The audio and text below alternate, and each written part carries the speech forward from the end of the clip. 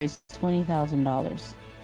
Please support Fondation Felicité's work by making a donation right now.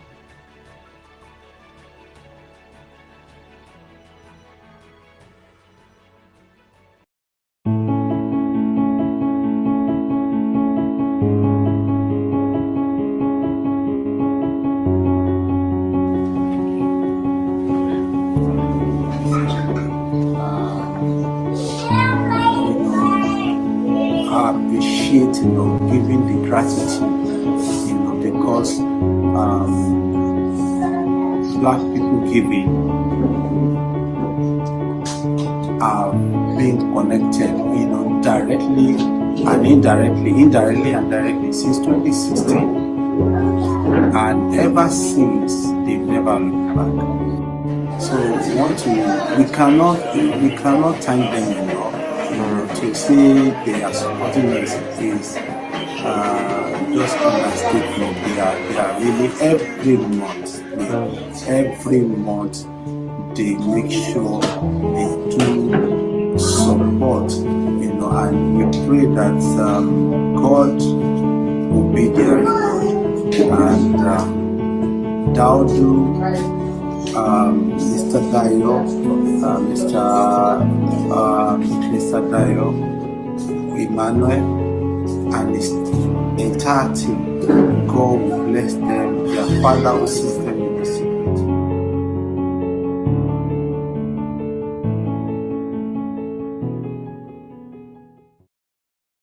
Greetings, everybody. Dio here from BPG. I'm here with Uncle Pepperkai at Pepperkai Bookstore, based in the Maat Centre in Tottenham. Uncle P is going to tell us a little bit about some of the books that we've got here at this mighty centre. We first begin with The Destruction of Black Civilization by Charles Williams, and we should treat this as a Bible, because when it comes to a history, this will first stop. A Bible for African consciousness. Again, the great works of the Honorable Marcus Messiah Garvey, Philosophy and Opinions, to hear from Garvey's own words. One of the greatest Africanists ever lived. We have the ISIS Papers by Dr. Chris Wilson, one of the greatest psychological understanding as to why race matters. When you see a scholar speak about your people, that's the book that you need. And when it comes to health, this is a doctor of all books. Yeah. African Holistic Health by our brother, Layla Africa. Amazing book. And one of the reasons I love this book from the Border File, it is so easy to read. A person who hasn't read, who don't like to read, once you pick this up, you don't want to put it down, because it's so concise and clear. And of course, we have Sacred Woman by Queen of Four.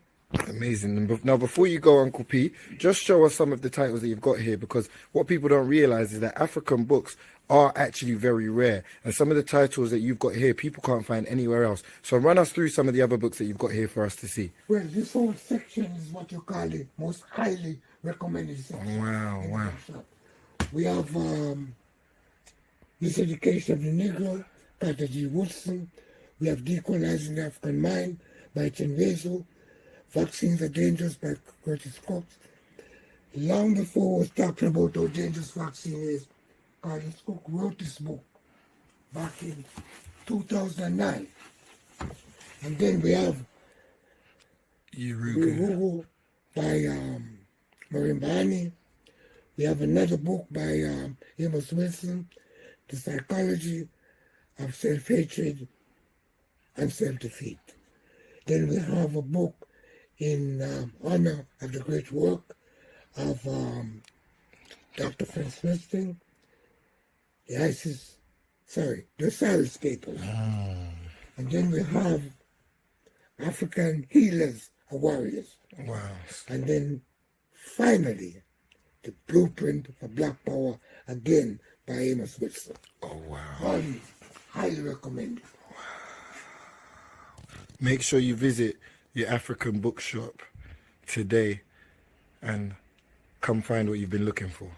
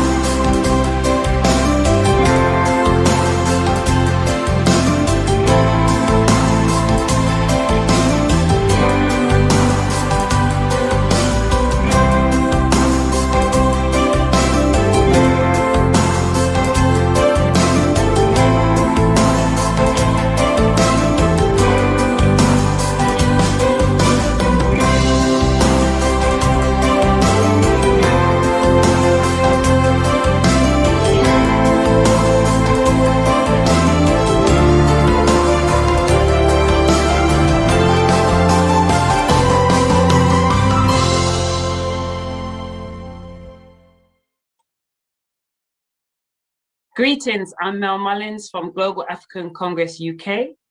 Please join Global African Congress Europe for our Climate Justice Conference on the 5th of June 2021 from midday UK time. Be part of our rebirth, be part of our restoration, be part of all our reparations. See you there. Greetings, African family. This is a call to action from the African Emancipation Day Reparations March Committee. We are planning a reparation rebellion for the 1st of Messiah, August, in Brixton Winworth Square, and we need your support. We need your assistance. We need you to volunteer as steward, as security personnel, as first aiders. We need your skills. If you are good at logistics, if you are good at organizing, if you have tactical skills, we need your support. We need your help to come out and help serve your community. You can contact us on 079 22 035 446. Again, you can contact us on 079 22 035 446. You can call, text, or WhatsApp, and we will get in touch with you ASAP. Also, you can email us at info@reparationsmarch.org. Come step forward, my people. Volunteer your service. Serve your community. This is a call to action. We are planning and preparing for the 1st of August, the 1st of Messiah Reparations Rebellion. Contact us now. Our first training is on the 6th of June, and then the second one is on the 13th of June, and then the final one will be on the 20th of June. Join us as we train and prepare ourselves to serve our community. Thank you very much. Hotep.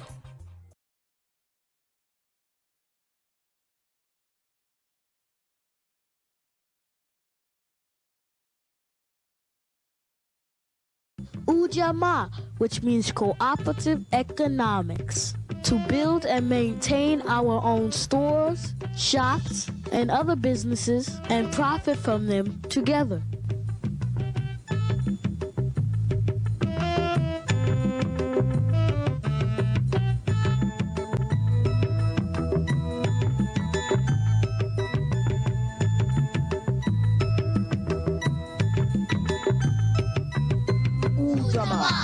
Cooperative economics. Ujamaa. Cooperative economics. Ujamaa. Cooperative economics. Ujamaa. Cooperative economics. Where did you spend your money today? Did you support one of our own businesses along the way? With Ujamaa, we build our business and profit from them together. If we all carry some weight, the load is as light as a feather. In a barrel, the jealous crabs are forever bound. So when one of us is rising, let's lift them up and not pull them down. We can get on track and pick up the slack, but we seem to lack a desire to buy black. Hello, greetings, nice and beloved people out there. This is your one and only Kojo Messiah from Africa, Ghana. I'm right about now walking into my vegetation just within my backyard, to make this video. Anyway, I have attended the University of Ghana and also have had a lot of training of herbal scientific medicine and naturopathy from my granddad, and also attained some knowledge from the Center of Scientific Herbal Medicines in Ghana. Well, I am into these naturopathy products that I do. That has helped me a lot, that I've been able to take out my mom from her diabetic ailments. Out of my products, she's been able to reduce from 10 to 2. From severe, she no more take injections and syringes. So these early products that I will outline for you now is basically made from refined natural Asian herbs, from fine Asian wisdom, because I hail from the Seraphim Temple, from the Volta region and Togo, to Benin, that we are the custodian of medicine, because our great-grandfather, Hotep, who is Ametepe Imhotep, bestowed us with this knowledge, and the knowledge still exists in the bloodline. So we took it down here in West Africa. Out of the fine herbs, we make these early products, early health products, which are from the natural fine herbs out of Africa that we do. And these products are very effective. Its potency has been testified by people out there. We have almost over 25 to 30 people who have taken early products already in the UK, giving good testimonies, as well in the US and also in Africa. I urge all of you to pay attention to what I'm about to say on these early products and try and connect with our own so we can become healers of our own self. Early products is made from our own fine refined herbs out of Africa, organic, that we use them and modify them and put them in the right scientific way so we can bring our people a better healing. I have from the ranges of early garlic capsules, I have early oils that I make, I have early creams, early soap, and also I have the early chronic pain relief capsule, which is very effective. That works tremendously.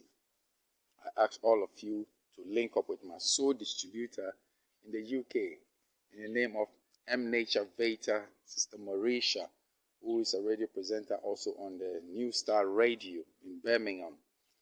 I ask all of you to support this because this product is already helping one of the members of the ALD pioneers, head and council members as leader, in the name of Uncle Beanie. I call him Uncle Beanie. And early products is helping him now to get out of his health. We all pray for the ancestors and our Creator to make sure that he get his healing. So I urge all of you out there, all over the UK, US, everywhere, to seek for early product by linking, getting in touch with Sister M Nature Vita, Sister Marisha, so you can get one of the products and also get acquainted with our product line of health products we have for you, so you can get your healing. As black people, we shouldn't become just consumers of others, but we have to make our own and support our own and become healers of our own people. So, not to take much time, I will say nice, peace, love, and harmony, one love to all of you. Peace.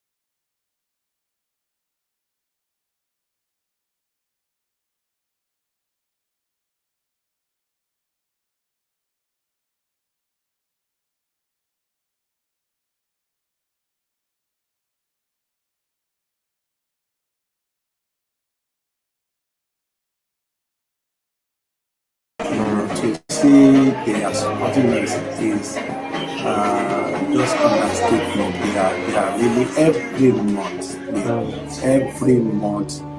they make sure they do support, and we pray that God will be their reward. And Daudu, Mr. Dayo,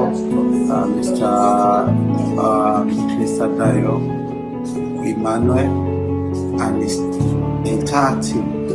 God will bless them. Their Father will assist them in the secret.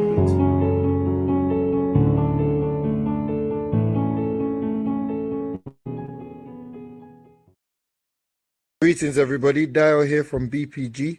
I'm here with Uncle Pepperkai at Pepperkai Bookstore, based in the Maat Centre in Tottenham.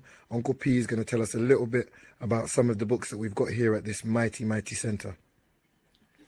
We first begin with The Destruction of Black Civilization by Charles Williams, and we should treat this as a Bible, because when it comes to a history, this is our first stop. A Bible for African consciousness. Again, the great works of Venerable Marcus Messiah Garvey, Philosophy and Opinions, to hear from Garvey's own words. One of the great Africanists ever lived. We have the ISIS Papers by Dr. Chris Wilson, one of the greatest psychological understanding as to why race matters. When you see a scholar speak about your people, that's the book that you need. And when it comes to health, this is a doctor of all books. Yeah.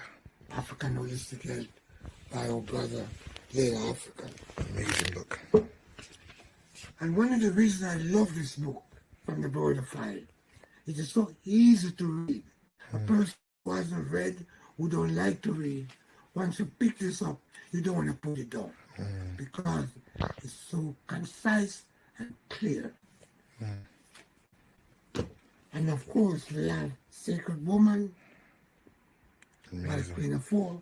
Amazing. Now, before you go on, just show us some of the titles that you've got here, because what people don't realize is that African books are actually very rare, and some of the titles that you've got here people can't find anywhere else. So run us through some of the books that you've got here for us to see.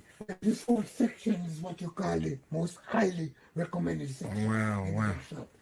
We have Miseducation of the Negro by G. Woodson. We have Decoding the African Mind by Tim Hazel. Vaccines Are Dangerous by Curtis Coates. Long before I was talking about how dangerous vaccine is, Curtis Cook wrote this book back in 2009. And then we have Urugu by Maureen Barney. We have another book by Amos Wilson, The Psychology of Self-Hatred and Self-Defeat. Then we have a book in honor of the great work of Dr. Franz Lusting, the Cyberscapers. And then we have African Healers or Warriors. Wow. And then finally, Blueprint for Black Power, again by Emerson. Oh, wow. Highly recommended. Make sure you visit your African bookshop today and come find what you've been looking for.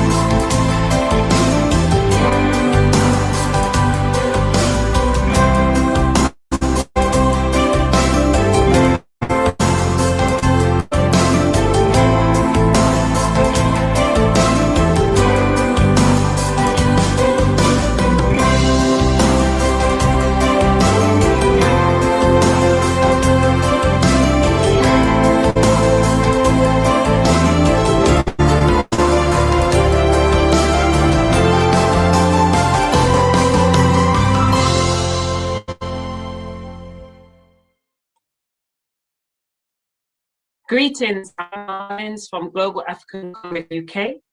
Please join Global African Congress Europe for our Climate Justice Conference on the 5th of June 2021 from midday UK time.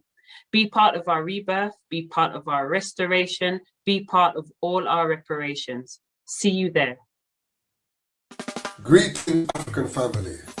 This is a call to action from the African Emancipation Day Reparations March Committee. We are planning a reparation rebellion for the 1st of Messiah, August, in Brixton Winmer Square, and we need your support. We need your assistance.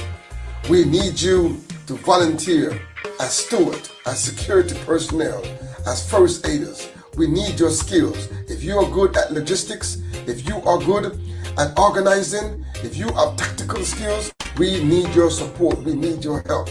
Come out, help serve your community.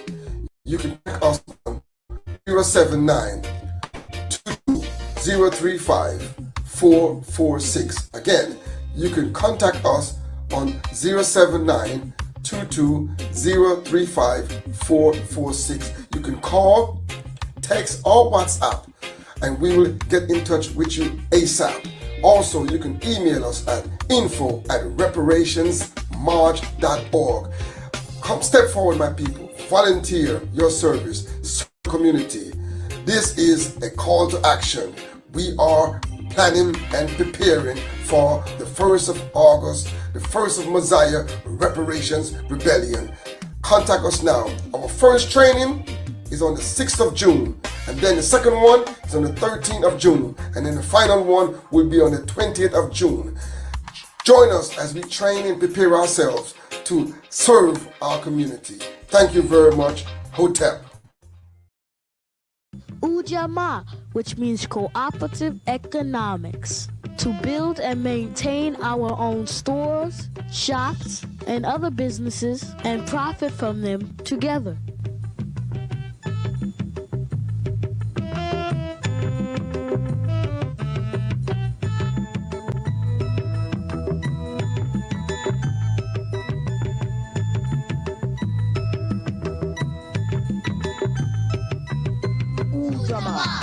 Cooperative economics. Ujamaa. Cooperative economics. Ujamaa. Cooperative economics. Ujamaa. Cooperative economics. Where did you spend your money today? Did you support one of our own businesses along the way? With Ujamaa, we build our business and profit from them together. If we all carry some weight, the load is as light as a feather. In a barrel, the jealous crabs are forever bound. So when one of us is rising, let's lift them up and not pull them down. We can get on track and pick up the slack, but we seem to lack a desire to buy black. Ujamaa, which means cooperative economics, to build and maintain our own stores, shops, and other businesses and profit from them together.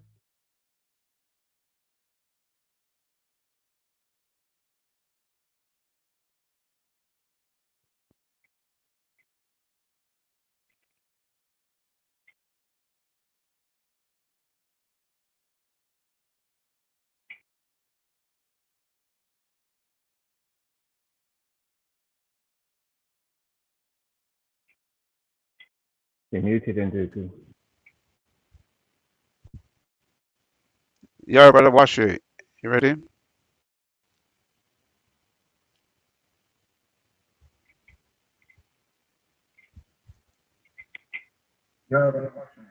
Ready? Yes, can you hear me?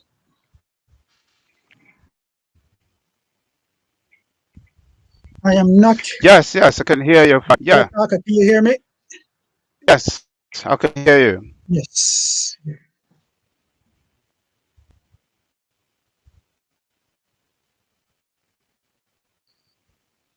Good afternoon.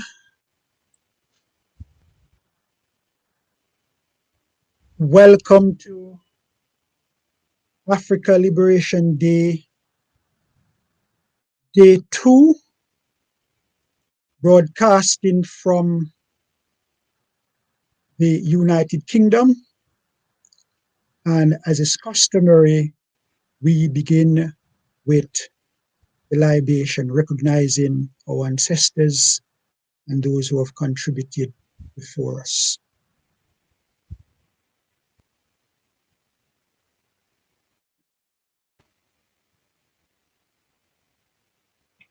Okay.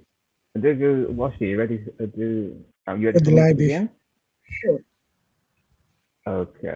All right. So, Ndidi Washi and Ndidi Tahaka and the elders watching, do I have your permission to continue? Yes, you do. You do. Asante sana. Asante sana. Okay. Hamjambo, Jamaa, means in Kiswahili, greetings, kindred. My name is Imani, and Ndugu Imani, Ndugu just means brother in Kiswahili. And I'm a member of the Parents Congress movement and an African spiritual life coach. I'll be taking us through this ritual that we begin with, a form of libation called Mabadaliko Ya Nishati. In Kiswahili means change of energy. So as we're in cyberspace, we would love to pour water and be feel the vibration of each other together, but as we can't be, so we've created this ritual evocation that we can do where we don't use water or alcohol, but we use the very energy of ourselves to share as an offering and give that respect to the all creator, the powers and the ancestors. So I'm going to begin now with this ritual. As we go through it, you'll see a presentation on screen that you can follow. So in the Pan-African Congress movement, we're not only trying to resurrect and understand and better live our practices and our culture, but we also like to teach as well. So we like to have it on screen so you can see everything that's there. You can see the translations. So if you wish to take part, please do. If you don't, absolutely fine. There's no coercion here. African spirituality isn't about coercion. Love and sharing and growth. If you want to take part, please do. And if you do, it's there on screen. And if you just want to read along and see what's happening, then you can understand it. We don't like to do things where people don't understand. We want us to start to feel comfortable being ourselves. So that's why we do it in this way. Because we could be like in other traditions where, say, the Catholic, where I could be speaking in some other language and you have no idea what I'm saying. Now we want to share and grow together. So first thing that we're going to do is we're going to breathe together. We're going to center ourselves so that we are in the right frame of mind and the right spirit. Breath is the key of life. This is that connection between our spiritual essence and our physical being.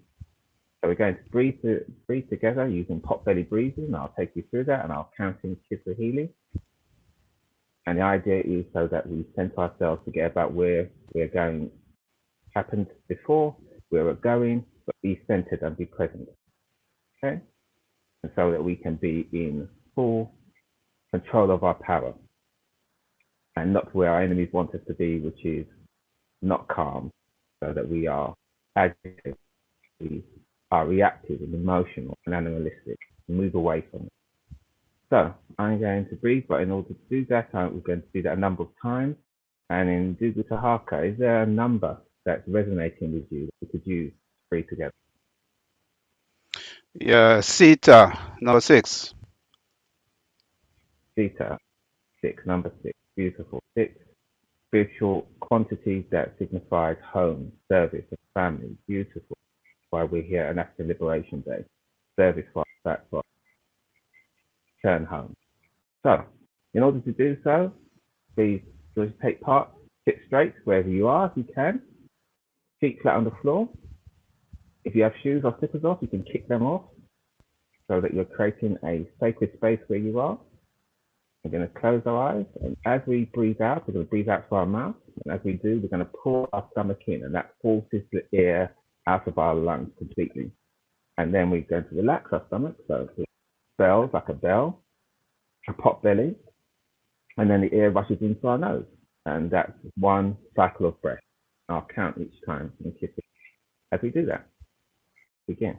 So, 5, 7,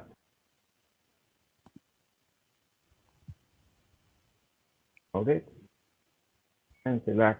Breathe in. Moja. Breathe out.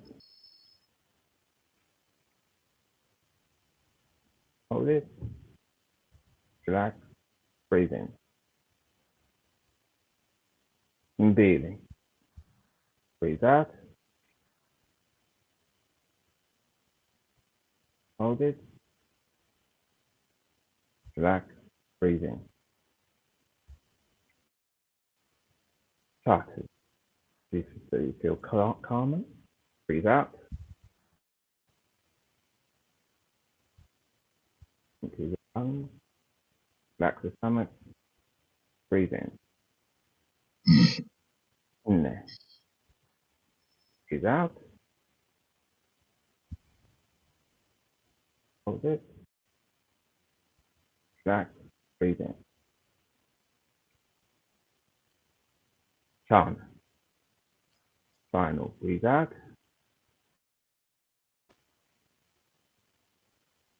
Hold it. Relax. Breathe in. Vita. Okay. And that's how we should always breathe. It's a technique that we can try and practice and remain calm and centered. So now I'm going to share my screen. You do this.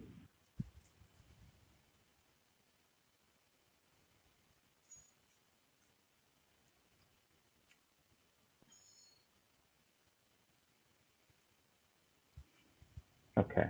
Can you see that in Google? Yes. Okay, wonderful. So, as I said, Mabadiliko Yana Shati, change of energy.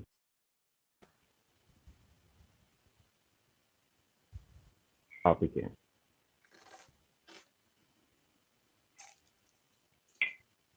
Kubadilisha nguvu sasa, tunawashukuru wote, mamlaka na mababu. Kuuliza kwamba tuna uhusiano wa karibu naona kwamba watusaidie katika kuonyesha malengo yetu. On a translation of Kiswahili, to change the energy, we now thank the all, the powers and the ancestors, thus that we have a closer connection, and they assist us in manifesting objectives. In order to make that connection, we're going to use the symbolic energy of the chime from the triangle chime. So as you can see, this geometric shape, I'm going to use that to symbolize connection with the one energy, the all, creator, as expressed in infinite shapes, sizes, and expressions of reality, including us. So we're going to ring this in order to be centered, to resonate with. As we do, we allow the vibration to go around us, through us, and over us. And as we do, we let that open up our third eye, pituitary gland, into our intuition, and that opens us up to universal consciousness, the all, creator. And as we do, we connect with each other, wherever we may be in the world. And it doesn't matter if you're doing this live with me, or you're watching this later. As we're spirit, has no bearing on it. We are of time, but we're not controlled by it, nor space, nor time. Spirit. So I'm going to ring the chime and do the washing. Is there a number that you're resonating with between 1 and 9 that we can use? 3. 3. The 3 is the quantity for beginnings, for creation. Beautiful. So, going to ring 3 times. Again, allow it to go around you and through you and over you. And I'll begin. I'll count in Kiswahili to keep time. Continue to breathe deeper.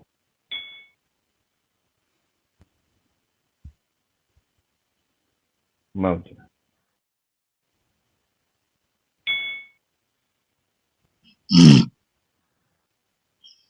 Mbili.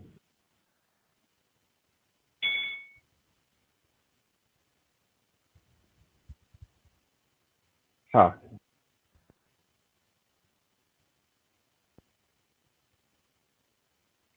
Now I'll continue again in Kiswahili and some terms in Kimetian and some from Loa from Haiti. Begin. Ninaomba ya muomba awote. We say together, sisi ni kitu kimoja. Ninaomba ya nebache. Sisi ni kitu kimoja. Ninaomba kanuni na nguvu ya mami wako. Sisi ni kitu kimoja.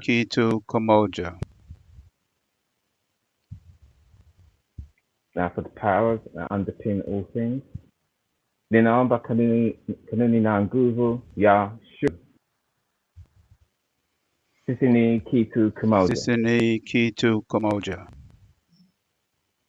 Ninaomba kanuni na nguvu ya chestnut. Sisi ni kitu kimoja. Ninaomba kanuni na nguvu ya nut. Sisi ni kitu kimoja. Very powerful affirmation we're saying. So recognizing that these powers are not outside of us, they are us. Now we go on to the PACMTV, the kinetic science of improvement of the human being. If we control and understand this, then no matter what tribulations in our life, we are free. Start from the lowest vibration of the tree of life. Ninaomba kanuni na nguvu ya geb. Sisi ni kitu kimoja.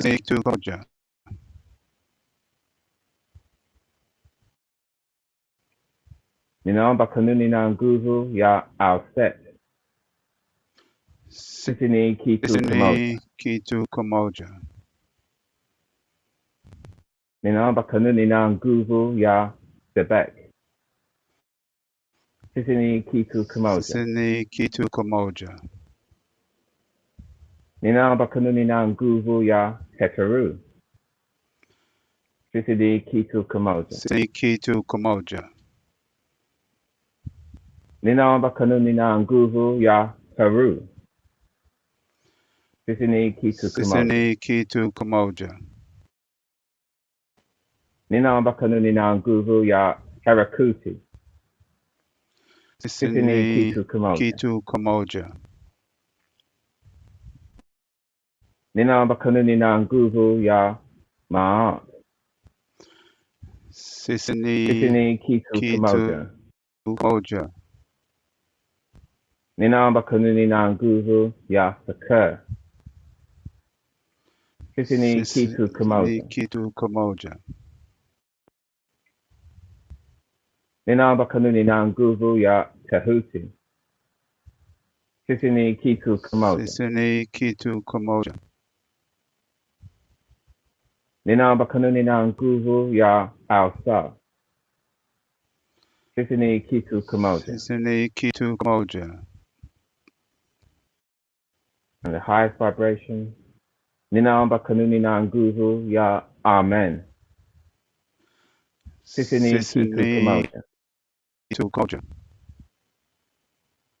And now that we've given praise and honor and recognition to the first ancestor, universal consciousness, the all, Wote, we can now give thanks to those who are in our direct bloodline, who, if they didn't exist, we wouldn't be here. Never forget them. And I'll begin. Ninaomba mama yangu, my mother, Audrey May Kelly. Sisi ni kitu kimoja. Ninayamba mababu Iceland May Rattigan. Sicilin kitu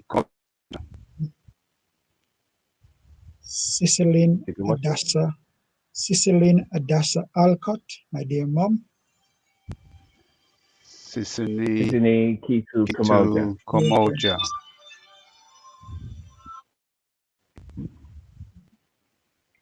Nina Amba, Bibi Yangu, na Babu Yangu, my grandmother and grandfather. Ketra Reed, na Edgerton Reed. Sisini Kitu Sisini Kamoja. Kitu Kamoja. Ninaomba mababu, grandmother Louise Hines, great grandmother Ruth James, grandfather Sylvester Rat. Yeah.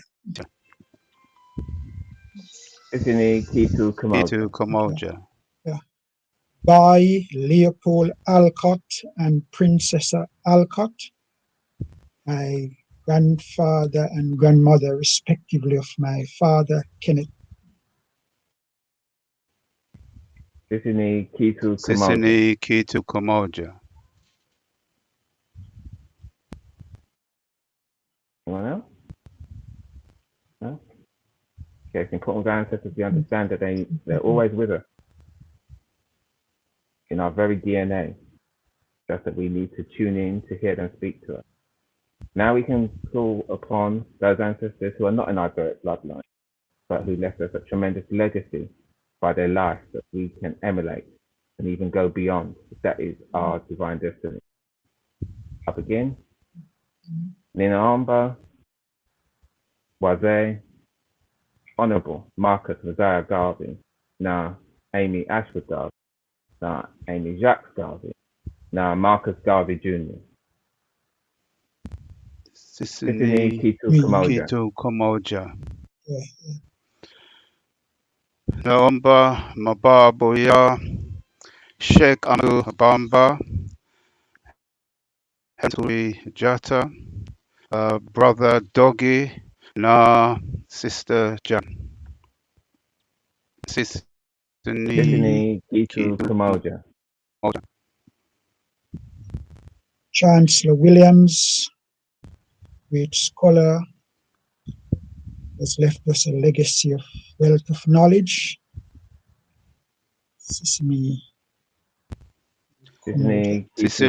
Kitu Kamoja. Kamoja. Nina Amba, Waze, Sir John Henry Clark, Sir Ben Jacqueline, Isha Kamusha, Shango, Mazulu Credo Umtwa, Sir Francis Cress Welting, Sir Bonfil Some, na Max Bouvier. Sisini Kitu Kamoja. Sisini Kitu Kamoja. Professor Tony Martin, Manabansu, Mother Moore, Mother Del Jones, past speakers and warriors who have contributed dearly to development of Africa Liberation Day. Sisini Kitu Kamoja. Sisini Kitu Kamoja. Ya naomba mababu na Tamasankara, na Sam Sharp, na Queen Linda, na Queen Nzinga. Sisini Kitu Kamoja. Ninaomba Baze, Chase Lumumba, Thomas Sankara, Julius Nyeri, na John Magufuli. Sisini Kitu Kamoja. Sisini Kitu Kamoja. All those unknown who have crossed the Atlantic into the Americas, creating a generation elsewhere who continue the culture and heritage of a great African civilization. Sisini Kitu Kamoja.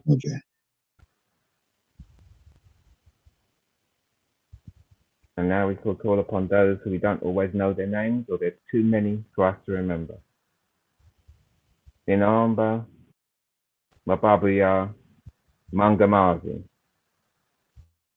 Sisini Kitu Kamoja. Ninaomba mababu ya Haitian Revolution. Sisini Kitu Kamoja. Sisini Kitu Kamoja. Ninamba Nababuya Gula Vita, as we fought in the Gula Wars.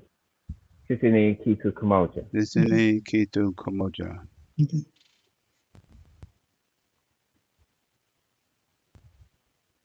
Ninamba Nababuya Watuya, First Nations of Australia, Papuans, Dravidians, Tasmanians.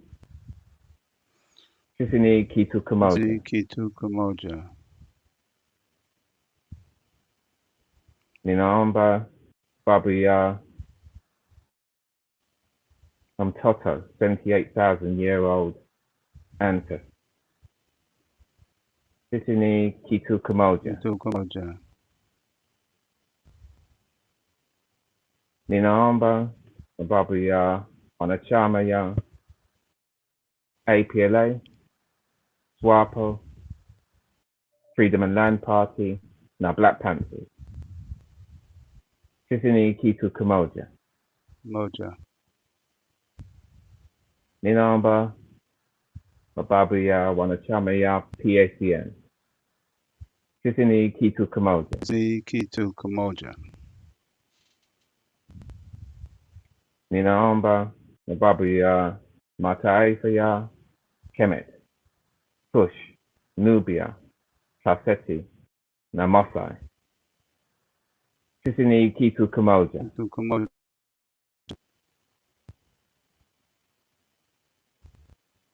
And one to brought civilization to the world. Ninaomba Babuya Watuya San, Twa, na Hutu. Sisini Kitu Kamoja.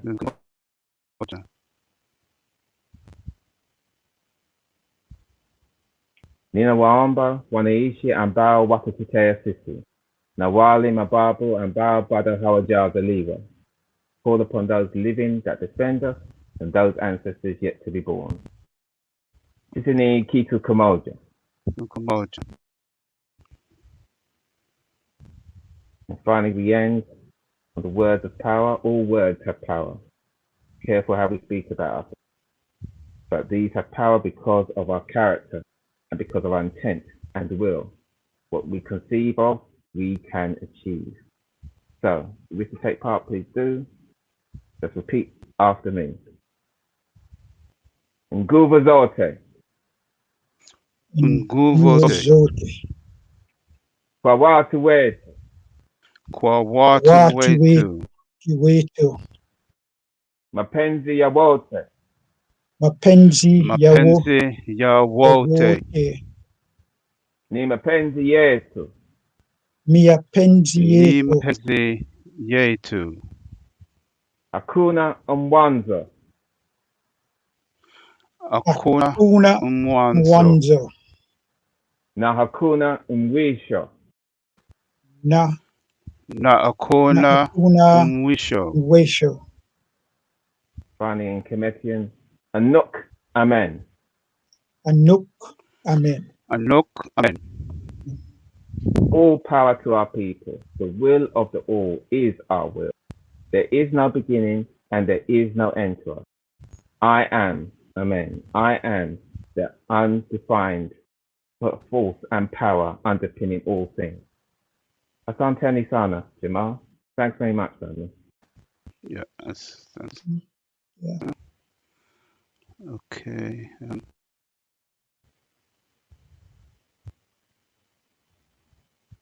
Well done, Brother Imani, and thank you for the setting the pace for our continuing reflection and continuing observation of the African civilization, culture, and heritage using the libation rituals.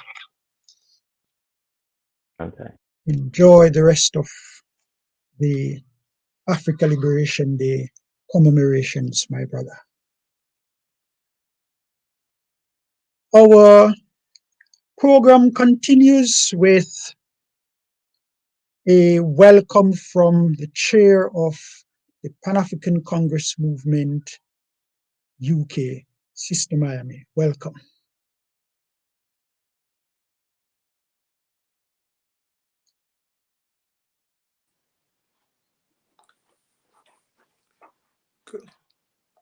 Greetings. Greetings, Africans. Once again, on behalf of the Pan-African Congress Movement UK, we want to welcome you in joining us for the second day of African Liberation Day 2021. Indeed, yesterday we had a very inspiring and informative day. We had Sister Win from all the way in Ghana on the motherland, starting the day with libation, with a drum call. Also, we saw the history of the PACM. And then we were informed and given edutainment from the Steve Biko Saturday School. We also had Princess Sankofa Anafrika doing a beautiful poem, a tribute to African women and queens. Also, the Children of the Sun Saturday School, brilliant performance.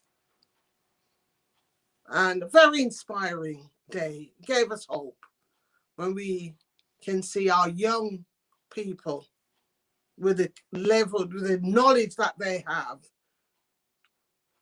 about their heritage, then that gives us hope. Because right now we know a lot of the problem with some of our young people is this sense of hopelessness, lack of identity, lack of pride, lack of race awareness. We should have had a tribute for the late Magufuli. Unfortunately, the recording, there were some technical difficulties, so that didn't happen. But then the youth section, we had Usman Toure from the Gambia, Sister Musu from the Gambia also, and Amon Rashidi, it was a very powerful panel. Unfortunately, Brother Craig Pickney, who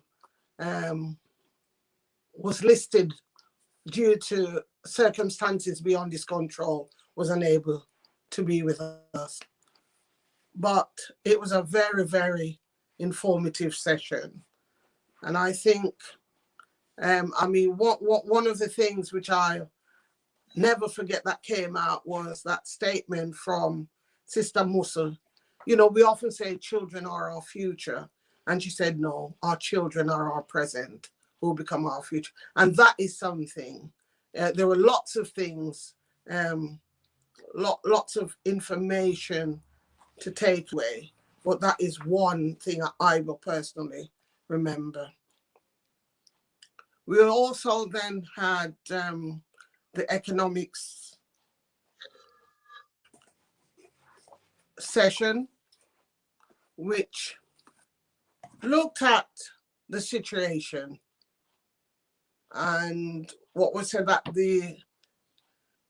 about us making informed decisions, need to ensure that the barriers, I think one of the key messages is about making sure that the barriers between us in the diaspora and the continent, that those barriers are reduced or eliminated. And I think one of the overriding things was, we know that sadly, a lot of those in power on the continent are not operating in the interests of Africa and African people in terms of the whole economic program. And we then close with some edutainment and with Sister Wynne also. Now, one of the things yesterday, one of the which we did, I made an appeal on behalf of Brother Beanie, who most of us will know has had some major health challenges since last year.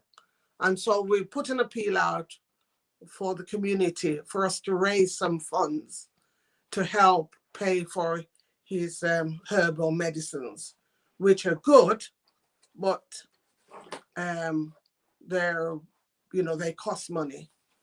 And, you know, nothing that's good is ever cheap. So it's important. We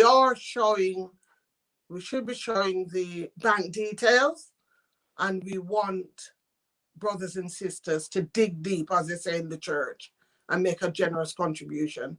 But yesterday evening, I had a couple of phone calls from people who know me, know Vinny, and what they've said to me, look, what we're going to do, Mariam, is we will make a regular monthly contributions. It's not going to be a lot, but, you know, we know, and on a monthly basis, I can afford X amount. And that is going to be my commitment. And I'll certainly be approaching people that I know. And I think that's a good way of making sure that it's maintained. Because even if we all just give, and once it depletes, then there's no more. I don't want to, if my life is spared, I don't want to be coming back next year and saying, well, the money's run out, so can we? And I think that's a very good way of us supporting Brother Beanie. And I would encourage everybody, or who can, to do that. And it doesn't matter how much it is. You know, back home they used to say, one cocoa, full basket. And so every little bit hurts. The bank details are running. And the bank details are running. They can see. Okay. And for today, we have another very, very packed program. We're going to be, there are 3 seminars. One is COVID-19, the pandemic. And as we know, many of our families and communities have been devastated by that. And so there's going to be quite a discussion and some advice and information going forward. We also have edutainment, also African spirituality. That's the other seminar which is going to be on this afternoon. Again, as a people, we're very, very spiritual people.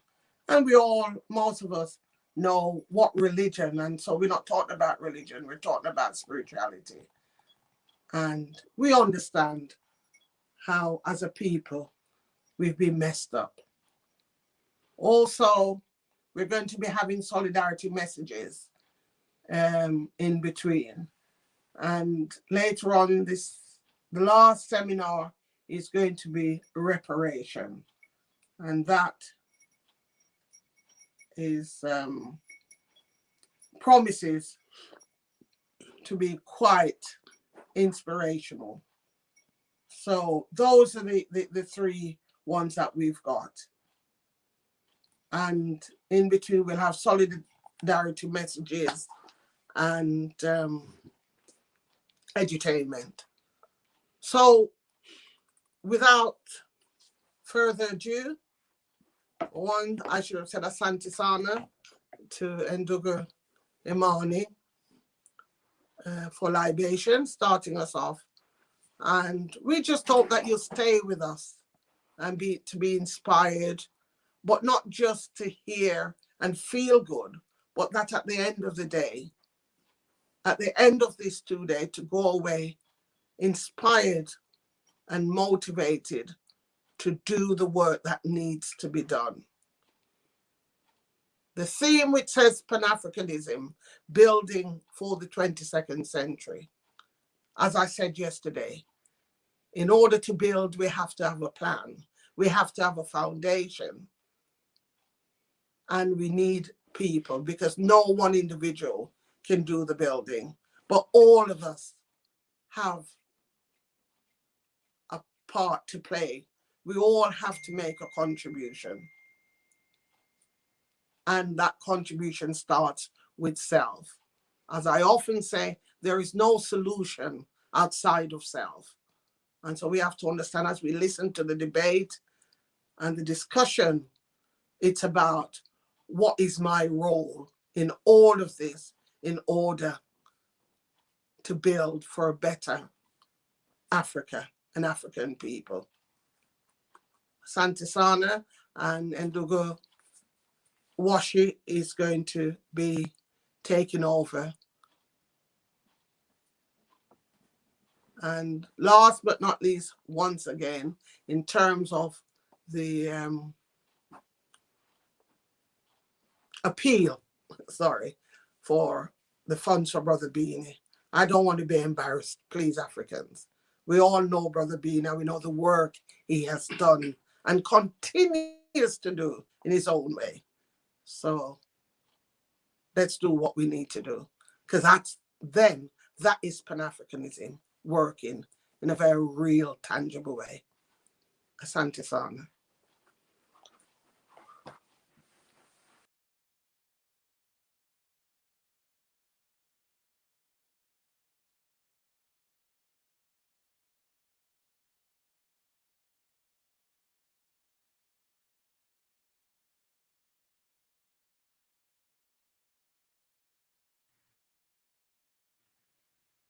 Thank you, Sister Miami,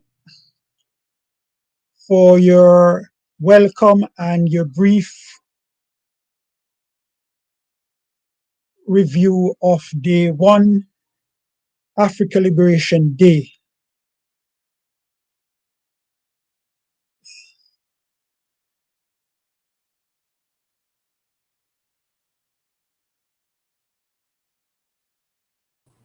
We are an African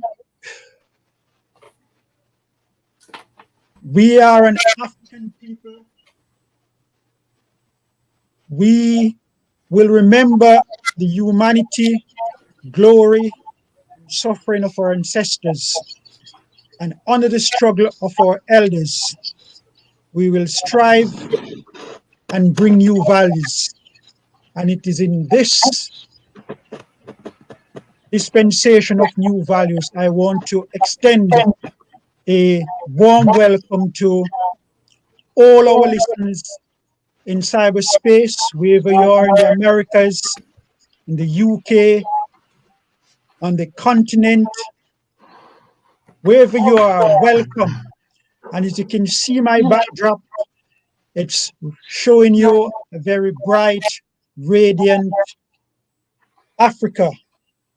Today is a beautiful day, and as we reflect on Africa Liberation Day, since it was declared in 1963, we as the Pan-African Congress movement want to remind you that we continue to celebrate and observe Africa Liberation Day because we see it as an important day for us to recognize issues in our communities, nationwide and international, that are relevant to the African cause.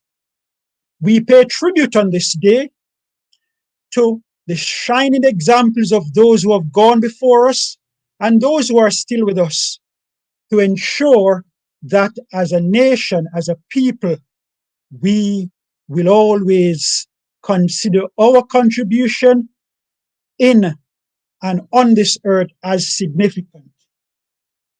As we reflect on building for the 21st century, our theme, I also want to extend a warm welcome on behalf of the Pan-African Congress Movement Planning Committee for delivering another second year online due to the pandemic. And it is in this regard, I, on behalf of the PACM, want to recognize the impact that COVID-19 has had on a number of people within our immediate circles. Families have experienced death, injuries, loss of lives, jobs have disappeared. They have lost connections with their families for various reasons. We at the Pan-African Congress movement share all the inconveniences and the sad moments that you have had. And for that reason, it is only fitting that today we begin our presentation with a discussion, a reflection, and a sharing of information around COVID-19. Our panel this afternoon will be chaired by none other than Sister Nzinga.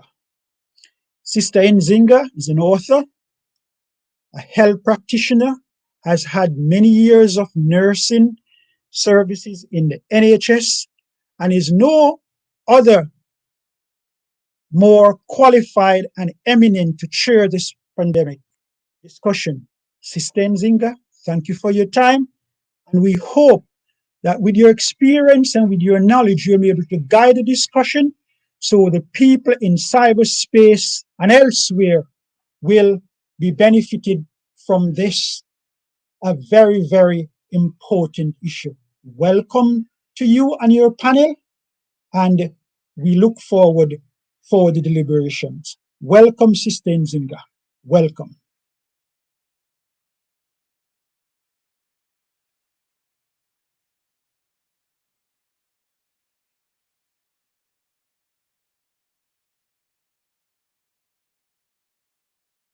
So, would you like me to kick off now? Please do, yes, thank you. All right, greeting everyone. Can you hear me? Yes, we can. Excellent. Thank you very much. And give thanks to PACM, who I've known many, many years, for inviting me to coordinate this workshop today.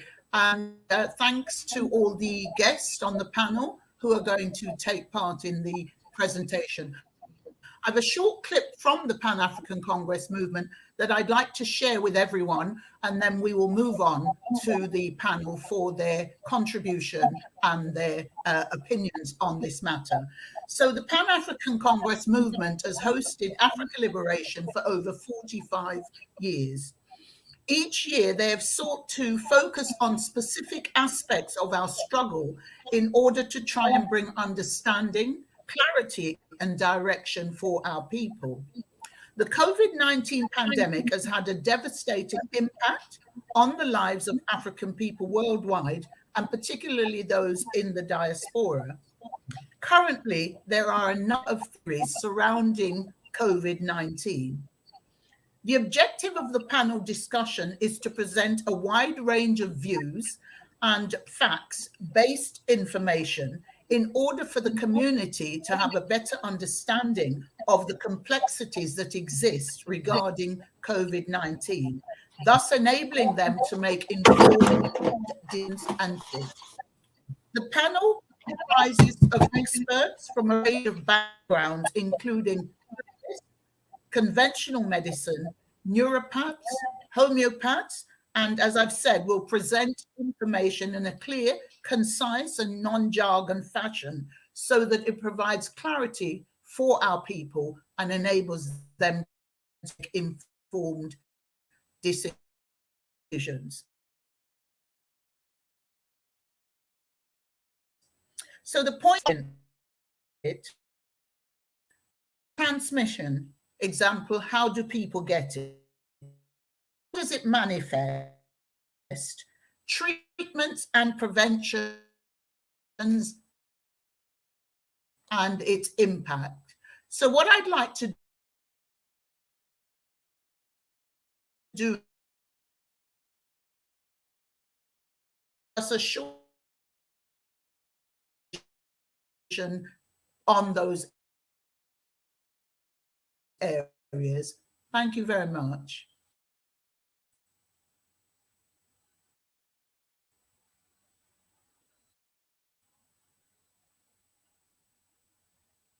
Can you hear?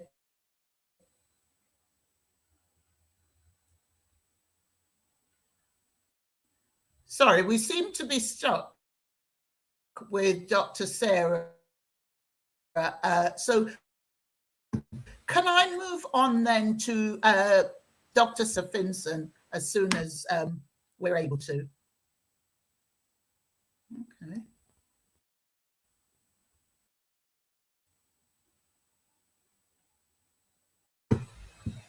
Hello? Hello, can people hear me? I can hear you, yeah. Can you hear me? Can anybody hear? Awesome. Yes, can you hear me? Yes, could you? I'm hoping everybody's back. We can, yes, thank you We very hear much. both of you. Okay, great. Good afternoon. I think you cut out a bit before, so I wasn't sure if you answered a specific question or if you just wanted me to say hello. I wanted you to just say a little bit about yourself and then briefly what you would want the public to know about COVID-19 and its impacts.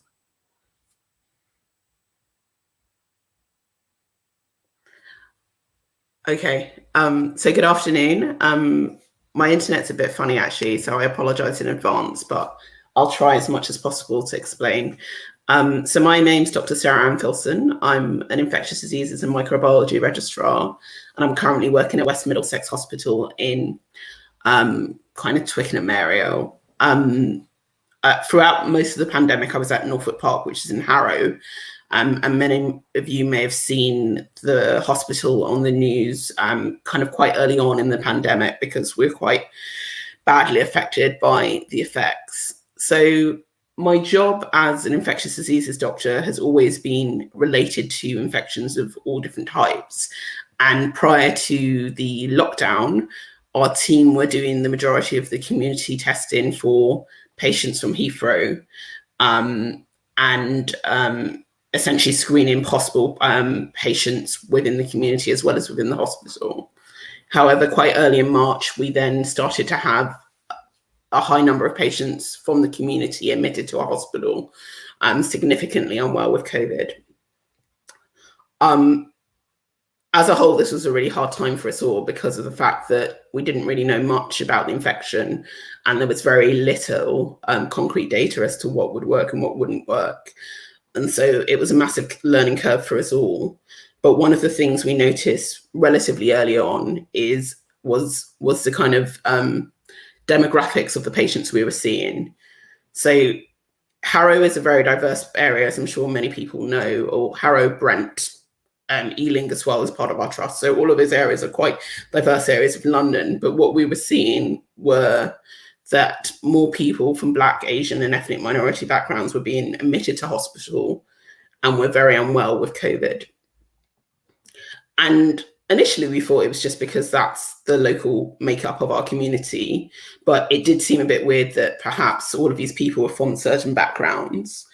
But then it became quite widely known that this was a problem and something that was being replicated across the country. So one of the things we noticed earlier on is obviously although we talk about the fact that within the pandemic, people are in the same situation, they're not really, unfortunately.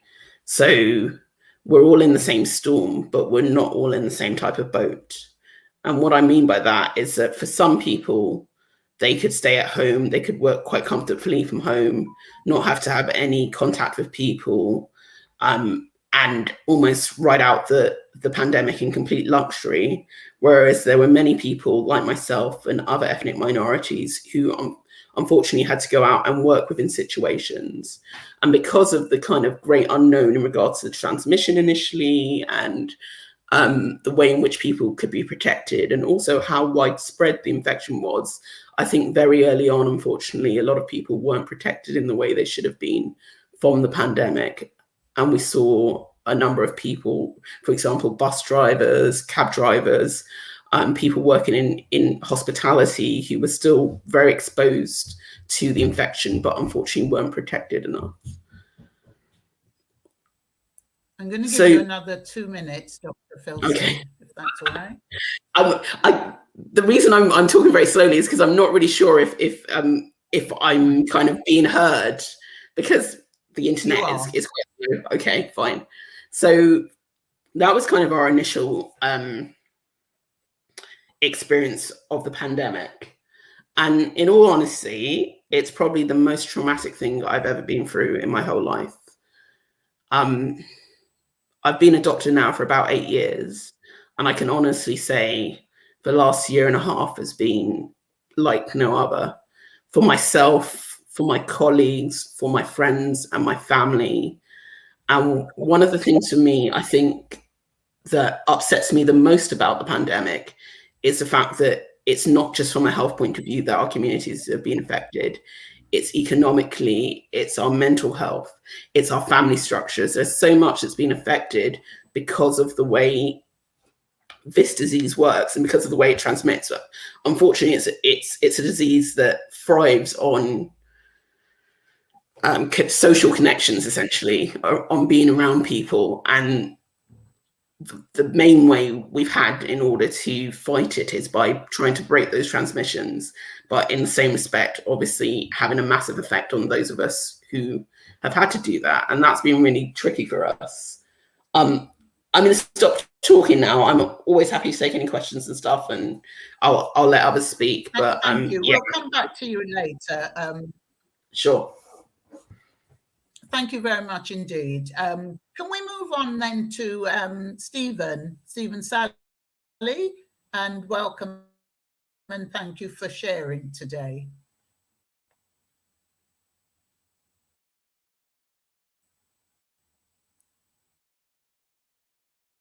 Oh dear. Can you unmute, Stephen? A lot of internet problems today. That's okay. My name is Stephen Sally. I'm a holistic natural therapist, and I wanted to say that I'm also a nutritionist. I was also working with a range of nutritional supplements that were developed by Professor Sally, and that's our background. We basically supply nutritional care as well as also nutritional advice, and also help people raise awareness.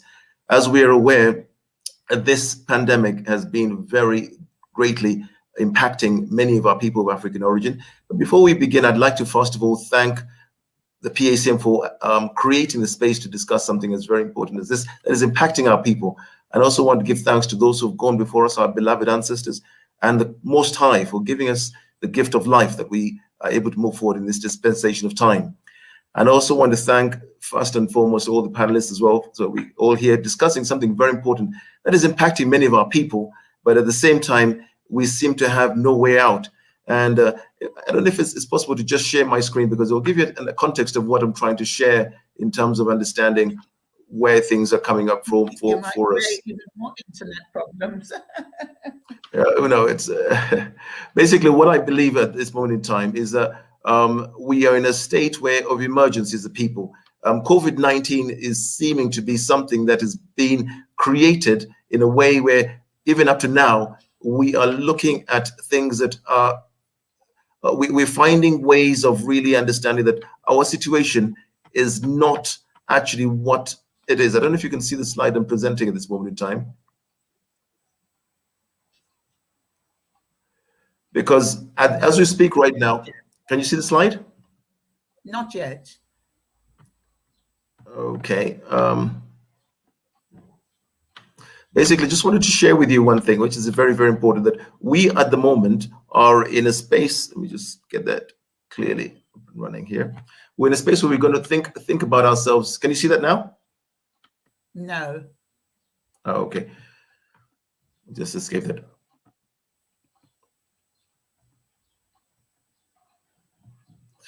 We're in a space where we are looking at a situation where many people at this moment in time are suffering from situations where we cannot understand fully why and where this came from as COVID-19. And we're also understanding that this whole situation is something that I'm having trouble sharing the screen, but I just want to share with you that one of the things we're seeing today is that we've got to really go back to the origin of where all this came from, okay? Why are we experiencing this pandemic? And even up to now, news is telling us right now that we have to go back to really understanding where all this came from if we want to look at a way forward. People today realize that there is a history of many viruses that have impacted people of African origin. And today, if we look clearly, we are understanding that many of these have been directly being created as bioweapons originally. If we look at HIV/AIDS, if we look at Ebola, if we look at chikungunya, if we look at Zika, all these have got their root in what we call situations that have challenged and have been at the root of mainly reducing populations of... Just to let you know that when you speak, we can't hear you. Okay. Because you're muted. All right, I've seen that. Okay, so yeah. when we are moving forward and understanding... Could you mute, please? When we're looking at... You just mute yourself. Coming across. Okay, one of the things we're seeing is that at this particular stage, one of the main concerns for people is that there's not been sufficient studies or safety studies or long-term safety studies around what the solution is being proposed right now, which is vaccines. And today people are really concerned about the long-term impact of these vaccines. Today we're seeing that this pandemic really at the same time has also been used as a method of really creating a form of population control that is being driven as an end game of really creating a state of fear and control that is mainly guided us towards what we call what has been termed as a world government. But what is most important here is that sometimes people are not aware that this whole agenda has been mainly to actually create a scenario where people are, their DNA, which is the blueprint of life, is actually now being used to rewire the whole of humanity. And we're seeing that today, what is happening is that even though we understand that many times we enter situations where we find that people may get headaches or fatigue or sore throat or body aches and pains or fever or coughs or shortness of breath as some of the symptoms that people face. But what is most important here is to remember that a lot of these symptoms have been familiar in past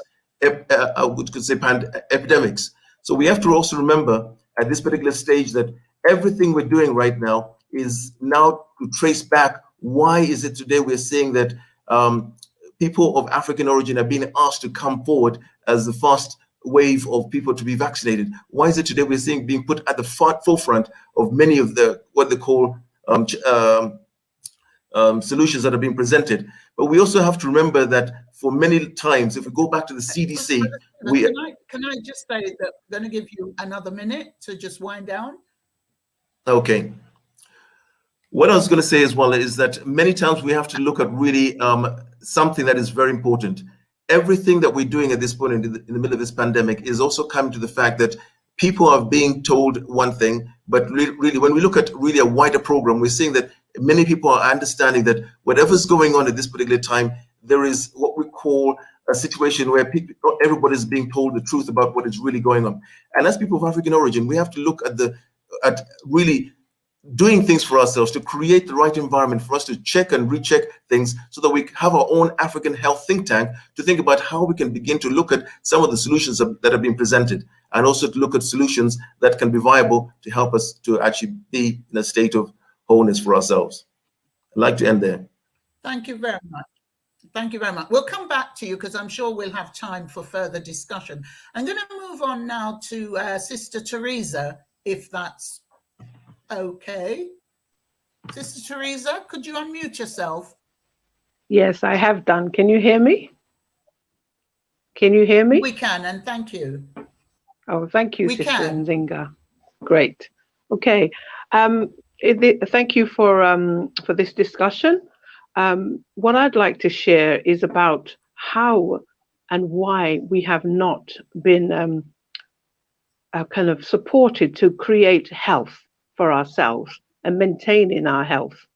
And I will start from the birth. When a baby is born, it is given a protection that creates this microbiome. Now that's the microbiome that's ancestrally given through the birth canal. And we are encouraged to have cesarean births as an elective thing, knowing what the actual happens when a mother doesn't give that immunity to a child. We are now in a society where functional dis-ease is a normal way of being, not like before in the past when people were healthy and well. Never has there been a time before where we've had so many people who are functionally unwell. They're walking around doing their jobs, but they are functionally unwell. Now, it starts from the way that the birthing of a human is happening in this modern society, but it moves on. It moves on to the toxins that are created through the capitalism of the food distribution and the way the food is grown. We're not able to have the trace elements that really builds up our army of gut immunity that we really should have to protect us. We as humans are adaptive. Our immunity is adaptive. That means that we have survived because we can adapt to the different circumstances. Now we're in a time where I believe that science has taken over nature, or is trying to take over nature, and is putting itself up to say, we are now the ones that can give you immunity, not your mothers, not your ancestors, but us. We've got a modern tool that we can go into your body and we can do different things to your body, and really and truly, we can tell you if you're going to survive or not. Now, I choose not to believe that because, one, they haven't even had this kind of medicine around for long enough. The pharmaceutical society has only been around for 100 years or so. We have been around for thousands and millions of years. Now, the other thing is that we have lived very happily with plant-based diets, and all around the world, people have survived with those kinds of diets. Now, we're not encouraging this society to eat healthy food, to take exercise, to maintain our health in this particular pandemic time. And I asked the question, why? Why is all of the normal ways that we were told before this pandemic of how health is given and maintained is no more on the table? What has happened? Have we changed from being a human being? Are we now a different species? Why isn't sunshine a part of the prescription? Why isn't more than 30 plants that could give us, compounds that can boost our gut bacteria and viruses and fungi to boost our immunity not encouraged? Why aren't we not encouraged to drink clean, fresh water? Why are we not encouraged to go to sleep and rest and give ourselves repair time? Why are we living under stress? Why is all of the media encouraging us to watch stressful stories, stressful statistics, knowing that stress causes inflammation, which then opens up our bodies to disease? And I'm asking the question, why are they doing that? And what are they trying to lead us to? Now, a lot of conspiracies supposedly out there that these things are not true, and all of this is the government doing its best. But I do not believe it. I think the government is doing its worst.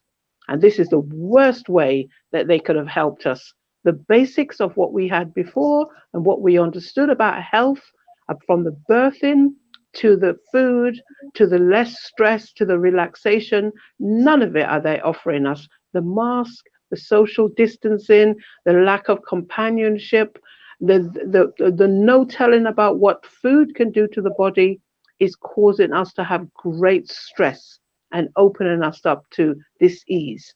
And I have to ask the question, what are they doing and why are they doing it? And why are we offered a vaccine? It's not a vaccine, it's a jab. Why are we offered a jab that is not being given permission as a vaccine yet? Because it's too new. Now, there are people that have died. I know people that have died. I myself have actually had COVID. I had it back in 2019. It took 6 weeks to go away. Sorry to interrupt. Have I run out of time? I'm going to give you 2 more minutes. Okay, thank you, sister. To wind up. Okay, thank you very much, sister. So I just want to say I had it at my age. I'm an elder. I'm 62.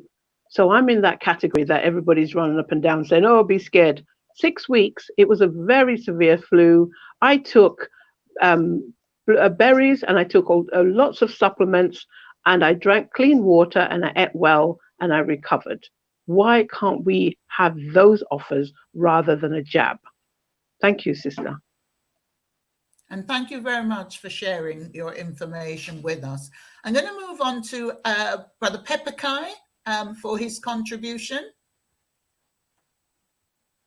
Brother Pepperkai, can you unmute? Sister Nzinga, I'd prefer to go last. Yes. Sorry? I'd prefer to go last. You'd like to go last? Yes. All right, thank you very much. Can we then move on to Sister Kandaki McCannon? Yeah. I hope I've pronounced your name correctly. Yes, yeah, thank you.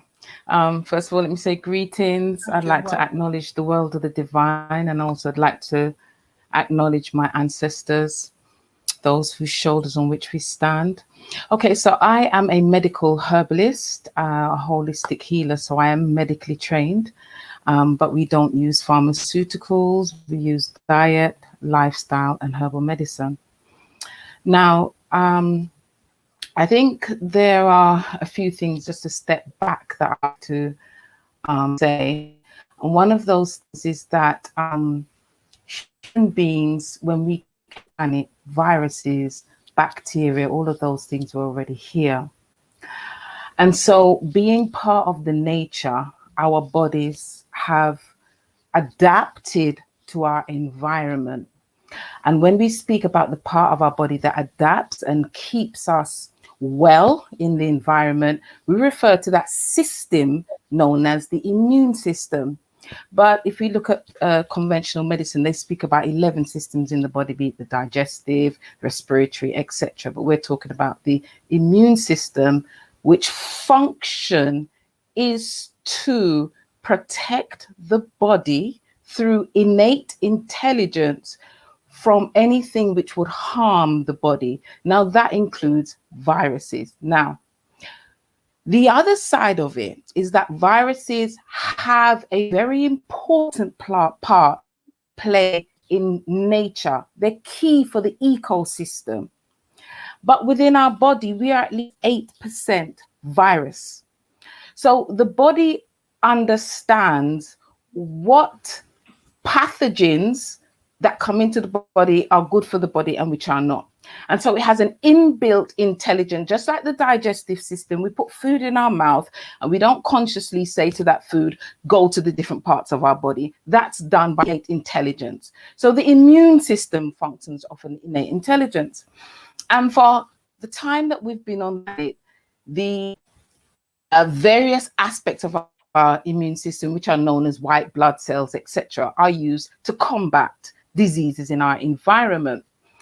Now, not only have people of African descent, and we have, but you have also people of Asian, and then came to be known after. We've known how to protect ourselves against viruses. So, for example, and diseases. So smallpox, which was said to be eradicated in the late 70s, we had traditional called variole, which was being used to protect against us. And I think her name was Lady Mary Macau, an aristocrat, was able to go to Turkey during the Ottoman Empire and see the women at the time taking a needle, scratching someone, using the smallpox and introducing it into the body. And that came here into Europe. And Edward Jenner then went on to say he did viruses and got vaccinations, which we have now, today's vaccination programs. Now, the thing is,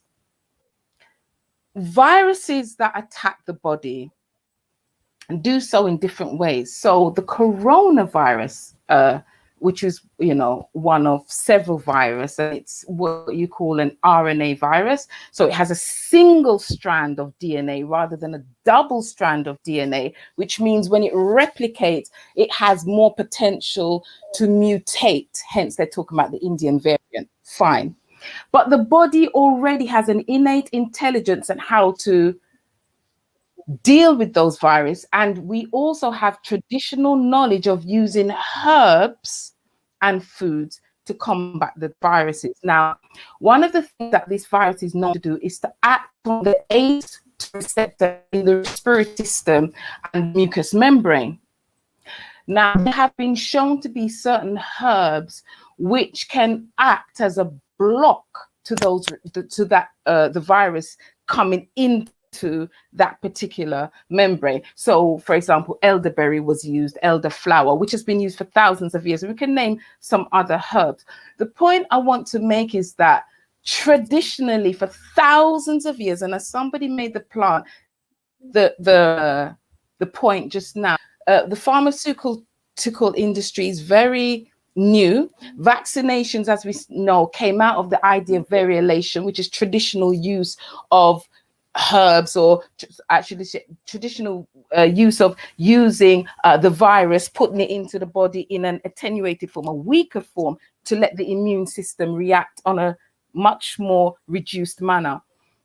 Now, the coronavirus has been around. The SARS and the MERS were known, and herbal medicines were used. I also want to say that in China, where this virus was said to come from, we have a traditional practitioner who during the COVID time, we did some webinars, and he was on, our brother Ras Babu, and he speaks about what was not being put on the media was that Chinese hospitals before the virus were using herbal medicine successfully, not just the patients, but doctors. And if you think about it, we all know that China has, Chinese medicine is all over our high streets, and it's been used.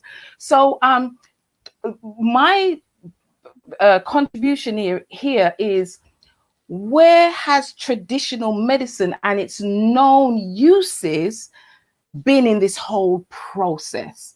And we have similar things to pharmaceuticals, because pharmaceuticals derived from herbal medicine. So we're talking about antivirals, anti-inflammatories, vasodilator, anti-mucolytics, respiratory herbs. All of these herbs are in the environment, and there has been no discussions around them. We're not just talking about herbs, because nutrition underlies herbs. And as the other sister said, we can talk about sleep. Yes. Yes, thank you. Yeah. So, and then we can look at all these things. Yes, so there are many other things, holistic things that the body can use. And what my question is, why has this not been put on the table when humanity has lived for hundreds of thousands of years and have used these approaches? Thank you. And thank you very much for sharing that information. And then I'm going to move on to Brother Allegedly Dave, his contribution, and then we'll finish with Brother Pepperkai, and then come back to look at some of the treatments and preventions in our discussion. Thank you, Brother Dave. Hello there. I'm Dave, known as Allegedly Dave. I'm a researcher, I'm an author and public speaker. I've written a book called The Human Body Owner's Workshop Manual. And while researching that book, one of the things I found out was that the germ theory was made up. It's not true. It was proposed by several people, especially Louis Pasteur, who on his deathbed recanted and said, no, sorry, germ is nothing, the microbe is nothing, terrain theory is everything. So basically saying that poisoning your environment and your internal environment is what's the cause of so-called disease. My contention is that this whole pandemic is a planned hoax. It's literally a planned hoax. I heard I can't remember your name, the doctor. She was on another panel, which I was dying to get my voice on, but because at one point she said that this virus had been identified, had been purified, had been isolated. It has not. There's a whole bunch of us have been putting in freedom of information requests everywhere, literally to every government agency and the government itself, and not only this government, governments all over the world, asking, has anybody purified and isolated a virus taken from a symptomatic patient? Nobody has that information. You dig deeper, and I'm going to have to apologize because I'm outside, and every now and again a car's going to go past, so you might not hear me like now. Yeah, so we ask, has it been purified? Got no answer from anyone. And when you dig a bit deeper, you find out that the genome that was created, that was proposed for this SARS-CoV-2 was mostly created on a computer. It's literally a very short strand of, I think it's RNA or DNA, I think it's RNA, and I think 35 pairs or bases, I can't remember what it is.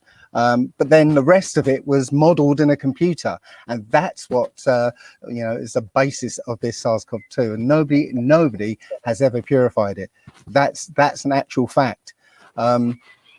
So what's actually happening in this world is an agenda against us.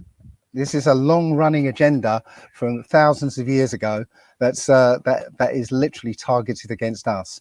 We're not more susceptible to this so-called disease. You just have to look in Africa. You know, literally up until recently, and there's reasons for that. Nobody was getting it there. Just like when they say that we're more susceptible as Black people to diabetes. Well, nobody in Africa's got diabetes, so why are we more susceptible? It's not because of something innate in us or a disease or something. It's simply because of our environment.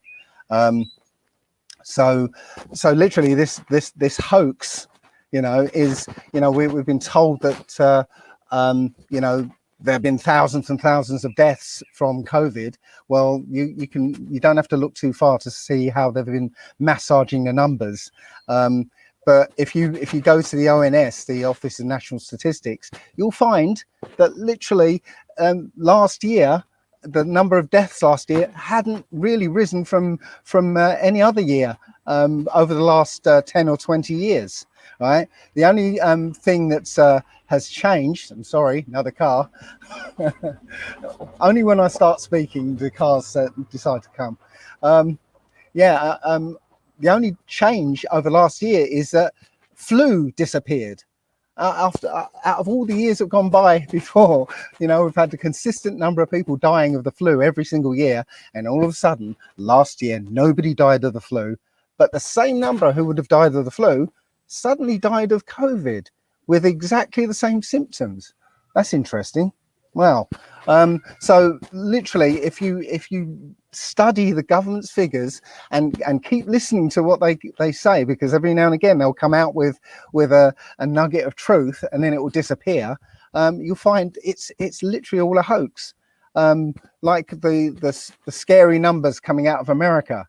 You know, we kept hearing all these numbers, but then very quietly the CDC refined the numbers down to 6% of the numbers they were telling.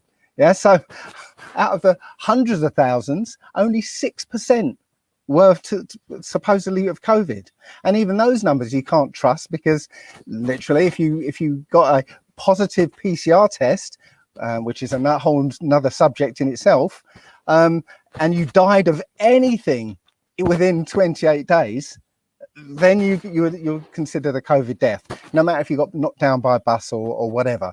Yeah, it's complete fraud, and that fraud is there to generate fear, which drives people to get the vaccine. And the vaccine is the real, I guess, the real target of this agenda. Right? They're pulling out all the stops to get us all to take the vaccine, and especially the Black community. You know, if anyone saw the sickening display of Lenny Henry and and all the black celebrities that were there to influence us into taking this damn thing. You know, you should see that it's an obvious fraud. So anyway, I'll leave it there. I was just going to ask you to give you a minute, but thank you for winding. I knew you were, there, so. and thank you for sharing. Sorry. I said I knew you were, so you look like you were preparing to tell me your information. Oh, you look like I was ready to pounce. Brother Pepperkai, can we hear from you, please? Thank you.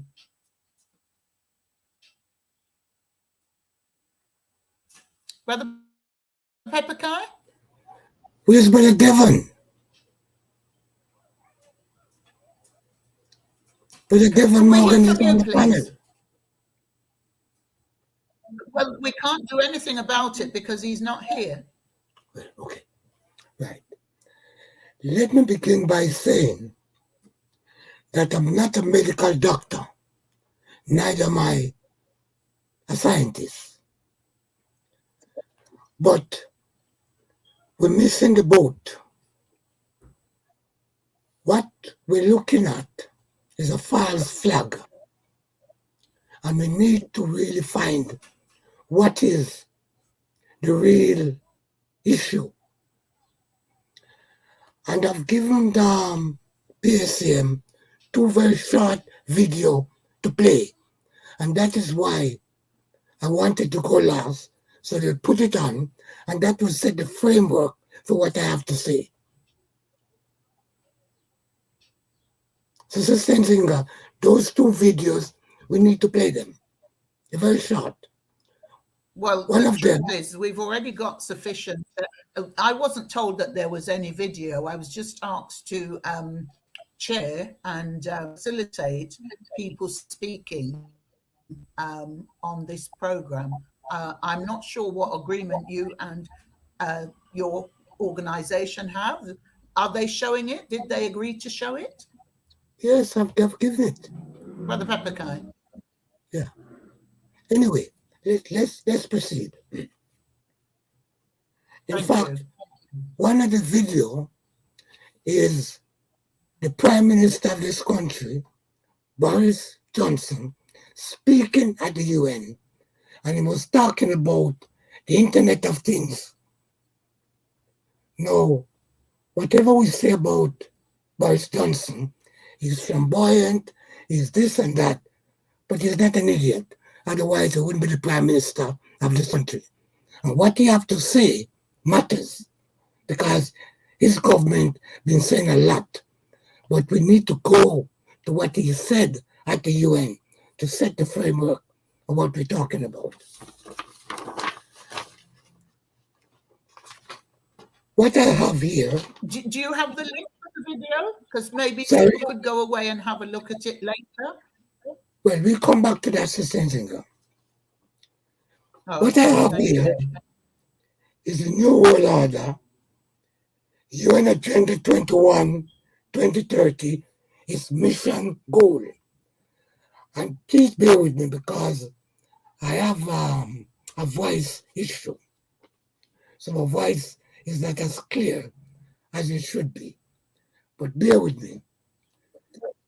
One world government, one world cashless currency, one world central bank, one world military, the end of national sovereignty, the end of all private owned property.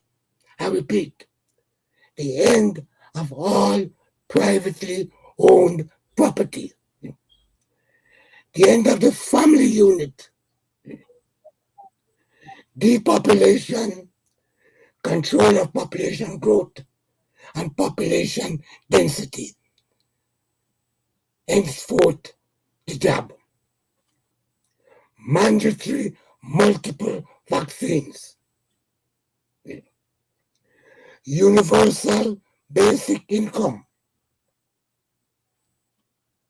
microchip society for purchasing, travel, tracking, and controlling,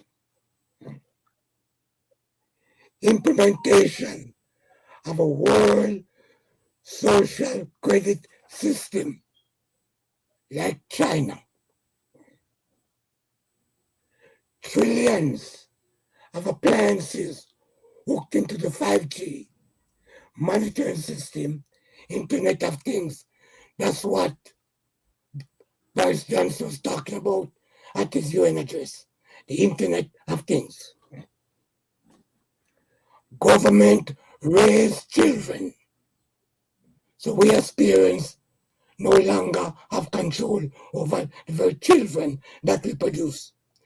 In America right now, I haven't got it noted which state that they're saying a child of 12 years old can decide whether they have the job or not. A 12-year-old child who is the ward of the parents, who can't feed and clothe themselves, can decide to have this dangerous substance injected into the body.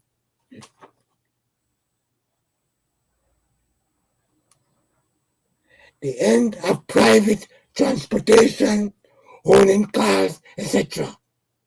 Driverless vehicle. Work it out for yourself. All businesses will be owned by government. So Papakai books will be no more. The restriction of non-essential travel. Who will decide what is an essential travel? The end of immigration. Well, long before they were trying to stop us coming here anyway. And immigration for blacks coming to England is almost a no issue right now. The end of private farms and grazing of livestock. Now, right now as we speak, Bill Gates, and we'll come back to in a minute, is one of the largest farmland owner in America, and is buying farmland elsewhere. And what they're saying here, the end of private farms and grazing of livestock, which means that we who can grow healthy food to feed ourselves, as Sister Kendaki has outlined, no more of your farmland. And Brother Stephen will also tell us that basic herbs, which is good natural remedy, will be outlawed. But that's his department, because he's more experienced in that field than myself. Okay, Brother Papakai, I'm going to give you 2 more minutes just to round up. Yes, and that will give me enough time to tell you what's the rest of this UN agenda. The end of single-family homes. Restricted land use that serves human needs. The ban of natural, non-synthetic drugs and neuropathic medicine. And the end of fossil fuels. Let me say, I wish I was talking madness. So all we have to do, go and look and see what is the Agenda 21 by the UN, which all our governments who are member to the UN Charter have signed up to. Go and check it out for yourself. And say, Papakai, you had a bad dream, you had a bad nightmare, and you talk like a rubbish. That's not so.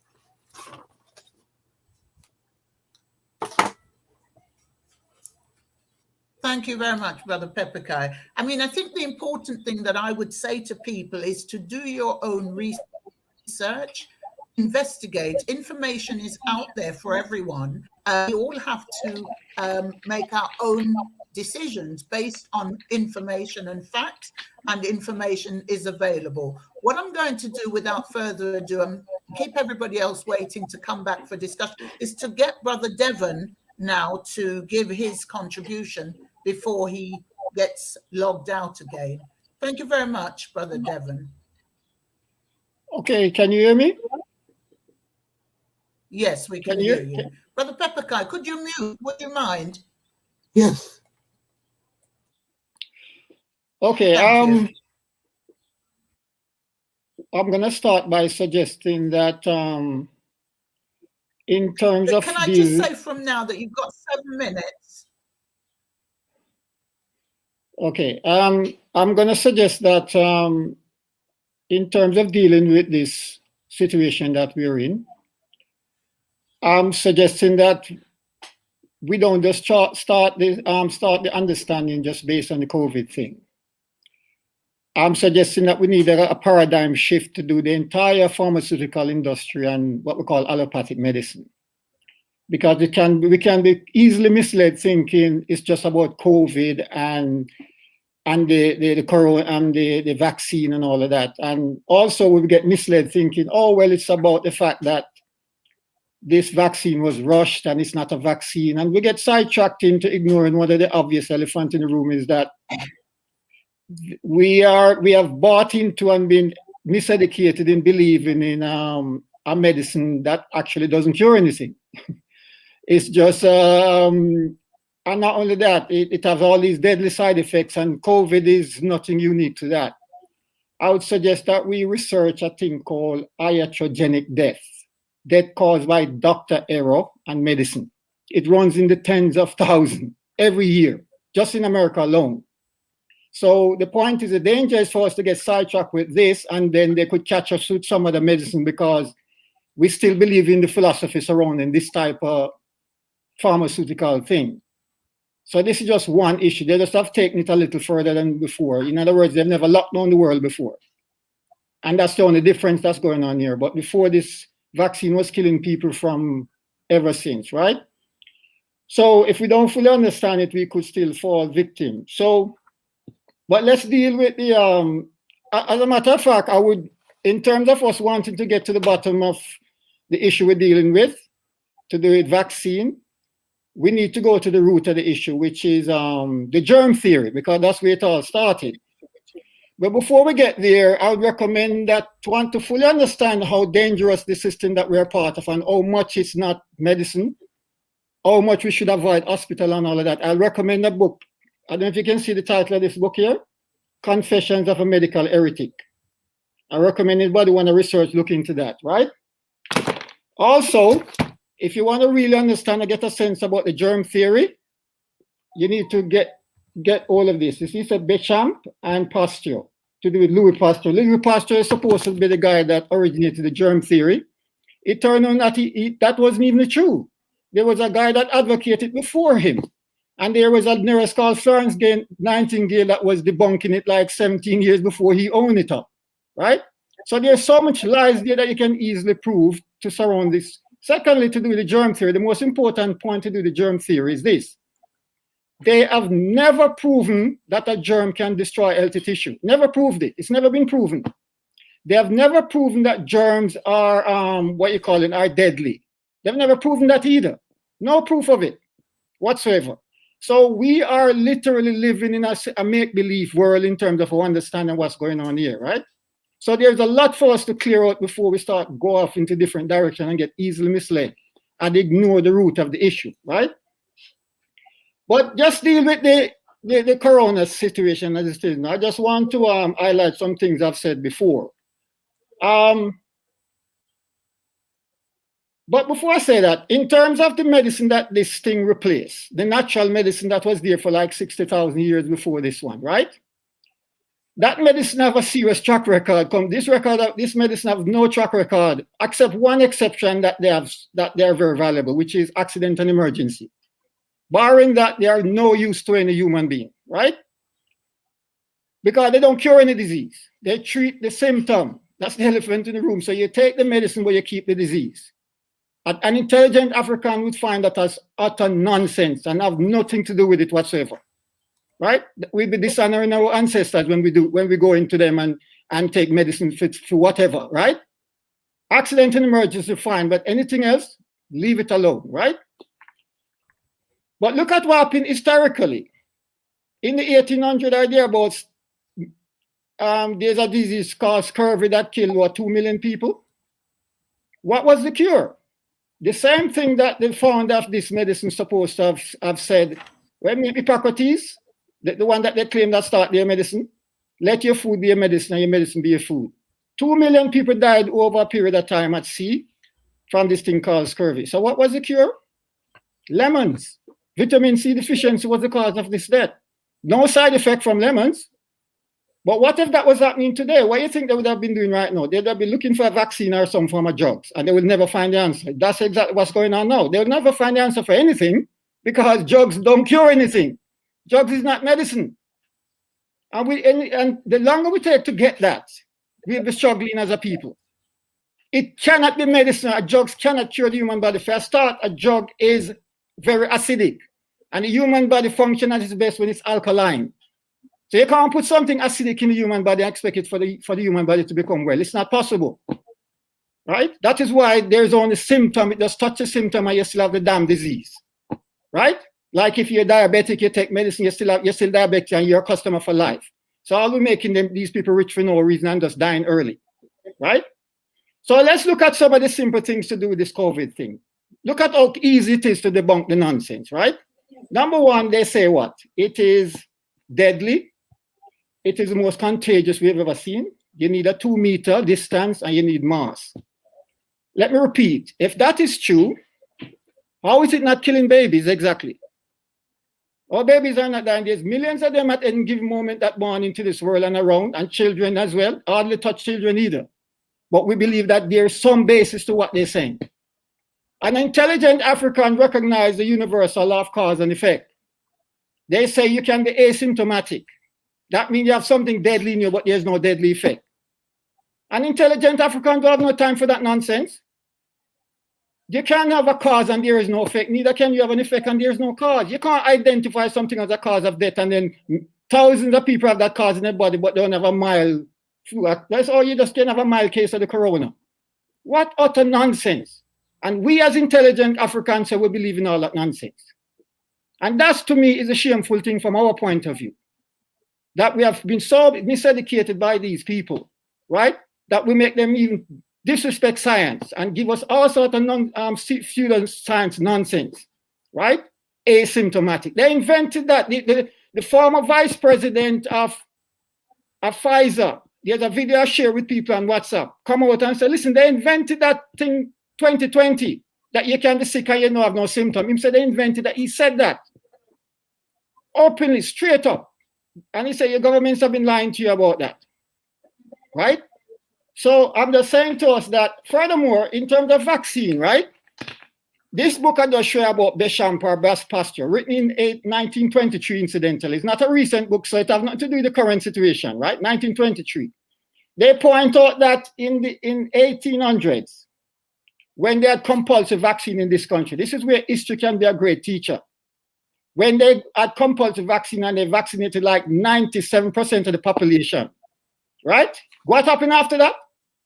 The entire country, they have the worst outbreak of what they call that disease again, smallpox. After almost everybody had the disease or vaccinated. They had the worst outbreak after that. So it's been proven a long time ago that vaccine is not medicine. We know that. This is if we become a student of history. We know this stuff. But that's unfortunate for us because we as Africans, right? Can I say, I'm going to give you 2 more minutes just to wind down so that we can have other people back in the discussion. And thank you. Okay, well, basically I've said all I need to say in terms of saying, well, look, we need to become more students, and understand. We need to understand this medicine that they're giving us called allopathic medicine. We need to read books because that's how our ancestors became great. If we want to honor them, we have to try and live up to their standard, right?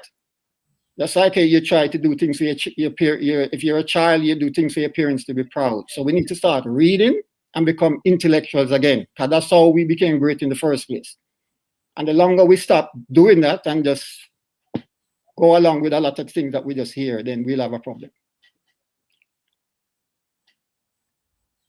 Thank you. I think that's a very good way to end this session in terms of us doing our own research, doing our reading and investigating and looking at all of the factors and not just being guided by what we're told by anyone, in fact.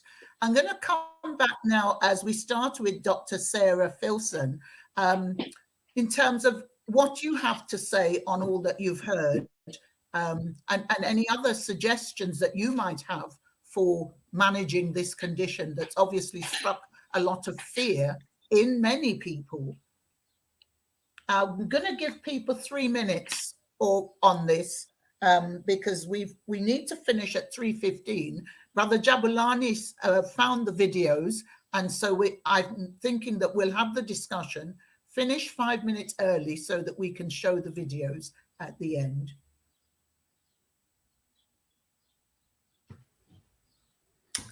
Thank you very much. Yeah, so I mean, I think there's a lot to discuss here, and I don't think by any means I'll be able to answer or discuss everything that's been discussed so far today. I think it's understandable that people are skeptical about the things that have happened over the past year, because this happens in any pandemic and has happened multiple times before. I think I've seen with my own eyes, so I'm in a fortunate position in that I know exactly what the infection is, how it affects people, the way in which people unfortunately have died because of it. I also understand the science behind the isolation of the virus, how PCRs work, and how they have worked for decades now. We use PCRs for not just for SARS, but we use them for flu, we've used them for various different respiratory viruses, we've used them for a number of different viruses over the years. I think science is not something that is, I guess that's the thing to say, is 100% accurate. And what I mean by that is that there is always complexities and disagreements amongst people who work within the scientific community, within the medical community, in regards to what is right, what is wrong. And the way we often look at these things is we look at the kind of, I guess I'd say, the wealth of evidence and the type of evidence that's available. And anybody who's seen me speak before will have heard me talk about different types of evidence and how you critically appraise information that you're given. So for example, I can say that today I saw somebody die of X, and that would be a case study, or that would be a singular presentation of something. However, what most studies look at is they look at a combination of different cases, I guess, or they look at things in a way where you can objectively tell whether or not, whether it be an intervention or something has made a difference. And I talk a lot about that. I think you're right in that actually a healthy lifestyle is definitely the way forward, and it is something that we should be pursuing and talking about more, because I think it's important. We know that actually the people we've seen in hospital who are most unwell are people who, for example, have other problems. So people who are overweight, people who have diabetes, people who have other medical problems or have problems with their immune system. We're very aware of that, and none of us would say that that's not the case.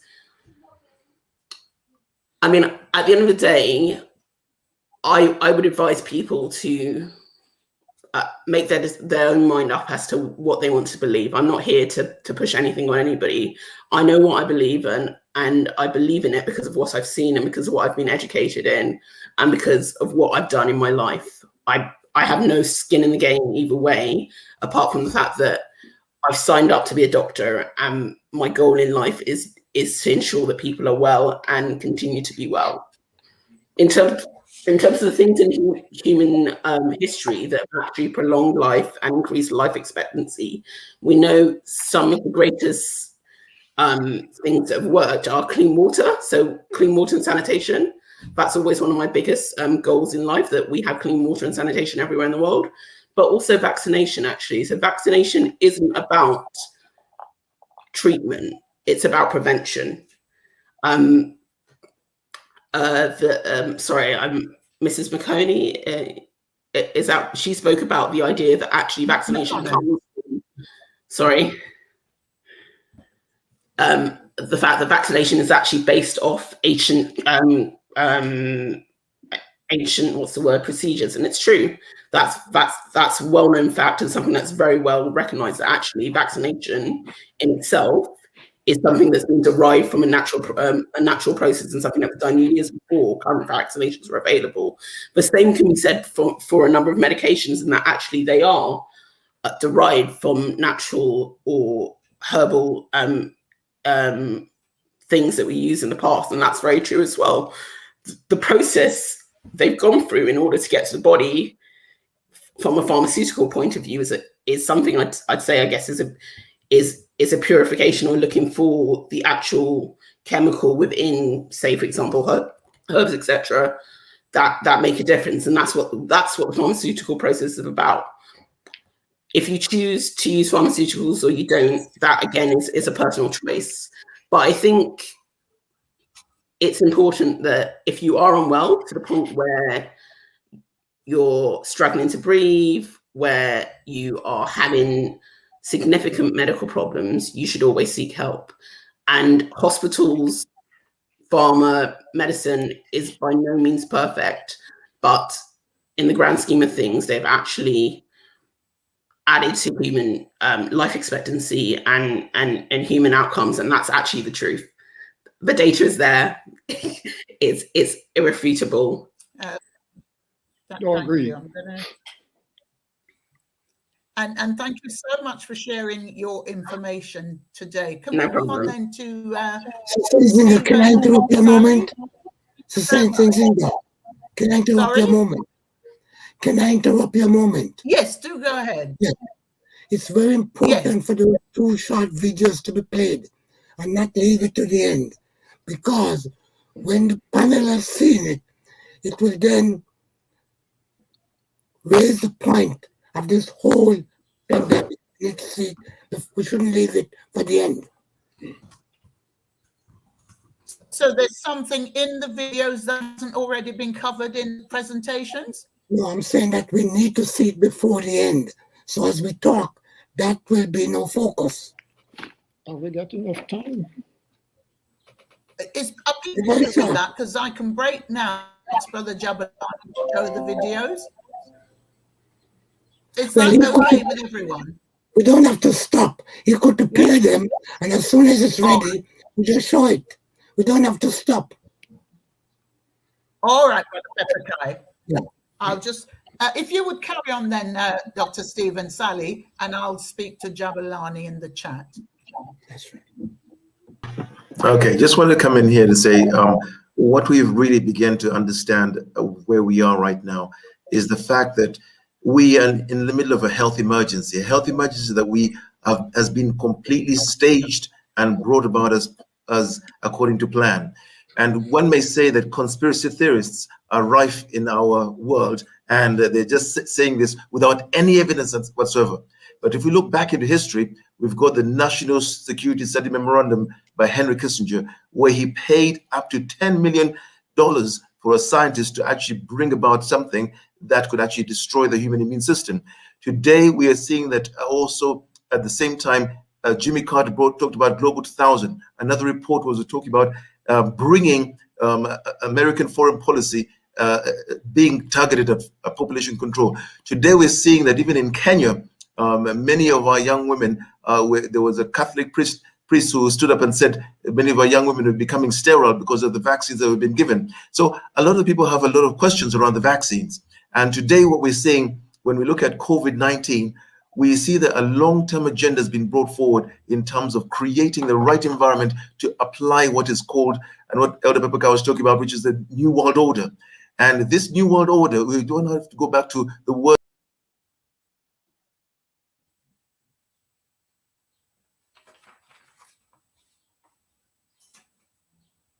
Happened.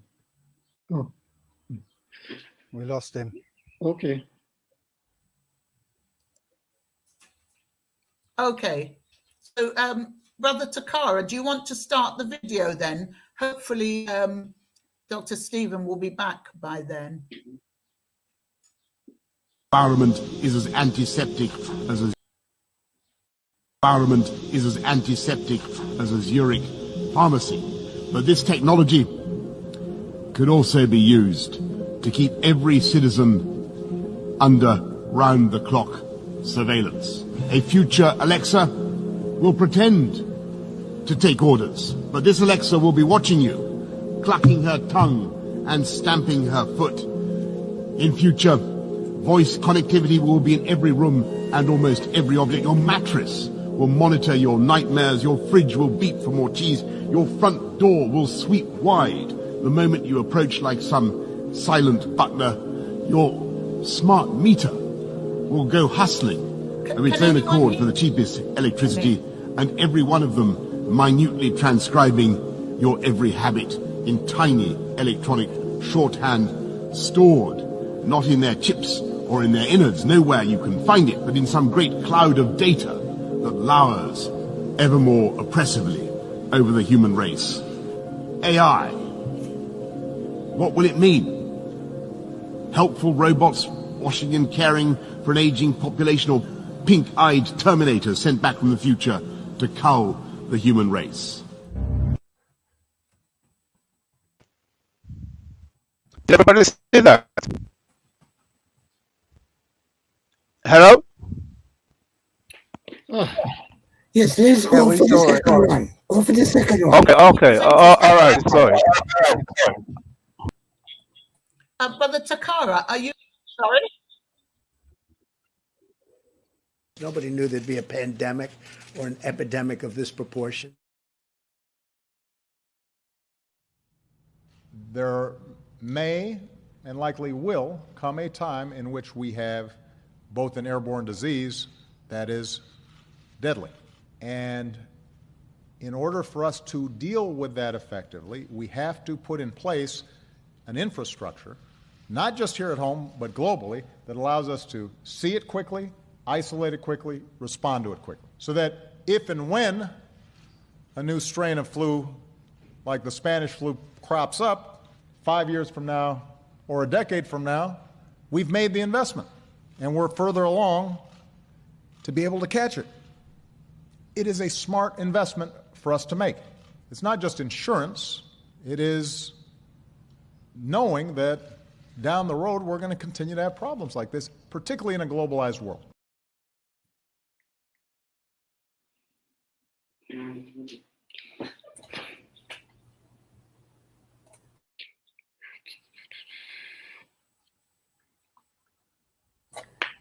That's the two videos I want us to see. Let's carry on.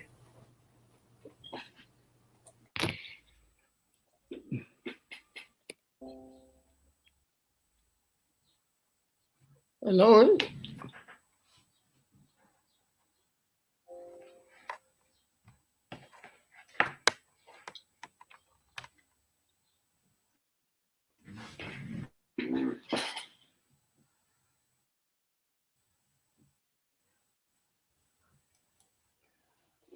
I think we lost the two doctors. Okay, can I... I think somebody else should just take the lead until Sister Nzinga gets sorted out. Can I just say something? Yeah, go ahead. Pardon? I can hear you. Yes, you're coming. Okay. We're not in the video, doing it properly. Pardon? Can you hear me? Sorry, what? Okay, so I like to, I'm getting feedback in. Yeah, I mean, okay, I like to focus. Can you hear me? Yeah. Can you hear me? We can hear you. Yeah, there's a feedback. Yeah, there's a feedback. I've got the mic plugged in and it's still giving me feedback. Can you hear me? Can you hear me? Yeah. Right. Yes. Okay. We can hear you better. I tend not to go along with the mysterious to do with this issue, and I'm going to use one example to prove my point.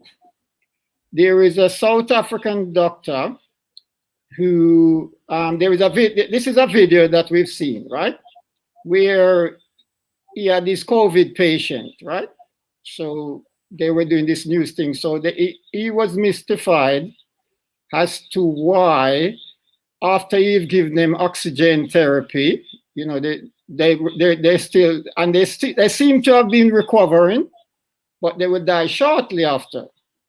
So he decided to do a procedure that involved him looking inside their lung.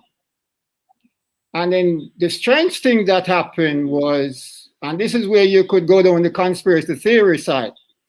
The person who's narrating the video said that the WHO advised him not to do this procedure. And then the other thing that's strange is that they say he was the first doctor to have done this. So here it is, we have a disease that is affecting people's lungs, and nobody looked inside the lung up to this point. So what did he find? What did he find when he looked in the lung? Now, when you look up the basic thing as to how a germ is supposed to cause death, it says the germ gets inside your body, and basically it, in the case of the lung, it inflamed the lung. And if we start with the basic understanding that for anything to cause death, it has to destroy an organ that you cannot live without. So we expect when you looked inside this lung, since this is a respiratory disease, you expect to see a destroyed lung, a lung that's under serious pressure. The only thing that the video showed in these COVID patients was an accumulation of mucus that was blocking the airways. And he said it took him 2.5 hours to suck out these mucus, and the people were as new. And they gave him medal, he had his name medal showing and trophies, people thanking him for saving their life. There was no discussion about, hold on a minute, so just getting rid of the virus, getting rid of the mucus, and no, there's no COVID problem. So all these people that we see at the ventilation, is it reasonable to suggest that maybe it was just a common mucus situation that is typical to do with flu? And then if we then backtrack to understand why people die from the flu, because I think we lose track of that every single year in this country, an average of 18,000 people die from the flu. Before we have any sort of conspiracy, this is a yearly thing, that people die from the flu. So the starting point is, how does that happen? Well, it's a very simple thing. If the body has more mucus or toxin that it can get rid of, you die. Just like if your kidney don't work and you need dialysis, you keep that waste, the natural waste that the body produces. If you don't get rid of it in 24 hours, you're dead. You could be the healthiest person in the world. Your body cannot deal with waste, right? That's how it's been explained as to how flu caused death. Nothing more mysterious than that. Brother Devon. And our diet is what caused mucus.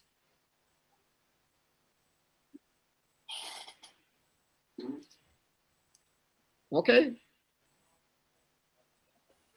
Okay. Could I go next?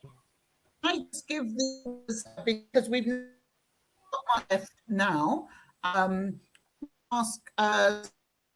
Kandaki to, if Kandaki, that's Greetings. Yes. Yes, thank you. Okay, so again,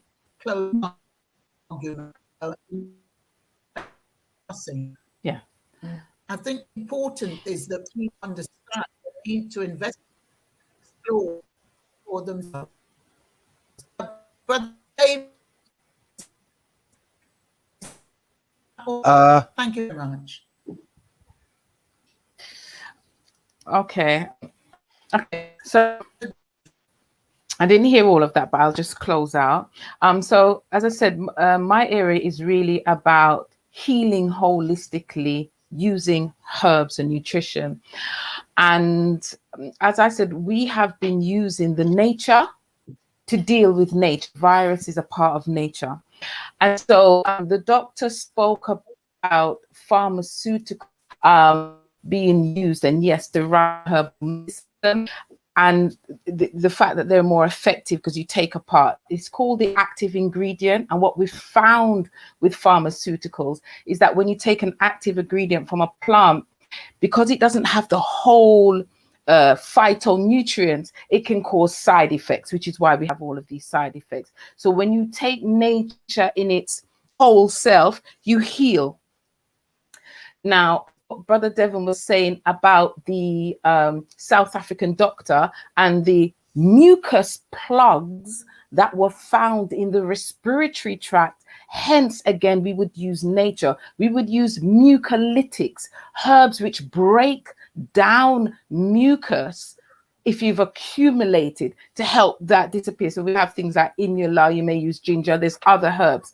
So we use the nature, either nutrition or herbs. And just to finish off, why this is key, we're not just talking about when you're sick, we're talking about preventative, because most people, apart from being exposed to disease, had comorbidities, high blood pressure, other diseases.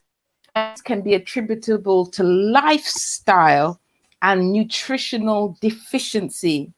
And because the body, the physical body in which we travel during this time and space, the physical travels in this vehicle, because it's made from the earth, it must then feed from that which it came from to keep itself healthy, which is why we use the nutrition to replenish the body and the herbs to specifically identify issues that's happening in the body and to heal.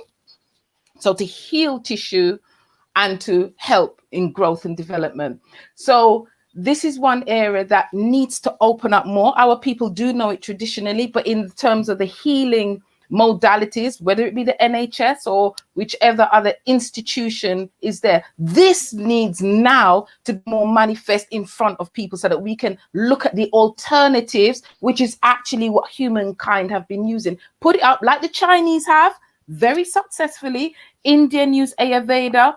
As somebody said, in Africa, people have not been dying in their big numbers because they've been using herbs. Here in the UK, I was going to the shops and buying herbs. So we know that in our community. I think it needs to be more well known.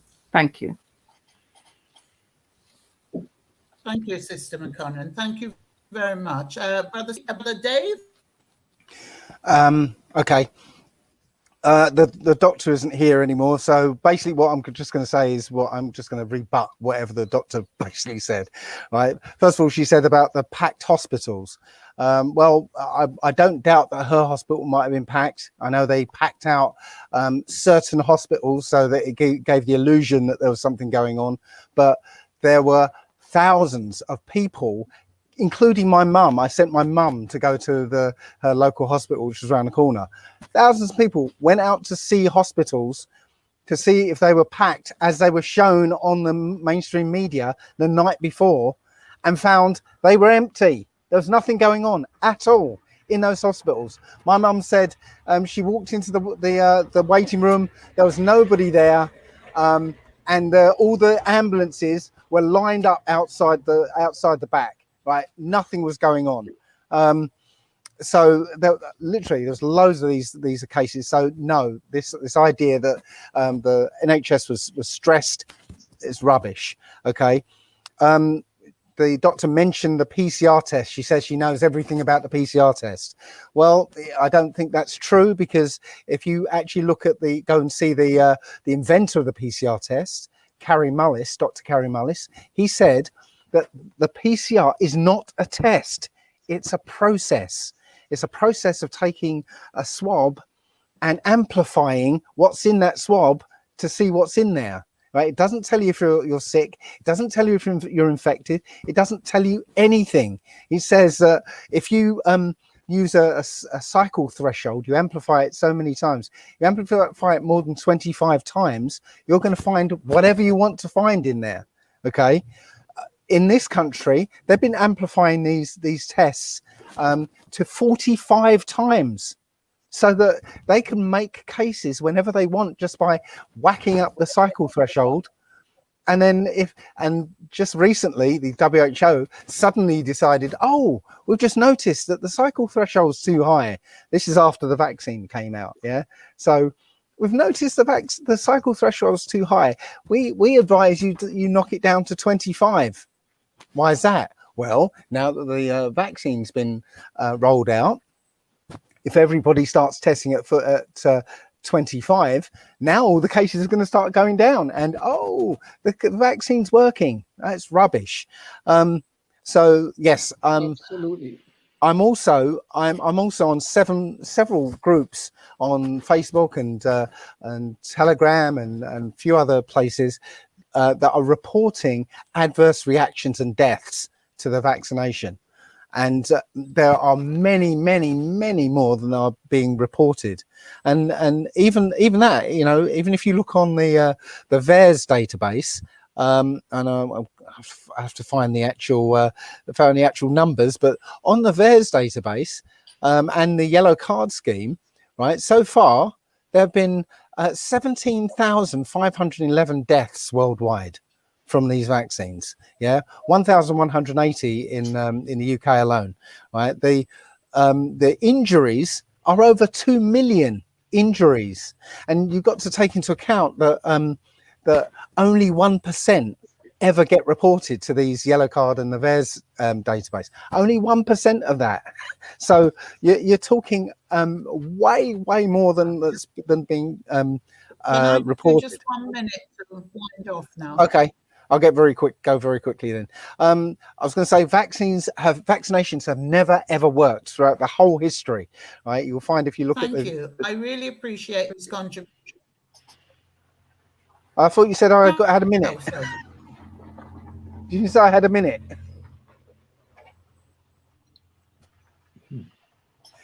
Oh, I'll carry on for a minute then. Yeah, vaccines never worked. Look at the charts of. Oh, I'm breaking up, am I? No, because. How am I any better now? I can hear you. Okay. Yeah, I was saying if you look at the charts of illness deaths of illnesses, you'll find that vaccinations are introduced after the natural decline of the illness. So vaccinations is basically just taking credit for natural decline of illness. The spike protein itself, these mRNA vaccines that create this spike protein inside our bodies, yeah. The Salk Institute, everyone might have heard of Jonas Salk, who was father of the polio vaccine. Well, the Salk Institute said that the spike protein itself is dangerous. It causes autoimmune diseases. Yeah, so literally this vaccine is going to create a disease inside people that they can't get rid of. The doctor also said that the medical system has added to. I'm going to cut you off there and just ask you to finish so we can have Sister Teresa. Right, we'll do. Thank you. I'm sorry, I got kicked out. I don't know what it is that I'm making a contribution. Thank you. Yeah, I got it. I'm not ready. Just you. Stephen Sally has been trying to get in. Oh, okay. Well, tell the organization. Yeah. Thank you. So what my finishing remark is this: we're facing two worlds. Now, I was quite moved when we were first talking, so I was rushing, and I'm going to finish in 3 minutes, but I want to slow down a bit because I get very passionate about this subject. I didn't even introduce myself. I am a body worker. I do many other things, but I've been trained as a body worker. So I understand the body system. So what the question I'm asking is, has our health system become a serious matter of profit for somebody? Okay, that's a question. So the two worlds that I'm seeing is that we have food insecurity, which is a loss of healthy food in the direction of GMOs. We have EMFs, frequency, which is destabilizing us. We have blockchain technology, which is opening up globalization and all the resources compounding small hands, small groups of people. We have AI, which has already been planned for smart cities, and we're seeing buildings popping up everywhere. That's a part of the infrastructure. We have control of power and all of the powerful systems with the governments all working in one voice around the world towards this COVID passport and whatever else. We have education that the government wants to take over and to run in the way that they want, taking out the parents and taking out the family. And we also have electricity transportation coming down the line. And what that's against is what we had before, which is nature. And so now we're moving into a science world, and I'm pushing back and saying we were given through the microbiome of our birthing canal, the vagus nerve connection to all of our systems that create health. The microbiome is a gut connection, and that disciplines our immunity. And with strong discipline immunity, we've been adaptive and we've survived all these thousands of years to live to be where we are today. Now they're trying to make us specific so that anything outside of their design of what can be cured will now make us ill. So watch out for disease beyond our comprehension going forward. The system of adaptation is what's proven to be why we are still alive. We're an adaptive group of beings. They want specifics, and they have not told people this. So their adaptive immunity is going to go. And now we're going to have specific things. Outside of that, we're going to be in trouble. And the last thing I want to say is that obviously plant-based diets with a small amount of animal is fine. We need rest. We need to work on the circadian rhythm, and how our body is actually being produced in this world is through the cycles. And we also need to have access to good, clean water. Water is a solvent. It makes everything work. The vagus nerve is attached to every system in the body, and if we're stressed, that is not working properly. All of the signals do not work properly. So all of this bombardment with stress, fear, rushing is causing us to become fearful, which is disturbing our ecosystem internally, our terrain, and our happy system that has lasted this long is being disturbed. And that is going to be an horrific outcome in the future. Thank you, sister. And thank you very much, Sister Teresa, for sharing information with us. I see you've managed to get back in now, Brother Stephen. Can we finish very shortly to make final points in about 3 minutes? Brilliant. Thank you. Are you in, Brother Stephen? Hello, I'm in right now. Thank you very much. Yes, I just want to say thank you so much for all the contributions, because it's given different perspectives, but most importantly, we know as African people, we are facing something that we've never faced before, but we're facing something that is also challenging us at the very core of our being. There was the great Marcus Garvey who said to us that it is not until African people's backs against the wall that we'll really be able to get up and do something. Now, this opportunity is for us to be able to come together and really understand how we can begin to face this challenge head on, but from a collective point of view. And right now, what we're seeing is that our children are the number one target. People of African origin are the number one target. I went back into really understanding one thing. It is not until we understand why this is now president. Elder Pepperkai said it very clearly. He said one thing is that AI is the ultimate end game, is to control and bring about a world government with microchip population and also a state of being that is completely based on fear and control. Today, what we're seeing is that disease is being used as a weapon of choice. Famine is being used as a weapon of choice, but now vaccines are now being used as the population control delivery system.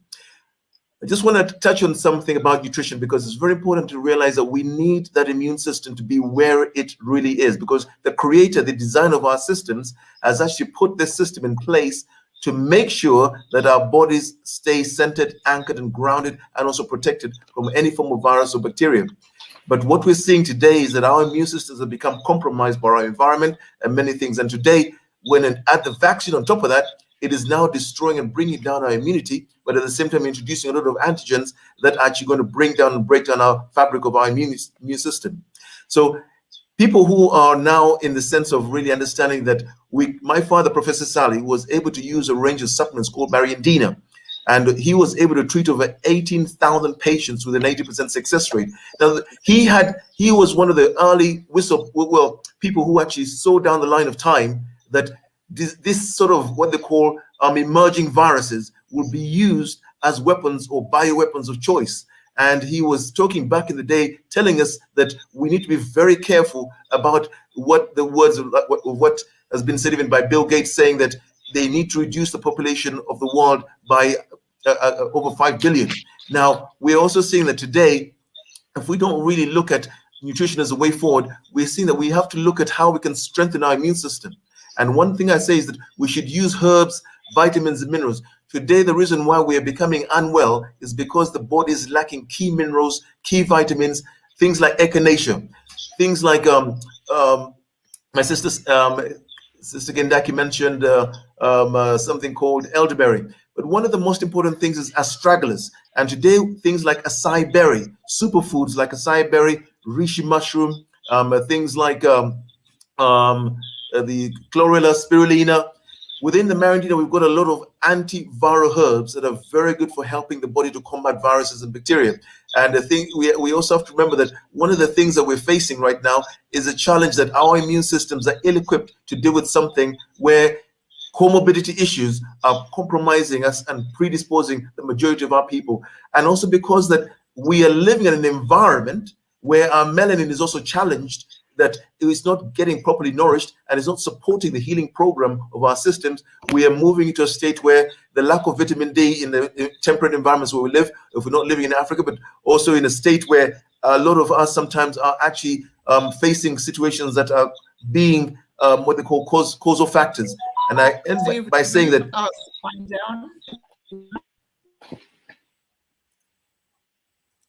Can one I of the things just to wind down in about a minute? Okay, one of the things I want to say is that we have to look back into history to learn from history.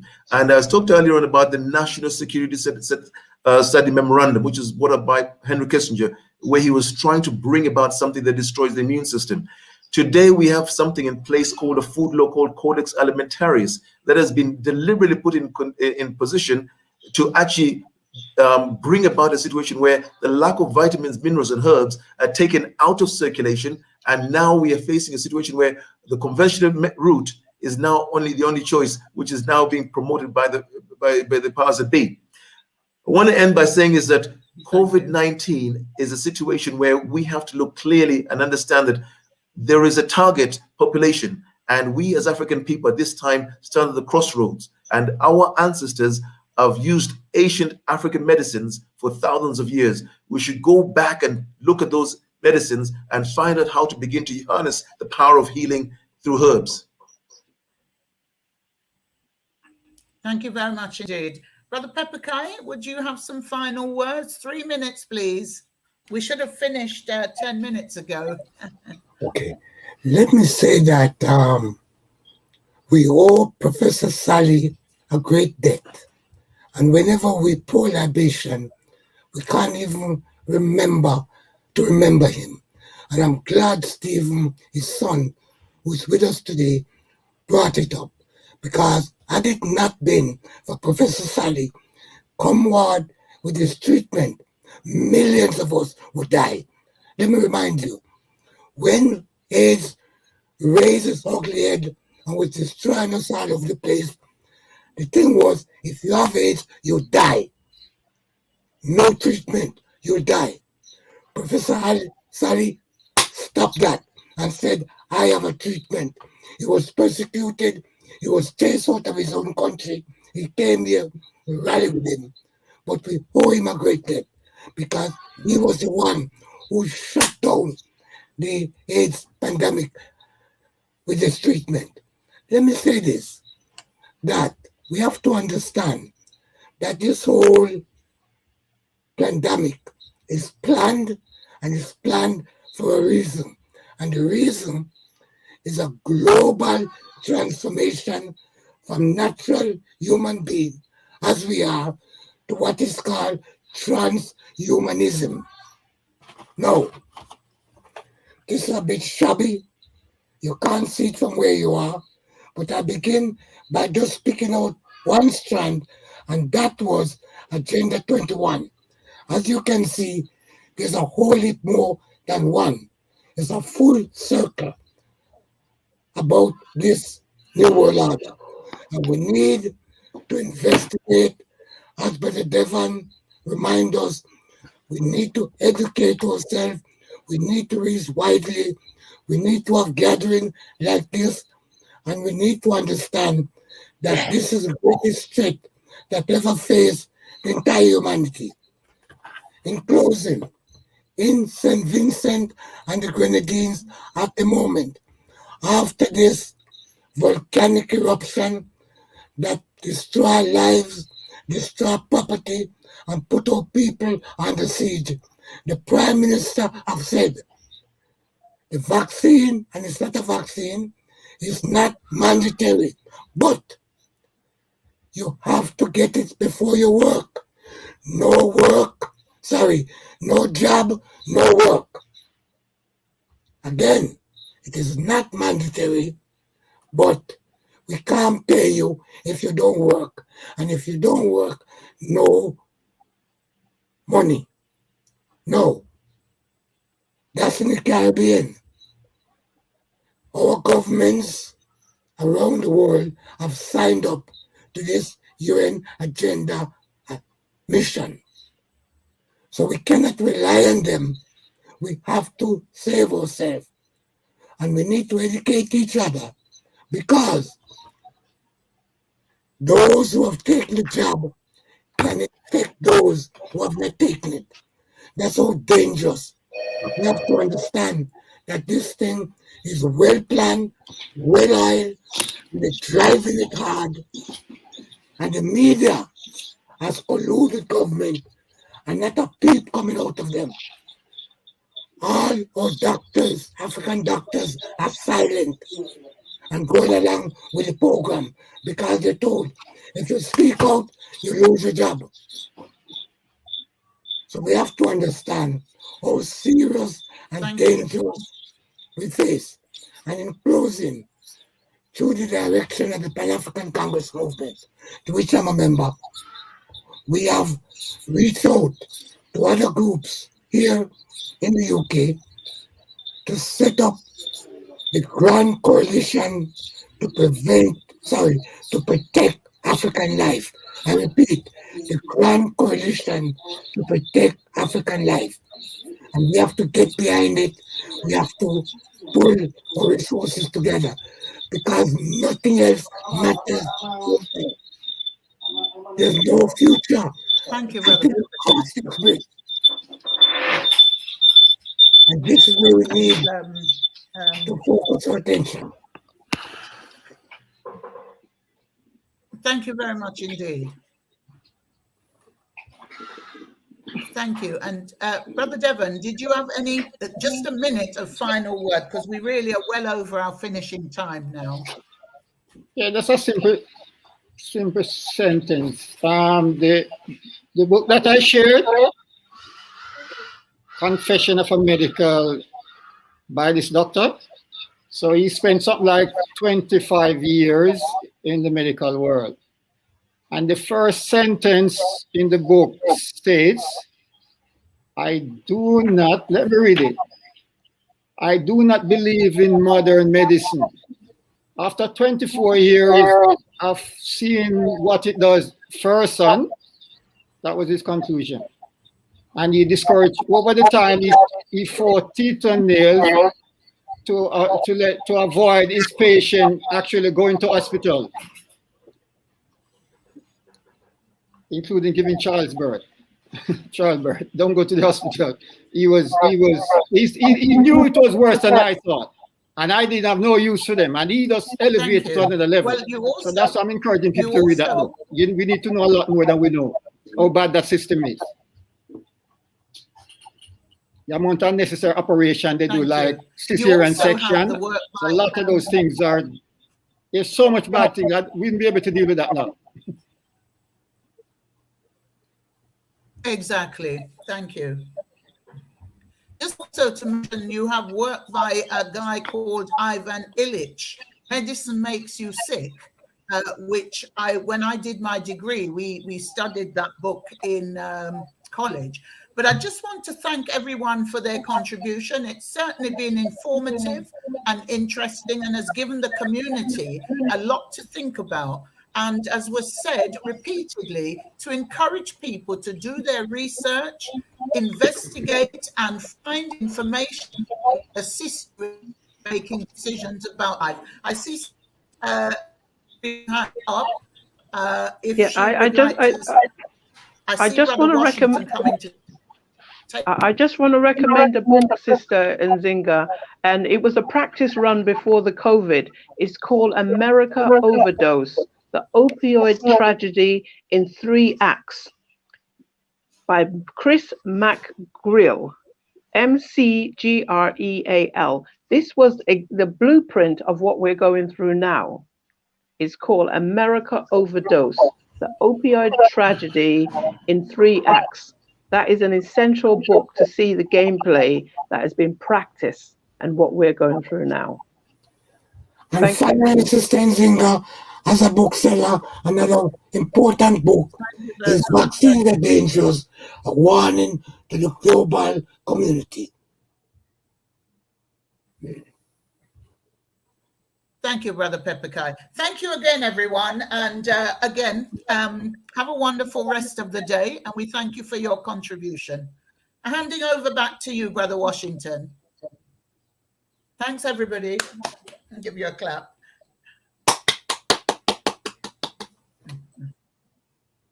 Okay.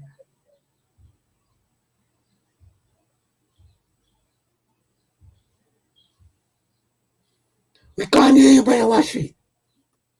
You need to mute. Unmute. We can't hear you. You need to unmute. Brothers and sisters,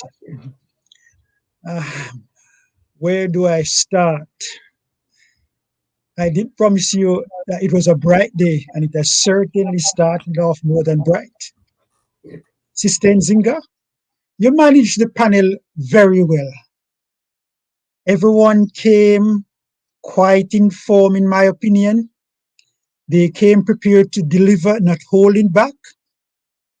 The passions with the information were excellently delivered, in my view, and without jargon, and a lot of simple and forthright information was given. I also observed that the wealth of references that a number of the speakers put forward, and that is one of the hallmarks of Africa Liberation Day, education.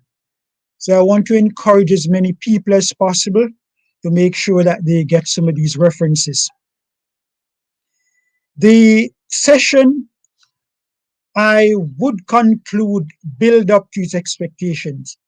It dealt with people who are on the forefront of dealing with those who have been directly and indirectly affected. It dealt with people who have been looking at a wave of different types of information taking place and being circulated throughout different media. And of course, it drew on some historical information even before the pandemic COVID-19 came around. So I thought, in a nutshell, it lived up to expectation. And what I can say is that we are to take heed to much of what we have heard. Don't ignore anything, because as sometimes old-time people say, if you can't hear, you will feel. The panel, I want to thank you for your time, for the information shared, for the list of references given, and from the cases that we have drawn on. Again, Sister Nzinga, you did a good job.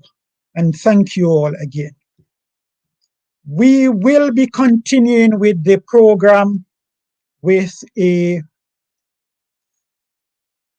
presentation from Brother Rashidi, and this is a recording. Brother Taka, are we ready for this presentation?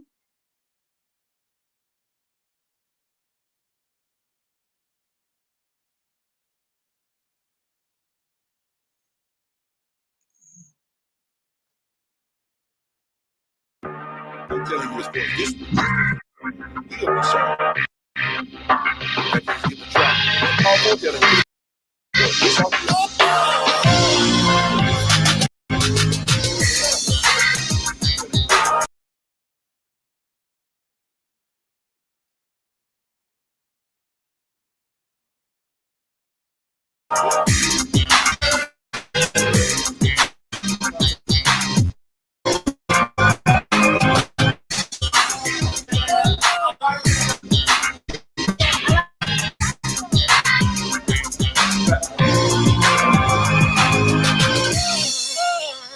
Black to the building, black to the building, black to the healing, y'all. It is your man, I'm Rashid, aka Papa Ra, and I'm in the capacity that I'm normal. Today, my topic is not only African, but where are we leading our children? I would say, see, the mouth will say anything, but behavior don't lie. Before I get started, the first thing I want to say is emotion by spirit to all that we've lost along the way. If we're going to acknowledge African liberation, we got to first acknowledge the people that made this possible for us. A lot of times we make a lot of proclamations as people about who we are and about so many different movements and who did what wrong and who did what right, as if we would have done something differently. We're in that capacity, but what we're in capacity now. Liberation, the first Liberation Day to the Pan-African movement, I wouldn't be able to say what I'm saying now. 35 years ago, Howard Robinson, to Amin Moshe Rashid. Moshe Rashid was born, someone new was born. But African liberation, I wasn't born just 35 years ago when I was 24 years old and I made this transition. This started in me in 1971, and when I went to a school, and guess what? We were actually, it was desegregated. And I was a kid in elementary school and saw how I was treated, and living in a small town in Arkansas and seeing how Black people were treated and seeing how our family was treated, even though we had a chance and we did fight back. And I had an opportunity to move forward. But in that process, when I was born into Amin Moshe Rashidi, that was my African Liberation Day. 35 years ago in November, that was my African Liberation Day, by choosing the name, because the name represents as a cipher. A name is something that represents who you are, and not only what you call a nation, but what you call yourself. And the precursor to a nation is the family. And I've said that many times. So when we're looking for liberation, particularly African liberation, stop looking outside yourself. Everybody's talking about the big fight you're going to be in one day and what we're going to do one day. And one day we're going to have to do something to the people in our community who sell. Stop worrying about the sellout and start worrying about your own ass right about now and your own family. See, there's a circle of concern and there's a circle of control. And the question you got to ask yourself is, what circle do I have power in? You can be concerned about a lot of things, but you know the things that you can control. And the one thing that God has given you the gift to use your own seed and the egg from that own union for you to create your own family, that's what you should see after first. And when I say see, I mean this, the protocol. And the protocol says what you see reflects what you feel. What you feel reflects what you think.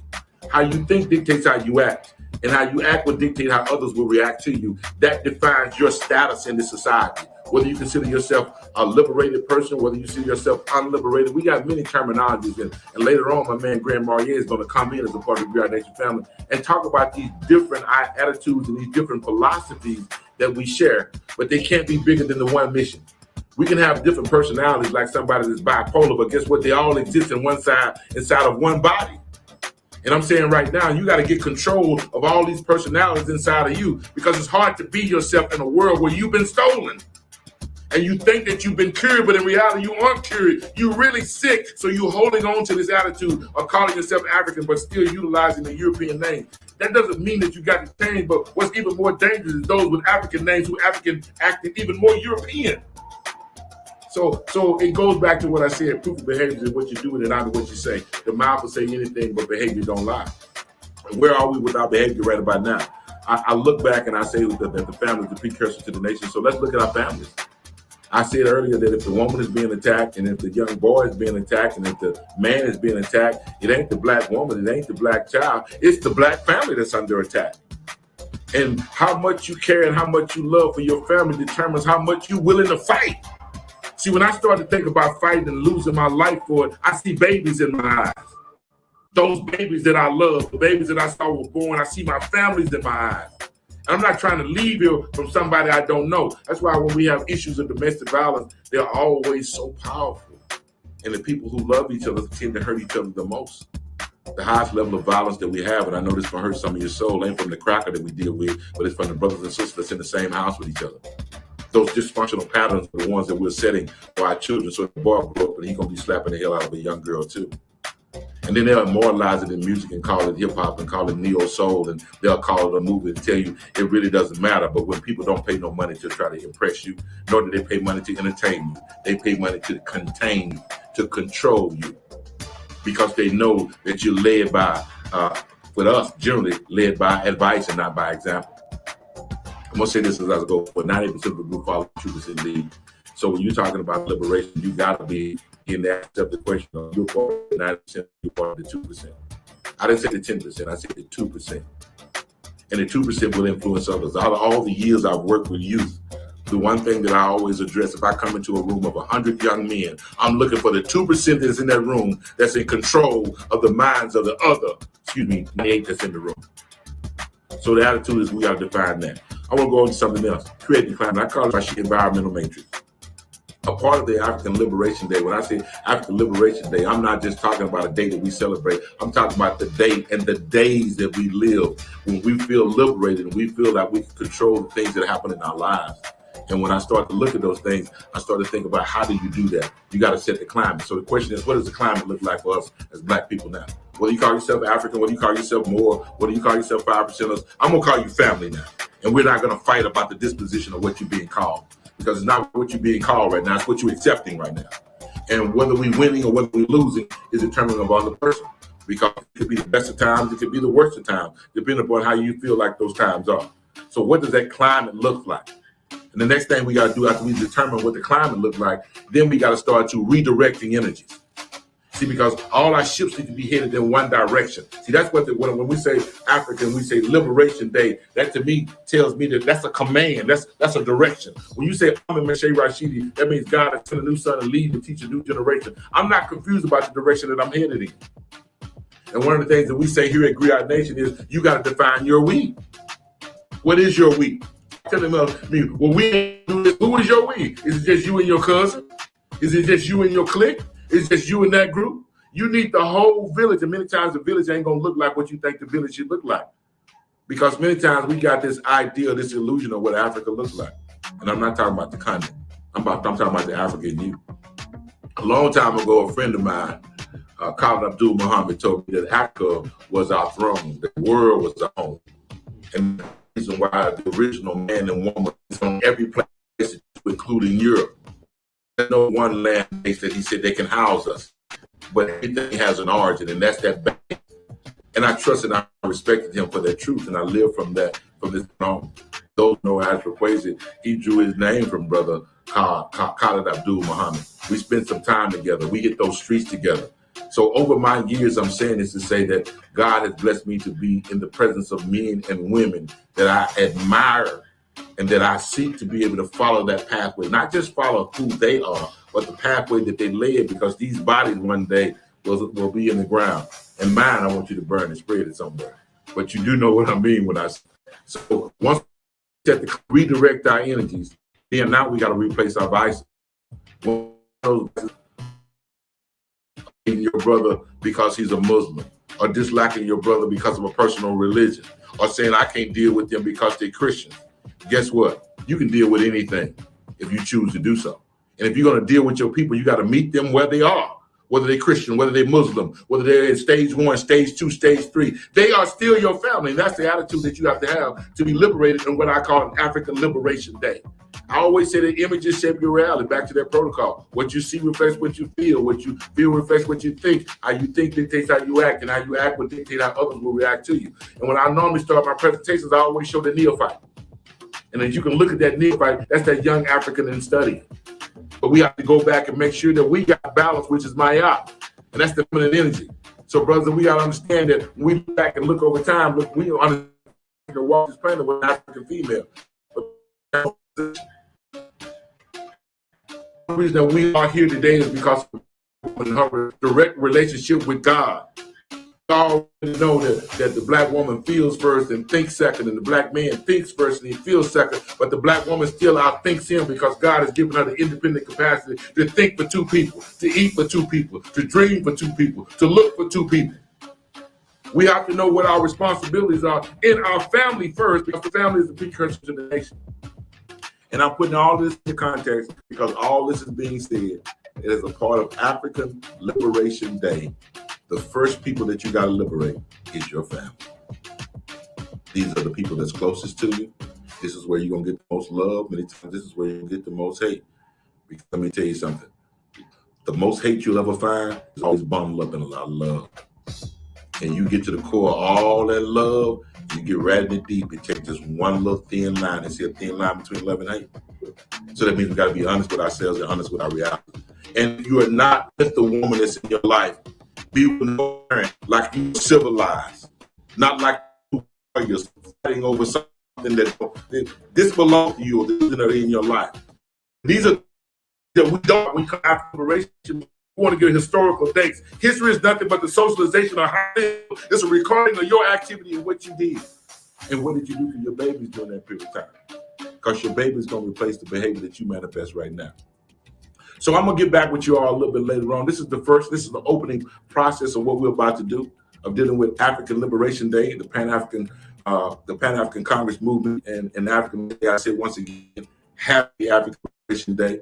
But once again, proof of behaviors in what you do and not in what you say. If say anything but behavior don't lie. So rule number one is let's get our own house in order.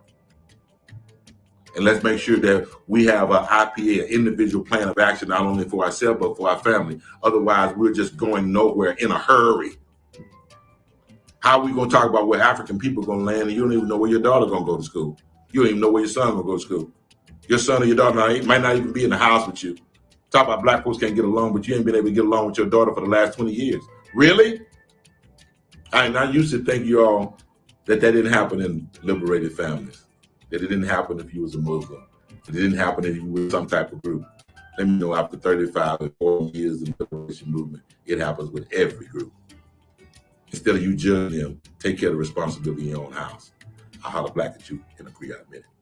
Peace, love, and light, family. Grand Marrier Delight. Again, saying happy African Liberation Day to all my Pan-African Congress movement people out there. Thank you for making me, allowing me to be a part of this. Us in the Griot Nation. As you can see, we are here live at the Bremore Studios. I have the most magnificent Fred Hampton poster behind me. And I think just this right here speaks to what I like to call my Pan-African thought process or idea or ideology. We have so many people across the diaspora, whether it's from Africa, all the islands, all the different continents of people. There's an old African proverb that says milk and honey have different shades and colors, but they share the same house peacefully. So whether you are Christian, Muslim, Nuwapian, 5%er, Hebrew, Israelite, whatever group or deity that you claim or name or identity that you claim, we are all the same people, separate but style. And I also find things that are, whether that be a family, whether that be male, whether that be female, find things that we are alike. Find ways to be able to be with one another, be like one another, melanin, whatever it is, something we have to work on. You know, it's so many different tall, short, something that I don't know, we have people that don't call themselves black, people don't have to call themselves African, whether you are Kebalon, Ethiopian, or Africa, whatever the case may be, there is that one thing that we can agree on. That's that dominant gene, that's that melanin number 6. That's the things that we can agree on. So let's build from that. And again, I just want to be most humble servant in figuring out how I play in this position of making us, bringing us all together, whether you are from Jamaica, whether you're from London, whether you're from Africa, the diaspora itself, or if you're from the States, you know, where I'm from. So again, I just thank you all for allowing me to be a part of this. I want to say happy African Liberation Day to all the Pan-African Congress movement. Thank you to the Griot Nation team and family for bringing me in to also push this new movement forward. Peace, love, and life. Black to the building, black to the feeling, and black to the healing. As I was having my conversation, I'm going to add something else to it.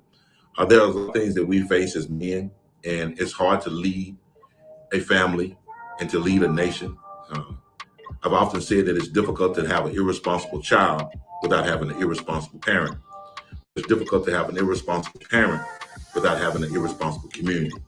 And it's hard to have an irresponsible community without having an irresponsible city. And it's hard to have an irresponsible city without having an irresponsible state. And it's hard to have an irresponsible state without having irresponsibility on the part of the United States. That reigns true when you realize that we are a group of people who were kidnapped. And we haven't addressed that. We call that kidnapping slavery. We call someone taking sex from our children and from our families. We call that slavery when really that's rape. And what I'm saying, we have to reclaim the narrative. Guilt, humiliation, and embarrassment many times have been the things that have kept black men from being free and being able to reach out and be who they want to be. A lot of times we won't even come to see our children because we feel a sense of guilt or a sense of humiliation based on what we think we should have done that we haven't done. Even if you don't have money and you're in your child's life, your presence offers possibilities. So the first thing black men in fighting for your nation and being liberated is be that defender. Male as a male and think and sleep responsible. And responsibility for the responsibility fun and the black liberated. Take care of the things that you're capable of taking care of. Not the circle of concern, but the circle of control. And I want you to be prepared that every 7 years you're going to meet a new man. That new man will be inside of you. He will replace you. And in 7 years, you haven't built up your mind, your body, and your spirit to be prepared for 7 years to develop you to another mind state of manhood, then you're losing every year. So that means every 7 years, if you're not progressing, you're regressing. You're 14 years old, you go to 21 years old, and you want to be an individual man. And then you become 28 years old, you start to take in consideration of what you do for a woman or for a family, but it's hard to do that when you can't do it for yourself.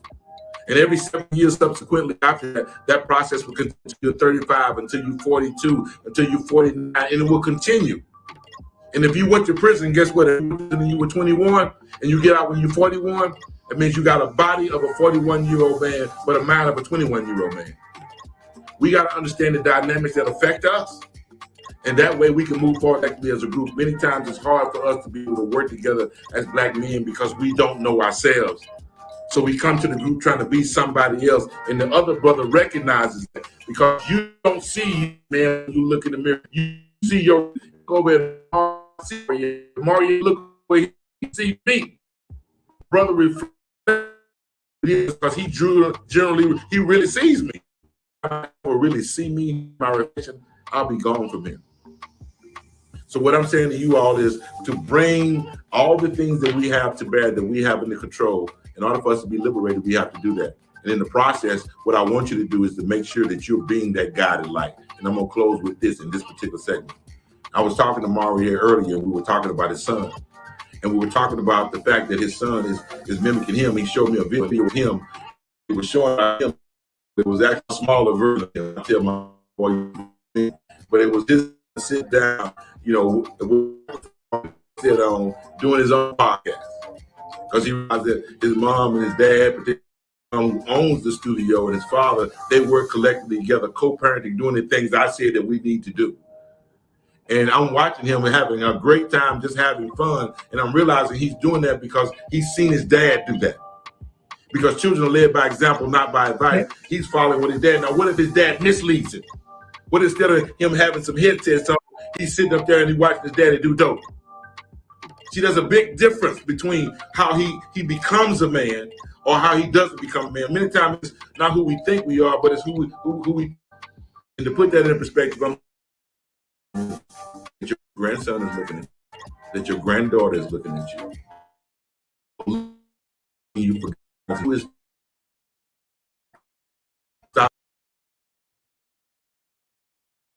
Okay, brothers and sisters, we want to thank Brother Rashidi for that contribution, though a little production issues there with the video. I hope you were able to take something away from it. And our next presentation is going to be a book review. As always, reading helps to make us. The written word, it's always there. It has always been there. And this afternoon, Brother JJ is going to review a book. And this is one of a new added feature to Africa Liberation Day. And we want you to give Brother JJ his support and stay tuned. Brother JJ, welcome. Welcome, Brother JJ. Greetings. Thank Yeah, you, it's brother. nice to see you and it's nice to see you and your collection. And Well, yeah, this is yeah, a pinch. yes, yes. I am broadcasting from a library also, and Okay. it's good vibration. Yeah, I'm in a very secured, African-centered library. I may say the Nona Bonso Reference Library based here in Manchester has a Okay. wealth of African-centered books spanning just about every branch of knowledge around the civilization. And I hope at some point in time you'll be able to visit it to look at the books, magazines, newspapers, pamphlets. We have a few recordings, and it is a good place to be on this day to be broadcasting Africa Liberation Day. So welcome, and we want to send you our greetings as you deliver. Go ahead, my brother. Give thanks, Brother Washi. Yeah. Yeah. Just to start off with, just to bounce back of what you were saying, I started my development started with books. It started because I had nobody to talk to, and I started to drum up conversations with the greats like Dr. Amos Wilson, Chancellor Williams, Dr. Francis Cress Welsing, and it's even led me to Chancellor Williams. Eventually. There you go. Yeah, my one's at the bottom here. Yeah. Because it's my foundation. It took me 9 months to get through that, but on the other side of being through that book, I was a changed man. It was a beautiful experience. Yeah. I have been reading this for many years, and you just read. You never stop reading it. Yeah, you don't really finish it. You know what I mean? You get to the end and then you say, right, I need to home in on this area, home in on that area. So yeah, it's been beautiful. It's been beautiful. So you know, my love for books has ended up with me connecting with the Art Centre in Tottenham with Elder Pepper, who was in the panel just a moment ago. When I've been there, I personally have laid my eyes on at least 1,000 different titles. So I hope that when I get to Manchester, up where you are, Brother Washi, I can also be inspired by further titles that I haven't seen and more jewels to be really delve into. I think that's brilliant. I think that's why I've been commissioned today to give a book review. So I've read a lot of different books, but the elders have decided the book I need to review is by Steve Bantu Biko, I Write What I Like. Now, knowing that I'm going to be in front of everybody on this Zoom, I was very shocked that they picked this book, as I haven't read it, and I knew very little about the situation in Azania, and I wasn't sure that I was going to be able to do it justice. But when the elders pick a book for you, this is a special thing, a book. So when the elders pick a book for you, and if they know you, you have to take that seriously, because there's something in that book that they're trying to share with you, or they're trying to meet about your personality. So I accepted the challenge. Yes, it was a challenge. I accepted it because hearing little bits about what Brother Nelson Mandela went through and Queen Mother Winnie Mandela went through, and little bits about the situation in South Africa and how it's got to what it is today. It's an area that just felt really heavy, and I don't know if I would be right to say I was a little bit apprehensive, possibly even scared to delve too much into it, because I thought this is going to be horrific. Yeah. On the other side of reading this book, can I just say, I can't believe I haven't read this book yet. I can't wait to refer this book to many people in my circle, and I'm glad I can share it with you today. Because although I possibly approached it with an element of fear, I came out the other side internally liberated, reassured, and strong and focused. Yeah. So to start with, my thoughts on the book was, who is Steve Biko? Because I didn't even know who he was, ashamedly, but we all got to start somewhere. So this is me on my journey. I didn't know nothing about Steve Biko. And what I found was he come from a politically aware family. He came from I related his family to my grandfather's mother, my great-grandmother. My great-grandmother had one child, my granddad, but my granddad has brothers scattered all around Jamaica, because she would take in the children from the community, look after them, feed them, grow them, yeah, and push them through life. So some of the people that I would even possibly call cousins and family in Jamaica are not by blood, but blood couldn't make us any thicker. Yeah, because of what my great-grandmother did. And the book speaks of his mother having that same sort of energy, taking in people from around the area, working as one big community and working together. So Steve knew the importance of hard work, dedication, and understanding that he's a part of a larger group, and it's not always about him. He has to contribute. This can also be seen how that worked for him, because his elder sister actually paid to put him through education. Something he was very sad about not being able to reward her for, because she passed away before he started to get somewhere. So yeah, sorry. Yeah, so reward her for, because she passed away. Yeah, so I also can hear some feedback, I think. Yeah. So who else is Steve? Steve ended up being the president of SASO, which is the South African Students Organization. It was in response to, but not in possibly an open challenge to something called NUSAS, which is the National Union of South African Students. And what NUSAS represented was a beautiful organization working towards the coming together of the different communities in South Africa, which is one of the settling Europeans, to be gentle, and the native people of the different nations of people. Yeah. But as much as people loved that organization and what it stood for, it didn't actually carry those things out in practice. Something that us in today's world will understand because of our experience, and a lot of different organizations say one thing but do another. And some of you that are into left or right and voting and all them things will know that you're possibly upset every 5 years because someone's been feeding you a dream but not actually executing it. So this was happening in Steve's time. So what they did is, in response to that, they created the South African Students Organization, to which Steve was the first president. So they shortened the amount of black people that were allowed to join NUSAS, which was obviously a big deal. When especially the majority of the people in the country are black African people, how can we not be a part of our own organization?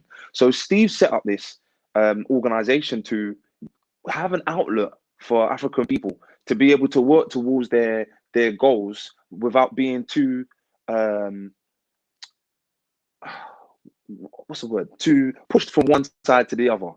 Yeah, not too radical in any kind of direction, but to focus on their goals, but have a quite direct approach through the middle. So one thing that stood out for me about SOAS, SASO, South African Students Organization, was that at times he kept using this context of non-black. I kept thinking, non-white. I kept thinking, why does he keep saying non-white? Because there was Asians in the country as well. And it was said that it was a very intelligent perspective of how to deal with the concept of unity. However, in the Say So manifesto, and how he spoke to people, he always said that we stand for the interest of Black people first. So it just showed his political understanding and how he understood the minefields of being political and trying to pull together what they call the society, fringe societies, to put them together, or pushed out societies, put them together, but still maintain that he was for his people, from his people, and he fights for his people. Yeah. Now, what stood out to me about this book most is how contemporary it felt. It's because I'm reading something that's 60 years ago. 50, 60 years ago. Why is this making sense today? As I said, this concept of non-Black that he used is the same sort of thing that is going on today in the United Kingdom with BAME. But somehow Steve Biko managed to get in front of this and use it as a Trojan horse to be able to push through his agenda. When today we're struggling with BAME. We're struggling because we're getting watered down in BAME. Steve Biko never got watered down by nobody. Yeah? He was very contemporary because he obviously he was in a discussion of integration and how it can work. And I would say today in 2021, we're still discussing, especially here in Britain, the terms of our integration into white society. And we still haven't managed to do that, or the people that are fighting for that haven't managed to be able to get some good feedback from that fight. Yeah, he was very critical of white liberals, man. And I'm telling you, if I could have handed out a copy of this to everybody I see down at that BLM march to really understand the role of white liberals in the society, man, I would have, like, it would have brought joy to my life. It was so sharp. So honestly, like, things haven't changed, and that's a damn shame. We really should be standing on the shoulders of our brother Steve Biko. Yeah. And another thing that stood out to me as well, they talked about an initiative to buy black.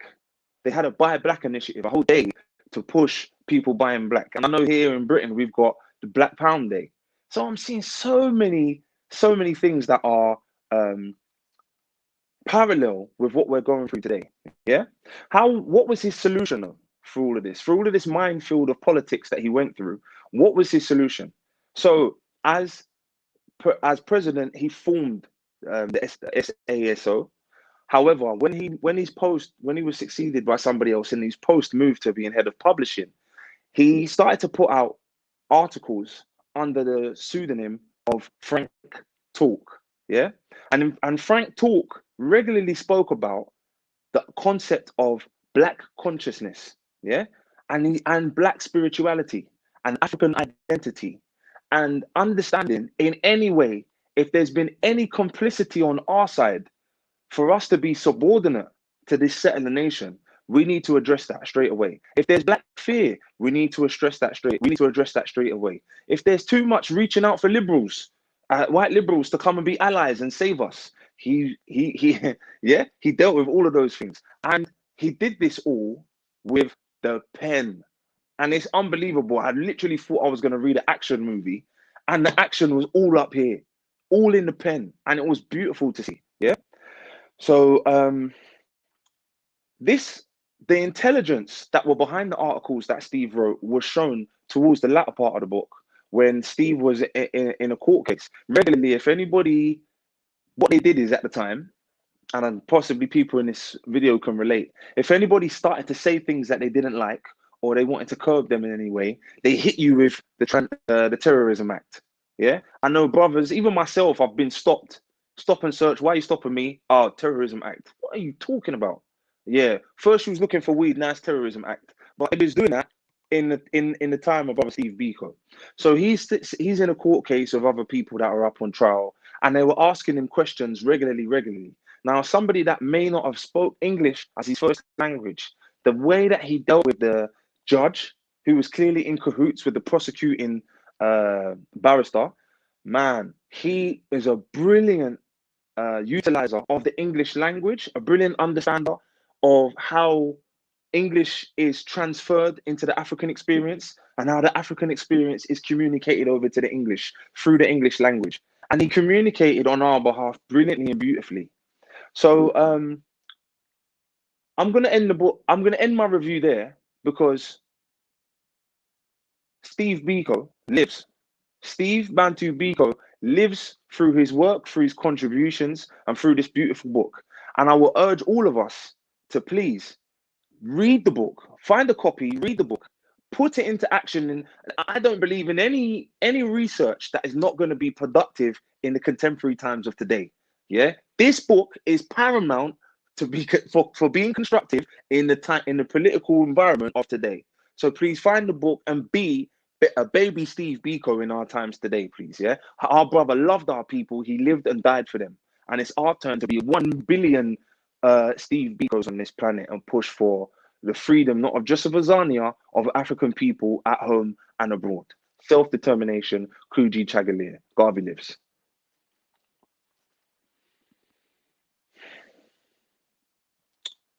Brother Washi, I can't even hear you, Brother Washi. You on mute?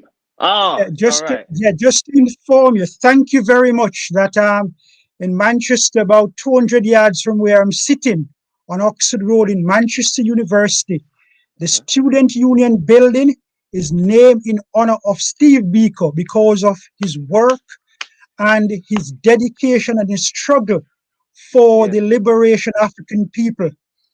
That is one building that probably a large number of people walk past, don't know that it is known as the Steve Biko building, and there's a plaque inside of the building which dedicate the building to him, the reason for it, and give a background to his struggle. And I also want to share with you two of the books I quickly pulled from the bookshelf in the library. Steve Biko, Testimony, Black Consciousness in South Africa, and a different version of what you review, Steve Biko, I Write What I Like. And there are mountains of other works here in this library about Steve Biko in and around the time of South Africa. So thank you for your contribution. Anytime, Brother Washi. But quickly, before we rush off, because I know we're short for time, it's very important, but I just want to share one thing. I hope I'm a little bit younger than some of the people that's been on the panel so far.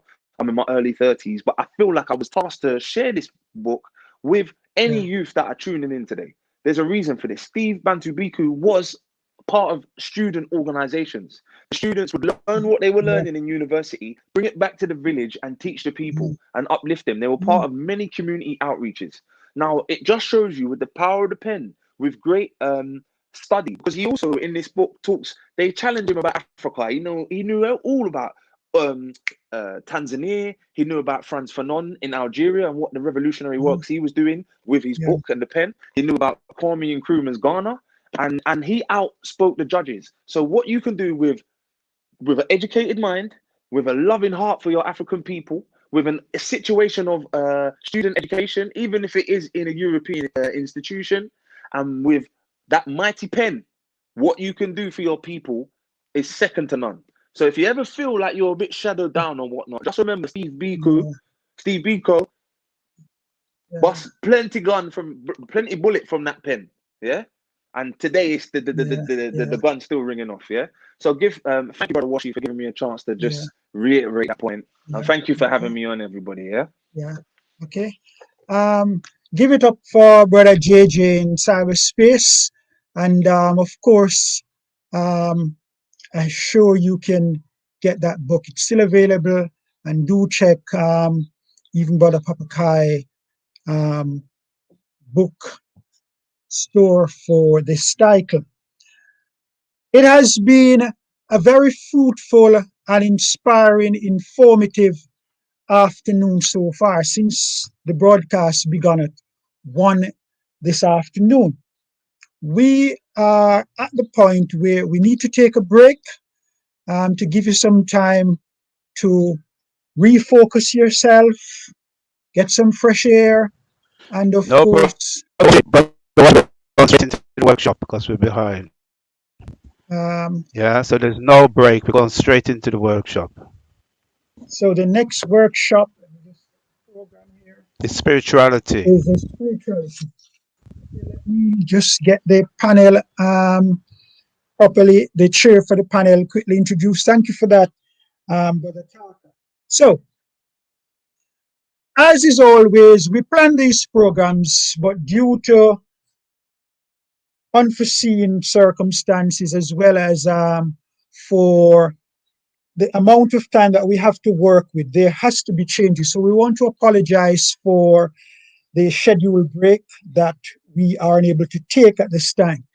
And it is my pleasure to welcome Brother Imani, who is going to chair another of these workshops, which takes us through discussing and showing the relevance of spirituality in African culture.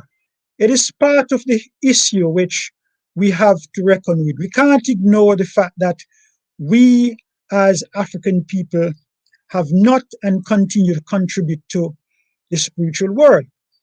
Spiritually, whichever way you take it, it resonates in various ways. But of course, the African mind and the African demonstration of it is something that we are proud of to be demonstrating and showcase at Africa Liberation Day. So I want to begin by saying, Brother Imani, thank you for taking the time out and for this esteemed panel which you have put forward to, and we look forward to your deliberation. Welcome, Brother Imani. Thank you, Simon. Okay, so I would hope, yes, greetings, Brother Levi. Greetings, Mama Mabella. Can you? Greetings, Brother Kai.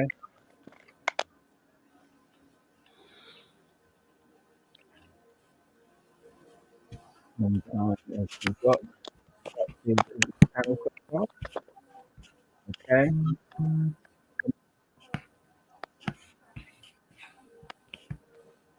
Can Pacm or PACMTV.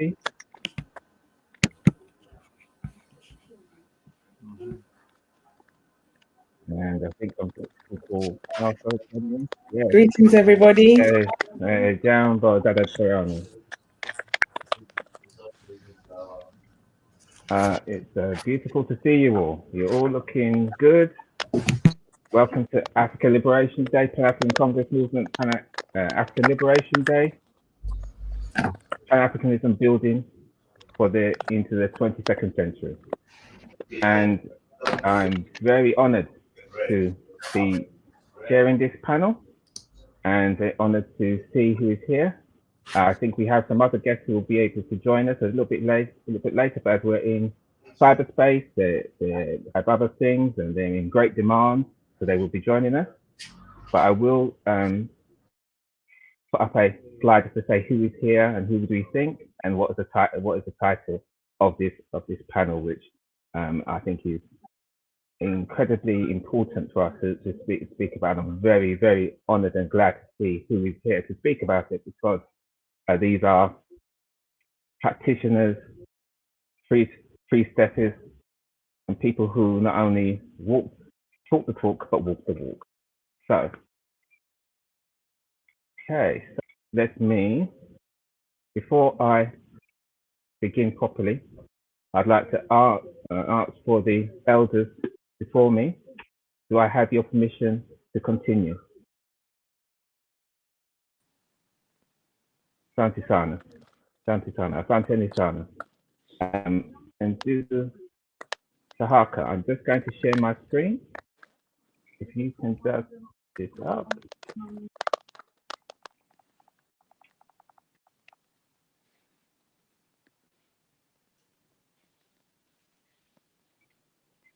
I can't see anyone, so Indigo Sahaka, can you let me know if everyone can see me?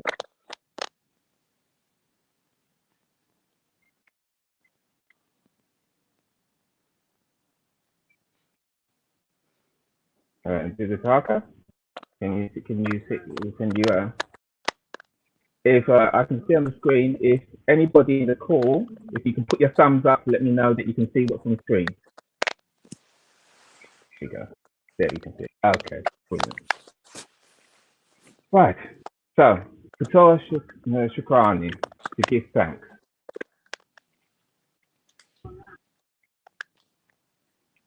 Sasa tuna Sasa tunawashukuru wote, mamlaka na mababu. Tuliza kwamba tuna uhusiano wa karibu nao na kwamba watasaida katika kuonyesha malengo yetu.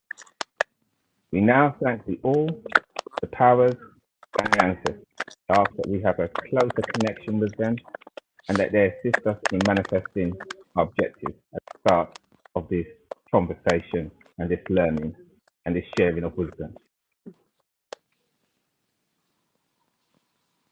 So the title of the panel discussion is How will African spirituality contribute to the liberation of African people globally in the 22nd century?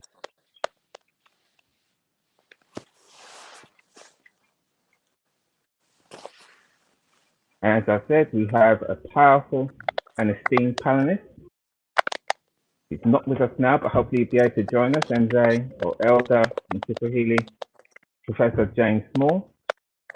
With us is MJ Professor Baina Bello from Haiti. We have the Paramount King or Kemensi, the Asara Set Society, Europe. We may get, she's very busy, but if she can, Her Royal Highness Queen Diambi, Tabaxuela Chijoyo Moaka. No, I didn't say that properly. I'm sure she'll be correcting when she comes because I'm speaking with my English tongue. I can't get around our languages, so I do apologize. We also have Ndugu or brother Leroy, the Romani representative.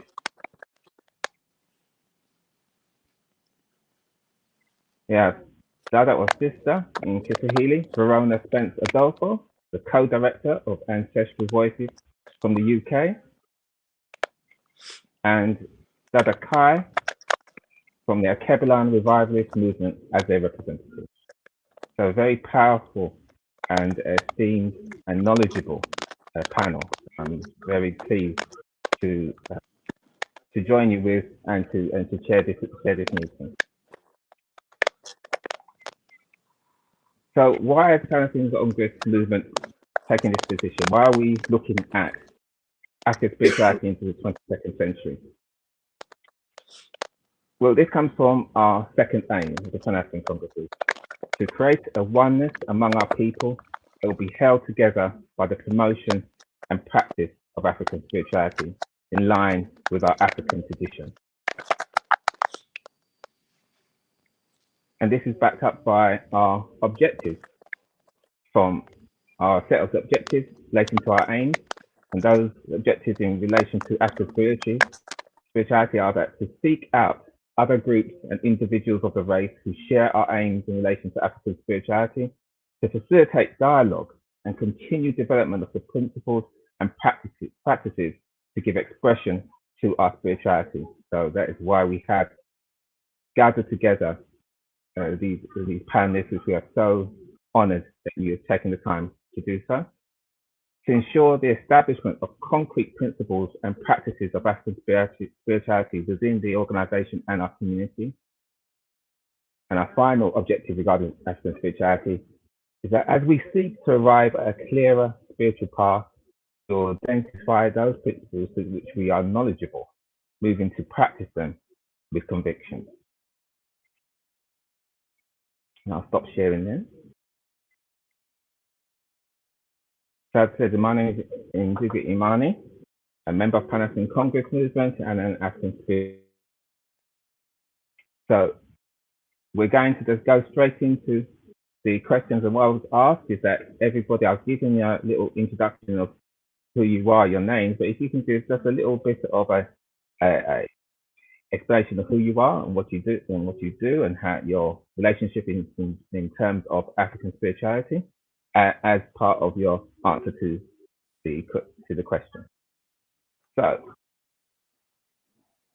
the first question, and we're going to go straight into it, and I was also going to say that we have a varied group of people watching. Some are new to African spirituality, some are very experienced.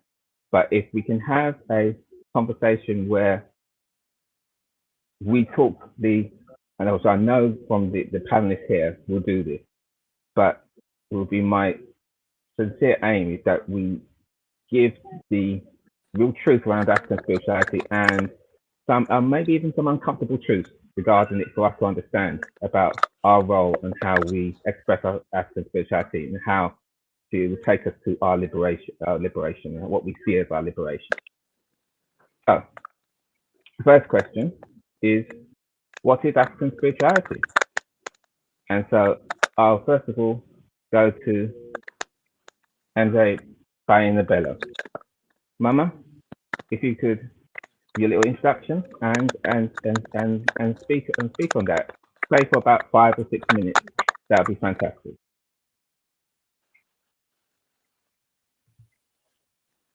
Oh, you're muted, Mama. Can you? Sorry. And I have a hard time understanding what you're saying.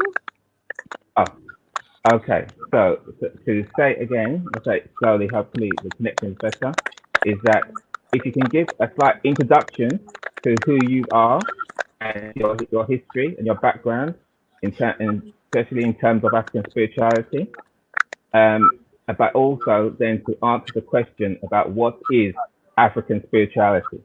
And if you can speak for about 5 to 6 minutes, that would be beautiful. All right. Thank you. Greetings to everyone. Jumbo, Hotep, Assalamu alaikum, Alafia. I am the daughter of Christine Domerson and Yves Auguste, the great-granddaughter of, going back great 7 generations to make it short, of Maison Kouachi from Dahomey. Born in Haiti, 6 generations in Haiti. So, spirituality. The thing is, we are today looking at spirituality as a subject, a topic, a something, whatever, all kinds of stuff. But actually, the simplest thing, as far as I understand, is if we understand we are spiritual beings who have borrowed an outfit of flesh and blood to experiment a little time on the finite world, then we are approaching understanding our spirituality. It's not religion, has nothing to do. That's the essence of who you are. And that is why when someone comes and separates you from what you and yours have always known, it is, if they call slavery crime against humanity, I would have to say that when a people have been separated from their natural spirituality, then those who programmed and executed this crime against them should be tried for crime against cosmos, not just the humanity. It is a cosmic crime to have separated a people from their spirituality, because the spirit is who we are. The flesh is what we borrow, and we must give it back sooner or later. Now, what is spirituality? Being a spirit being, spirituality is all that we are, because it is from our spirituality that we get our cosmic vision, we get our belief system, not belief in this, that, or the other, but the relationship established between all living things. That means from my spirituality, I know when I shouldn't say, for example, Soleil is my mother, the sun is my mother. We're talking about a very, very old spiritual fact. We're into the science of our life. And so spirituality, we say, it brings you your cosmogony. It gives you your belief system, your relationship with everything, whether the moon, the sun, the water, the air, the plants, the animals, everything that exists. Your spirituality determines your relationship to that life form. Then you create a language to express that which you have conceived as your belief system. Then you will have the traditions that are in harmony with your language and your belief system and your cosmogony. And then you create the science as to how to respond to the necessities of life in the flesh. That's when your science comes. Whether you build a teepee, like the Arawak, for example, or Guam, or you build a straw house or a mud house or a glass house or pyramid, it's your science that you are applying to determine how you're going to protect yourself from sun or from rain or from wind or whatever. What you choose to eat and how you cook it, how you present it, it's your science. Because when you are cooking, it's not, cooking is women's stuff. You don't understand anything. In cooking, first of all, cooking is your first medicine. What you put in your mouth is the very first thing that will keep you healthy or no.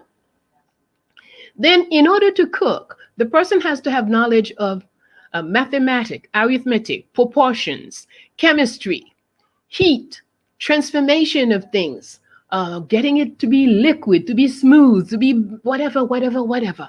All these are sciences that we're applying on a daily basis without thinking of it, and certainly without taking ourselves from some big time, whatever. No ego involved. Raising children, it's a science. You have to know the psychology. You have to know the sociology of your culture to raise your children properly. To properly handle the relationship husband and wife. There is a science to it. And all of it is brought to you by your spirituality. So if I take a quick example of an African woman who was living in her village, who knows that people build their own house with their own hands, and we're proud that when our son is 16, he has to go and build his own house and settle in his own place. We following these growths and encouraging him and creating scenarios to get things to happen a certain way. All of this is our spirituality. So it's not about what we do on Saturday or Sunday or Monday. It's on a daily basis, how you rise up in the morning. The Arawak side of practice, they tell you the most important thing for any human being is to meet your creator every morning when you wake up. And that practice, you cannot do it with anybody. Everyone has to do it for himself and by himself. So when you rise, if you have to address yourself, to address the sun or the moon or go to the river, husband and wife don't do that. Each will do it in his own time, her own time, in her own way. So spirituality doesn't have dogmas. It doesn't have got to be on Friday. You can't this on Saturday. No. Because it comes from you and it's forever growing. It is eternally transforming you. You grow with it and you learn constantly. And one way I like to describe spirituality is a vehicle. It's not a program, but it is the vehicle that we use to travel from the visible world to the invisible world, collect information in order to grow and return and be better in the visible world. Oh, thank you so much, Mama. Thank you so much for sharing that wisdom. And if I can now go to Paramount King Uwakamensi, if you could answer the same question and give your take on what is African spirituality.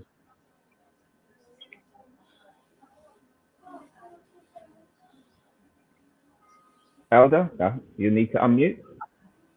Uwakamensi, yes, if you could, can you hear me?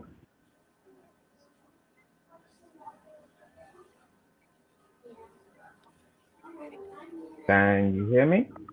Yes, I can hear you. Can you hear me? Hello, Etepu. Yeah. We can hear. You can hear me. We're back in the technology, everyone. We'll persevere.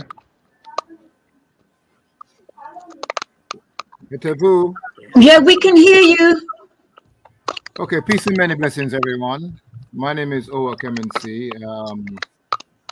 I'm the paramount king of Osiris Set Europe, a priest of 30 years, a homeopath, healer, traditional Chinese medicine, etc., etc. It's wonderful to share this platform with so many distinguished brothers and sisters. And briefly, I would just say this. Spirituality is the apex of culture. Culture, as my sister was speaking earlier, is the means through which we know self. The practice of spirituality for us is that it connects you with who you are. Man has two natures. He has a divine nature and a human nature. The human nature is the basis of all the evil that we see in the world. The divine nature is that nature which brings all good things. So the purpose of spirituality is to connect you with your true self, your true divine self. It is a means through which you bring enlightenment into your interactions, into all areas of your life. Spirituality is simply about connecting with the highest principles within your being. It creates health and wellness, success in all areas. So when we think of spirituality, the practice of spirituality, it means therefore that we must have a curriculum. We must know what it is when we talk about the cosmogony or a cosmological understanding. We must have a means to progress our people through that. The spirit is a tool that you use. You are not spirit. The spirit is part of your being. You are consciousness will. The spirit, as we see it from the Osirian perspective, is energy matter. It is that which you do. So spirituality is a means through which you use the spirit to achieve all that is necessary in life. We say the spirit is Ra. Yes. And it is composed of 11 fundamental parts. So if you are going to study and practice spirituality, you must have a curriculum. You must have a means through which you know how you are progressing. So there has to be lessons and topics and skills which must be defined, which the student, in pursuit of its oneness with God, will be taken through a process of education and practice. The student must have objective means to know where he or she is on the path of that reunion with the divine. You know, there must be a proper nomenclature, a proper language, a specific set of words that we use in order to understand what we're speaking of. Spirituality is as complex as studying theoretical science, in the sense that there must be a proper methodology that will assist us. Because if we say that spirituality is a means through which we are going to meet the demands of the times, we must be clear and scientific, because God is a scientist. The supreme being that made you and I made us on scientific grounds. And it is important that we understand that and put together a set of practices that will enlighten and transform us, take us out of our human nature, out of our fears, our anxieties, out of our emotionalities, that they, derails us and creates all of the disunity and the malpractices that we see in the world today, the decadence, the evil that is on the rise and continues to grow. It is spirituality. It is a knowledge of self. You see that? You have to know who you are. And what spirituality is a means through which one becomes conscious of oneself as a divine being, a God being, not a human being. We live in the phenomenal world. And as my sister says, we clothe ourselves in flesh, but we are not of the flesh. We are consciousness will, an immaterial reality that is eternal, that is infinite, that is all-knowing and all-powerful. It is how we return to that sublime state of being, and spirituality is the means through which we return to our source. I will just stop there. That's my definition of spirituality. Thank you so much, Paramount King. That was beautiful. Thank you. And now I will turn to Dada Kai. And if you would like to add your thoughts and your understanding of what is African spirituality, welcome. Tandamwari regai mazwi antina taura nefungwa zemama yumangu zenziko ne memwari. May the words of our mouths and the meditation of our hearts be acceptable in thy sight, O Mwari, O Jah of our creation. Greetings, sisters, elders, sisters and brother kings and queens. Thank you. I'd like to send much love, respect, and Pan-African solidarity to the Pan-African Congress movement for allowing the Al-Kebalan Revivalist movement to have the opportunity to share the Al-Kebalan Revivalist movement concept and understanding of African spirituality. Oh, sorry, I thought somebody was saying something. And obviously, I give respect and praises to our esteemed brothers, elders, brothers and sisters on the panel today. What is spirituality? What is African spirituality? Well, in the Al-Kebalan Revivalist movement, which was founded in 1987, we call it 6227, under the leadership of the spiritual leader of the Al-Kebalan Revivalist movement, Brother Leader Bandaka, we created a concept called Al-Kebalan Livity, which means living according to the divine teachings and traditions of our mother culture.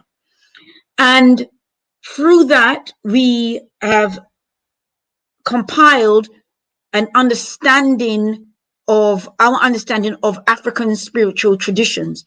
Al-Kebalan Livity is a synthesis of the many traditions throughout the motherland and the diaspora. So our definition for African spirituality is African spirituality is a way of life steeped in reverence to the divine creation and divine African human cultivation. So we understand African spirituality to be at the center of and the foundation of our culture. So to express our culture, we have to know what our spirituality is at the center of that. So, and we understand that our culture is also an expression of our collective personality. So, you know, we have what we call like our behavioral personality. Then, you know, the behavioral scientists will say, you know, you do things like you have in your own individual family. Then people may say you sound like your mother, or you all laugh alike, or you all, you know, so how you express yourself, how you do things in a microcosm in terms of your individual family network, you may be very similar. Well, we collectively, even though some of us will say that, you know, African spirit tradition, we're not all the same, but we are. We can find differences in everything. You move from South London to North London, they're saying the same word, but there's a slight change in the accent.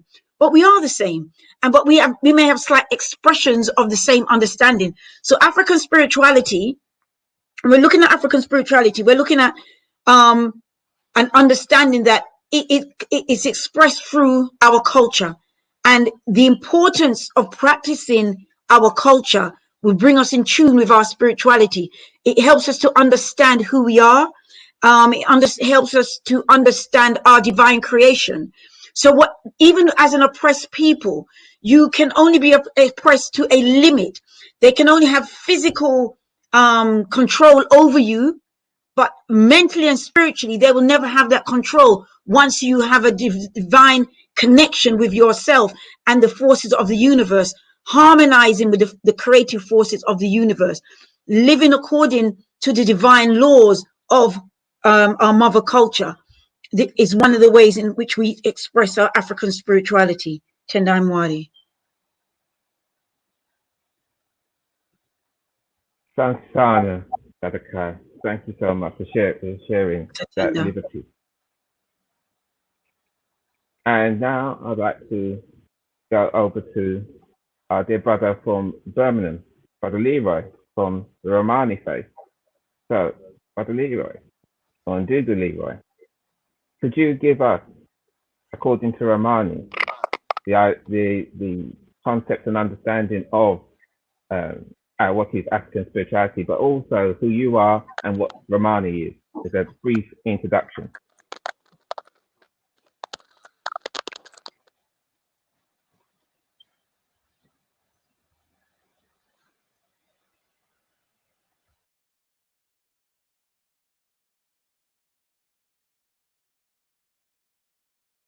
Think and do the Leroy is having problems with his connection, as you can see. So I'm going to, while that's trying to be sorted out, I'll go over to my dear sister, Dada Verona, who from Ancestral Voices, co-director of Ancestral Voices.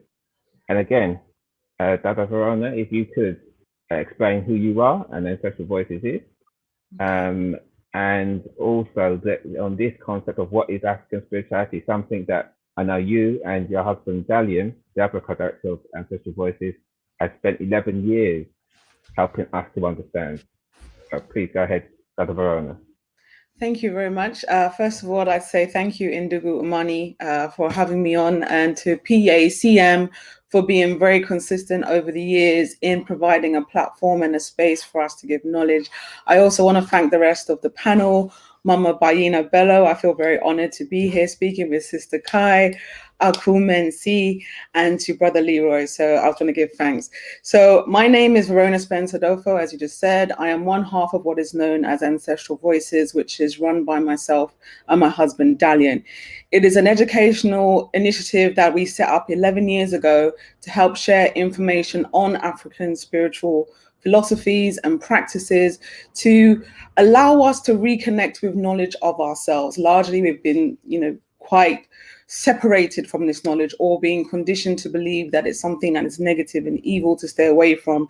So what we have done is spend the last decade plus is providing information that is free from colonial propaganda and stigma. And so our work includes documentaries, books, and courses, and so that's what we do. Now, to answer the question, what is African spirituality? I think that's quite a big remit, and everyone's actually answered it really well. So I feel very much under pressure. But I would say African spirituality, in my mind personally, is just spirituality. I wouldn't even say it's African. It is just a people's understanding of their divinity within themselves, understanding their connection to their outer environment, and having that cosmological worldview. And as all the others have said on the panel, this is very tied in to the culture of a people. There is no separation when it comes to spirituality. It's not something that we can divorce ourselves from. It is in our very lived experience on a day-to-day basis. And our spiritual connection, if we look into African spiritual philosophies, has an understanding that we are literally connected to everything. So where there's that ancestral connection, for example, we always say that the oldest ancestor is God. So if you go back as far as you can within all the different generations, you go back to that very source energy which exists within us and permeates every aspect of life. So if it permeates every aspect of life, we're looking at nature, the trees, the rivers, the lakes, all of that still contains that very essence that's within us. And by understanding our spirituality and making that connection with it, acknowledging it, embracing it, then we realize that we are not these physical vessels that we see, but we're far greater. As many have said on the panel already, we are spiritual beings having a physical experience, and therefore we realize that we're much greater than what we have been taught. And by connecting with our spirituality, and particularly with African spirituality, we regain that knowledge of self that we've lost. And so this connection can take place in various ways. As we know, ancestral reverence is one of the biggest things that we do. We also have a very interconnected relationship with nature. As African people, being in nature, connecting with nature is one of the most powerful things for us to do. Nature is our greatest teacher. And so our spiritual traditions, as Mama Bello said, it's not about reading a book. It's not about doing things on particular days. It is your daily experience. It's your life. It's your connection that you feel. Every single breath you take, you're taking in that essence of life, that energy that exists within and without us. So I would say African spirituality allows us to tap into our full potential, our full being. And by reconnecting with this wisdom, we can actually rediscover ourselves.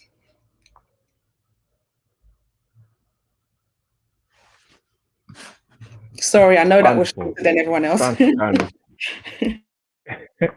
You did absolutely fine as usual, Dr. Verona. So you fit just fine in this panel, and you added your perspective. So thank you so much. Thank you so much, Santi Sana. And now hopefully, and Dizu Leroy, hope your connection is good. So if you can just speak on what is African spirituality, and also first of all just introduce yourself and explain a little bit about Romani, the faith that you follow. Okay.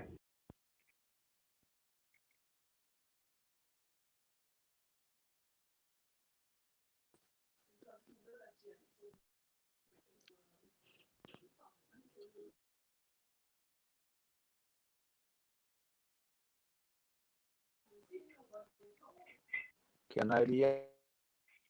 Yeah, I can just about hear you. So if you unmute yourself, yeah.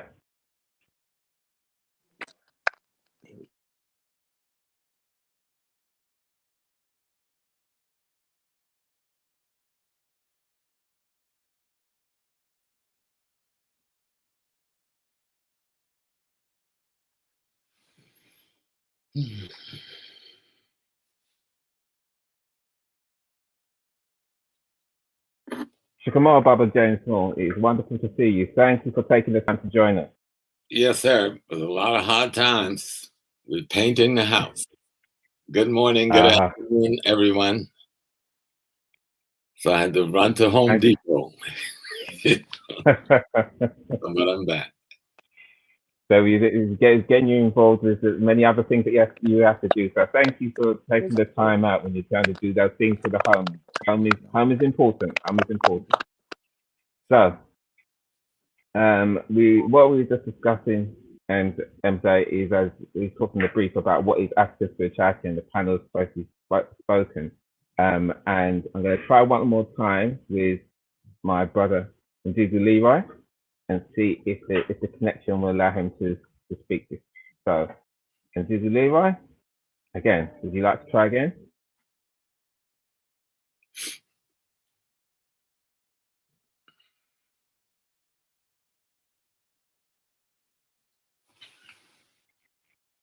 Right. Okay. We'll keep on trying. We'll keep on trying. But we'll move to Baba James Small. And if for those who don't know you, if you could just give a little bio about who you are and your connection to African spirituality, and about teaching about African spirituality or spirituality. And the very wide question, I know it's very wide, but it's a question that our people will ask who are not familiar. What is African spirituality? And if you can take a little bit, about 5-6 minutes. I know that's not an easy thing of just kind of summarizing that in a way for the audience. Well, first, I'm Brother Small, Professor Small. If you go to YouTube, you get all you need to know about me, so I don't want to waste much time on me. I've been involved in this African liberation movement all of my life. It's the only life. I've taught at universities, I've lectured everywhere. I'm a father of 8 and a grandfather of 23. I'm married 51 years. You know, that's your hardest liberation movement, that struggle. But I'm just someone who spent his life wanting to be an African man. And basically that's who I am. So in terms of spirituality, that's a very simple one. Spirituality is the African sacred science, which should determine our reality. We have put too much Christian Islamic twist on what African spirituality is. It is the science of nature. It is the science of cosmology and the universe. It is the elements in nature that our people made relationship and got an understanding and a knowledge about, and learn how to live in harmony with nature, with the universe, and with themselves as human beings.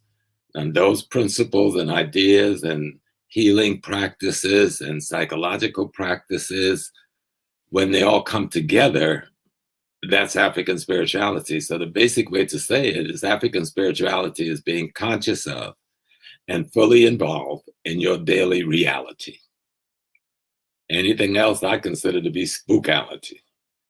We look at the symbols, like if you're a Yoruba, especially in the West, and there's no such thing as a Yoruba religion.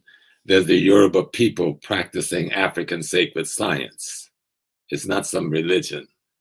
Culture is a big part of that, because culture is the education system that they cultivate with that body of knowledge on how to live as human beings in the world. What we're calling spirituality is the core scientific understanding of the universe and nature and its elements and varied parts and function. How we relate to that, how that relate to us. So when somebody talk about Orisha, then we run around like the Christians talking about a deity or a God, which is foolishness. The Orishas are the forces and the powers in nature. Those forces and the powers also exist in the human. And when you recognize the one in you, you should seek partnership with that same one that you recognize in nature. So the simplest way to say it is African spirituality, which I would prefer to say African sacred science, is about knowing nature, knowing cosmology in the universe, knowing yourself, and what the relationship should be between the three. That's the simplest way to put it. By honest, I must have did something right. Okay. We all look for Mama Bella to smile when we speak. It's very true. Very, very true. Always, that's the best place to check. Father Leroy, we're going to continue, and hopefully I'm going to go to the next question, and hopefully your feed will just stay more stable on that. So hopefully we'll get. So what I wanted to, the next question, and you've all kind of touched on it, but I think for those who are new to this and are looking for answers, especially if they're more familiar with the Abrahamic faith, Christianity, Judaism, Islam, what is the difference between our African spirituality, African sacred science, and religion? So here again, same thing. I'll go around 5 to 6 minutes. If you can, try to capture it. Okay, so I'm going to go back to Mama Bella. So, Mama Bella, if you could. All right. If you could take that question, please. Greetings to everyone again. What is the difference? Is there any relationship? between spirituality and religion. I don't know. I would have a hard time. I think I would say, well, the way I usually define religion is it's the business of selling a particular image of the divine. So to me, one may, once you go into the business of religion, you could look anywhere into anybody's spirituality and you pick whatever you want. And then you create a dogma, you make some rules, especially there are price to everything. I mean, we cannot forget things like simonies in the Catholic Church. Simonies was a price you pay for your sin.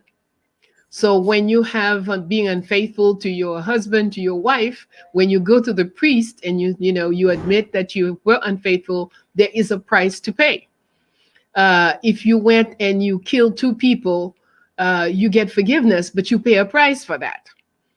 And so, there are all those practices that when you look at the structures and, the business, how this whole thing is arranged. And we have to be very careful because as these societies, these religious societies dominate the world, we've gone to their schools, we've gone to their churches, and a lot of their ways are into us, not coming, they are in us.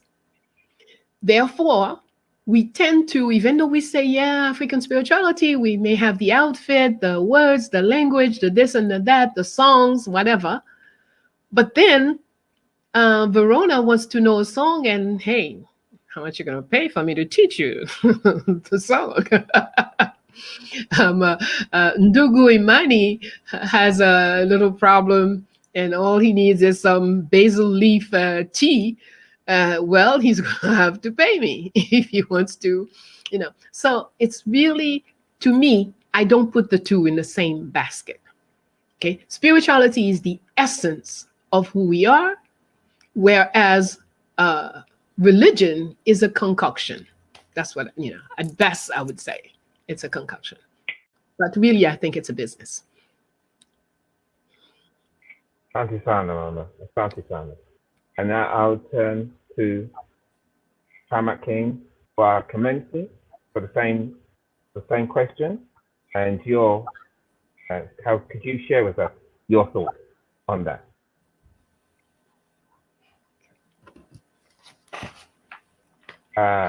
Although you need to unmute yourself.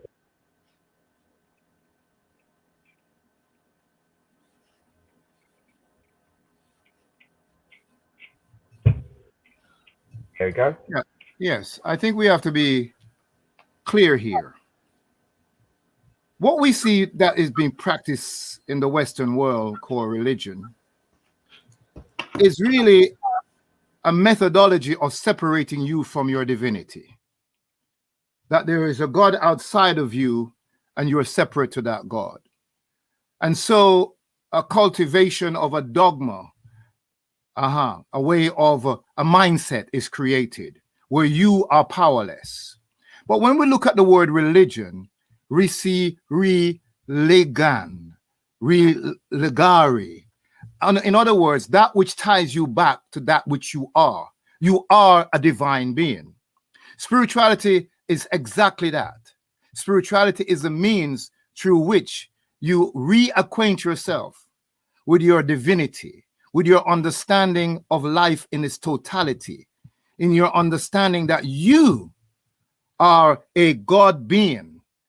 And in other words, you have control and power over the things in your life. So when we say spirituality, we're talking about knowledge of self, which then becomes self-knowing. And in knowing self, you act from that knowledge and create your own reality. So we get into this thing about religion and spirituality, and the reason why we're not into religion is because there's these myths that's been created that says so-and-so is so-and-so, and these miracles, and you must come to this religion, and all of that hogwash. And that's why we are denying religion as a practice. But in reality, for me, They speak to one and the same thing. African religion, African sacred science, African spirituality is about you acting as a God being in your life. And you create through understanding the different aspects of your being and bringing that into a totality that enables you to be a light, to be an emissary of the divine in the world, because you are a divine being. So spirituality is simply about, reconnection to that which you are, self-knowing. And when you know yourself, the actions that you take is your choice. You are free to choose. And in knowing that you're not a human being, knowing that you're not limited, knowing that you are an infinite, eternal energy source, you can then utilize that knowledge of yourself, become self-knowing, and create your own world. So when we look at religion, I mean, let's not say, oh, okay, the Catholics did this and the Seventh-day Adventists did this and this is what they do and they're hypocrites and so on. Yes, that may very well be true. But religion, if you look at the word and how it's coined, it is that which legitimately ties you back to your divinity. And that's my understanding of the two things.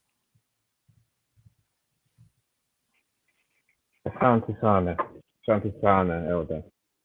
Thank you for sharing that more of that wisdom and that understanding. And Mama Bellows has said that know yourself and you will know the universe and his God. I'll go to Sadakai.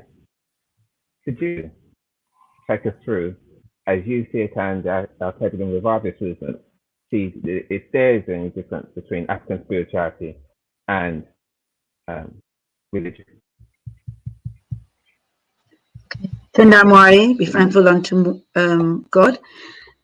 Let me give thanks to Baba Smalls for joining us as well. Tendamwari, is religion and spirituality the same? Well, I think when we look at the word religion, as been said earlier by Sheikh Kumensi, the word religion comes from the word Re or Ra, which is an expression of God, goddess, legare, to bind to. And so in one sense, we shouldn't be against the word religion, but we know that how religion is expressed and how religion is practiced is more about controlling people, oppressing people. That's how religion is expressed in other cultures, especially on the African. When we're looking at African spirituality now, as been said earlier, we're talking about the natural essence of who you are. It's about bringing out your godlike essence. And so when we're talking about, when we use the word like, if a godlike or mother god, spirit, divine forces, in the Alkebulan Revivalist movement, we the Shona people of Zimbabwe, we use that system to have a deeper understanding of our traditional African spiritual traditions. And so when we talk about the attributes of Mwari being the creative forces of the universe, the divine creative force of the universe. And the purpose of practicing and living according to the laws of nature is to bring out the divine purpose of your being. And that's what African spirituality does. So I know that some of us may say that African spirituality or spirituality, but I think we have to emphasize African spirituality because we are Africans. And because there are other people, they will call their expression spiritual or, what have you. But because what we've been through, we can't afford to let our people just slip into something, think, well, it's all spiritual. It might be for them, but their spirituality we express through their culture. And once we start expressing ourselves through somebody else's culture, we're moving away from ourselves. We're moving from our divine essence of being.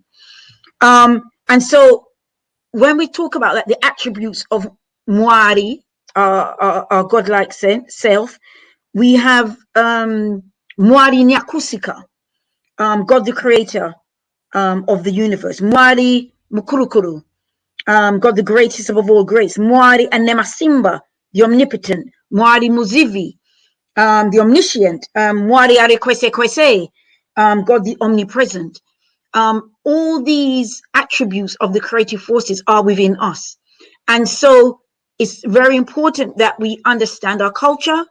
To understand the culture, we have to understand our spiritual divine self, and we have to live according to the laws of nature.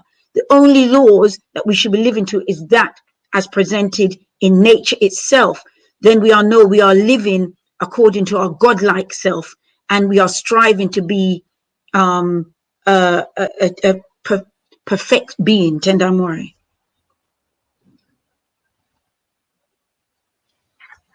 Tendamore. That's my sister. It's beautiful. Thank you. Thank you for sharing that with us. And it's important that that I know that I'm asking the same question and having excellent answers, but because of such confusion about African spirituality, about our sacred science, and misinterpretations and hiding and dogma and taboos, it's a living expression to have such a panel speak about it and keep on saying the same thing, so people understand there is one and that we do have an understanding, and it may be expressed in different ways, but it is the same. Brother Leo is still having the problems, and hopefully that it will be resolved and I will be able to come to him. But I'll go to Baba Small. Baba Small, if you could give us your view on religion, and is it how does that compare to African spirituality or African sacred science? Well, I'll just be repetitive because Baba said it, Iya said it. Religion, the word, I think we have to separate from the Euro-Asian practice, because the word certainly means to bind back. So what are you binding back to? But the best of your ancestors and the universe as they understood it. That's not what Western religion is about. There was a British lord in about 1832 who had toured Nigeria, and he went back to the British Parliament and he said, I've traveled this country for months and I've never met a more kind people, a more honest people, a more just people. And if we're going to defeat these people, he told the British Parliament, we must destroy their culture and their spiritual system. He said, otherwise we will never defeat the African. And so that's what they set about to do with what they call religion.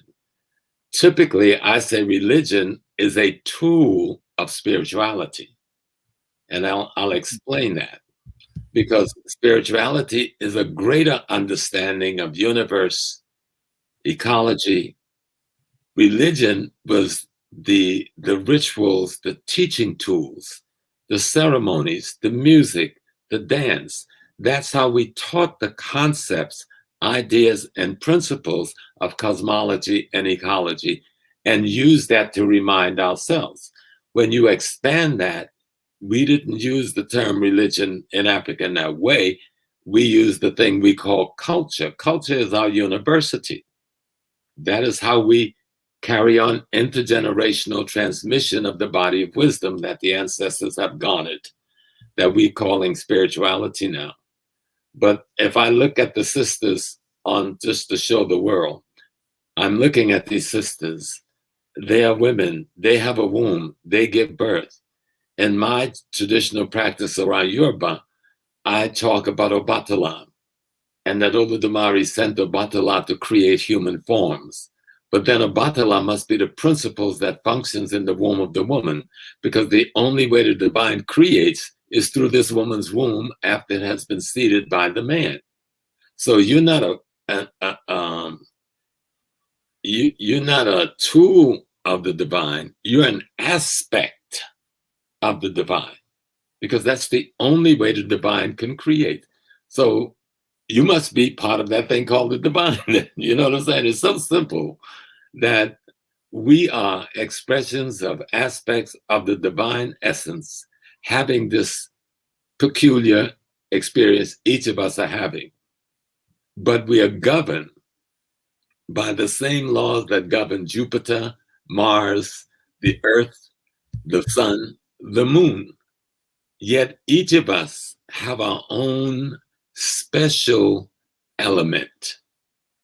You know, body's got multiple cells. You put them under the microscope, they all look alike, but each of those cells have a different function in the greater body. And so we are like cells in the body of the divine, with each a function. Yet we are obligated to the totality of the divine with all of its capabilities. You know, when you talk about cloning, you can take a cell out of the finger or out of the leg, or out of the arm, and create the whole being. Well, each of us contain the totality of divinity, while at the same time have our own individual peculiar function as a part of that divinity. And that divinity, in any language of Africa you look in, is the totality of everything. The white man is trying to catch it. He's got his little practice trying to call it a theory of one. He'll never get it because he doesn't have the capacity to retain the energy essence necessary to be a part of the greater thing in the manner he would wish because of mutated deficiency. That's nature did that. I didn't do that. I'm just trying to understand all of that and how we live in harmony in the same space. And I think the things we call Western religions are really nothing more than state ideology that use aspects of spirituality in the way that Baena was defining it as a business to run a state and control people. And so spirituality is, I am equal to everything in the universe, and so is everybody else here, except I have my peculiar function. I've been giving a peculiar assignment. We say you make your agreement with the divine before you come. My power force is called Oya. Oya is considered to be the guardian of the gateway to the cemetery. And that's a metaphorical description. What that means is that you're the guardian of the body of wisdom of the ancestors. At the other end, Oya is considered to be the wind that causes changes. Yes, when you garner wisdom, you then cause changes, both in yourself and in your surroundings. So everything we did, that's why we have Orishas that deals with herbalism. We have Orishas that deals with curing diseases. These are scientific schools of thought and understanding that are powers unto themselves in the universe. We've learned to build relationship and understand and know them and to use them in our daily lives. And so we're caught in a hard place because they use the term religion for their state ideology. And they use element of our culture that can confuse us because we look and see, oh, that sounds so much like Africa. And we embrace something that is only a piece of a whole and not a whole.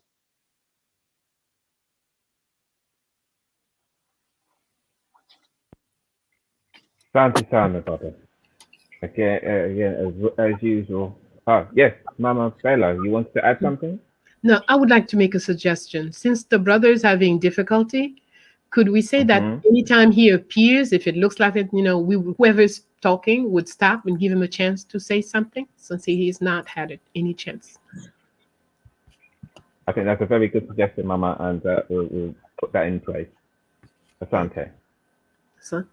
And so yes, Asante, Baba Smalls, I'll remember that one, the cell of the creator. I love that. That really expresses so much. Right. And Dizzy Leroy, you're here. So yes, I am. I'm having great difficulty. Beautiful. Yes. Yes, we know, my brother. Great difficulty because I'm speaking to you through my phone. So I'm having difficulties. So I'm in and out. So we'll just go straight into it. So if you can, say about you and about Romani and between religion and African spirituality. Yeah, please, as much as you can, as the technology will allow you. If I do cut out, I'll come back in. Yes, from our perspective here, we have two strands of African spirituality that we are studying, one from the Congo and one from Tanzania. The Romani Haitakatifu comes from Tanzania. And I've put out a recording of reading that we did for ALD earlier. I don't know when they'll show that, but that comes, I would think, fairly well in conjunction with the topic that we are speaking of right now. And in particular with Professor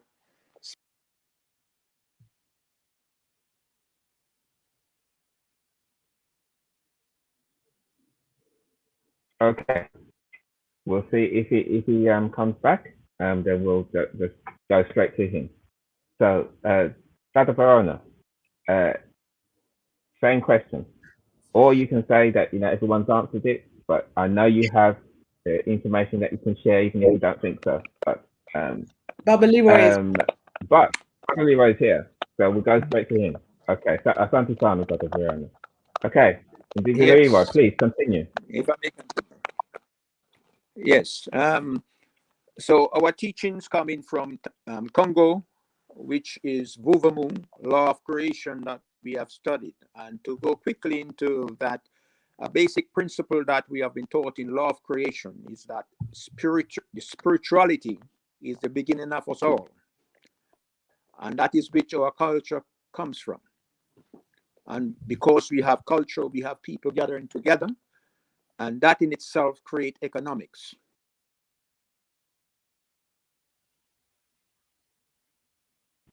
We'll persevere. We'll persevere. Let's see, give us a second if he comes back straight away. No? Okay, so I'm going to move over to you, Dr. Verona. So, okay, so same question, my sister. all right. First of all, I'd like to... Sorry. Oh, sorry. Oh, no, sorry, I apologize. Sorry, it's okay. Baba Leroy is back. I thought it was We'll try again. Yes, it is a cat and mouse game here. Yes, it's the technology. We don't control it, and we just persevere. As I was saying, that from law of creation, we have learned that because of the culture and the people coming together, economics is the product of that situation, whereby we know we have to eat and drink, and we have to provide for ourselves. We have young ones and stuff like that. And because of economics, that is where politics comes in, because politics is an arm of economics. It's the, you could say, the managerial arm of economics. It created the conditions, and it can.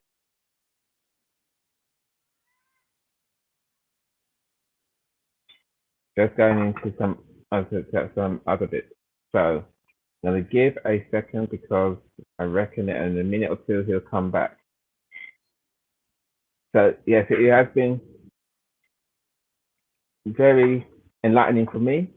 Even though I have an understanding, but to hear again expressed, it's never. I'm never tired of hearing it being expressed with wisdom. But Rebecca and Dizzy, please continue.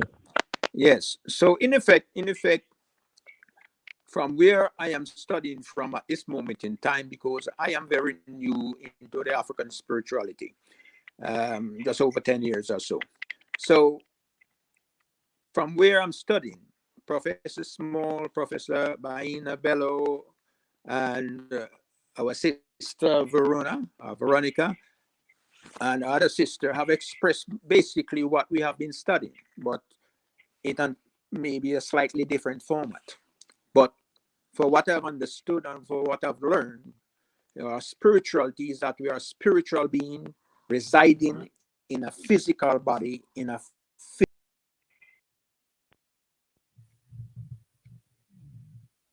Indeed. Again, that point about it's an understanding, a shared understanding. Even in different parts of the world, we do understand things in the same way. which is a blessing. So I'm going to go.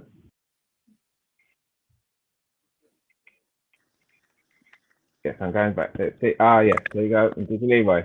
Yes, if you can continue your thoughts. Yes. So presently, what we believe or what we see is that spirituality, in its essence, as Professor Small and Professor Baina Bello has stated earlier, is the way of living. It is not something that gonna come to you or you're gonna go and find it somewhere. It's the way you live. And you have to live in that spirituality in connection with nature, because the reading I've done earlier telling you that. Again, Professor Small indicating again about the female, where the creator is co-creating with the female. Yes, important point he was making from the Romani way of life, and see if he comes back. And just in preparation, then what we'll move on to, and I'll come to Dr. Verona for the rest of this current question, but we'll be going on to if the question is and I'll stop there. And Diggy Leroy. Yes, as I was saying, and this is quite interesting. But as I was saying, that there's not a lot I can actually say into what already been said, because we are on the same pages, we are in the same book. So for the Romani, we are referred to the Romani as a map, and that is because it is not something that you just read. It tells us that when you read, it also reads you, and it shows you what to do, where to go, and how to go about it. So when I took that reading, I have a meditation before I took that reading, and then if it's put out later on, I think you can all see that reading and what it is saying. It might be a little bit difficult to understand.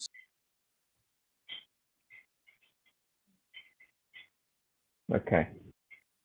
So yes, we'll look at that. If there's time, we will look at that reading that you kindly provided from the Romani map. Now, Dr. Verona, let's on to this again. If you'd like to give your thoughts on spirituality, African spirituality, and religion. Okay, so first of all, I would like to welcome Baba Smalls to the conversation. Thank you. And I was also going to suggest that for time, and because we've been on this question for a while, and I feel like the panel have done an excellent job, I'm happy to just go direct to the next question, because I really want to get into the crux of how we can use our spirituality for our liberation.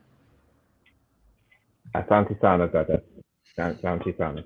And yes, that's exactly what we're going to do. The next question, I had several questions, but I think we'll go straight to the crux for the next hour of your valuable time that we have. And so the next question is liberation, is African spirituality important for our liberation? And you've all kind of spoken about it, and that is our way of life. But let me just say that I know in my youth, when first coming across ideas of spirituality, very focused on politics, and felt that it was somebody's asking you to meditate when somebody's trying to lick you upside your head. That's what does that do for me? So we want to have that wider expression and understanding how key and how you see it, how liberation is African spirituality key to our liberation, and how does that express itself in some practical way that people can understand. So again, I'll go back to dear Mama Bello, and if you could start on that in about 5 to 6 minutes, if you could give your thoughts on how is African spirituality key or important to our liberation.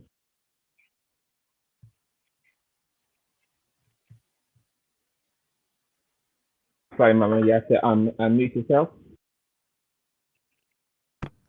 Asante sana. Okay. Very simple. If you're not yourself, then you will be somebody's slave, period. whoever fabricated you will make you their slaves. So there is no liberation without going in and becoming who we are. We've gone to their schools, we've gone to their church, we recite their philosophies.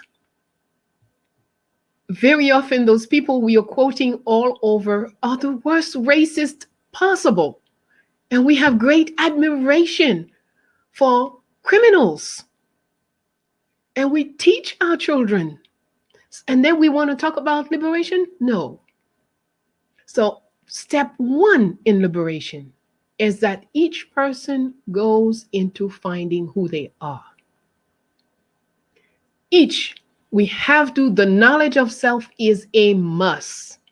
You may have to start on very, very physical level, if that's all you can do right now. But there's something very simple. We often, in our seminars, we do have a seminar, Learn to Know Yourself. And in our seminar, we ask people very simple things. Okay, there are 10 things that you do per day. You eat. The food you eat, do you have any control over it? Do you know who has produced it? What is in it? The water you drink. Okay? The clothing that you buy it with your money.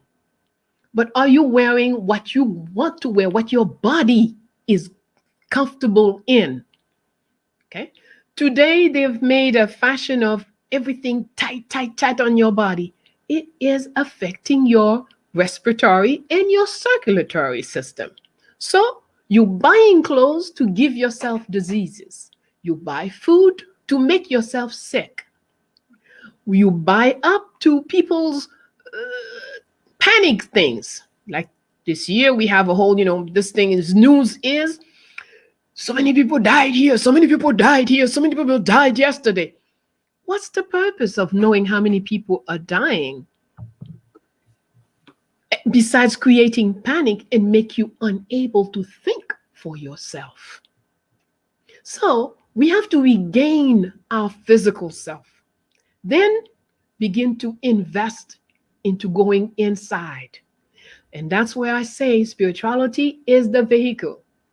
It enables me to travel from the visible world to the invisible world, collect information that could make me better in the visible world. Something very simple. You have high blood pressure. You come to the yard of Fondation Félicité and you say, oh, I forgot my medicine. I have blood. I say, okay, come. I put you sit down under the almond tree. I guarantee you within 30 seconds, we'll put the thing on you, the tensure, whatever it's called, we'll take your pressure and it will begin to come down. Why? Communication is constant with everything, every living thing. If we just have enough knowledge, we know exactly where to stand, where to sit, what tea to take, or you have to rush someplace and your tension is not good, we'll take 2 almond leaves, put in your clothing, and send you off. We know you'll be okay till you return. So the communication between every living form, we are learned, the trees are teaching us a lot of stuff. The animals teach us great. So and the tree is me, and the animal is me again. The sun is me. The rain is me. But if I'm ignorant of all of this that is different parts of me, how can I grow? So spirituality for liberation, it's the only way, because it's the only you really have. This thing will pass. We have we did a research on ongoing research on centenarians, and I met this woman who was 122, and she is honestly more dynamic than me. She can run faster. She could climb the top of the hill where she lives a lot faster. She was showing me the way to her house. I'm falling and holding, and she's top. So much, and I was more than 10 years ago. And when we got there, and this woman is explaining her house had 2 walls, not 4. She says, well, such and such hurricane took that roar, and such other something else broke the second. But she says, I'm so grateful. I have 2 walls. So her mental structure, I didn't hear the woman complain about anything. How do you manage to eat, blah, blah, blah. Well, in the best weeks, we could eat maybe 3 times in a week. And you know what? There are always leaves. We make some tea every day. Everything was positive in the way she was looking at the world. Well, of course, we were blessed to manage to reconstruct her home and whatnot. But the most important thing, this woman was so into herself. Her children had died. Her grandchildren are dead. She was raising her great-grandchildren, fighting to put them in school, to comb their hair, to do. She was busy on a very everyday basis. But I realized this is a woman who lived. She knew everything you wanted to ask her. She knew it, or she doesn't know it. She says, wait, maybe I'll know it tomorrow. Come back, let's talk about it. Because she had such communication with her inner self. Nothing bothered her. So all this to say what? Spirituality is not something we're going to go someplace and learn, or people come to you, oh, make a miracle for me, I need to have this. No, no, no, no, no. Get your life together. Get to know who you are. Get to touch the power that lies dormant inside of you. You have the power. Each you that is listening, that is hearing, that is looking, we have, each one of us have the power. Things are the way they are today because we have not tapped into our power. Once we do, or whoever among us manage to really do it, we will only look at what we don't want when we are ourselves. Imagine creating suns, galaxies out of nothing. And today we complain. That woman told me also, she says, well, if men's thoughts are so disharmonious, because she wouldn't say things like evil or wicked. I never heard that from her. She says, if men's thoughts are disharmonious, it makes the soil go bad. It will be difficult to get harvest out of a soil if the people living on that land are disharmonious. If we are not caring about the plants, the trees, person next to us, how can we expect the earth to be well? We're living in a world where they know what harm airplanes do to the ozone. They know what harm the food that they're selling to us, what harm it's doing to our bodies. It doesn't matter. It's about the profit. So if we are spiritual, if we are in touch with our force, the inner force, then use it. You can go 2 days without eating and it's not going to kill you. We could go 7 days without food. So instead of saying into our head, we must eat 3 times a day, try saying, let me eat 1 time a day, but let me buy the best that I can, rather the quantity for 3 times. Eat quality. Many things handicap the contact with the spiritual, like sugar. And I am a sugar person. But I work with the knowledge. I know that I like it. So there are times where Baina, no sugar, 3 months, 6 months. And you can experiment the difference between how you dream when you don't take any sugar, how your mind function when you stay away from certain elements. You have to determine them. There are things that are general, and then there are very specific things for each person. So you have to experiment and see what works for you. but the purpose of being one with the inner self and the outer self. How do the Dogon people create cloth that show us entire parts of the galaxy, and they don't have any telescope, they don't have any this, that, and the other? Question them. They go inside, and the so-called astronomer can come in, and all the measures are correct, all the proportions are correct. How do they get that precise without any equipment? They're better in touch with their inner self. Some will also tell you, I traveled. When I go to sleep, I travel. So you have the power, and we have enough information today, but we are hooked to the matter world, to the money world, and it makes us lazy to do what we have to do. So yes, for our liberation, a true soldier has to first go inside. Only inside of you, you will know your weapon. I think of Nana Ya Asantewa in Ghana at 70 plus, never touched a gun, never touched a weapon. And yet she saw on that day, we have to put an army together. She didn't say I was too old to learn. She went to work on herself. She found the strength within her, put an army together, and picked up the dignity of her people. We can. We can. We have to believe in ourselves, not this self here, but we have to believe in that self there. And I will close like this.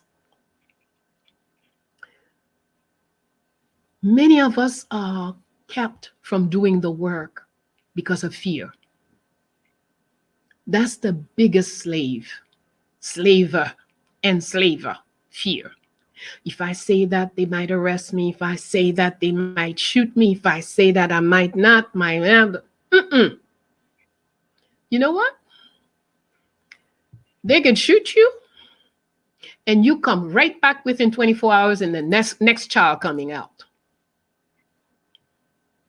So if you understand that power that is yours, you know, one day when I write about Dessalines, we will look how many times this man has come back in power in Haiti and how many times he has been killed. But he is not stopped yet. So don't worry. The body, if it's time to put it out, you know, pick up another one and continue the work. Key is to remember. Ibolele, ibolele o, ibolele o, mayamagam pajwe o. That is the song that helps us to remember. And that is key, the principle. The most important thing in our life is to remember. And as Brother Dr. Wade says, know the history and it will erase the mystery. We are a mystery to ourselves because we don't know ourselves enough. Know yourself and empower yourself. Thank you. Thank you, Sana. Thank you, Sana. I just couldn't stop you. I was enjoying the wisdom too much. I just had to let you the spirit move. And I'll go to Pacm, I'll commence it. Apologies, Elder. If you could give us your thoughts on the importance of African spirituality to liberation. Well, very simply, knowledge of self. Who are you? What kind of being are you?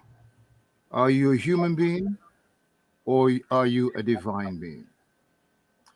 If you know that you are a divine being, a God, then you must know how to utilize your spirit. And you have to know the anatomy of your spirit. And in understanding the anatomy of your spirit, You will then go to work to create your reality. So when we speak of a curriculum for liberation, an action plan for liberation, it begins with, who are you? You are a piece that nothing and no one can shatter. There's absolutely nothing in this world that can make you afraid, that can make you do anything that is not consistent with the whole. Nothing and no one is against you.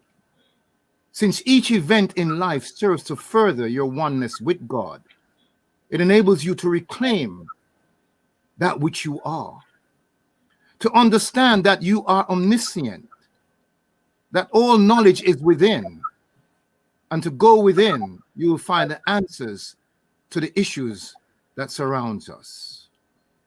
To understand further that you have the power to transform and to change your reality by knowing yourself.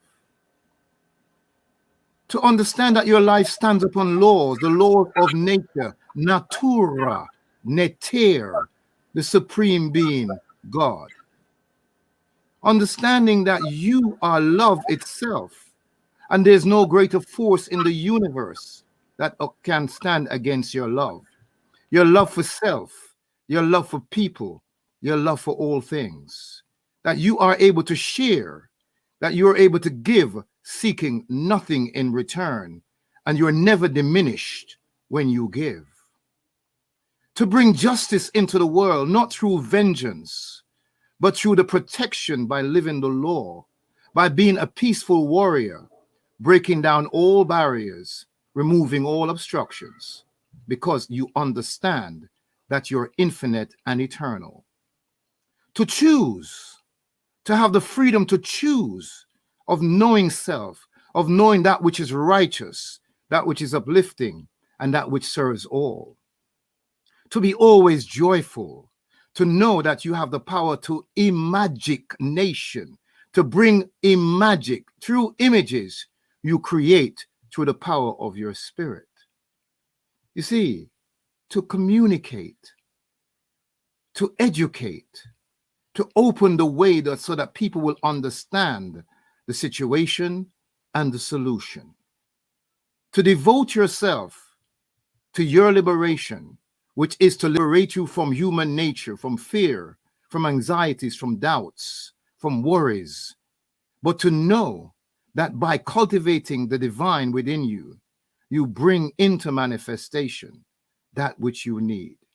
So in understanding the 11 aspects or the laws of nature and becoming the composite of all of that, it brings liberation. Because firstly, to liberate anything, you first have to liberate yourself. And you liberate yourself by the knowledge of self and living that knowledge so that you become self-knowing. To live in accord with the physical world, understanding what maintains your body, your breath, your sleep, your hydration, your diet, your exercise, so that you will really inherit the earth. In my tradition, we call that the Urpa Neter, the king of the phenomenal plane. So you, who is infinite and eternal, and as we say, a divine being having a physical experience, it is in that knowledge that you can create a liberation theology and a liberation practice that will surely liberate you from anything the European man or anyone else can prefer against you. It is that understanding that is at the core of a liberation struggle. The knowledge of self, you become self-knowing, you're a divine being, and nothing happens without energy. So when you know yourself, you're able to utilize the energies, the forces that are in nature. And that is what we do as spiritual people. We first become the oneness of God, the representative of God on earth, through cultivating spiritual practices that enarmors and engenders liberation.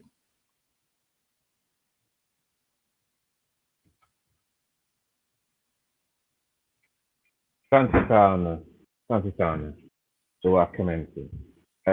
Brilliant, brilliant. Thank you. And there's deep knowledge and from your tradition that was expressed there, very succinctly. Thank you. And I'll go on to Dada Kai. Again, what would you like to add regarding the question of, is African spirituality key or important to our liberation? Tindamwari, it's not just important, it's vital. And we know that through our history, our liberation history. I think first we need to look at the definition of liberation. The Al-Qaeda revivalist movement, we have definitions, and we feel that that's important for us to understand, because sometimes we can be operating all over the place.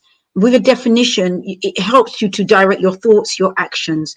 And so the word liberation, so by liberation, we mean the acquisition of the power to be the masters of our own destiny.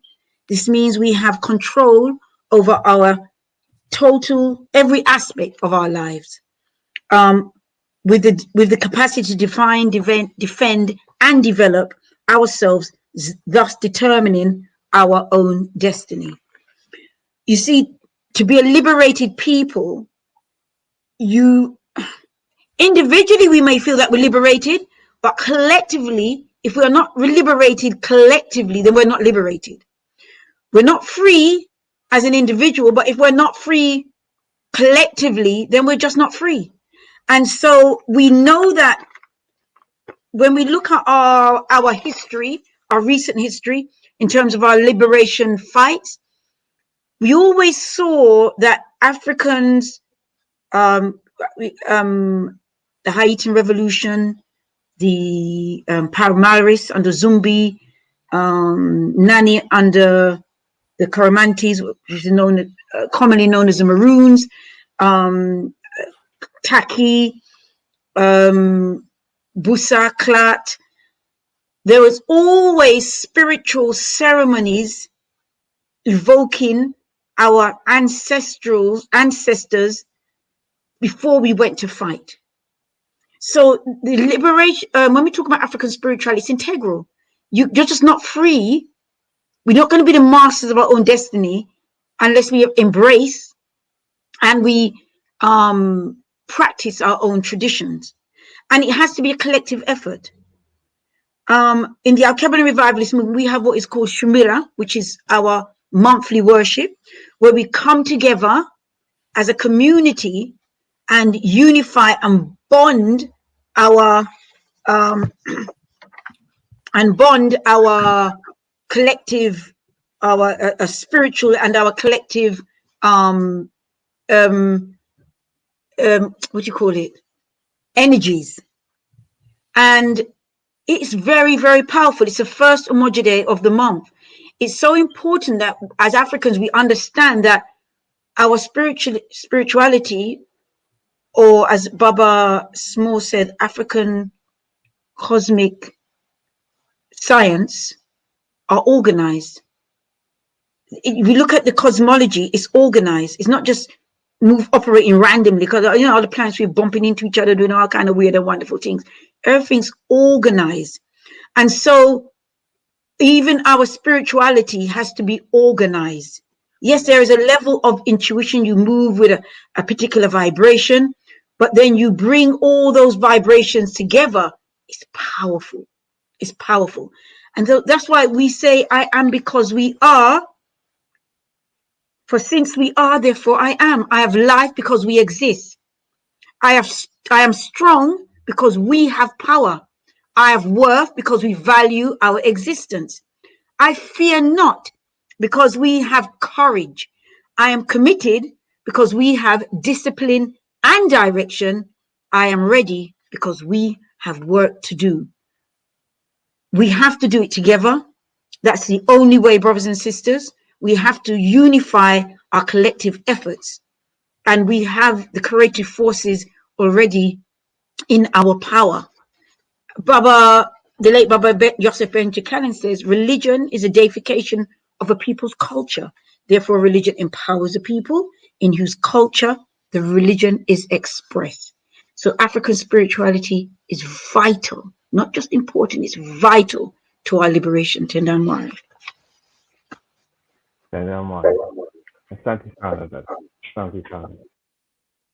And I'll go to Baba Smalls. If you have a same question, please.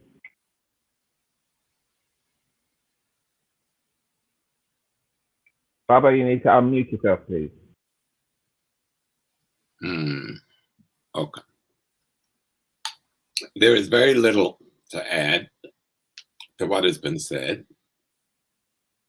I think the simplest way to put it, liberation can only happen if you restore that which is unliberated.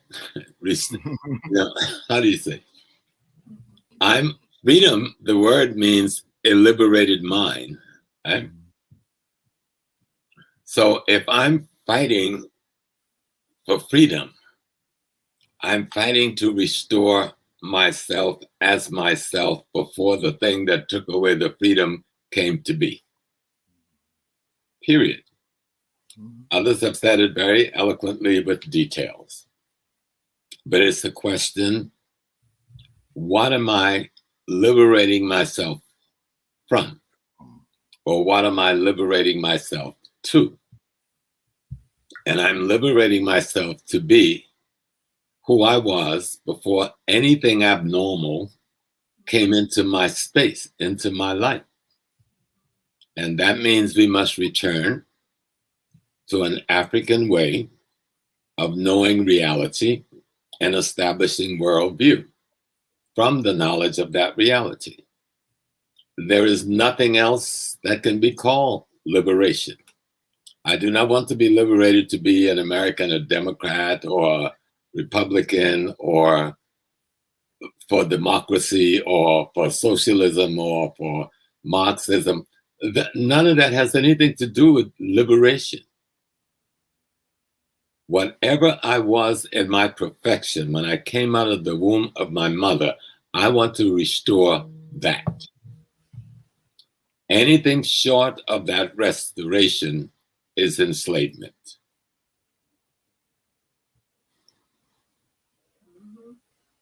Santisana, Baba. Santisana.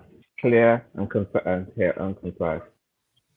Dada Verona, how's your take on this question? I feel like I'm just going to be echoing what's already been said, but in terms of liberation, just to repeat what Baba Small says, how can we liberate ourselves when we don't even know who we are? We've gone through 10 years plus education in a system that is designed to teach us about other people. So we don't know about our own heritage. We don't know about our own culture. We've been systematically taught that we are slaves, that we are less than, that we are not worthy. And so we have been indoctrinated with this understanding from childhood. So therefore, if we're looking at our spiritual teachings and we understand about that whatever happens within our minds is manifested in our external realities. Therefore, we shouldn't be surprised that we're in this chaos that we're in now, because that is a reflection of the system that we have been raised in. So if we really want to talk about liberation, it has to start with self. And therefore, we have to start by addressing and correcting the systematic teachings that we have internalized. So we've internalized self-hate. We've internalized feeling inferior. We've been conditioned to think like other people. We don't actually know our African worldview. Most of us have no idea that our whole reality has been shaped of someone else's design and perception of reality. So how can we liberate ourselves when we don't even know our own worldview? We don't know our own spiritual philosophies. We don't know our own practices. We cannot fix anything outside of us unless we're prepared to deal with inside of us. So then we're talking about, where does African spirituality come into liberation? As we mentioned before, African spirituality connects you to your own internal wisdom, strength, power, and connection to not just our ancestors, but the greater, wider cosmos. So to regroup ourselves, to get back to that original source knowledge, to understand who we are, let's go back through our own lineage. Who are our parents? Who are our grandparents, great-great-grandparents, and so forth?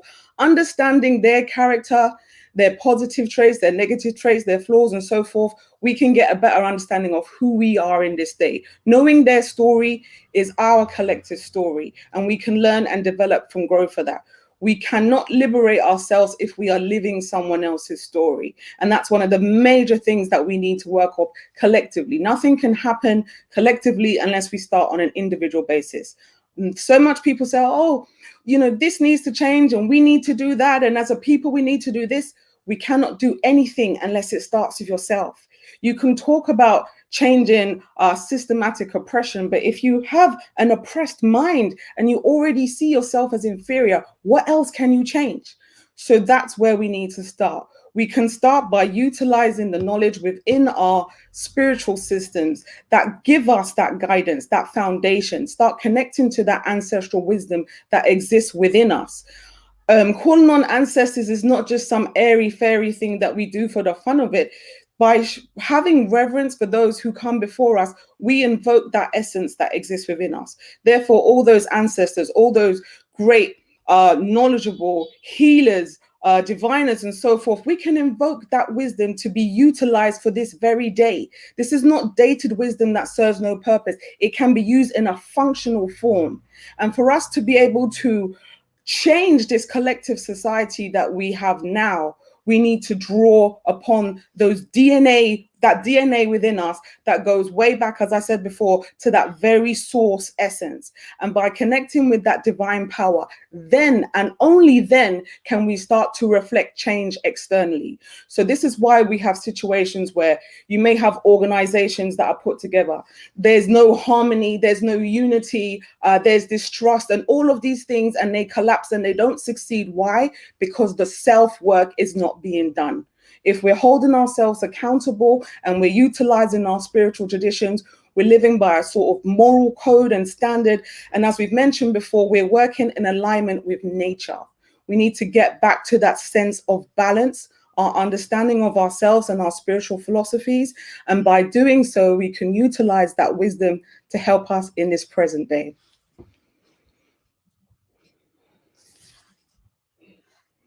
Thank you. Beautiful, beautiful, beautiful, beautiful.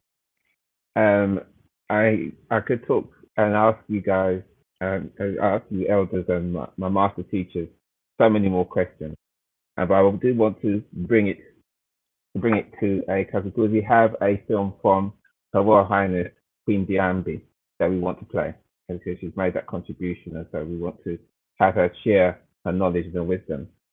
But that touched on a point that I really wanted to get to during this discussion, because I wanted people to come away with practical information and practical steps that they can take.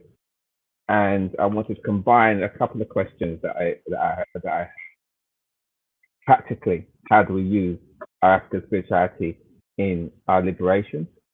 But also, and I think what Dada Verona spoke on this, is how do we practically, in practical terms, start to address living that African or spiritual moral life, that moral code, as I say in Kemet, being true of word, so that our words do have power because of our character and because of our will and because of who we are, and how do we deal with the pain that has gone, epigenetics of enslavement, Arabic enslavement, European enslavement, these things that are these things that are affecting our psyche, and that personal work. So to sum it up, if I could ask you all to have some words on practical steps to improve our moral life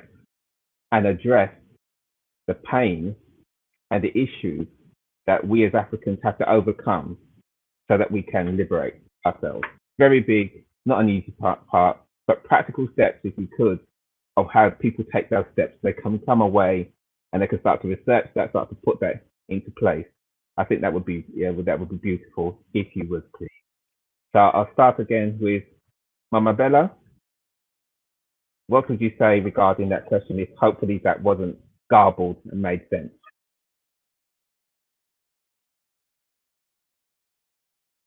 Oh, sorry, Mama. If you can unmute yourself.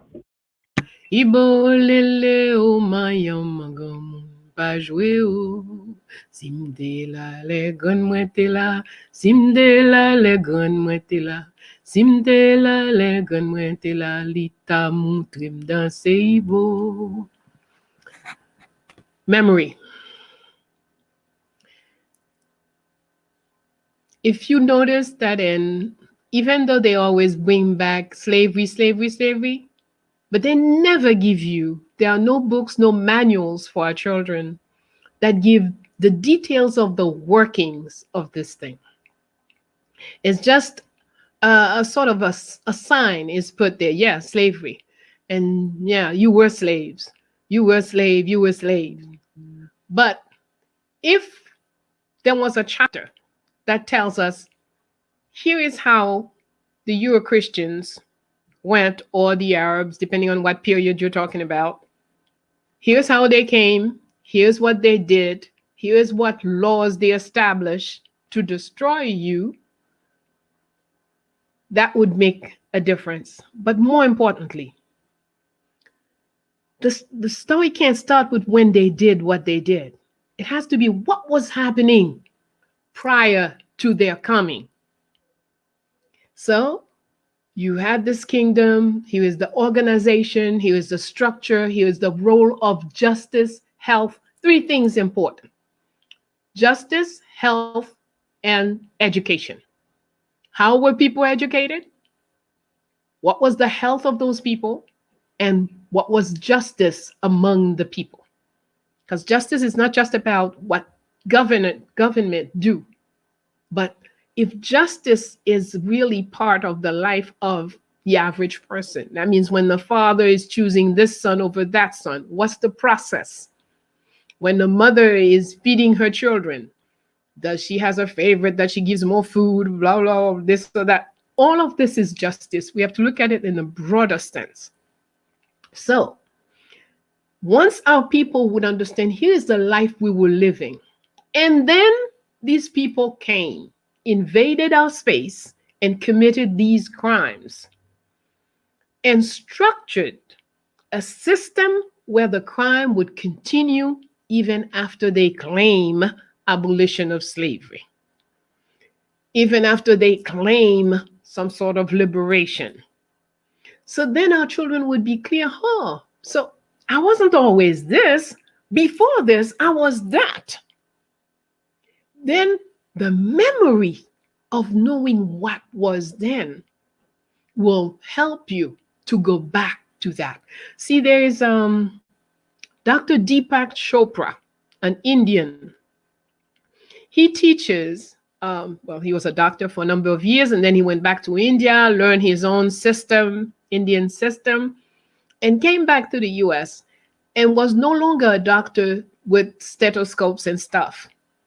He, having learned his own way, his own Indian ways, he established a system where he heals people by helping them to return to the memory of when their cells were healthy. And that, to me, is key. And it's supported by Voodoo, which tells you nothing can happen until Ibolele comes in. So nothing can happen until you remember what happened before. You cannot come in and start moving things around if you don't know why everything is where it is. And that's why artistry is key. Because when I learn, not with that definition of history is the study of the past. No. Artistry is the study of that captures the light from the past, which enables you to understand the present, why you are where you are, the way you are. That's what artistry does. It shines a light on your present. And once you know why you are the way you are, where you are, and the condition that you're in, And then that light also shows you the way, the path to a better tomorrow. That's why without the knowledge of our history, and we do not say history because we've never seen anywhere a world where only men contributed to life. So I do not use the term his story. We say our history because our history is all of us.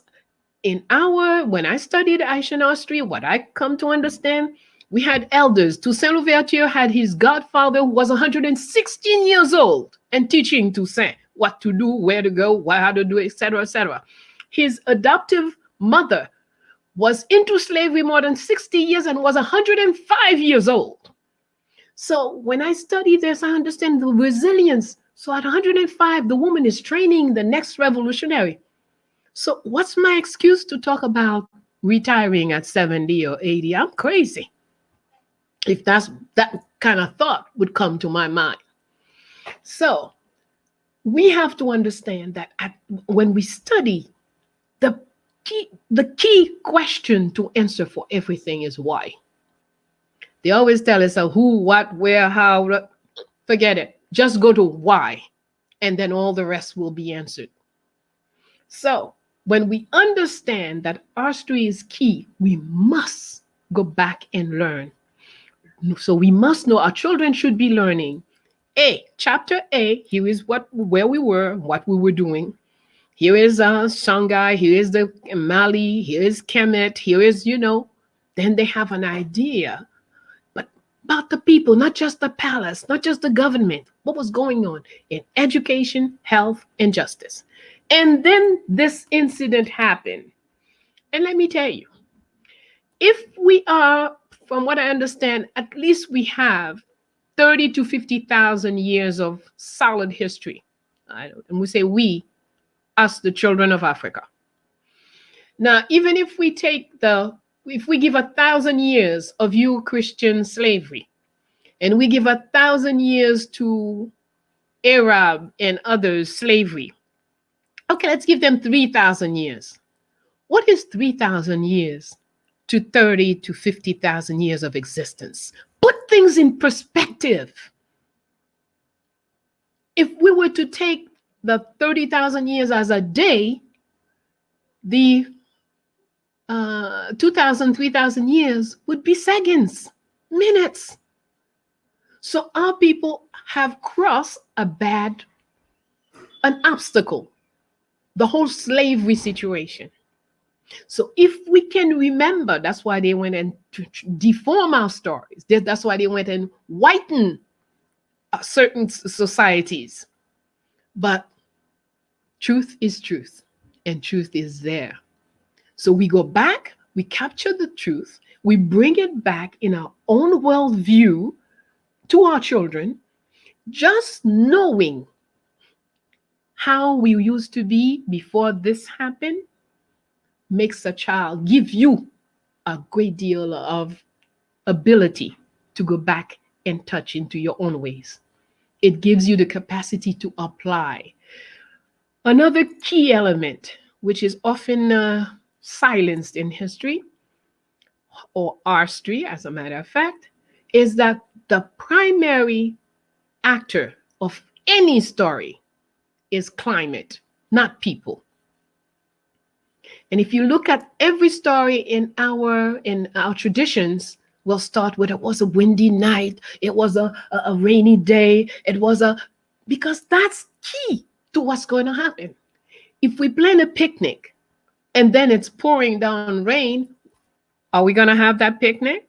No, because climate has determined that this story can't go that way. So we have to understand it's important for us to know. And when I look at a lot of the founders of Haiti, their letters, they always tell us what was the weather at the time of a decision. And climate has a lot to do with the result of various wars. So if you are afraid of rain, for example, oh no, I have to have a raincoat, I have to have a blah, blah, blah, blah, blah. So if you're in the middle of the battle, the person who's less comfortable with rain will systematically be the loser of that battle. But if you understand rain, wind, or expressions of yourself, and you train yourself to function with whatever climate is there, you know how to walk with the wind, how to walk in the rain, then in battle, whatever battle, you can always find your way, because all of it is you. So please, we must understand memory. Memory is key. Knowing, don't disconnect, also connecting the dots. We sometimes talk about all the great kings and the great queens of Africa, blah, blah, blah. And that's a chapter that's separate from what happened after the great kings. So our children don't see the connection. They don't see, sometimes happy people will ask you, well, if we were that great, then how come this happened? Right? Because they don't see where it happened. The way we present it, the way they present in IT is artistry. They tell us the good priest, Las Casas, say, oh no, stop killing, now that they're almost all dead, stop enslaving the Arawaks. Let's go to Africa and get people. And this was supposed to be a great, holy, divine decision. So they went to Africa, kidnapping us and bringing us there. And so we go to Africa and get slaves. So Africa is not a continent. Africa does not have any history. Africa doesn't have a civilization. It's just a place where you get slaves. That's the only time Africa is mentioned in the books. So of course, who wants to be connected to a place like that? You want to forget. But that's not the reality. So we must present the reality. It's important to connect. We have in Haiti a place called Janzinga. And we've done some research and understand that in Zinga from the Congo, one of her brothers was kidnapped and brought to the area. And since he hid there, when they tried to take him from that cave, he refused. And anybody who walked in to try to grab him didn't come out. So ultimately, they named the colonists, named the place St. Joseph. But our people named it the Nzinga place, the Janzinga place. So until you get the story, you don't know why things are, you have to know, why is it called? If I didn't ask the question why, I would not know. So they are the connecting the dots. We have to show what we were doing before, what happened, and then since you weren't always there, you can always go back to that. What was happening there? That's what we need to learn. Thank you, Mama. Thank you, Mama. And if I can go to our Kemensi, my elder, if you could talk about what practically we can do to make ourselves true of word, to improve our morality and heal the psychic wounds that we carry so that we can liberate ourselves.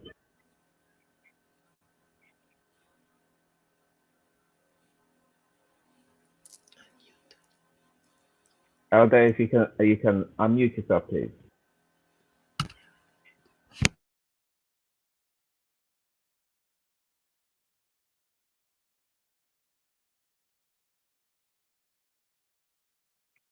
Yeah, still muted.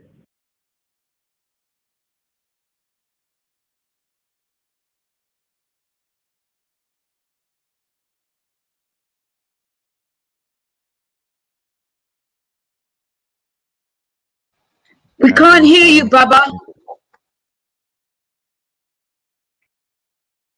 Someone giving you some assistance. Unmute yourself. Yes, there we go. Right.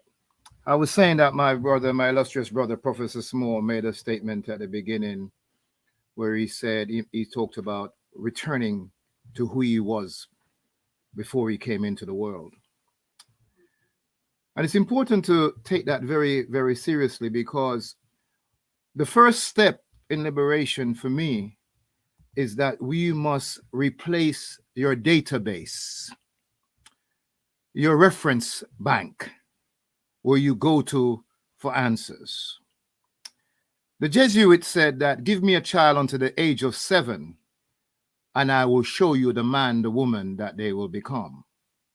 In other words, you go through a process of conditioning, a process of taking you out of your divinity into your human nature, a nescient, impotent, limited being. If that is your identity, then you will be enslaved and disempowered. So firstly, you have to go into that data bank and replace it with your own cosmogony, with your own system, your way of life. My sister spoke about the importance of our story, of going back and look at what we did, who we were, how we did it, and so on. And to me, that's the beginning of the deconditioning, because as African people, a conditioning process has been carried out on our minds. And in order to liberate ourselves, we have to go back. And that's why I said in my talks that first and foremost, you have to identify with your divine nature, which is all-knowing, all-powerful, and always present. Furthermore, when we look further, we have to look at how are we managing our energy. There are 5 robbers of our energies: our emotions, fear and anger and grief and worry and anxiety. So if we are able to begin the process of deconditioning our minds, of cultivating our energy, we then begin the process of engaging in educational system, health practices, building social institutions, creating wealth, prosperity, family. I mean, it all starts first and foremost with the removing the oppressor's database, the subconscious mind, where you refer to, every time something happens, you refer to a database. And until when you clear that database and repopulate it with your own ideology, your own philosophy, you will never liberate yourself, because you will always function out of somebody's ideas of what life is. You see, if you seek approval from someone, you will always be owned by the approver. So you must approve yourself. Identify with your true source, the true reality that you are an omnipotent force. And from that mindset, from that understanding, from that knowledge of self, you begin the process of deculturization and to remake yourself in your own image and in your own likeness, a God being. And what I mean by that is, like, a good metaphor is that a drop of water and the ocean have the same qualitative base, not the same quantitative, but the same qualitative. And if you understand that you are divine, and within you are the faculties of your spirit that you can cultivate and unleash to remove all obstacles and begin the process of total liberation. I will end with that. Thank you. Wonderful words of wisdom adding to what has already been said. And I go to Brother Kai.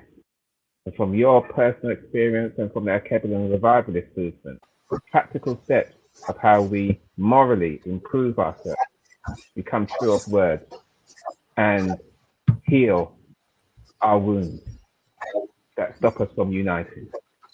Thank you, brother. Tendamwari.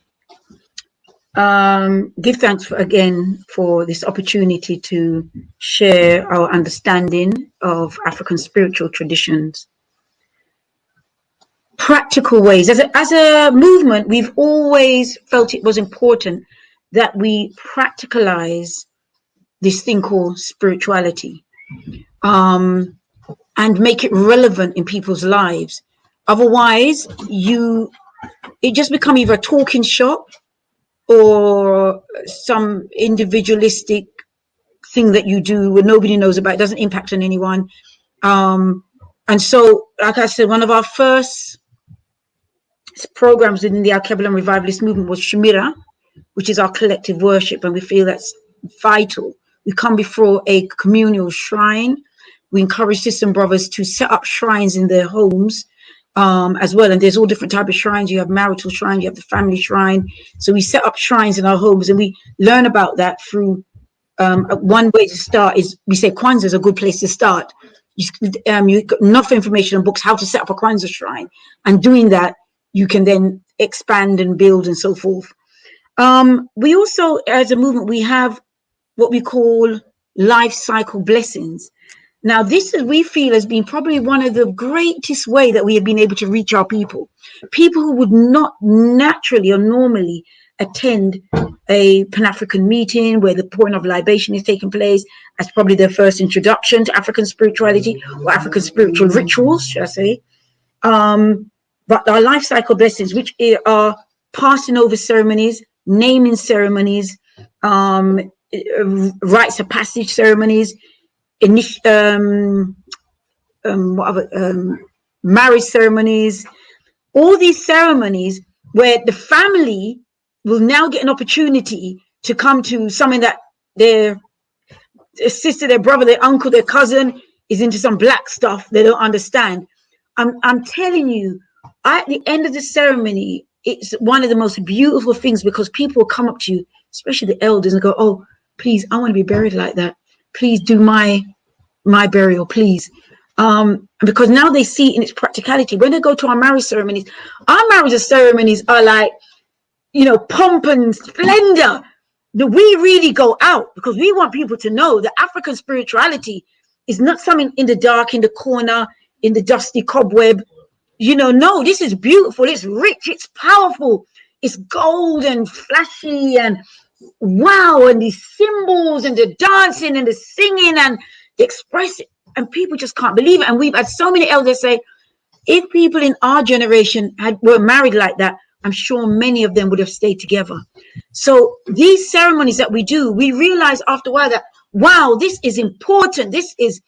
We've got to get these ceremonies out there because we're going to reach our people. When we talk about African spirituality, we have to find ways of reaching our people so it touches them.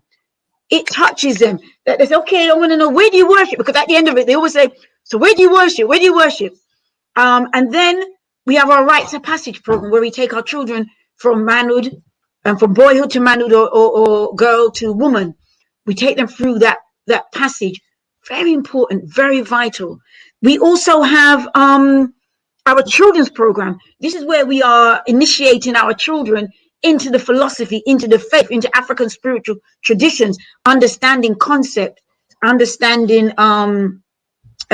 symbols and rituals and what do they mean and how they can impart this in their lives and how they can create teachable moments to their peers and so forth. So we have these are the things that when you talk about African spirituality, you have to make it real. We've got to make it tangible, things that people can go to, things that people can touch, things that people can do in their homes. I spoke about setting up a shrine, our Vimba Varenga.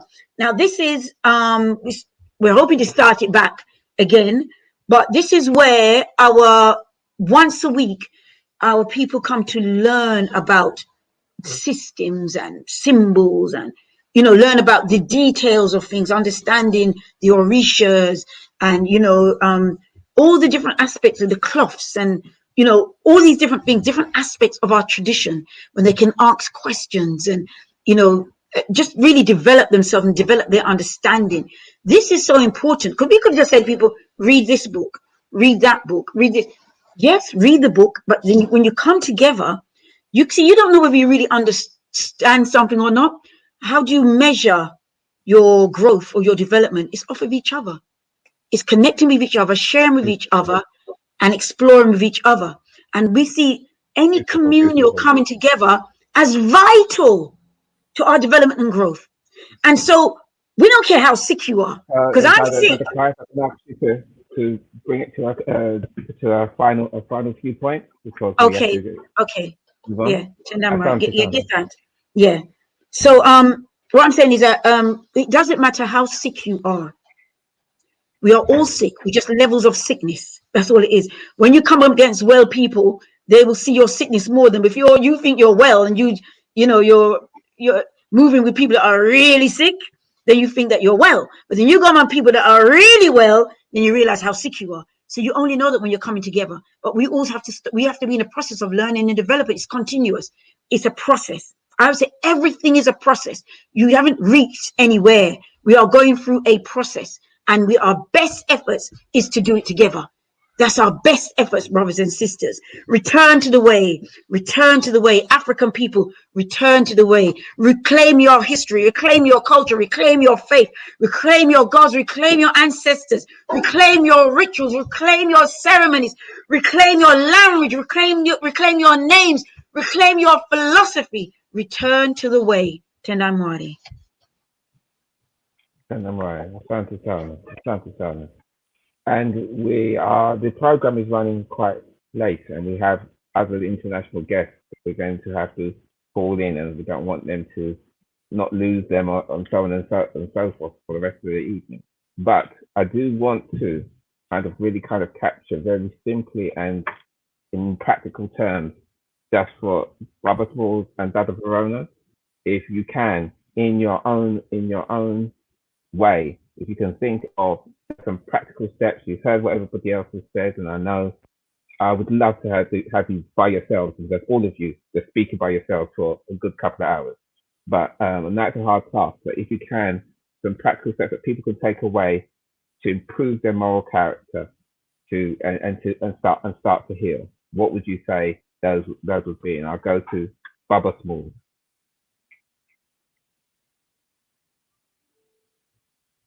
Sorry, Baba Small, if you can unmute yourself. I said the terrible thing, which is also a very wonderful thing, is to be on a webinar with the most brilliant African spiritual minds speaking before you on a question. There's very little you can then add to the question. What I often recommend, Dr. Wade Nobles, who says, history will erase the mystery. I usually add, learn our history to erase the enemy's mystery. He also says that we must be aware that we suffer from a European mimetic infection. And to cure that infection, you must develop an African antidote, an African spiritual antidote, or an African spiritual, what's that thing they call when they give you when you have an infection? But anyway, the key to this is very simple, and I'm gonna bring it to a very short close. We started out saying you must know yourself. So here's a method. I do a timeline. Let's start with a timeline, say from the Berlin Conference to present. List every year from the Berlin Conference, 1884 to the present day. List every enemy nation that invaded our world with their military, which should have been called the First World War, and they don't even call it a war. And then begin to do your research and study on the resistance by our ancestors to these people over that period of time. And you will learn an enormous history of resistance whose heroines and heroes you can't even number. There's so many. We never submitted to tyranny. We never submitted to slavery. We never lost our freedom. we made some calculated mistakes to survive and got confused in his ideological confusion, thinking those systems could work for us. They don't, and they won't. So if we study the timeline, just from 1884 to present, you will see an enormous fight by African men and women in every category: political, spiritual, religious, economical, labor, whatever. You will see a resistance movement that's like a blanket. It's like a kente cloth. We never, ever gave up. We never, ever submitted. We never, ever truly lost. We just have this umbrella over us because they had a calculated method: destroy their culture, destroy their spiritual institutions, burn their sacred groves, steal all of the wealth out of their shrine and put it in museums in Europe.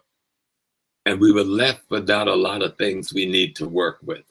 So they tampered with our memory and the tools that help enforce memory. But by doing that timeline, you will get a sense of the enormity of African resilience. You will get a sense of the enormity and the strength of African institutions that still survive today. You may not know how to find it in Accra, but 15 minutes out of Accra into a village, in almost any area, you will find it alive and well. You may not find it in the capital in Uganda, but 15 minutes out of Uganda's capital into a village, you will find it alive and well. And so begin to look at a timeline and then do the research by listening to African scholarships. And you will find a whole new Africa and a whole new African that they've made you think didn't exist at all. Asante sana, brother. Asante sana. I think Ndugu Washi is here because we're coming to the end. So, Sada Verona, I'm very sorry. Sorry, I'll make it very quick. I'll make it very quick. Yeah, but I just wanted to say that thank you, my sister. We cannot use Western solutions to solve our problems. We have to return to self. And to apply that, we need to love ourselves. And one of the first things to show you love yourself is to learn about yourself. If you're not prepared to learn about yourself, it just shows how the lack of love is there. When we start to learn about ourselves, we can look into our philosophies. You can look into, so you said the moral code. So if we look at Obrapa amongst the Akan peoples of Ghana, which is to live a life of good character. You see the same represented in Iwapele of the Yoruba people. If we look at the concept of Ma'at amongst ancient Kemet about living in law, harmony, balance, and so forth. I'm not going to list all of them because I know we're pressed for time. But what I'm saying is, if we take the time out to even research our own philosophies, the blueprint is there.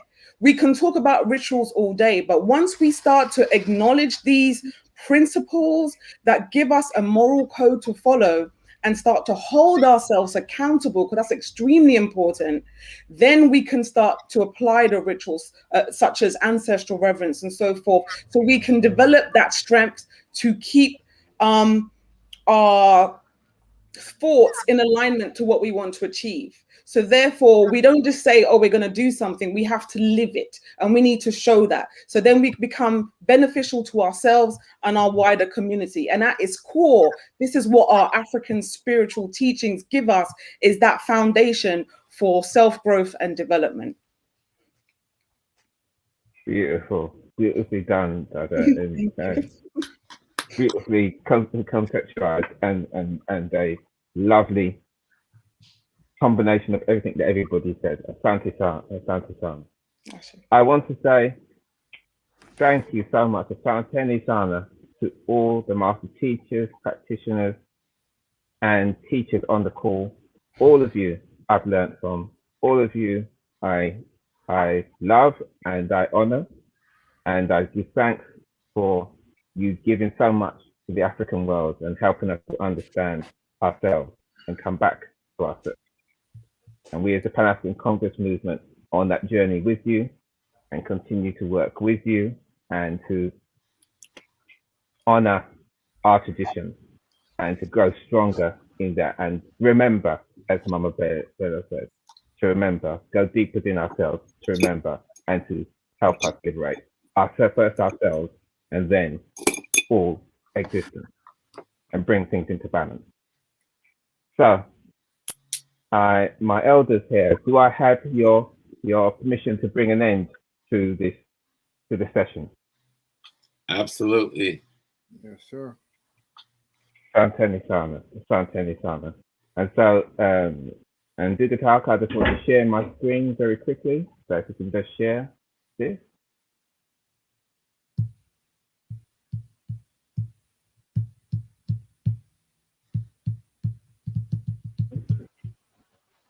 No.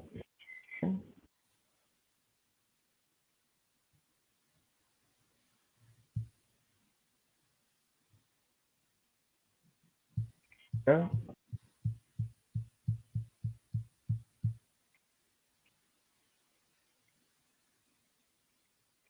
And so hopefully that'll be coming up onto the screen.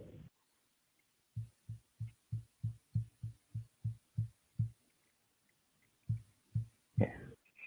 And so I end in the Kiswahili and its affirmation and the wish for us all.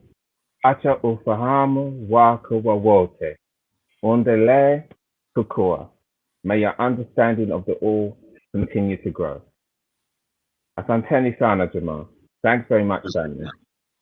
Enjoy the rest of ALD, and thank you for joining us. Bye, Harry. Tendamwari. Petepu. Tendamwari. Petepu.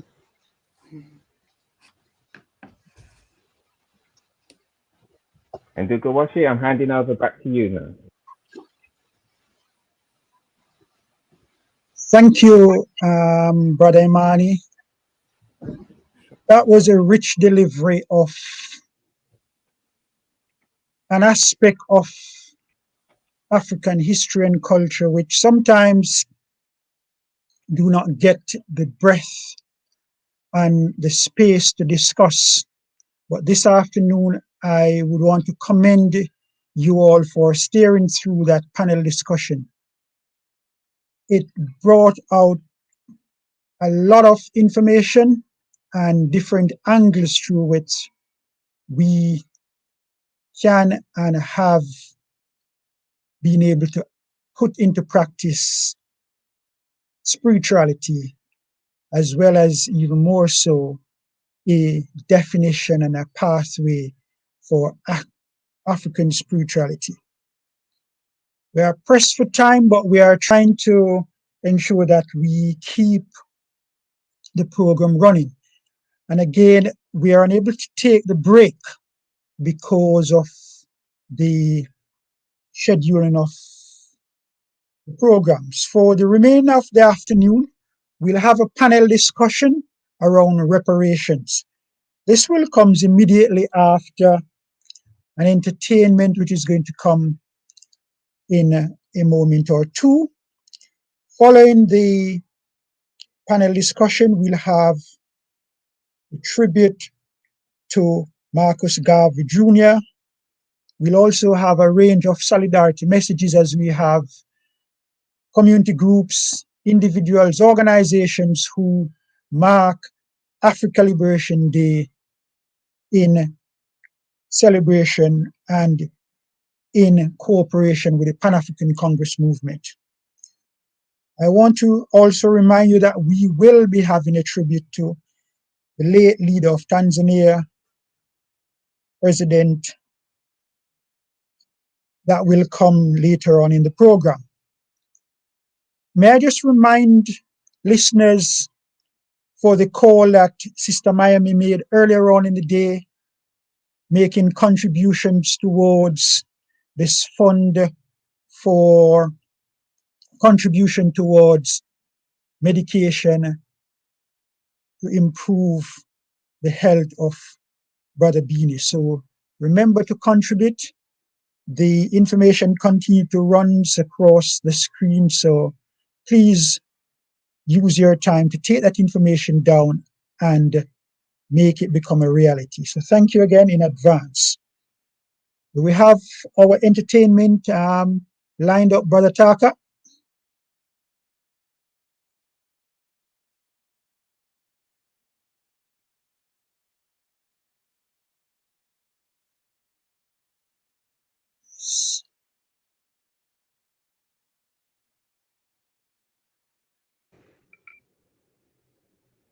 Hello, everyone. I'm very happy to today. I'm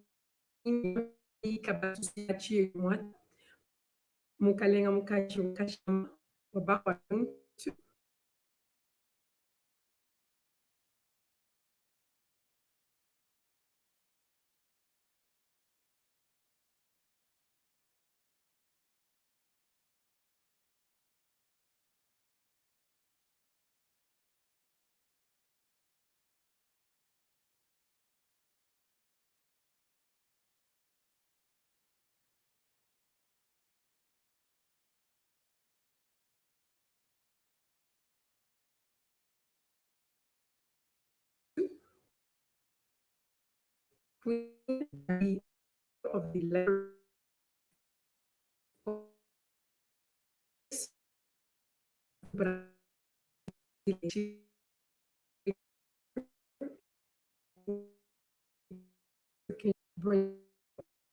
I am happy to be here with you all today since Earth Day, and I'm around absolutely around on hours all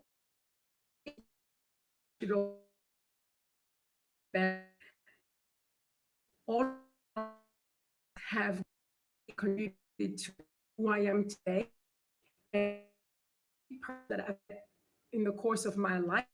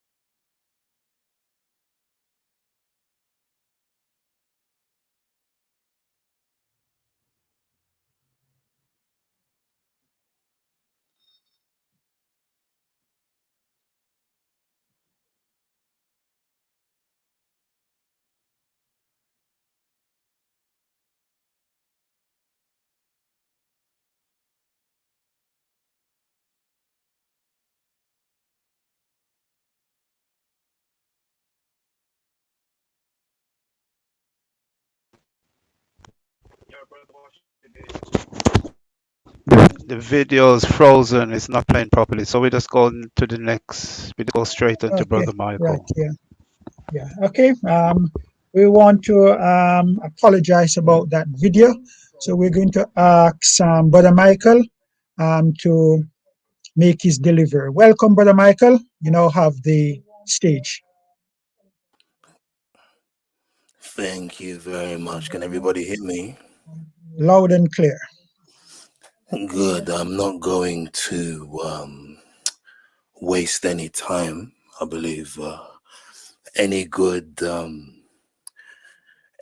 lawyer or attorney, he stands before the jury, he makes his case and allows the jury to come to a decision. And I'll be making the case for why I believe us Black people, African people, are rightfully owed reparations.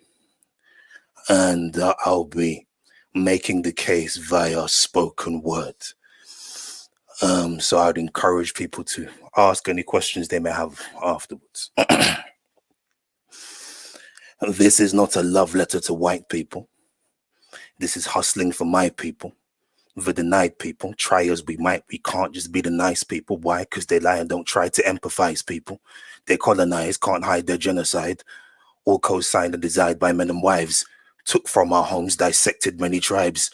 Look what we're owed, especially when you find we were not aggressors, reckless or inclined to ever take vengeance, to ever take lives. So they finessed us with wickedness and fire. They went by the name of the British Empire. So before you take an OBE or MBE, just please learn the whole history. I beg you, G. I wouldn't want my ancestors detesting me. I know a few brothers that might regret that, G. But anyway, how is reparations defined? If they really want to help, they're taking their time. Before they enslaved us and made us behind, we were great the waviest minds. So what do we want? If we take it in cash, people, let's not front, we'll be taking it back.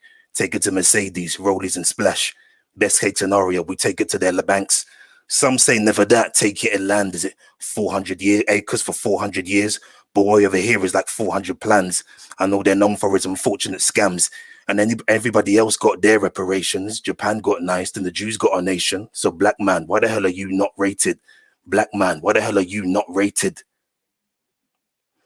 Some say it's the disorganization, the light skin, dark skin glorification, warring each other and not warring our pagans, focused on source but not sourcing a nation. But let me tell you what's really getting to me. We don't even own our own inheritance, G. The strongest and purest ones genetically, the children that were chosen by God, evidently. So imagine if all the Pan-Africanists and other black nationalists and activists, the Nation of Islam ones, the Rasta Kings, the Hebrew Israelites and Panther cliques, all put the issues and differences aside and repaired all of these little trivial divides. Before financial and political repair, the black man needs his own spiritual repair. I said before financial and political repair, the black man needs his own spiritual repair. And we'll raise up the next great generation to not regress, but go take reparations. Go take reparations. AOD, let's go raise up a nation. Thank you very much. All commendations and that delivery, my brother. And we want to encourage you in your art from the wider Pan-African community. We're also looking forward to hear more of your delivery, and all the best in the future. And your spoken word is also timely, as the next session of Africa Liberation Day program will look at reparations. So that is a good introduction. Brother Taka will be steering the panel on reparations. Reparations has been in the news for many, many years. It is something that has been around from the time of Marcus Mosiah Garvey started to talk about back to Africa. It has been on the agenda across all international bodies, and it is not a topic whereby we should think it has no relevance to us. Though we continue to struggle, and though we continue to ask for the reparations consideration to be placed in the right context, as well as to be given the due, overdue diligence of what is required for our nation, the struggle continues. So Brother Taka and his esteemed panel this afternoon will be looking at the issue of reparations from its historical standpoint, as well as the current and up-to-date issues around why is it necessary, why is it overdue, and what also is this whole important matter which it's long being discussed. Brother Taka, welcome, as well as your esteemed panel. Yeah, thank you, Brother Washi. Greetings. Can everybody hear me loud and clear? Oh, good, good, good. That's great. So, Brother Washi, I'll quiet the studio for a bit and then we'll get started. Yes, I'd like to say thanks to everybody on behalf of the Congress movement on this second day of ALD. Now, the topic we're looking at today is reparations, as it is not very thorny area, because we have views, many approaches, and to some of the organizations here, individuals here today, I'm sure they will have very forthright views on how they see reparations.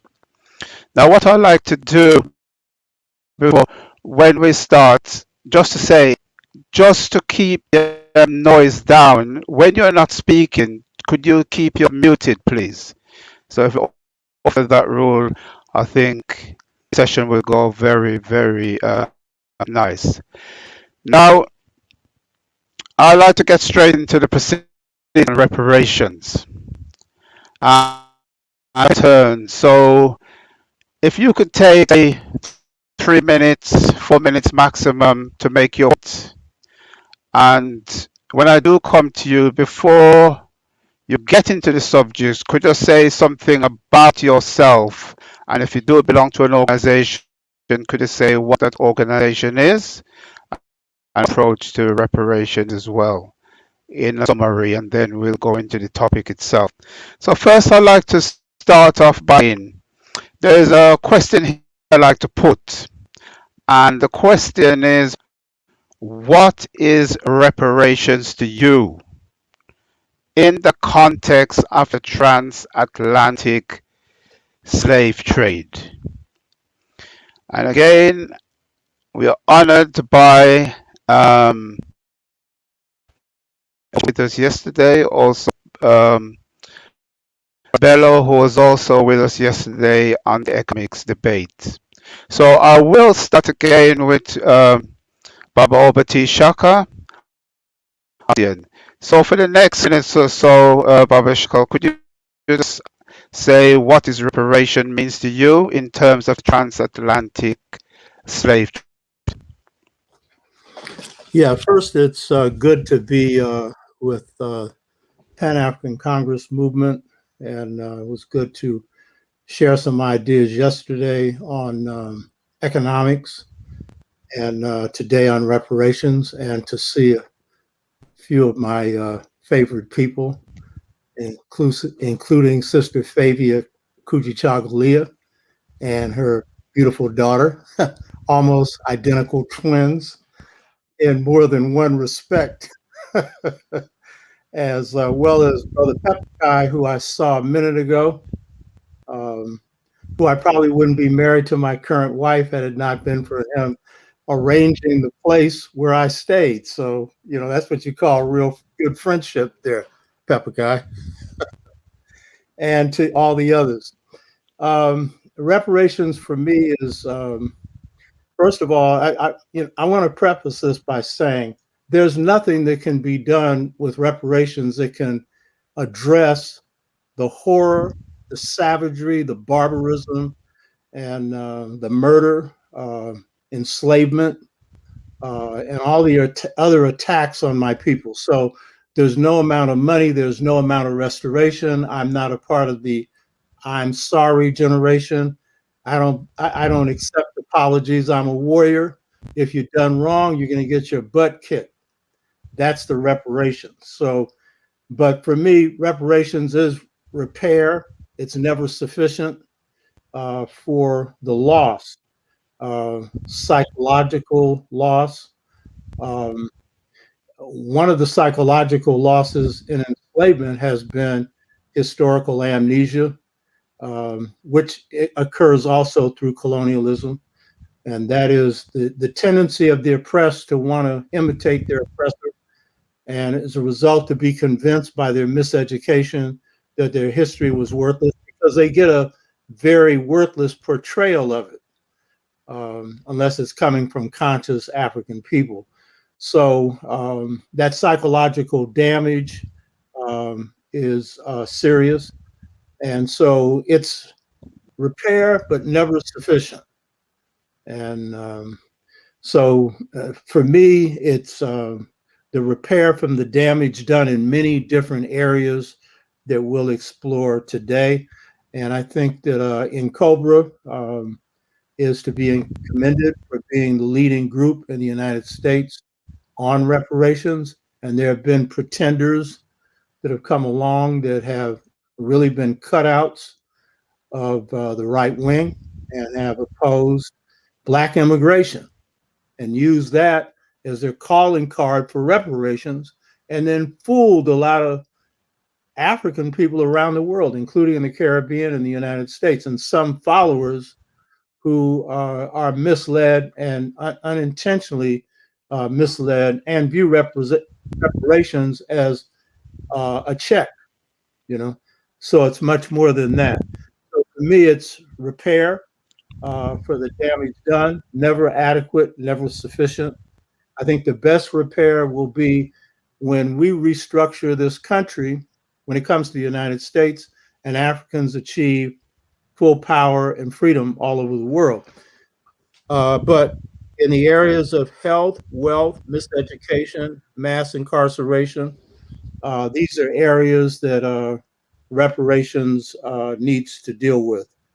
And any lingering feelings of dependence. So the one thing I would say is Africans have always been addressing this, and the basic repair we did was by creating a new African culture, and that pulled us together, and that's why Greenwood and places like that were built. So that's a be brief. And by the way, my affiliations is I'm a co-founder of the National Black United Front, and that organization took some strong stands on reparations. I'm chair of the Pan African People's Organization and a long time fighter for African liberation. Okay, Santisan, Brother Obati, on that. Now I'd like to come to Professor Chakalea and the same question. In terms of reparation, what does it mean to you in the context of the transatlantic trade? Unmute. Are you muted? Let me see.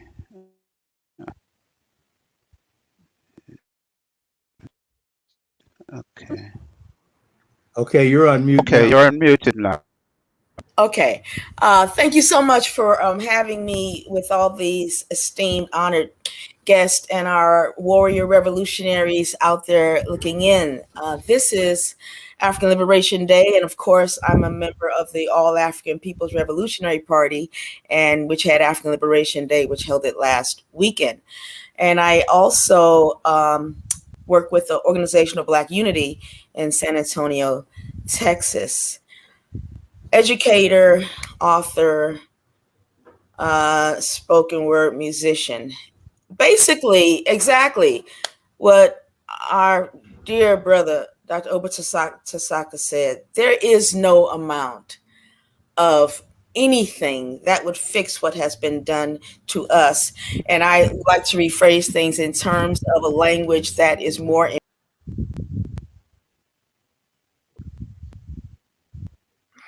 Oh, I think she's look like she's dropped off. Okay, I think the can is gone for until she gets back in. Okay, in that case, I'd just like to tell Roy Watson, same question. In terms of reparation, what does it mean to you? And when I say you, also organization you're in, because I know you're very active within an organization in terms of the transatlantic slave trade.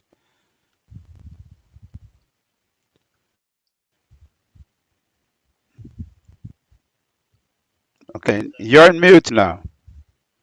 Yes, hope you can hear me. Yeah. Yeah, it's the volume's a bit low. How about that? Is that better? Well, we'll have to manage. Yeah, if we say we can hear. All right. I'll try and raise my voice a little bit more. Yes, greetings, everyone. Greetings, family. The first thing is I'm not sure I recognize the term trade in relation to the brutality, murder, and rape of our people. So there was no trade. There was capture of Africans and stolen. In the context of reparation, the first thing I think that people need to come to terms with is it will not be achieved by wishful thinking. It's a matter that requires confronting the enemy and knowing who the enemy is. I'm a member of the Global African Congress. The Global African Congress was born in Barbados in 2002 after the World Conference Against Racism, where many of us attended and succeeded in changing the narrative of the global community, who tried to prevent even the discussion of the issue of African enslavement and colonialism. That victory led us to organize the Global African Congress in Barbados in 2002. Remember that this was in the face of so-called September the 11th, where the global community were expected to put away everything else and join the US, the biggest bunch of terrorists, to fight terrorism. It seems rather absurd now in reflection that that could be made as a request. If we do not understand that it will take more than just wishful thinking, it will take us a long time. As the song earlier on says, we need a generation willing to fight, not ask, but fight, recognize that they are entitled to reparation. So for me, we need a change in our language. We need a change in the narrative that seeks to put things in context that Europeans have tried to paint it, that there was some sort of trade between our people. There was not. We were being brutalized, murdered. Our society on the continent was being destroyed. When you rape and pillage a nation and take away their doctors, their nurses, their farmers, etc., their builders, you are trying to destroy that nation. Our survival is a success and an indication of our ability to fight.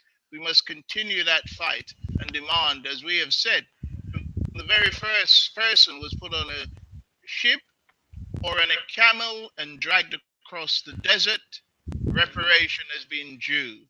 But we must know and commit ourselves that this is a fight for reparation. Thank you, Chair. Okay, Brother Glenroy. Again, some dropped out. Okay, next I'll go to Brother Jelani.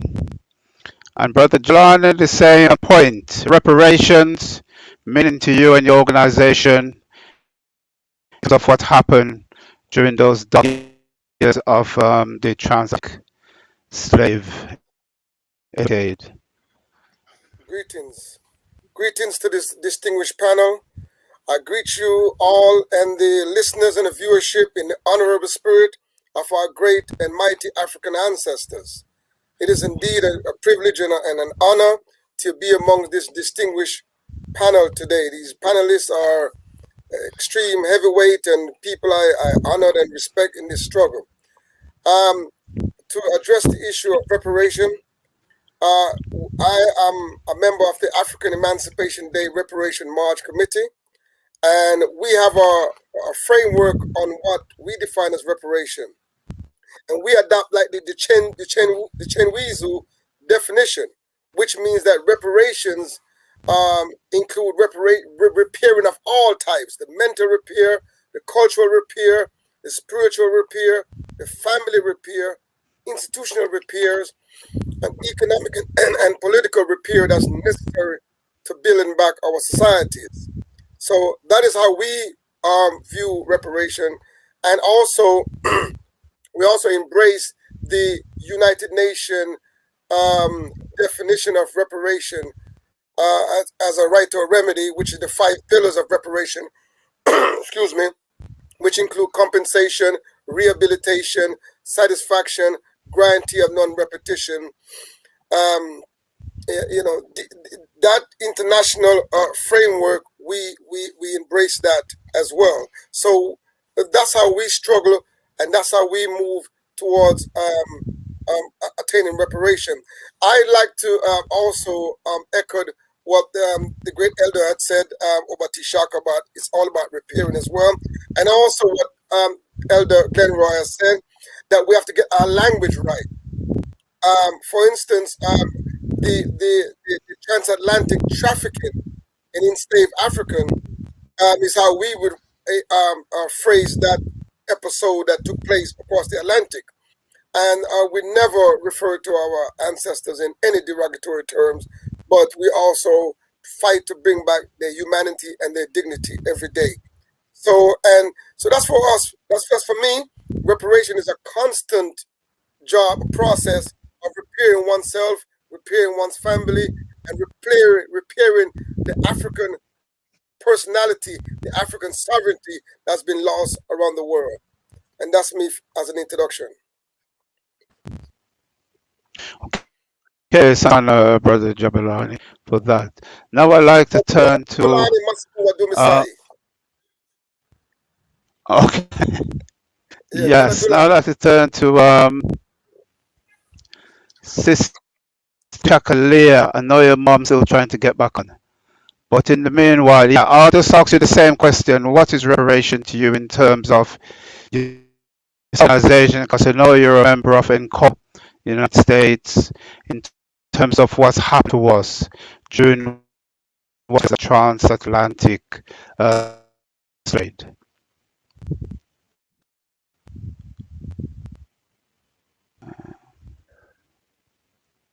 You're muted. Unmute. Okay, I'll try and. Still can't hear her. What's going on? You're muted. You're muted, but there's no volume coming through.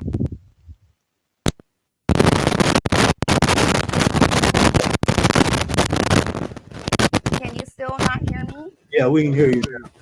Oh, okay. Yeah. That was strange. All right. So I apologize for that. My name is Taiwo Kuji Chabulia Seitu. I'm a member of the National Coalition of Blacks for Reparations in America. Here in the United States, I am the female co-chair of the Education Commission and former female co-chair of the National Congress of Economic Development Commissioners. And NCOBRA's stance on reparations is full repair. We also look at the international definition of reparations in regard to it being full repair and the guarantee of non-repeat, which I think for the United States would be the most difficult thing to achieve.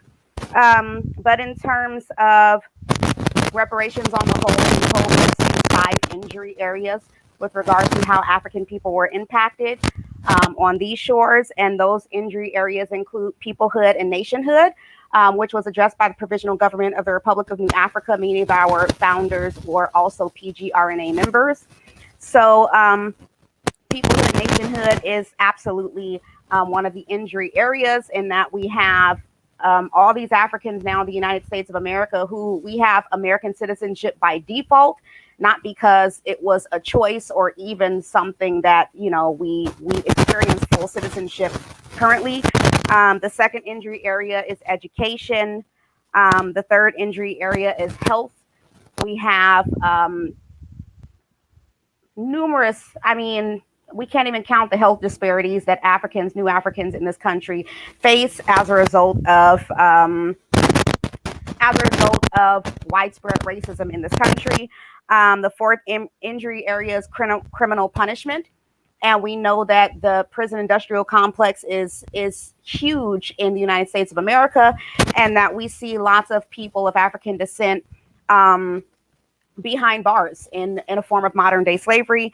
And the fifth injury area is wealth and poverty, because people of African descent in this country face extreme rates of poverty at very high rates as a result of the loss of generational wealth as a direct result of racism and the repercussions of enslavement and everything else that has happened to African people on these shores. So incorporate these reparations as full repair, not just monetary payments, but it must take the form of something that addresses each of these injury areas, where African people can see repair in every area, psychologically, spiritually, emotionally, economically, in every aspect, everything that has negatively affected us as a result of the enslavement Holocaust and as a result of racism.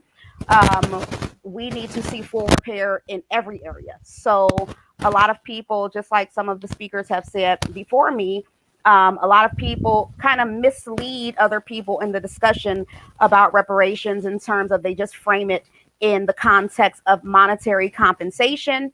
But we all know that there's no amount of money that can make up for the Holocaust that has happened to African people around the world, nor will any amount of money address full repair.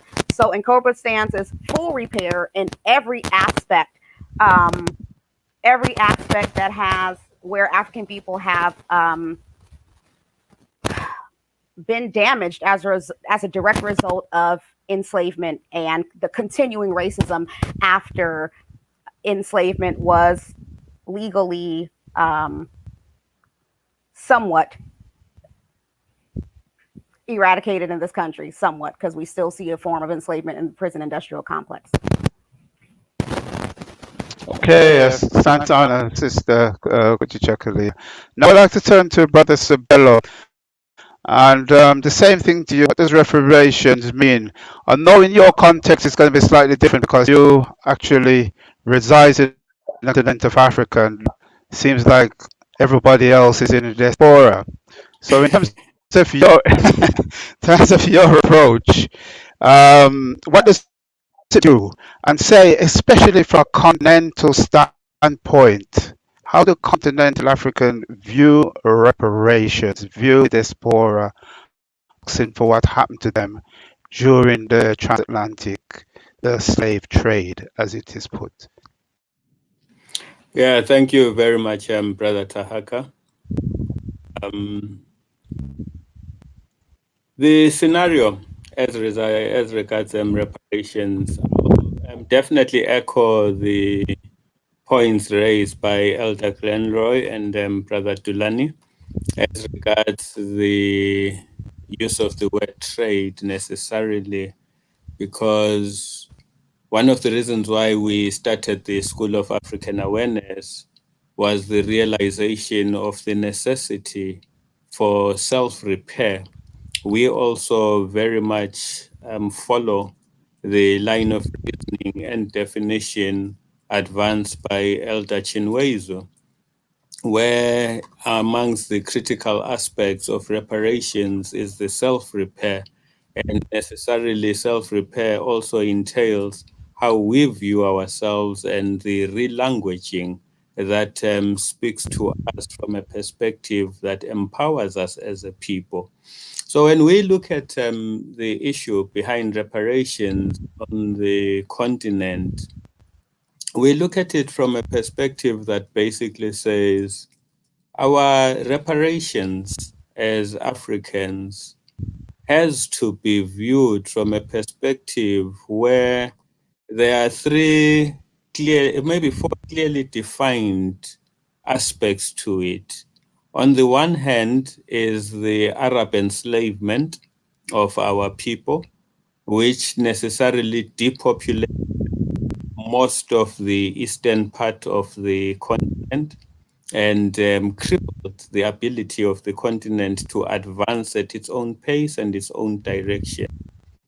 And then we look at the enslavement of our ancestors in as far as the transatlantic trafficking is, because definitely that was human trafficking. There was no consent. They were just taken off the continent and made to work. So again, that speaks to a scenario where the most able-bodied young men and women who could have been productive in the development of the continent were taken away. So kind of stifled the ability of Africa to again advance and progress and develop in a manner that is in keeping with the interests of the continent. And then, having gone through the experience where the human trafficking entailed taking our people off the continent, the enslavement comes now in the form of colonialism. And colonialism basically presents itself as enslavement on the continent without the necessity to transport us to other parts of the world. And unfortunately, it was interesting listening to Sister Taiwo just now, talking about the continued enslavement in the United States. We are still under continued enslavement in as far as the neo-colonial experience that we are going through, because we are not yet at liberty to be the African people that we basically were created to be, in the sense that our spirituality is still enslaved, our culture is still enslaved, our resources are still enslaved, our land is still enslaved, our identities are still enslaved. We are still subjected to boundaries which were defined for us by someone else and their own interests. So we are basically the reparations drive necessarily entails the freeing of Africa as a whole. And as we say that, what we are also cognizant of when we talk about reparations, we are not confining ourselves to the so-called mother country, which is the colonizing country. They deliberately twisted it to call it a mother country, but it's not. They were the colonizers. We are also looking at these so-called international institutions and organizations like the United Nations, like the World Bank, like the IMF, because they are a continuation of the manner in which we are enslaved financially. So we need to free ourselves from that particular aspect. And in closing, I will say that also speaks to a scenario whereby, as Elder Glenroy was saying, we need to fight for reparations as of right, not a request. We need to start making demands that these debts that we are supposedly owing, some of them, by the way, being owed by those same countries that colonized us, and now we have a responsibility to pay. They should all be written off, and we stop this relationship, which is proving to be exploitative to us as African people. Thank you very much. Okay, Asante Sana, Brother Sibyl. Okay, Professor Chakali is back with us. Brilliant. So I'd like to go straight to you. The questions that we ask, I'll ask it again. Reparation, what does it mean to you in terms of what happened was, in what referred to, I know it's quite derogatory to us, in terms of transatlantic slave trade? Hopefully this will work. Thank you again for having me on, and I'm so honored to be with all of these honored people, guests, historians, warriors. Again, Sister Favia Kuji Chagalia, and first and foremost, as an author writer, I always deal with language because language is something that enslaves us all the time. So I never use the word slave, and I don't say the word trade, because there were human beings who were trafficked and enslaved. And the issue is bigger than the enslavement and the Holocaust that occurred during the Ma'afa. The big picture here started over 529 years ago. This oppression is three-dimensional because humans are three-dimensional. We are social, physical, and psychological realities. The physical exploitation, physical enslavement is no longer going on. However, the physical enslavement of all African lands is still going on. So our land is still being physically held. When we look at psychologically, we are all suffering from years of psychological exploitation and oppression, white psychopathy. I refuse to call psychopathy supreme. So I call it is white psychopathy. It is a mental disease. It is a mental disease that was created so that the myth of white supremacy, the myth of white superiority becomes the foundation of all areas of society. So when our economic reality, when our educational institutions, our entertainment system, family structures, legal system, labor policies, political practices, religious beliefs, scientific endeavors, and militaristic objectives are all based on white psychopathy, the myth of white supremacy, that is racism. That racism is ubiquitous. It crosses continental lines. It crosses psychological lines. So our oppression is three-dimensional. Therefore, any resolution, healing must be three-dimensional. It must be psychological. It must be physical. Physical land needs to be released from the hands of the enslavers, colonizers, and our solution must be social. 10 areas: economics, education, entertainment, family, labor, law, politics, religion, science, and war. And as warrior, scholar, Dr. Tashaka said, there's no amount of money that can do this. And let's be clear, money is artificial. It is not real. It's little pieces of paper with pictures and numbers on it. The value is all in our minds. You can't grow food with it, can't make clothes out of it, can't build property, houses out of it. It is artificial. Money is not a solution or an answer. Get off that boat. It is sinking quickly. And just to make it crystal clear, if we look at economics, when we look at the reality of money, there are approximately 200 countries on Earth, 200. The top 10 economically are, of course, the top 10 oppressors: England, US, France, Britain, Portugal, on and on. However, if you rank African American wealth as a country, African American wealth would rank 13th as a country on Earth, meaning African Americans have more financial and monetary money in their possession than more than 120, 180 other countries on Earth. That's a lot of money. But because we use money as a transfer payment, it comes to our hands and we give it right back to our oppressive culture and our oppressive state. We have nothing because we do not use our money for us. $2 trillion is what just African Americans have alone. But because we are not in touch with our minds, we're out of our minds, we're out of our Black minds, we do not use that for our own reparations.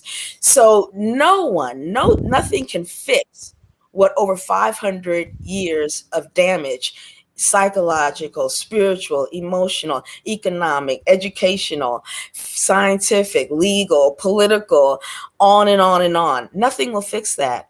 However, we do know that we must eradicate this myth of white supremacy. White psychopathy has got to be eliminated around the world. And all of us are here because of the genocide created from white psychopathy. So a lot of people would like to believe that enslavement's over, it doesn't matter anymore. Okay, but the physical ownership, possession of our land is still going on. The psychological oppression is still going on. Genocide, Black people being slaughtered, killed, lynched, raped, constantly still going on. So I look at genocide because genocide is the big picture. It is the one thing we all have in common, no matter where we are on this planet. So here in the States, I work with, the All African People's Revolutionary Party, who had their African Liberation Day last week. I also work with the Organization of Black Unity out of San Antonio, Texas. And here with my family, we work on resolving racism and all of the wonderful educators and warriors here in the Bay Area. And it is not enough, because until we get our minds Black, we will not be successful in resolving racism, eliminating white psychopathy. And that's what we need to look at, because white psychopathy is the foundation of every social area, of every spiritual endeavor, of our physical, psychological, and social oppression. So our oppression is three-dimensional. Genocide is three-dimensional. The solution must be three-dimensional: physical, psychological, spiritual, and social. It is bigger than money. Money is not the solution. It is not the answer. It is a tiny little bone that has been thrown to just a few people. We cannot get caught up on money. We must look at the entire reality: physical, social, psychological, all 10 areas of society, and how it impacts us all. And the key that unifies us, the key that will free us, is genocide. We are all looking at genocide, more so than it's.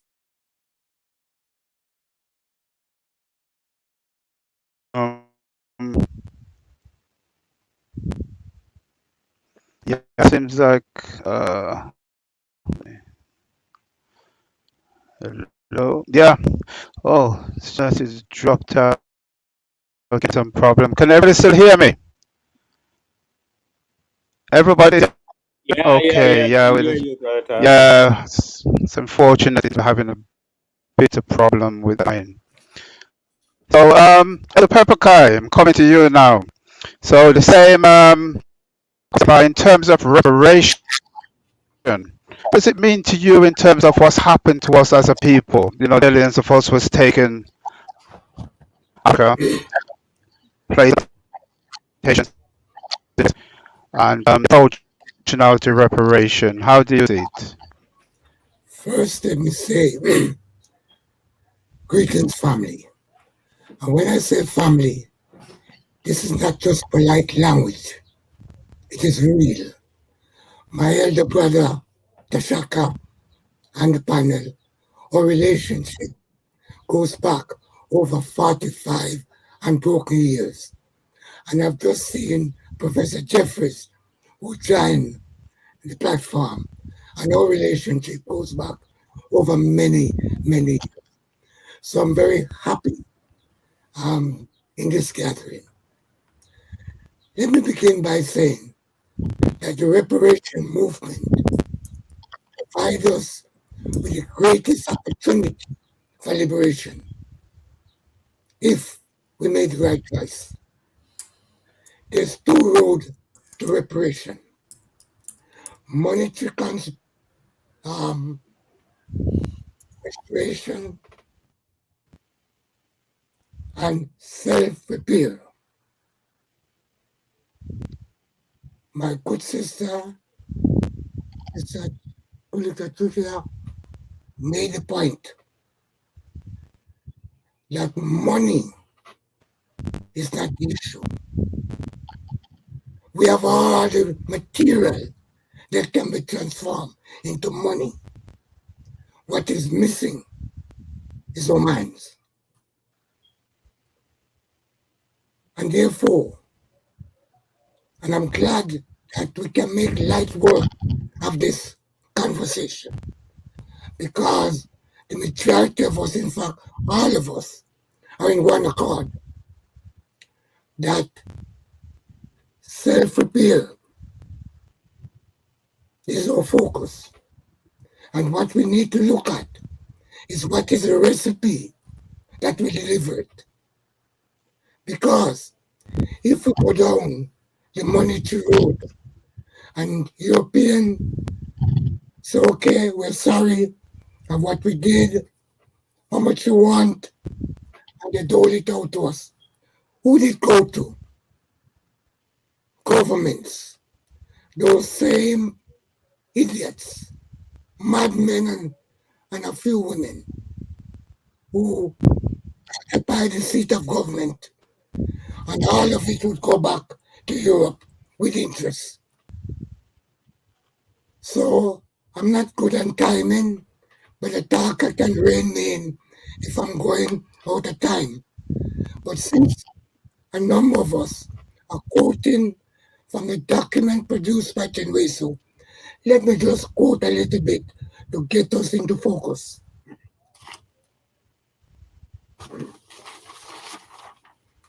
He began by saying, let me begin by noting that reparations is not just about money.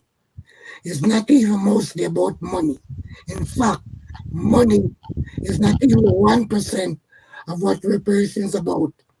Reparation is mostly about making repairs, self-made repairs on ourselves, mental repairs, psychological repairs, cultural repairs, organization repairs, social repairs, institutional repairs, technological repairs, economic repairs, political repairs, education repairs, repairs of every type that we need to reinstate and substantiate Black societies. For the sad truth is that 5 centuries of Holocaust have made our society brittle and unviable. And as the great Marcus Garvey warned us over 50 years ago, if we continue as we are, heading for extinction. So what we need to understand, what is our mission? What is our purpose? And how do we begin? We have the great minds. Shaka alone is a walking library. So is Professor Jeffries. Shaka, in terms of a strategist, an activist, there's no equal of him alive. And Dr. Jeffries. So we're not lacking in knowledge. What we're lacking is an application. We must stop the nonsense. We must be ashamed of ourselves to allow this rubbish to continue for so long. Bring it to an end. Okay, Santi Sana, okay, I'm going to move on. I'd like to welcome Dr. Leonard Jeffries on today. Been a long time. I remember you, Great African Liberation Day, many occasions, back in the 90s and back in the early 2000s. Now, we've been asked a question in I think Elder Pekai, there's a feedback. I'm going to mute you because there's quite a bit of feedback coming through. Okay, that's better. We've been asking the question in terms of reparation. We've been saying, what reparations mean to you in terms of what's happened to us in that middle passage when millions was taken out of Africa, as we know, deposited in the Americas, and we say the bedrock of the wealth of the West was blacks. How do you do reparations? Well, certainly I want to be able to give thanks that the Creator has brought us this far, and all of you who have been a part of the serious movement of our people. I'm glad to see we're still on the battlefield, and we have to provide some leadership for those coming behind us. For myself, I'm at the 85th year. And so 85, and I'm still alive, ready to keep moving. And we've raised key points that we have to define who we are and what are our circumstances and what are we going to continue to contribute for our future. And I think we've hit the right themes, that it's not a question of how much money is going to be transferred or power, etc. It's defining who African people, who we are as a global family. And so that when we can provide that information and formulated for our future generations, we're on our way. I was glad to hear our brother Pepper Kai referred to Chinwezu and others, because we need to deal with some of those who are long distance runners and who can really see the flow of our development over a period of years. So we need to redefine ourselves. Who are we? We need to redefine our circumstances. And it's not about money.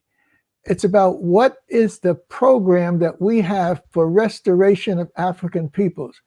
And that means that we have to begin to look at serious work done by previous, those who went before us. I never go anywhere without carrying my armor and remembering those who have laid the foundation. So one of our key brothers, and he represents a family and schools of knowledge, Dr. John Henry Clark. And one of his last great works is Notes, Africans at the Crossroads. Clearly, we're at the crossroads of global history.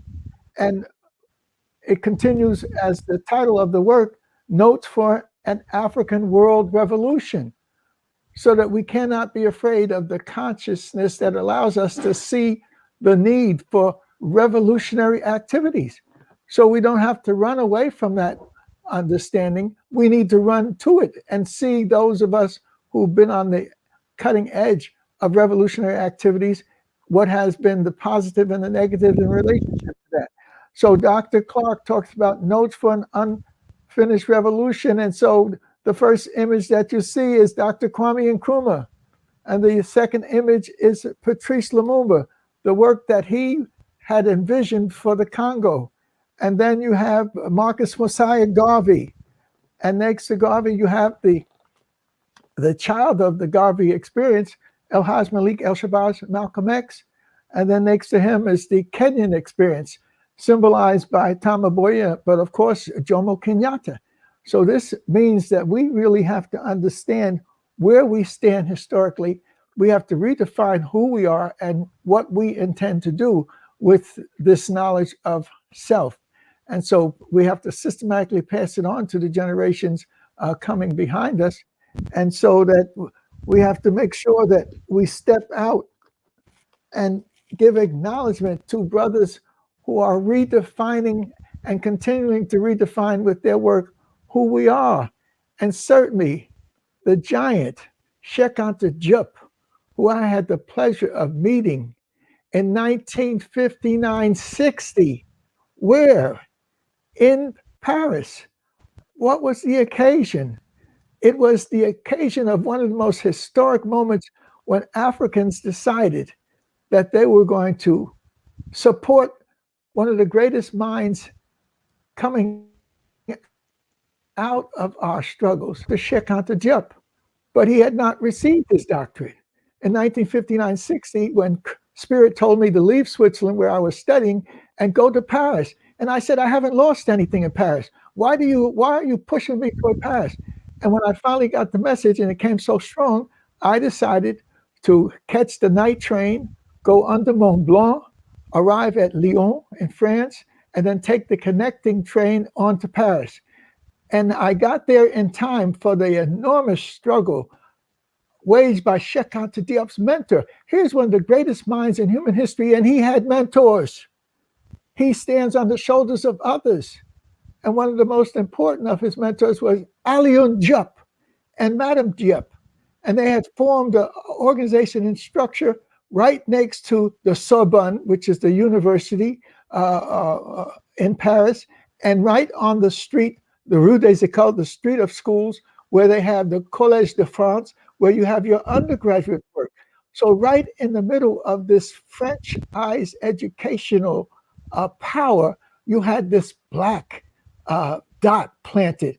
And that black dot, the Presence Africaine think tank, the Presence Africaine publication house, the Presence Africaine strategy. Alioune and others said that we're going to bring 50 to 100 scholars of all types to be there to to help support the defense of Cheikh Anta Diop. It's a magnificent story that should be known in our history, that these scholars, white, black, all kinds of dimensions, were there for this great defense of his dissertation. He had to do it 3 times before it finally went through. So we have to redo the historical processes that we've been able to transfer, pass on, and we have to look at them again. That Cheikh Anta Diop was also inspired by one of our brothers from the Caribbean. I used to call him Monsieur Cravat, Mr. Tie. He always wore a tie. Whenever I met him or saw him, he was wearing a tie. He used to call me Monsieur Leonard Diopian. In other words, because of my knowledge and relationship with Cheikh Anta Diop. But Senghor and others were part of this family. But Aimé Césaire brought in a special spirit for these greats that we have to pay homage to. And I'd like to just show you that the strategies and these families and this relationship involves us understanding who and what we really are and have to be. And so this great work, part of the schools of knowledge that Cheikh Anta Diop was able to contribute, inspired by Aimé Césaire and the others, he dedicated this work to the memory of Alioune Diop, his mentor. Most of us know about Cheikh Anta, but Alioune, we have little knowledge, who died on the battlefield of culture. He's not talking the battlefield of military prowess. He dedicated this book for a brother who died on the battlefield of culture. So culture is the key. So we have to redefine what we are about. We have to redefine how we're going to approach our culture. So that means we have to, as I have said often, we have to understand that it's a great struggle for the African mind. And that African mind, M-I-N-D, will allow us to control the African mind, M-I-N-E. Other people understood that. The Europeans, now the Asians have understood that mind, M-I-N-D, and the mind, M-I-N-E, go together. And the Chinese are moving around the world with power, trying to take the Chinese mind and deal with the mind, the resources of the world. So no one is sitting at somebody's step door with their hands out waiting for some money. There's action, there's consciousness that has to be a part of it. Alioune, who died on the battlefield of African culture. Alioune, you knew what you came to do on this earth. A life entirely dedicated to others, nothing for yourself, everything for others. A heart filled with goodness and generosity, a soul steeped in nobility, a spirit always serene, simplicity personified. Did the Demerge want to provide us with an example, an ideal of perfection by calling you into existence? Alas, the terrestrial community to which you knew how to convey better than anyone else the message of human truthfulness that sprang from the innermost depths of your being was deprived of you too soon. But the remembrance of you will never be erased from the memory of African peoples to whom you dedicated your life. That is why I'm dedicating this book to your memory in witness to a brotherly friendship that is stronger than time. And so we're dealing with a whole spiritual understanding of who and what we are and what we have to do and what we have to transmit to generations to come. And if this great scientist who stood before the world and gave us the victory in terms of the Nile Valley and early African cultures and whatnot, if he can continue to spread his word and we can pass it on to others who need to understand it, then we're making reparations. We're repairing the damage that has been done to the African mind, body, and spirit, to African history and African culture. We're repairing it. And the symbol of the connection between Cheikh Anta that gave us the beginning of human development and how it went to its highest levels in the Nile Valley, then he also put for us the understanding that we have to be about a renaissance, a deep cultural renaissance. And the perfect example of that renaissance is, again, coming out of Africa, speaking to the world. And this, my heart leaps when I appreciate the need for renaissance. I've been lucky I was able to be at the three great conferences. The first World Festival in 1966 with my beautiful wife, talented, wonderful wife, Dr. Rosalind. We were there in 66 for 30 days. We transferred our apartment in Abidjan. We traded an apartment with somebody in Dakar. So we were there for 30 days. When they were saying that two great minds are being honored, one is Dr. Cheikh Anta Diop, the other is Dr. W.E.B. Du Bois. In the first World Festival, when people like Wole Soyinka were doing their great things in the play, that Canvas Harvest that Wole Soyinka put out there, had to do with you can't have leadership that is responsible to the people. You can't have leadership that's selling out and not achieving what they should leave. So this is Cheikh Anta Diop's vision for the future, the rise of the African family. And this is the monument that we joined many people to help dedicate in Senegal. And it is on a quiet volcano. And so when we first went to Gorée to bemoan and groan about slavery, then we left Gorée and went back to Dakar mainland. And then we went to this enormous tribute to our genius. And it's the rise of the black man. And God knows the black man needs to rise. Get off of his knees, doing all kinds of things on his knees. You can't win a war on your knees, no matter who you're praying to, no matter how many crap shoots you are making, how much dope you're shooting in your vein. You got to be up on your feet, ready to tackle the world. And so that's the black man rising. And you can't do it by yourself. You have to do it with your female partner. And the black man is leaning on his rock, the female. And you don't do it for yourselves. You do it for the future. And the black man is holding his child up to the future. And that child is not playing with the father. The child is not reaching back for some support. The child is pointing to the future. He's pointing not to Europe, where we usually look for sustenance. He's not pointing east to Mecca. He's not even pointing south to the rest of Africa. That child is pointing across the Atlantic Ocean at the closest point to the so-called New World. And that child is pointing to Africans in the diaspora. It is this link between the continental Africans all over the continent and the diasporian Africans that we have an obligation and a responsibility to make happen. We can't wait for others to do it. We have to pull it together ourselves. We're the key generation that has experiences. And the beauty of this monument is it is the tallest of its kind, taller than Jesus the Redeemer overlooking Rio. And I've been there several times, taller than the Statue of Liberty. And of course, being in New York, I've been there several times. This is one of the tallest monuments of its kind, but it speaks to the rise of our people collectively.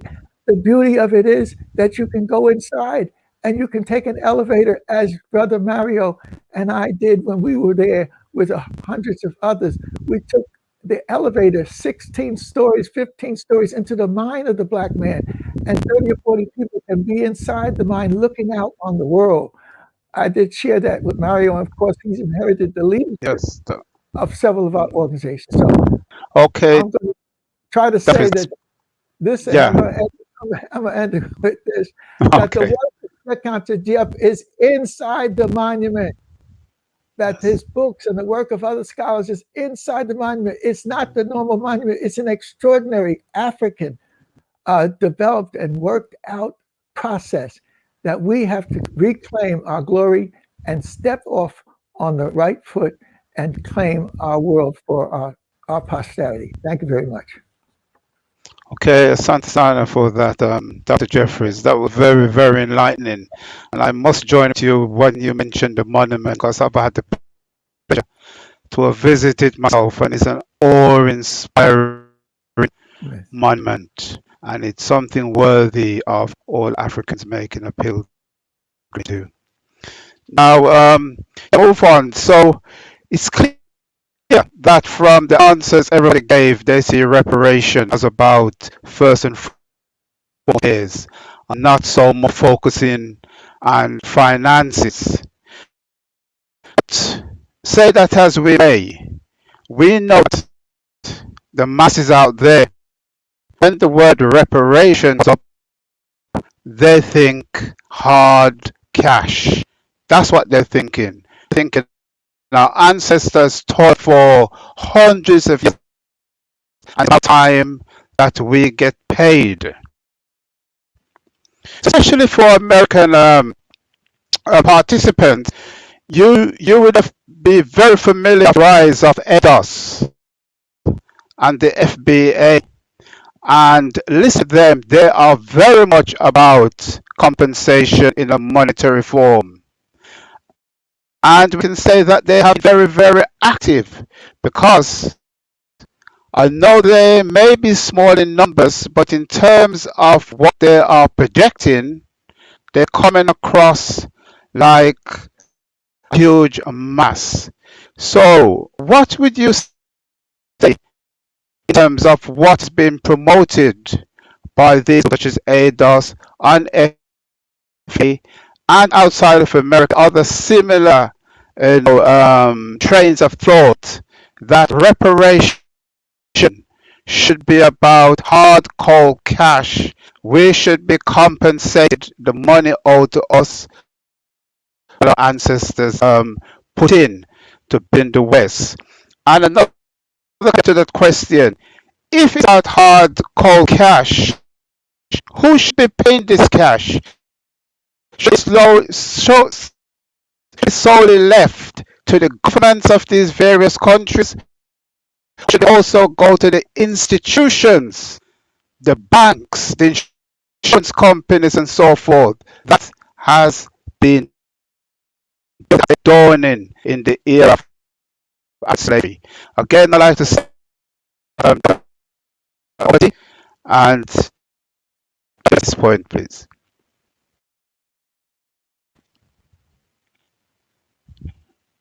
Hold on.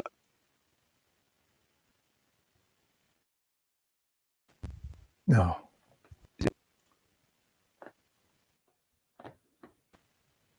You're muted. Yes. We can't hear you, Elder. We cannot hear you. Hold on. He's unmuted. Can you hear me now? Oh, yeah. Yes. Yeah. Okay. Coming through fine.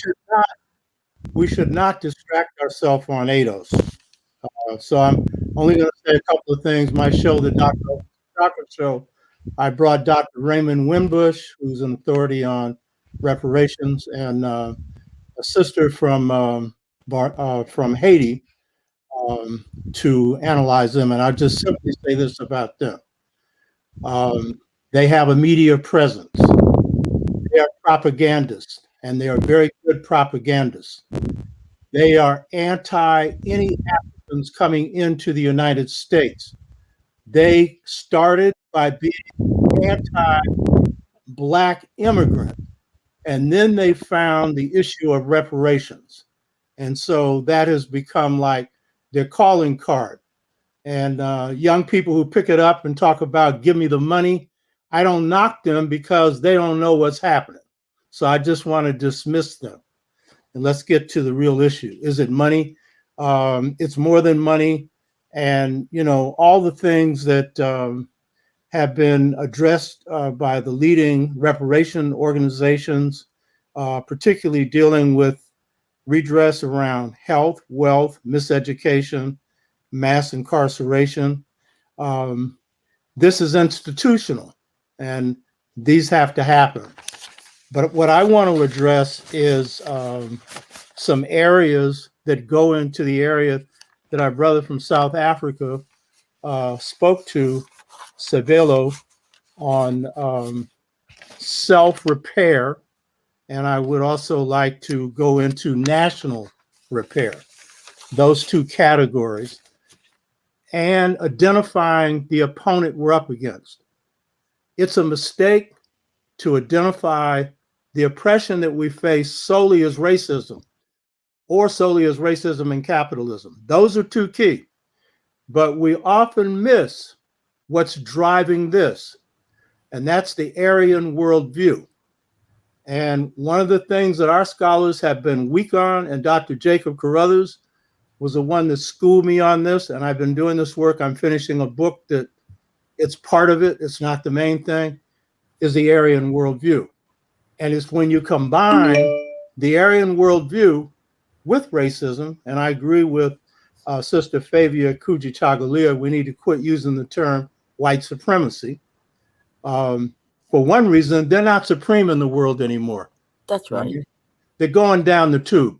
And we have to be in the position now of replacement, because in the US, by 2044 or so, Black, brown, and red and yellow people will be the majority in the country. And our culture is going to drive change in the US, along with the positive features of Native American and other peoples of culture. And that's going to be about restructuring America. And then Africa's got the issue of coming up under what's out of what's described as neocolonialism. But again, it shouldn't just be phrased as we got these artificial boundaries and stuff, which is true, but Africa inherited the European nation state. And that nation state model needs to be discarded. And that was one of the biggest problems with independence, is the African leaders never questioned the house in which their governments were ruled under, because they had been trained under them and they were so happy just to be free. So those are two categories. So the first thing I want to say is we need to define the enemy correctly. And that enemy has got to do with racism. It's got to do with capitalism, but it's got to do with the Aryan worldview. And the key thing about that we need to understand, because when you link these two, you understand when the Europeans or the Aryans went on conquest, it was genocidal across the board. And the key thing is the definition of Aryan. Arius, Lord and Master. Aryan, no good for nothing, dirty masses. In other words, the view of the whites whose root is Aryan, coming out of the Caucasus Mountains in the 2nd or 3rd millennium BC, conquering India. That's the beginning of their history. And they come up with a history far worse than any enslavement we've ever seen, because they've come up with this idea of Varna, or caste that is below slavery. They have conceived of something that is about as fiendish as it gets to be. And so this idea of Lord and Master, that is inherent in their view of themselves, that they are supposed to be running everything, but it is also their view of their own people, because they have no regard for their masses. And in the US, so they are dirty, low, no good for nothing scum. That's their view of their masses.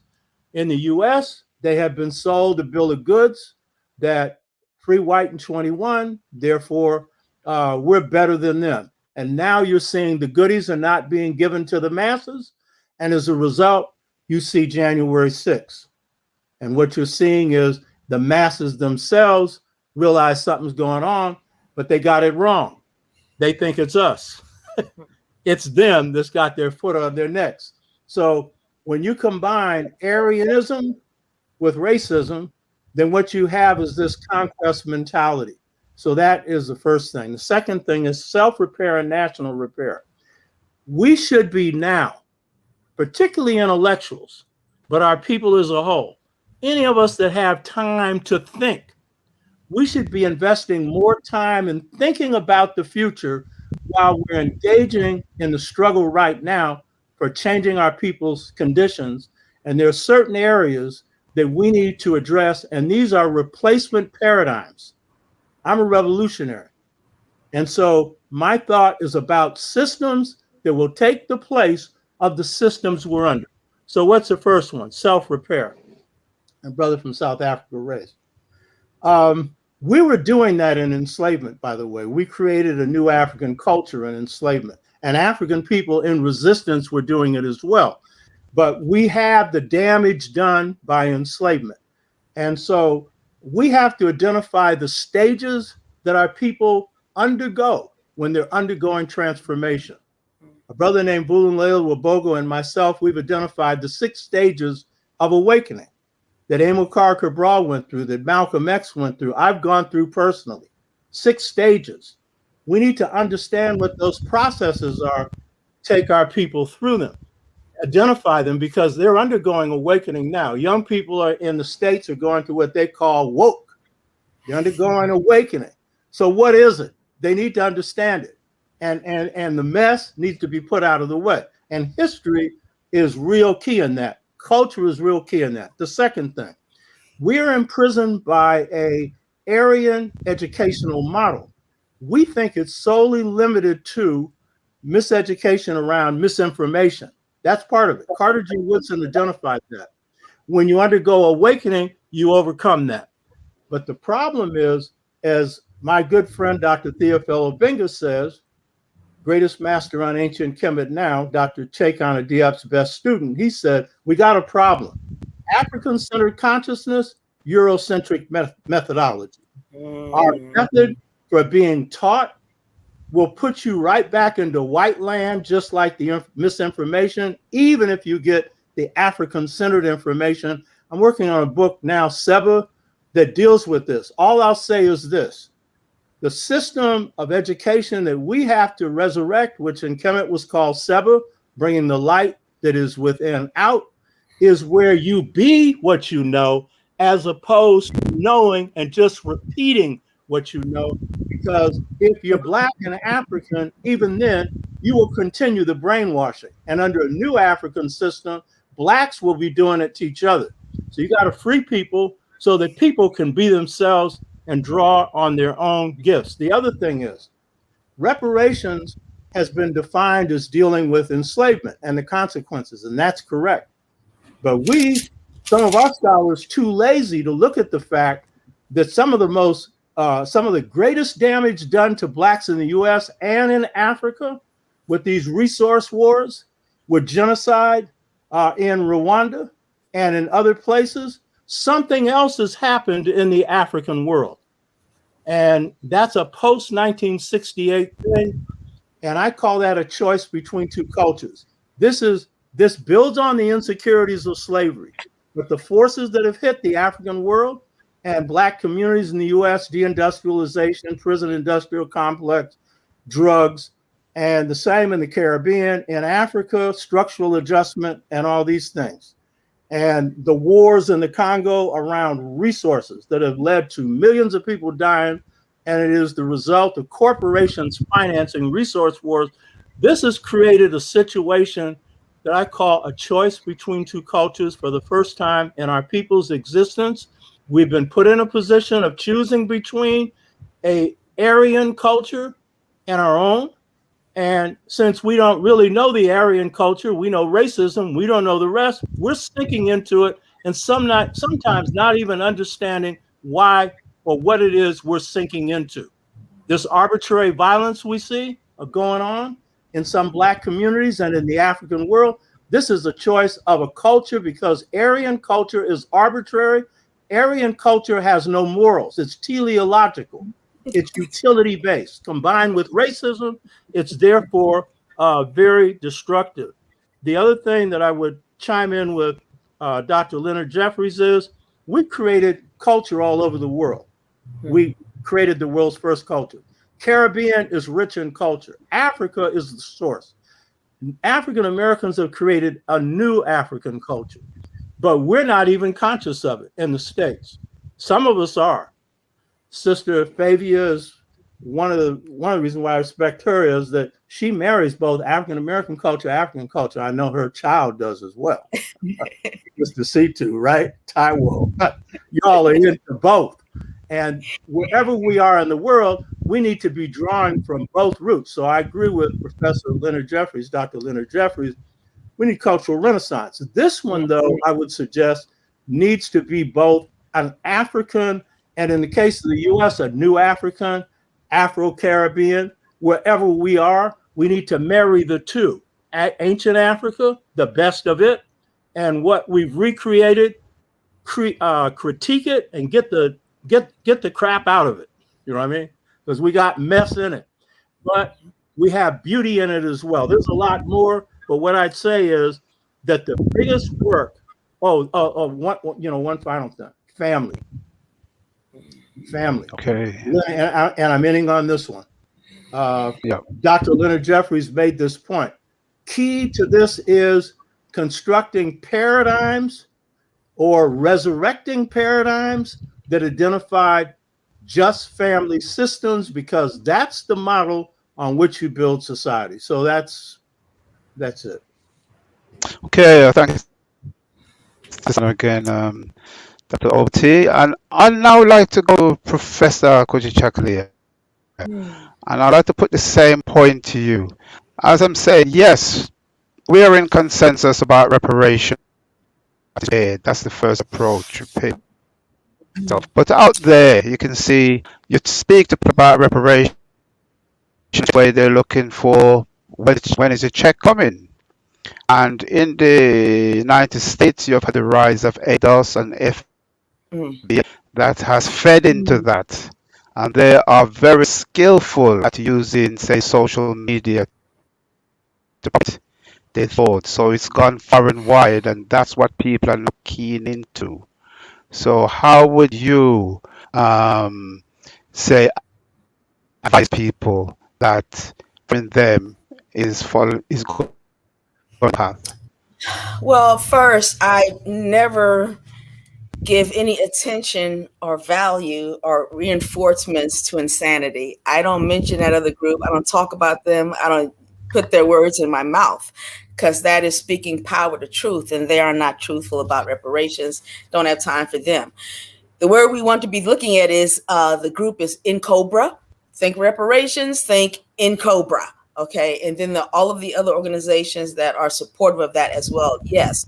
But when you think reparations, think in Cobra, National Coalition of Blacks for Reparations, and we're going to say everywhere.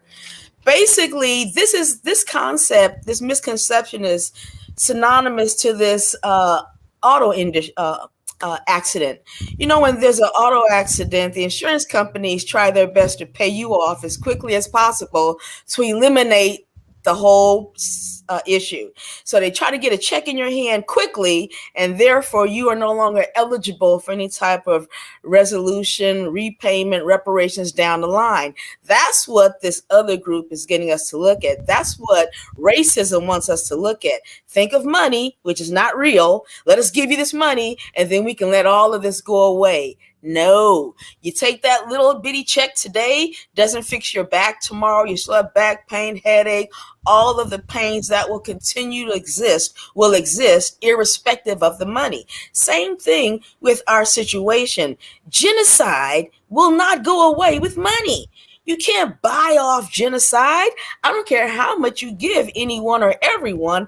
That does not eliminate white psychopathy, as Dr. Tashaka said, this Aryan insanity that we live under. Money will not eliminate white psychopathy. Only we can do that. And as long as people are sick mentally, we're out of our minds, what good is all the money in the world if you're out of your mind?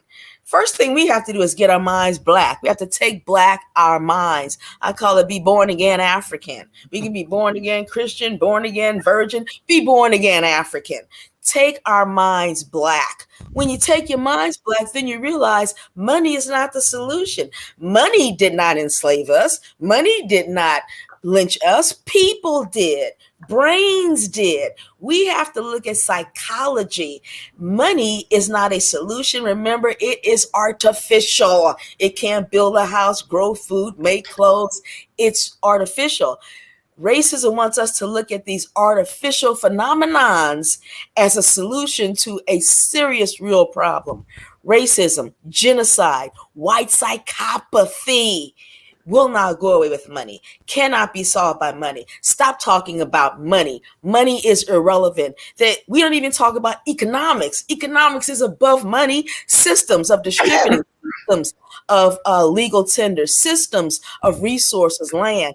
If we're going to talk about that, at least talk economics, not money. Stop talking about money. It is a trick bag that they want us to fall into to pretend that everything can be resolved with money. It cannot be.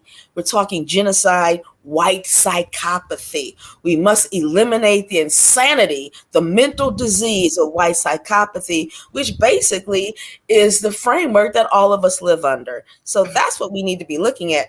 How do we get our minds black? How do we take black our culture, take black our minds? Stop looking at money. Think of economics. Think of institutions. Think of nation building. Bigger than money. It's Ancestral. I know that. Now, I'd like to turn to Brother Glenroy. See, you're busy making notes.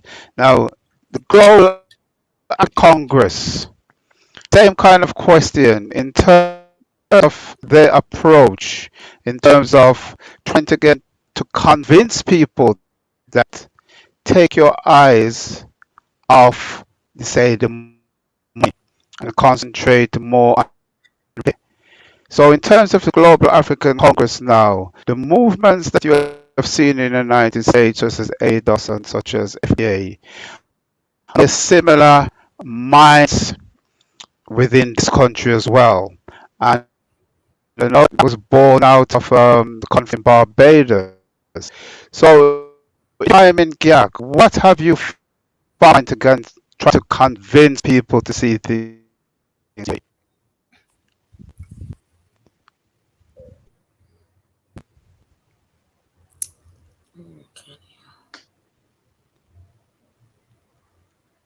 I don't hear it. Yeah, you gotta unmute Glenroy. Yeah, I'm trying to unmute you, but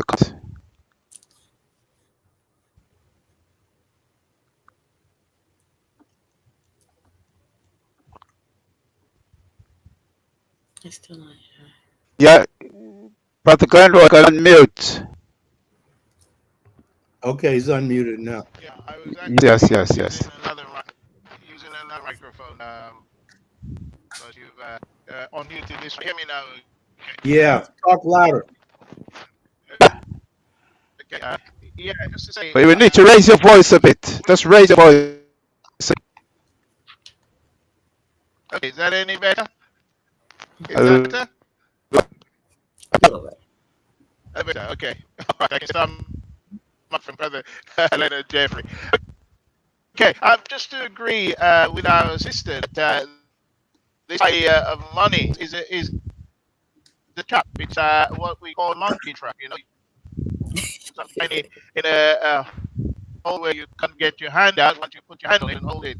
So it's a little like the so-called apology from people who care don't care and have been trying to eliminate us from the planet. So I'm very clear that it's not a issue about money, as Elder Pepper got Chinwezel's position. But in regard to ADAS, let's be very clear. These are people who are investment and their intention is to support the state of America. They are invested in that culture and behavior of the US. They're not Africans, they're invested in what Africans want reparation. And the thing that people need to put on the table choppy, Glenroy, it's choppy. Is reparation. Yeah. Can you still hear me? Is, yeah, but it's very choppy. It's going in and out. It's a problem I always have with phones. Let me try to keep going on the circle line. Well, go on a bit and let me see. No, I don't think it's going to work. I'll tell you what, I'll go and just try in the background. Just try and see if we can rectify it to an extent. Come to me. Yeah, we can't hear at all. What Glenroy is trying to sort out those technical issues. And to Sister Tower now. I know are very active in Cobra. So in terms of, what has been your experience? Have you come up against it? And if so, what has been the experience? Pushing one thing and they are out there pushing something else.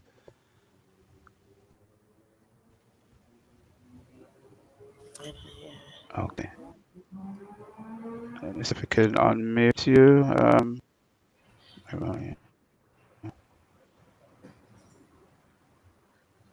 Yeah.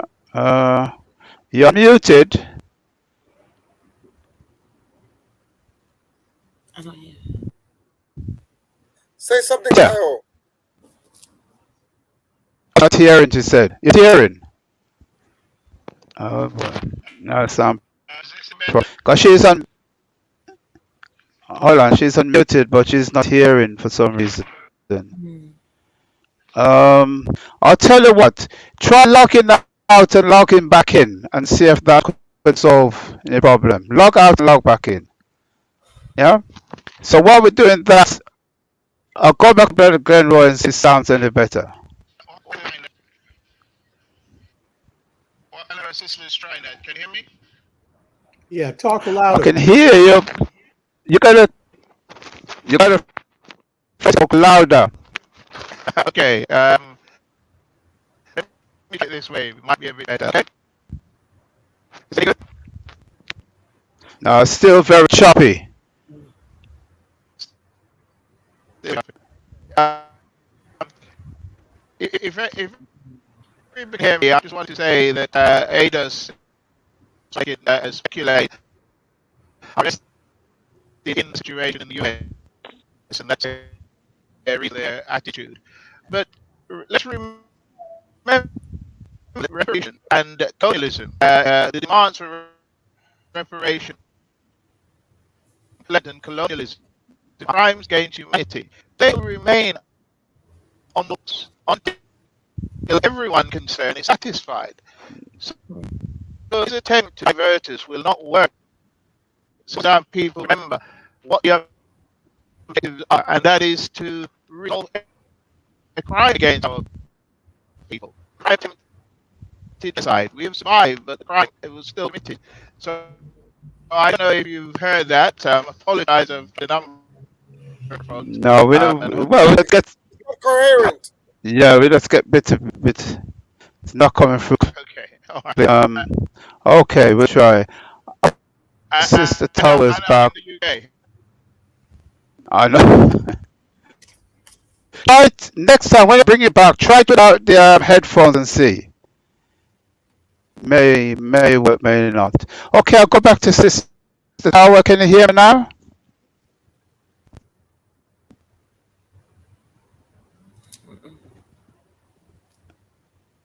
No, you can't. No, it's still not hearing.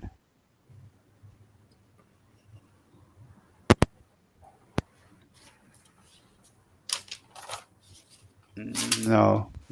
You all hear me now? Yeah. Yes. Oh, apparently I cannot use these. Okay. In terms of ADOS, we know that they exist, and they are very, I guess, active on Twitter and things like that, and they make their opinions very known. However, we do not. We have a youth commission who does try to have a presence, an active presence on Twitter to kind of steer people away from that, to inform people that Cobra has been around for 30 plus years, that if you want to look at an organization that actually has a history on working with reparations and working for reparations, then you should look at Cobra and not ADO. We do have a commission. We have two commissions, actually, the Media Commission and the Youth Commission, who works on trying to re-steer some of that energy that people are focusing on ADOS, so that we can get people accurate information, right? Because within Cobra, we do understand that, yes, compensation should be a part of it, but money is not going to fix everything at all. And so we have different commissions to address different things. We have the Economic Development Commission, putting those systems in place to address those concerns. Like, okay, so we have money. What are we doing with this money? How are we ensuring that this money is not being funneled right back into these corporations that are exploiting our people? So we have commissions that are centered around doing that work. We have an education commission. Dr. Leonard Jeffries was talking about the need for a cultural renaissance. One of the things that the Education Commission focuses on is how do we use the art and culture to really re-educate our people. We have a wonderful new African culture that has been created on these shores. We have wonderful African history and culture, and when we marry the two, and I was raised doing that. My mother, Professor Kuchi Chagalia, does that. I'm a performing artist. I teach performing arts, but I teach in the schools, and with my own business, I teach purposeful performing arts. How can we use the performing arts to have that cultural renaissance, right? So we look at all these things in NCOBRA with our different commissions, because we understand that repair has to be, as Professor Kuchaglia was saying, there are 3 dimensions, right? And it has to incorporate all of those things. It cannot just be monetary compensation, because we know in the current condition of our people, and not just our people on these shores, but our people worldwide, we know that the current condition of our people, if we receive, it doesn't matter how much money we receive, they're going to reinvest it right back into the corporations that are currently exploiting us here on these shores and in the diaspora and around the world. So we need to address people's minds. We need to address the psychology of African people everywhere, so that we understand that whatever we get monetarily, whatever little bit we have to reinvest it into us, right? Into our freedom, into the things that will support and build up African communities around the world. So that is NCOBRA's stance. And we do have people who try to disseminate information that is accurate information, that is information that will build up our people, as opposed to the information that ADOS puts out there that can really be detrimental to people who do not have an understanding of what it means to really be free.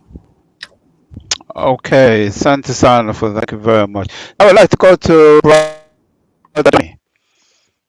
Now, Brother Johnny, the same thing, because you're very active, I know, in the reparation every year on the 1st of August.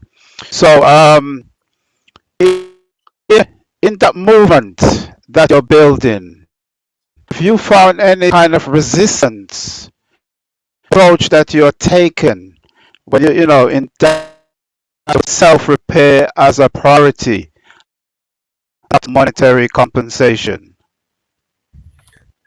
Thank you, Elder Tahaka, for the question. As you know, we plan as a part of the African Emancipation Day Reparation March Committee, in partnership with the Stop the Mangamizi We Charge Genocide Ecocide campaign. We plan the annual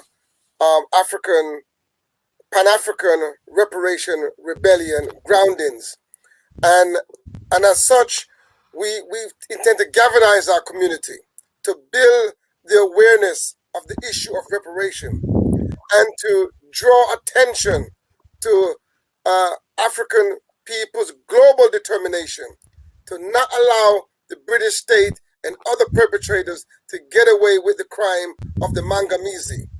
And the Mangamizi is a Kiswahili term, which means the African Holocaust of chattel, colonial, and neo-colonial enslavement. So we want to do our role, do our part here in the UK, on the ground, galvanizing our people. Now, that happens on the 1st of August every year. We're in Brixton Windward Square this year, again, on the 1st of Messiah, which is the 1st of August. And we are also encouraging our people who listen to this broadcast in the UK, internationally, make your presence be felt. Come out, support this global gathering of African people to let the world know that we mean business on reparation, and we will not allow them to get away with what they have done to our people. Now, after the 1st of August, there is a year-round campaign that we do, that we try to galvanize support in grassroots quarters, in many different spaces, to try to win our position forward. And one of the tactics we've been using is that we've been using local councils. So we lobby and we pressure local council to adopt motions on reparation. So within the last year and a half, we have had 3 councils so far who has adopted and passed motion to support the reparation movement and to call for an all-party parliamentary commission of inquiry for truth and reparative justice right here in the UK Parliament and in the European Parliament. And that would be similar to the commission that is established in America to investigate the damage and the legacy of enslavement on African people today. So those are some of the things that we're constantly doing on the ground. So far, we have had Lambeth Council who have passed motion to support our call for the all-party commission of inquiry. We have had Islington Council has also passed motion. And recently, at the beginning of the year, we have had Bristol, City of Bristol has also passed an atonement and reparations motion. So, and that is the Bristol, as everyone know, one of the major port that deals with the enslavement of African people. A lot of the shipbuilding, a lot of the financing that was gained from the enslavement of African people was used to build Bristol. And so, and that's where the statue was torn down of Colston statue, one of the greatest inhuman, brutal enslavers in our history, responsible for at least the murdering of 100,000 African people and probably more.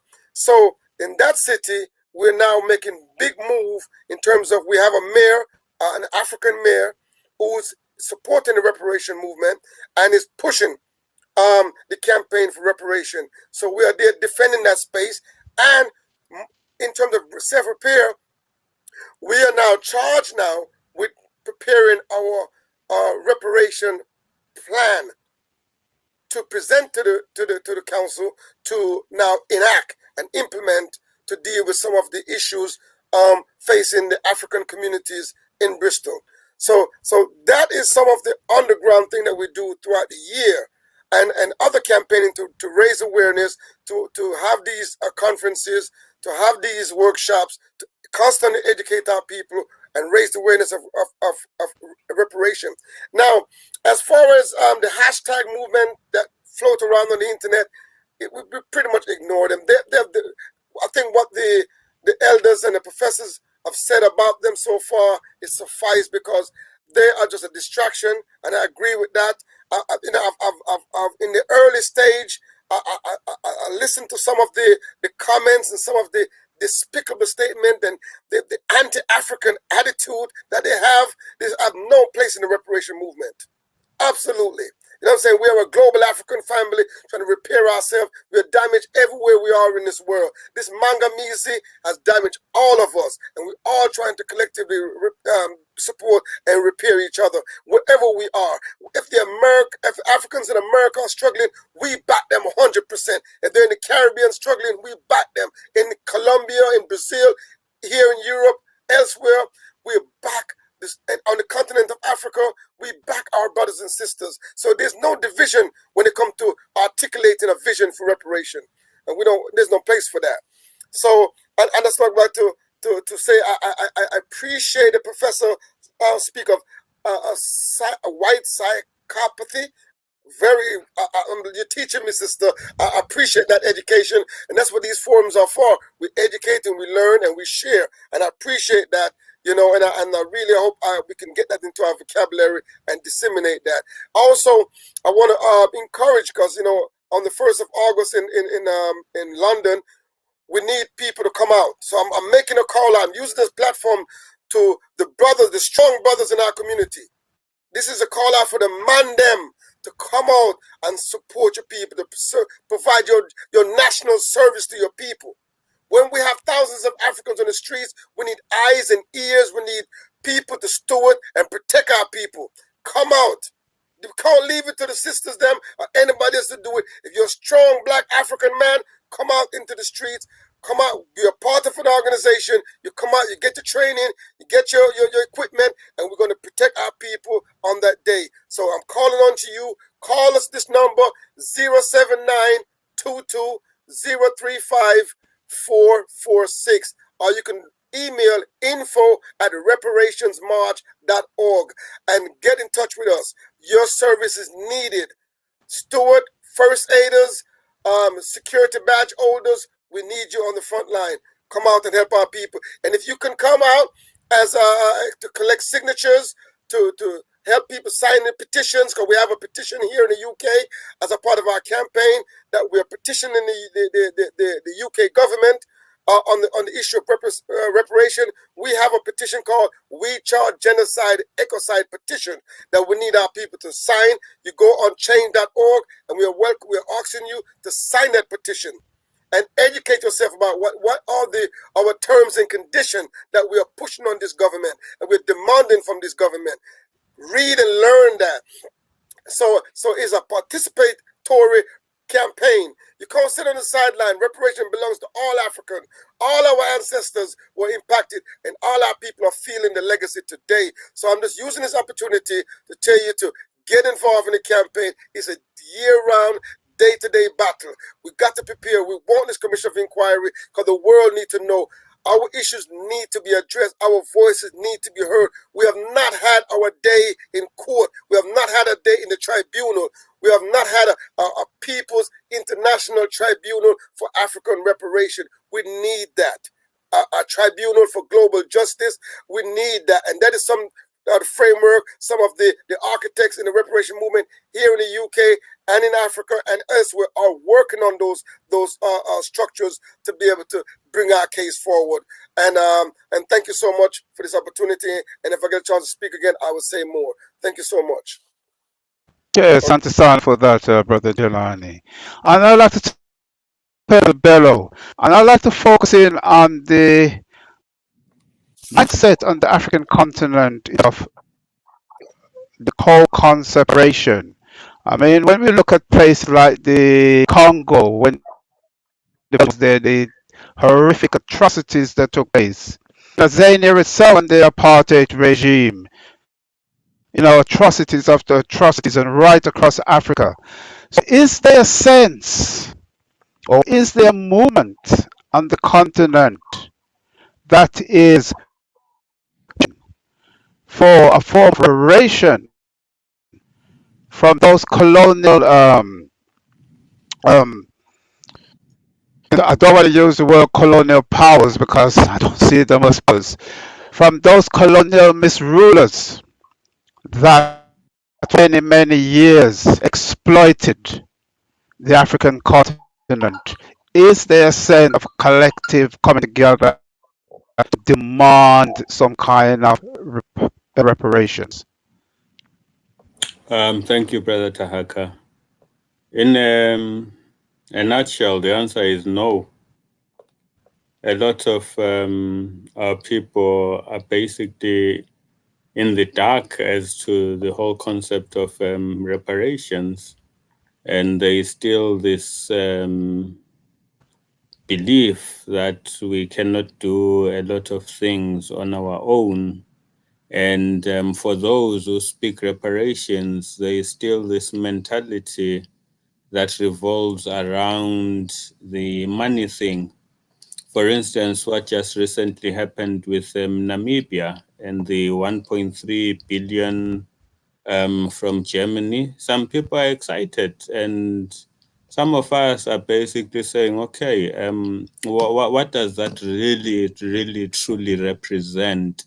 And what does it really mean? Is it now a belief that the Germans have been absolved of all the atrocities that were committed against the Namibians, the Herero particularly?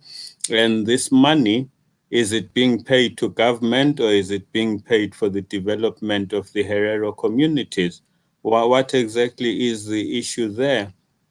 And you find that here, after apartheid, the concept of reparations, I don't know how the ANC agreed to the position as was, which was basically to say reparations would be paid by the current government for the atrocities of apartheid. And they identified certain number of people. If my memory serves me right, it was almost like 30,000 or less than that out of the entire population of people who were identified as the worthy recipients of reparations. And they got pittance. And that was it. End of story. No one else was interested in anything going further. In the DRC, you mentioned the DRC, as against people fighting for what rightfully belongs to them because of the sponsored wars, particularly by the foreign governments and the foreign businesses that literally sponsor warlords in different parts of the DRC so that they can exploit the resources. People are more on a survival mode. And because they are in that particular position of survival mode, they are not really in a position to think about some of these things and actually begin to say, let's collectively organize ourselves against this, that, or the other.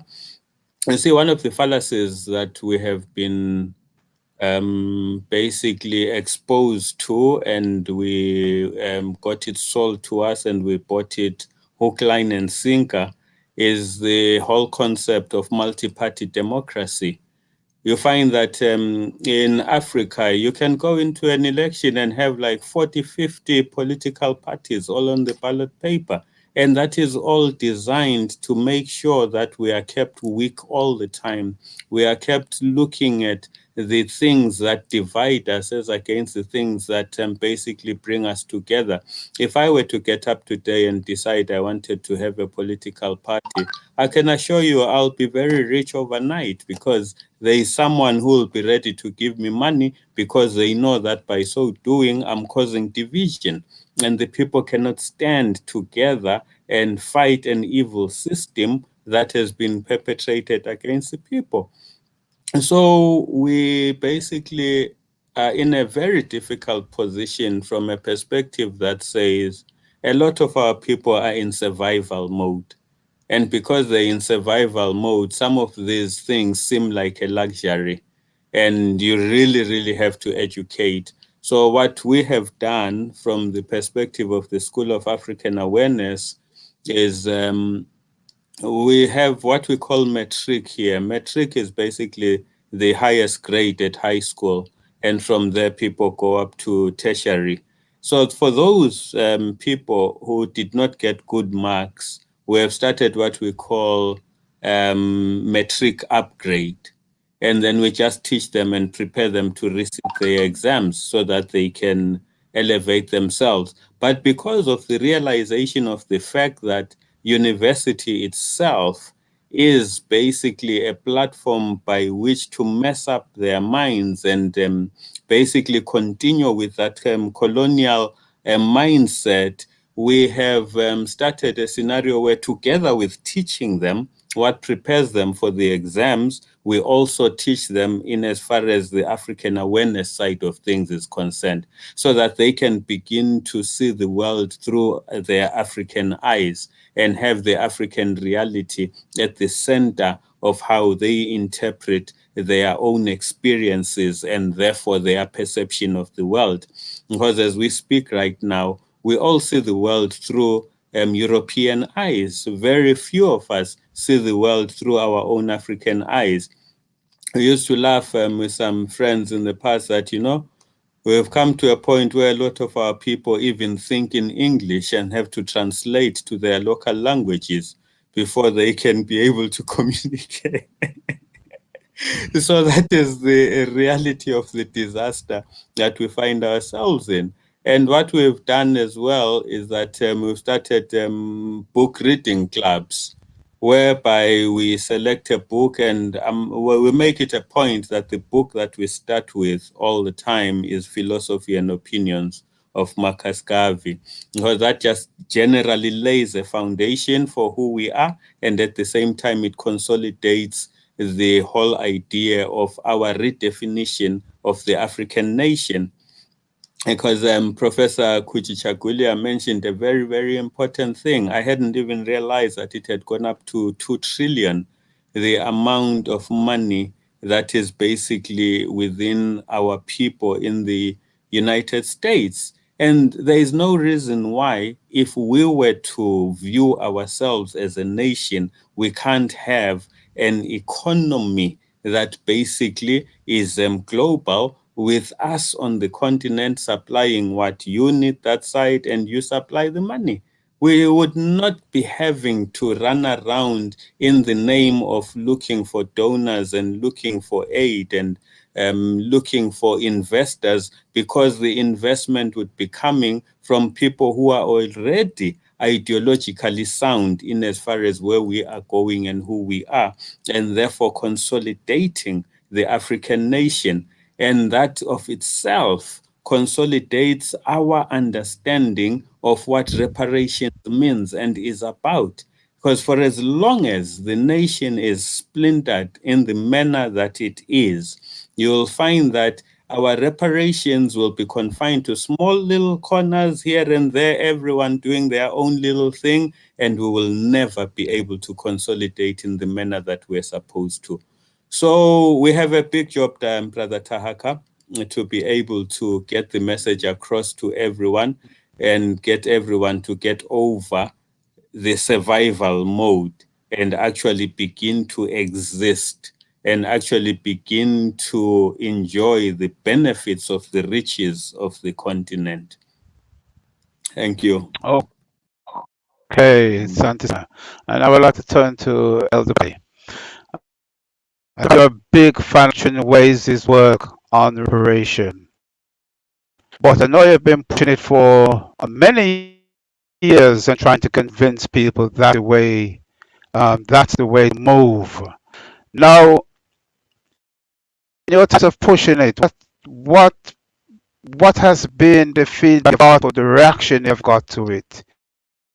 Is that people are grasping what you were saying and thinking, yes, this is right? Or is it a case that, again, most people see further than those because they're thinking of is, when is that check arrive?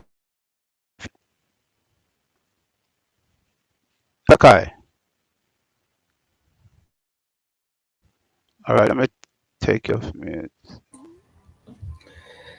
Let me begin with where Brother Sabello ends. We use a device, a computer. That's how we're communicating. I don't know a lot about computer, but a little bit I know that you have to program it. And you have to look after it. And there comes a time you have to defrag it, because all the virus have taken over and it doesn't function properly. So we, the global African people, need to be defragged. All this Europeanness need to come out of our heads. Because he talked about we're in survival mode, but he didn't mention something else. We're now in fear. We're in lockdown. And none of us is talking about that. And if we don't deal with that, nothing else matters. But I'll come to that in a minute. You see, we have to understand that we are global people, very fragmented, because what Nkoba is doing, what Gak is doing, what this is doing, it's all in little bits scattered, and there's no cohesion. We have to give up some individual freedom for some collective freedom. And we're too happy going it alone. We're too happy being isolated from each other. We have to make the reparation a global movement. It has to start from the grassroots to lift up. There was a time right here in Britain when different organizations in London, in different parts of the country, would travel up to Birmingham, that's the middle of the country, and would have dialogue. That will stop.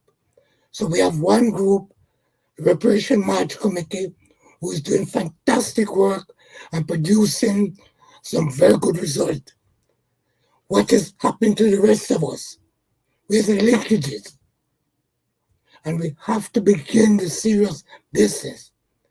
Recognize the global movement and how we put one brick on top of another brick to build it.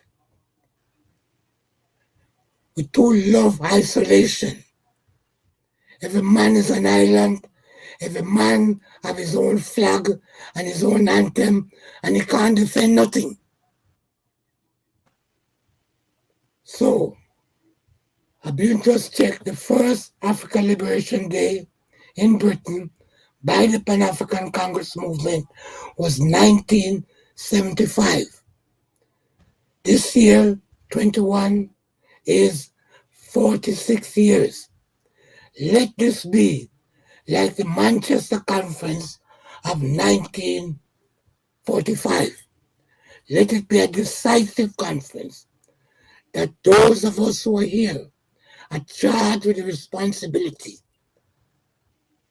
of building the reparation movement on a global scale. Because right now, we have a whole heap of opportunists, governments who've shot at cash and looking for money, and reparations are cash cow that can come and milk. And it has nothing to do with reparation. Reparation is about rebuilding ourselves, rebuilding our institution. And all we have to ask ourselves, what is the recipe to do that? If I go to Sister Chagaguli's house and she hand me a piece of cake and I like it, and I said, that's a lovely cake, she would have to give me the recipe how to go home and do it. And if I follow the recipe correctly, I too will have this lovely cake. But if I just sit on my backside, throw anything in the pot, wheel it around, what the hell would I have? A big mess. And that is where we are. Let us be honest with ourselves. And let us challenge ourselves that we need to do better, and we can. And we should start here. So let us go away from here. All the knowledge, all the skill, we've got it. But what is missing is the application. We're too comfortable, we're too satisfied with where we are. We know we're in the doldrums, and we need to lift ourselves up, because at least we're good at one thing. We all saying the same thing.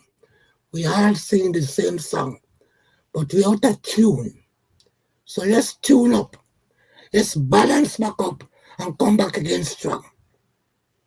So I'm saying, let us seize this opportunity. No reverse. Go forward, but go forward together. We're not lacking experience. We're not lacking knowledge. Our beloved ancestors, great historian John Henry Clark, posed a question to all of us.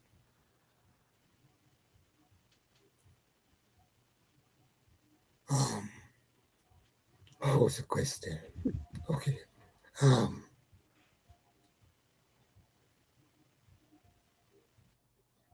The question is, can we save ourselves? That's not his word, but my mind's tired. And we don't have to think about it.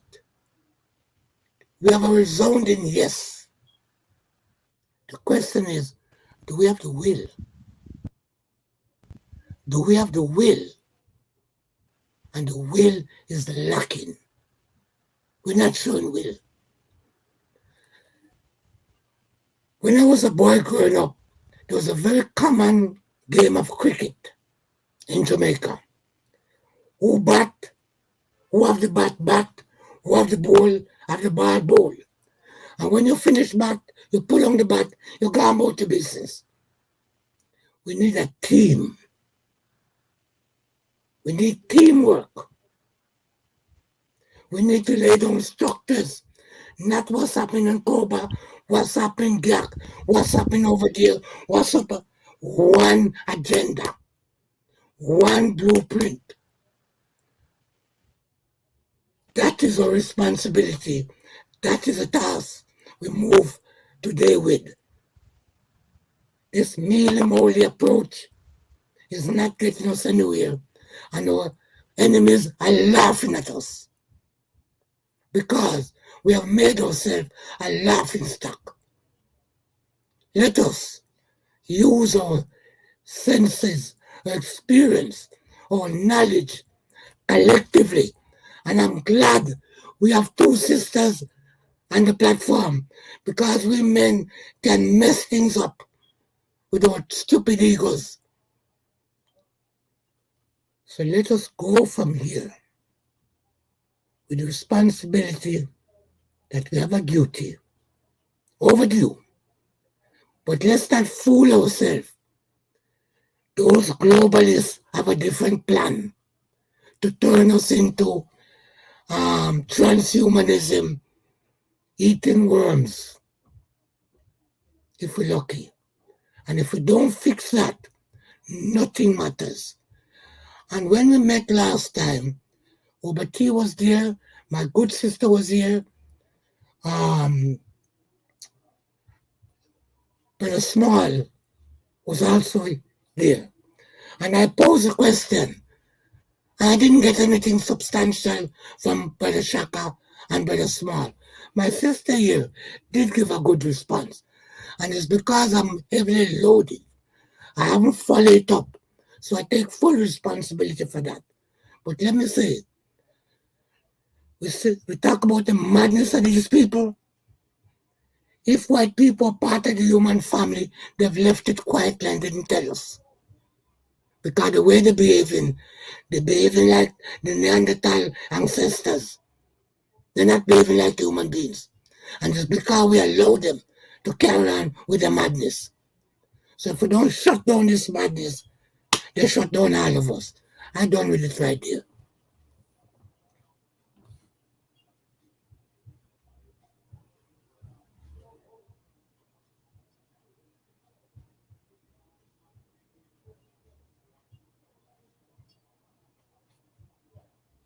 Kanye, you better talk.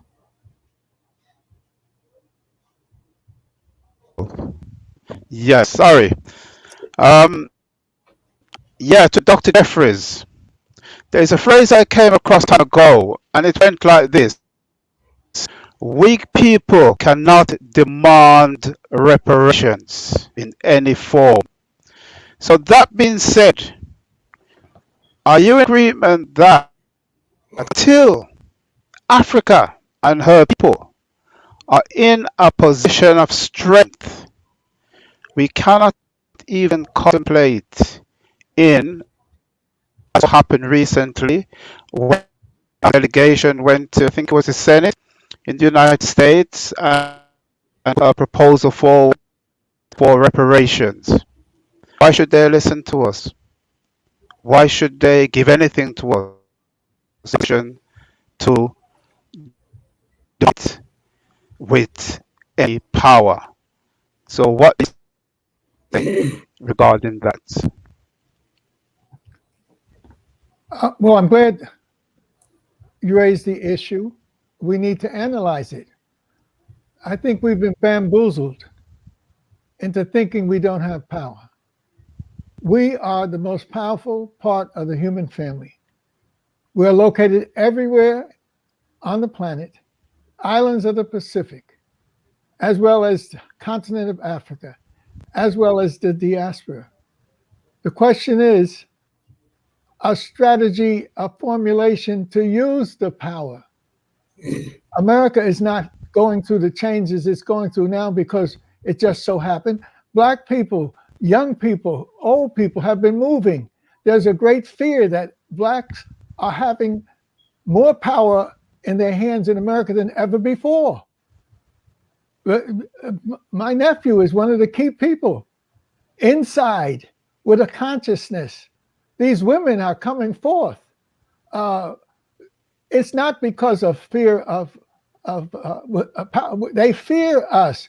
White folks are saying we're losing it. Look around. Black people are here. Even the president has been influenced by black folks. The Democrats wouldn't have won the election. One black man said, "Don't worry. You weren't successful in the northern part of America. Wait till you come to my homeland in the South, and we'll change that." I mean, he made the declaration, and they went south, and people mobilized themselves. But they need an agenda that's serious in the African dimension. White folks are scared to death of what we might do in terms of organization. White folks fear that we have now power. We're going to talk about Tulsa. How the hell? Well, Tulsa was passed. No, it's not. Tulsa is a reality. Tulsa has been all over the African world. Tulsa was in my father's town when my grandfather was murdered and whatnot. Tulsa is a reality. They owe us, and they fear that we're going to make the demands on ourselves as well as on the systems. System capability. We are key to any system that white folks want to do. They can't run this nation without us. They can't come up with plans without us. When they're talking about poverty, white folks are poor.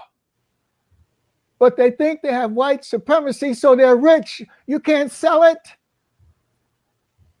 The movement of our people, women, children, our musicians, our artists, we just have to coalesce that into a meaningful package, which is our obligation, which is what we have to do. You don't see any white women standing up like our women. There's a black woman who's the mayor of Chicago, a black woman who's the mayor of Washington, a black woman who's the mayor of Detroit. How can you say you don't have power? And you've got it in your hands. But you have to do like Adam Clayton Powell said, what's in your hand, black man? What's in your hand is the power that you have using your Africanized mind and take them down from their European behind. So that's we have to understand the power. Any move that we make would upset the stock market in a serious way. And if we came up with a plan that's going to affect the stock market before we know it, they would say, well, what do you want? And then we have to have a plan ready. You owe us. You cannot pay for the millions and millions of Africans slaughtered in your process of death and destruction. The Native Americans, our brothers and sisters, wiped out completely. Nobody is thinking of the tens of millions of them. And they not only wiped out the Native American physical population, they murdered the buffalo. 1 million buffaloes were poisoned so that the food supply, smallpox blankets were presented to the Native Americans. The hands of the European are clear with blood from the various groups that they've touched. We don't have to be nice about it.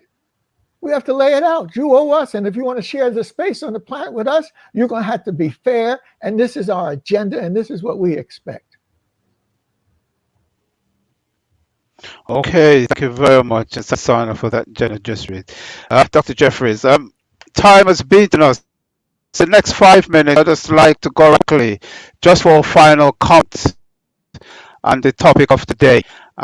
And I'd just like everybody to take note and say 2 minutes, just to give final comments of what they think of reparations and how the situation of reparations, say, next 10 years, at what stage do you think we will be at? So I'll go over to Shaka first, just for the comments. I'll be very brief.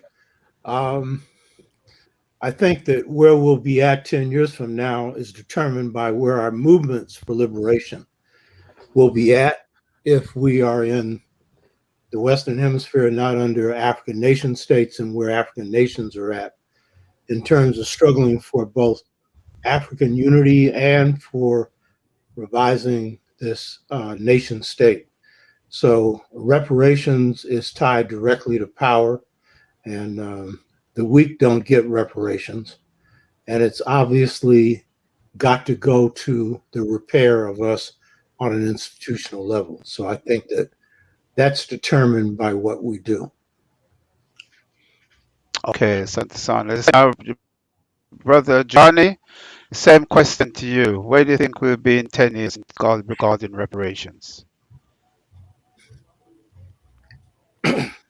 You mean Dulani? Yeah, Brother Jelani. Dulani, yes, yes. Dulani, sorry. Dulani, yes, yes, indeed. I want to say it has been an honor to be among this distinguished panelists. It's my first time being on a panel with Dr. Leonard Jeffries and Obati Shaka and Professor Kuji Chagalir, our daughter, and Sabelo. Ella Pekpakai is a good friend of mine. We see each other, regularly. And Tahaka, we are a part of the movement here. I want to say it's an honor. It's an honor to be amongst this group.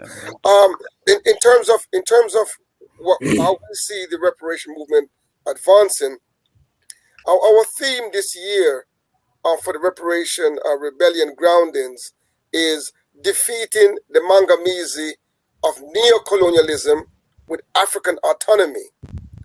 All roads must lead to our sacred cause of reparation.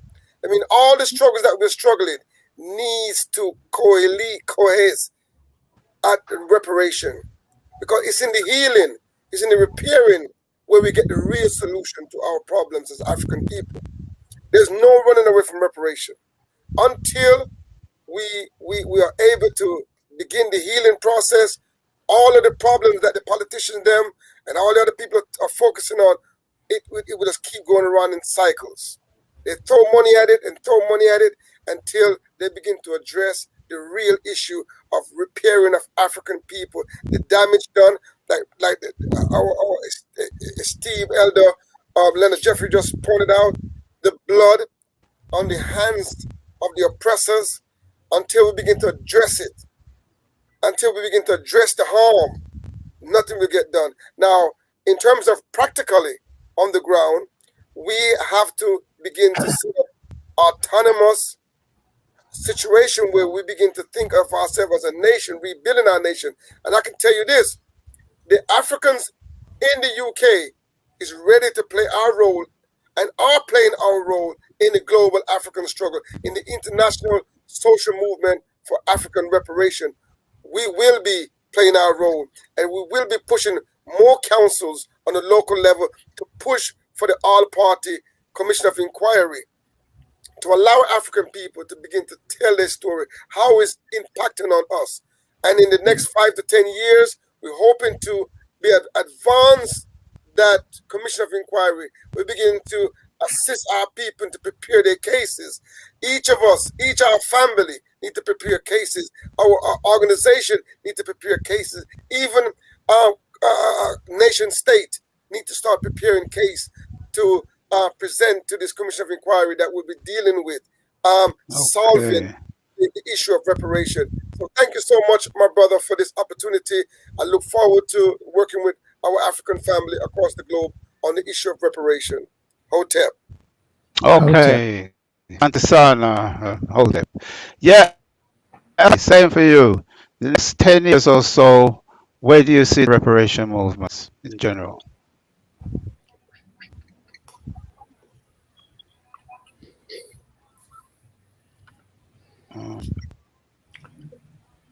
Are you?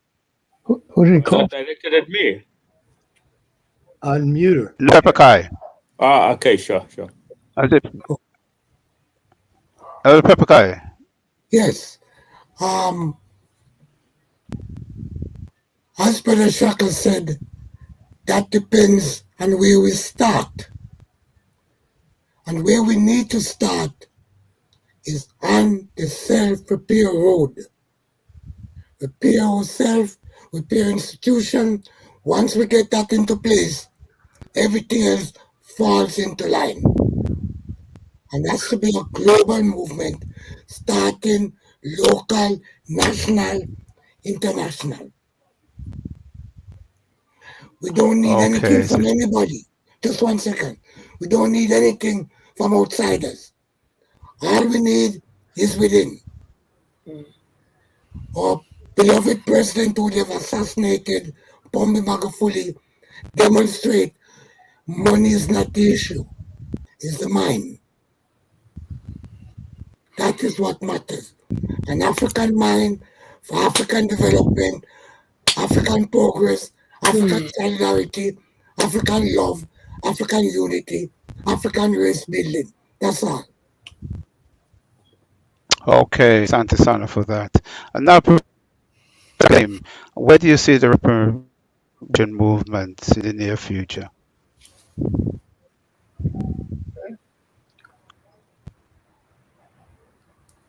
Brother, repeat what you said, please. Professor Kujichale, are you hearing me? Oh, yes. Yeah. The same question. So where do you see the reparations going, say, in the next, 10, 20 years? Where do you see the move? Do you see progress or do you see regression? Until we take control of our brain, I have to agree with Dr. Peppercott. We are out of our minds, thanks to, as Dr. Tashaka said, Aryanism, white psychopathy. Most of us are out of our minds. As my brother in Africa said, we're in survival mode. And we can't even see past getting out of survival mode, because that, again, is part of this Eurocentric insanity of I have to be, content before I can work or fight for anything. You have to fight for anything before you have anything. So we have got to take our minds back and realize that we have got to get out of this mindset of white psychopathy. We've got to eliminate white psychopathy. The myth of white superiority has to be totally eradicated from the face of the earth. Because while we're talking today, there are children being born who are going to learn white psychopathy, who are going to learn self-hate. We have got to eliminate all the lies. So truth is one of the things I deal with, because the truth, as we know, is going to set us free. We need the truth of our history, the truth of our culture, the truth of what has happened to us. When we have that truth and we have that knowledge and information, we will become wise enough to move forward. So until we learn to love our African culture, our African selves, love our African mind, get out of that Aryan mindset, get out of the mindset of white psychopathy, we'll be here in 20 years talking about these things. Unfortunately, we cannot have that happen. As Dr. Jeffrey said, all of us are getting older. We have scholars here right now on this earth who can help eliminate those things if we get together and organize, develop a plan. Plan cannot exclude the elimination of white psychopathy, the eradication of racism and Aryanism from our minds. Once we do that, everything will fall into place. It's like the domino effect. We will know exactly what to do, how to do it, when to do it. Once we learn to love ourselves and each other, it will be easy once we eradicate insanity from our brains. Okay, Professor. And now, Tower. Yeah, you're gonna unmute it. Okay, can Yeah, you hear me? that's great. Yes, I can hear. Yeah, clear. Yeah, the same question, especially in Cobra. Where do you see in Cobra in the next 10, 20 years? Well, I This see issue of reparation. in terms of reparations, I see in Cobra in the next 10 years, making a lot of, and I use this term very lightly, progress in terms of commissions being founded and reparations in certain smaller areas, like cities have planned or have passed reparations resolutions. And we see a lot of forward movement in that regard happening in individual cities around the country. I teach in Oakland, California, in the school district here. OUSD, the public school system, just passed a resolution for reparations for Black students. So we'll continue to see this kind of thing.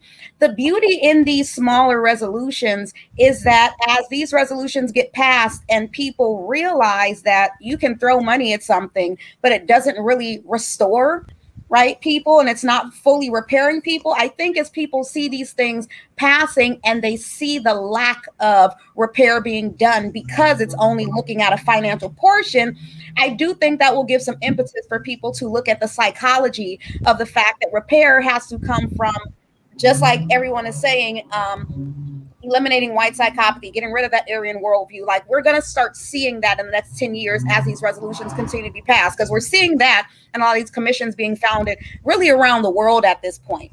So as this happens, my hope is that people will see the need to look at reparations on that level of what's happening with our minds, repairing African people, not just throwing money at the problem and hoping that that's going to fix everything, because we all know that it will not. That we'll start to see this worldwide, this global cultural renaissance, and that we will see more movement in terms of African people uniting around the world as a necessity, seeing that even when we see these little tiny things happening in individual locations, it's not really addressing repair. So I think that it's beneficial to see these things happen, just so that people can see a real life illustration of, oh, we thought throwing money at this would help, and we realize that it does not. We will start to see more people wake up and realize that the issue is really in our minds and repairing the damage that has been done to African people around the world psychologically. And just like Professor Kuchaglia was saying, once that happens and we can eliminate that everything will start to fall into place like a domino effect. Okay, Sana, for that. Finally, Dr. Jeffries, the same to you. Where do you see this whole reparation movement, say, in the next 25 years? You think it would be one of, where do you see it in the next 25 years, the movement? I've been blessed to be on the planet for 80 plus years. And I've been through the various changes that we talked about. I've had a chance to relate to the various important figures. Kwame Nkrumah, Julius Nyerere, Sekou Touré. These were people we worked with. There is a blueprint that we have in place, but we got to tap into it.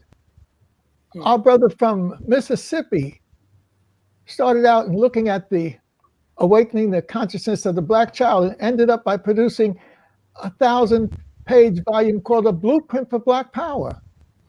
So if we take that knowledge, that experience that we have, and map out a blueprint, we will be following the path that others, the Pan-African Congress, when they met in 1945, and then they moved from there into national independence, the independence movement.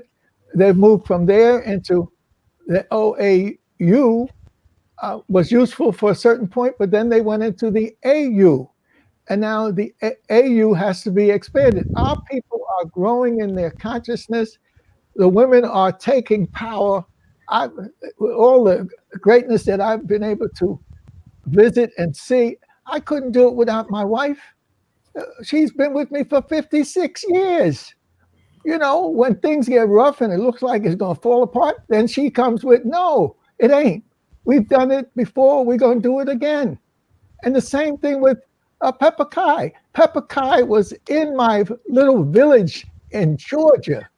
I see him now taking pictures of the schools that we built, of the churches that they built, of the cemetery. He was under shooting pictures, and I can still feel him in my village where they had murdered my grandfather in 1917. But that didn't stop the family.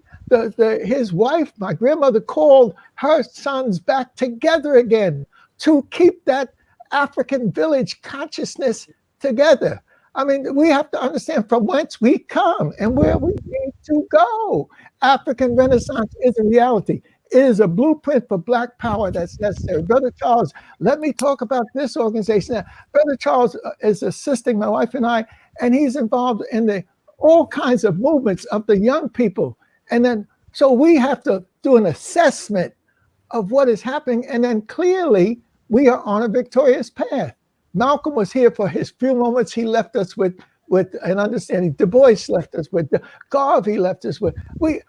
It's a question of Pan-Africanism or perish. It's a question of Pan-Africanism now. Come up with a 10-year plan, a 5-year plan. Come up with that, follow it with a 10-year plan. Come up with another plan. And Cobra can't do it all. I've been within Cobra from the birth. Professor Scobie, one of my partners, was a co-chair, and Cobra has grown. So we need to understand it.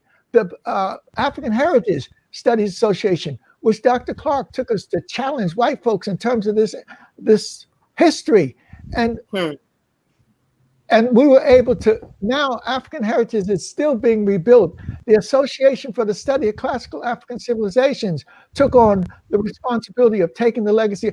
We have had so many successes. We've got to put them together in a plan. Frederick Douglass said it best: if there is no struggle, there is no progress. Those who profess to favor freedom yet deprecate agitation are men, and we can add women, who want the crops without plowing up the ground. They want the rain without the thunder and lightning. This struggle must be a moral one, or it must be a physical one, but it must be a struggle. Power concedes nothing without a demand. It never did, it never will. Find out what any people will quietly submit to the exact measure of injustice and wrong, which will be imposed upon them, and these will continue until they are resisted with a meaningful plan and program. And that's where we're going. It's wonderful to see all of you. I mean, it's unbelievable that here we are at this point, coming up with some ideas and whatnot that Nkrumah and Padmore and then we're talking about years ago, that Julius Nyerere and others were working on. I've been all over England.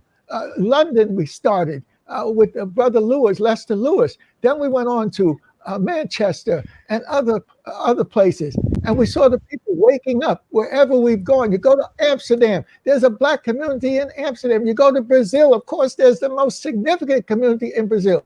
But the question of the mind is what we're talking about. If we can move that Brazilian mind with the spirit of Zumbi and all, I've been up into the mountains where we went with the spirit of Zumbi. I've been up into the mountains where the spirit of Dessalines on those mountains were there, and they dragged factories up and built their foundries in the mountains so they could resist. And so powerful that the Europeans had to leave a mark on the Haitians that we're going to stop you and stain you with, but they have not.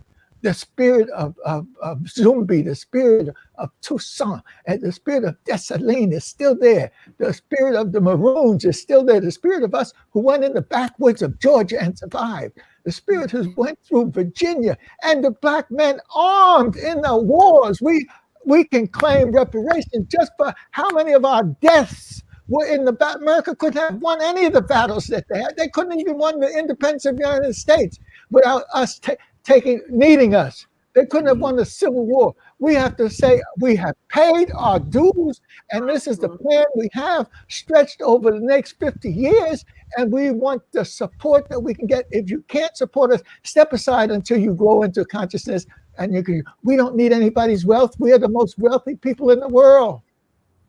We are the most wealthy people in the world, but it's the use of the wealth. Training youngsters, we were trained how to use, as youngsters growing up, how to use the money. We were trained how to walk, to talk. You need that African village. You don't need that TV, that other monstrosity technology that we have. We need to look at our history, and then take Dr. Clark and Dr. Ben. Understand that those were two brothers different, one coming from the South and one coming from Ethiopia. But they forged, they handled their conflicts. They knew they had to pass it down to us. Nobody has that story. George Washington ain't got it. Thomas Jefferson ain't got it. Benjamin Franklin ain't got it. The struggle against the odds, and understanding that you have to get rid of that European mind and spirit. That's what the girls, that's what our sisters, because it's the women that put that raised the people. Of course, our people had men's groups, and we need to study this African culture, get into it, and make it a part of who and what we are.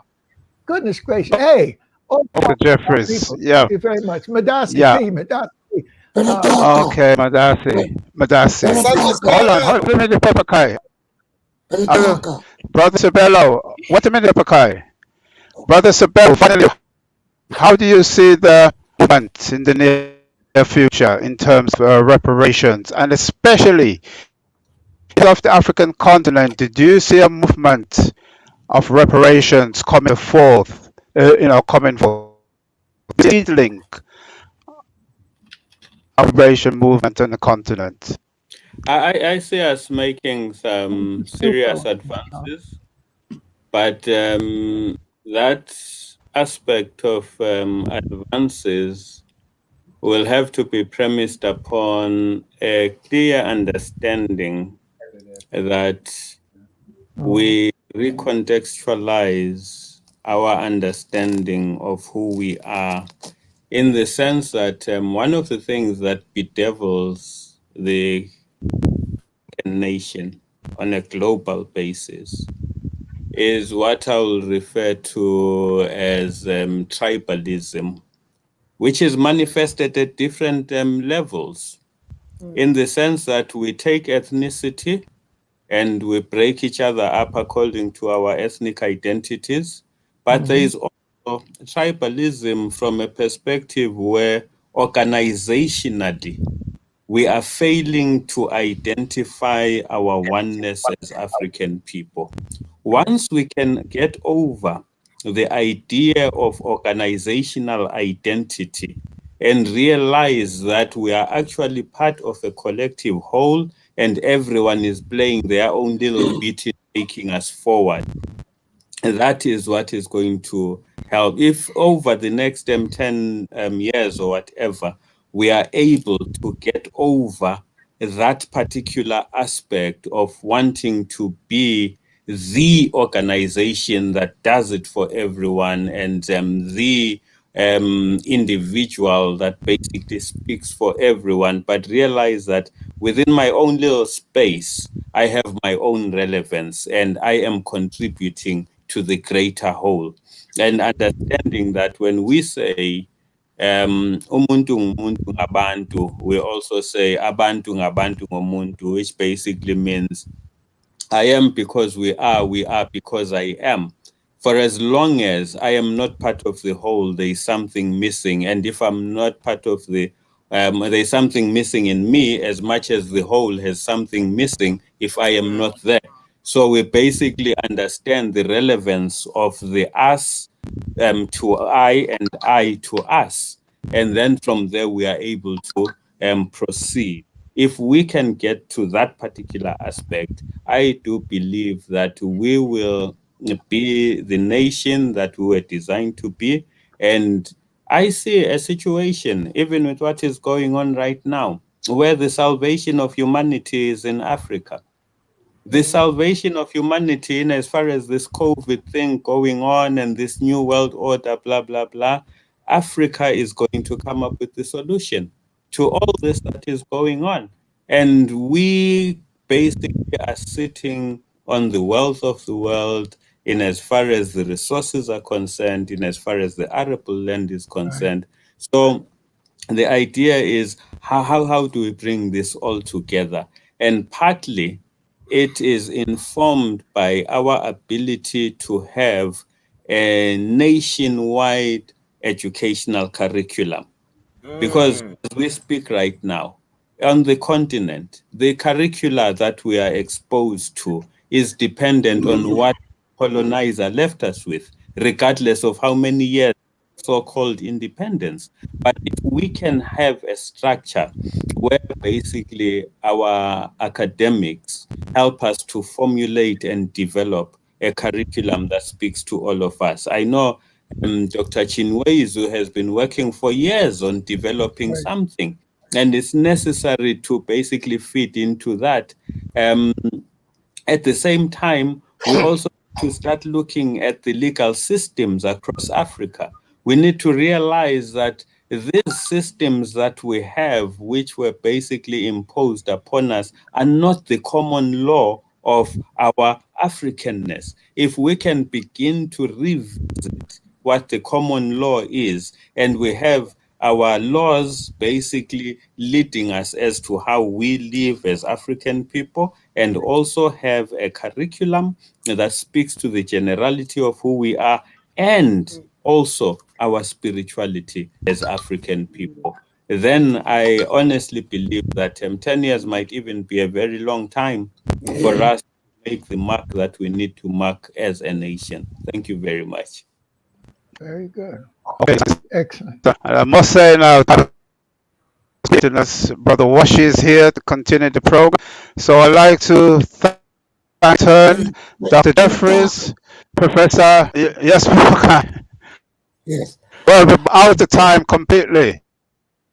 Yes, but we control the time. Just give me 2 minutes. I want to go back to the story that Brother Elder Jeffries raised. And when I begin, I said greetings, family. And I stress the word family was not polite conversation. It had meaning and it had substance. Because Brother Tashaka sitting there, our relationship goes back over 45 years. We met in Dar es Salaam as two Pan-African organizations, the Pan-African People's Organization, the Shaka, the PACM. We organized, we worked together, and Papa was able to have their organization in America, jump on a plane, and to join African Liberation Day in England. And that went on for many years. That is cooperation. That is the wealth that we have built over the years. And come back to the point raised by Elder Jeffries. I was in the States. There was the State of the Black Race Conference in Atlanta. And we went to a place in Georgia where what these people call that built this great pyramid. And because Professor Jeffries was known to these people, when he turned up at the door, they said, "Oh, Professor Jeffries, just go straight in." I will go right in. And I was there. Believe me, when you see the artifacts that was inside those pyramids, you couldn't tell if there wasn't the original out of Kemet. And when you walk along the canal, the tranquility of the flow of the water, or people create Africa and Babylon, and that was destroyed. And it was destroyed because of the fear of the African persons. And he took us to his ancestral homeland. And there was a one-room schoolhouse in time of chattel slavery. That was his parents' ancestral home. And when I look underneath the cellar and how the building was built and slabs of stone, I couldn't work out how the hell a building sit perfectly with storm and it didn't fall down. I couldn't believe it. That's African architecture that we need to revive. And in closing, let me say this. Dre Coca, and Shaka knows very well, came from Azania and stayed with us for quite some time in England. And he teaches a few things about our culture. He said, when there was a feast happening in Africa, you have to put the food for the thief. Because if you didn't put the food for the thief, they would feel so insulted, they'll create problem. Now, can you imagine? These riffraffs, these undesirable. But they said, although we are riffraffs and we are undesirable, we're part of this community and we must be respected. Now, what kind of culture respect thief? African culture, it goes deep.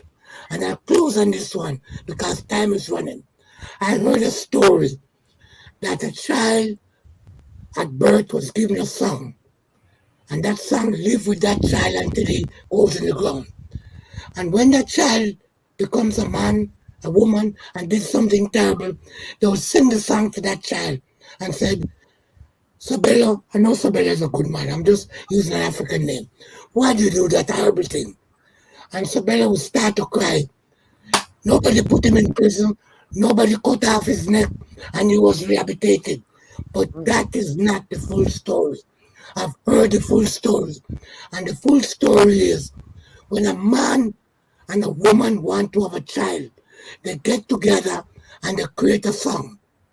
And they sing the song to the child in the woman's stomach.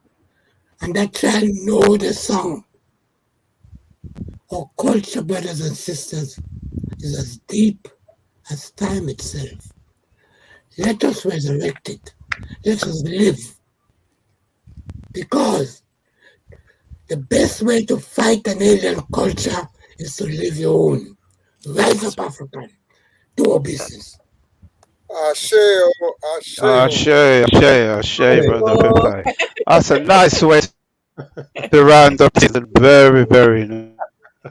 So again, on behalf of the African Congress movement, I would like to thank Dr. Jeffries to grace us with your presence. Also, Dr. Obadi Shaka, the relationship with the ACM, you have been with us from the very beginning. I also thank Brother Jelani for, time out if you're busy schedule to be. I'd like to thank you. I also thank Sabello. As Clinton said, every time we call on him, he's ready to move. And I'd like to thank Professor Chakali. I did say the last time we met, to start off something great. We will be doing many, many things together. And Sister Tayo, it's a pleasure to meet you. I can see where you get your good looks from. Your mother, Thank you for your participation today. So Tawo is a so twin. now I like. Yeah, she's a twin. Yeah. Yeah, two of them. Now I like My twin is to hand you over to Brother Washington. Brother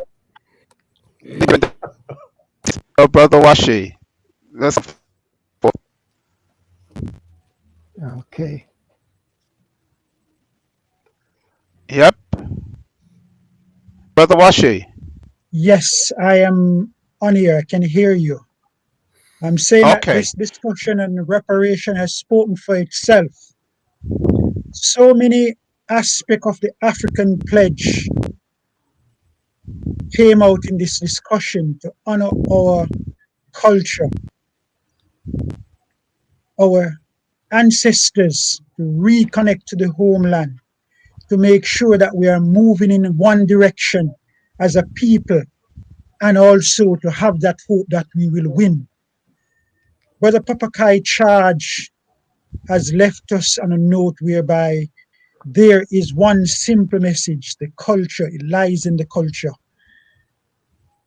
Panel, moderator, it has been a long discussion, but it worked every minute. And I hope those who are still with us have been able to be re-energized around reparations. Not only about reparations, but about the road to liberate ourselves through our culture. It's all in the culture. And I want to continue to acknowledge those scholars who have joined this panel and continue to support the movement. I know we are in different time frame depending on where you are, but we are blessed to have you. And it is our heartfelt thank you again for this discussion. We want to continue the program which we have.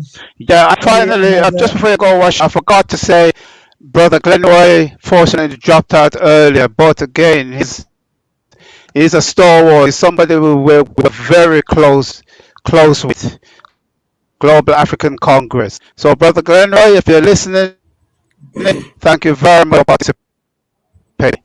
And I hand you back now to Washi. Yeah. So as we move on in the last segment of our programs, which will be, we have two tributes lined up.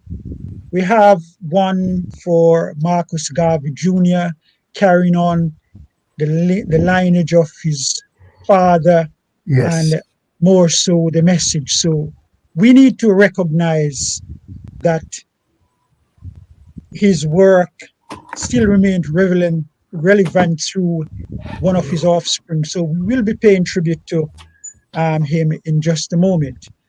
And we have another tribute, as we promised. We want to look at the work, the ideology, and of course, the contribution of the then president of Tanzania. So stay with us, and we will take you through to a good half an hour next to the next 45 minutes. So, Brother Taka, are we ready for that tribute? Yeah, so I think Brother Jabulani will be taking over now. Okay, hold on. Wait a minute. Go ahead. Marcus Garvey Jr., my beloved physics teacher at Kingston Technical High School in the 1960s, and also the leader of our political party, the African Nationalist Union in Jamaica in 1968, and as the 7th President General of his father's organization, the UNIA and ACL, was a man, a Pan-Africanist revolutionary who dedicated his life for the implementation of the Black Prince solution that his father gave us, for us as Africans to win our liberation and to attain progress in the world for Africans at home and abroad. Marcus Garvey Jr., you have left us in the flesh, but I, Mandingo, will continue the work that has been done by you and our illustrious ancestors before. And rest assured, as Marcus Garvey, your father, said, with confidence, we Africans shall win. One creator, one aim, one destiny. Africa for the Africans, for those at home and abroad.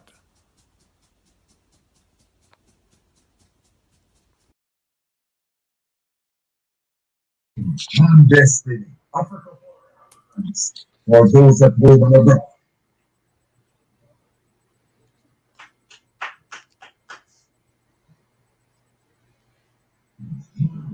Well done, Brother Mandingo.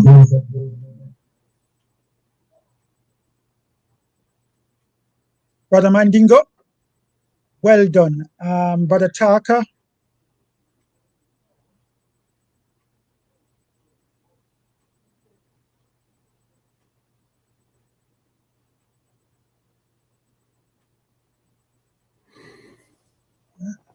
Brother Taka, well done, Brother Mandingo. And we want to acknowledge your continuing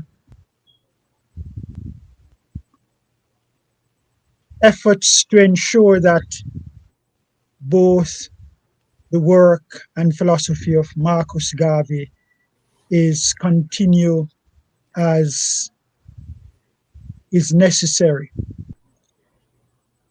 Our next presentation will now follow with a tribute on the late president of Tanzania, then President Magufuli.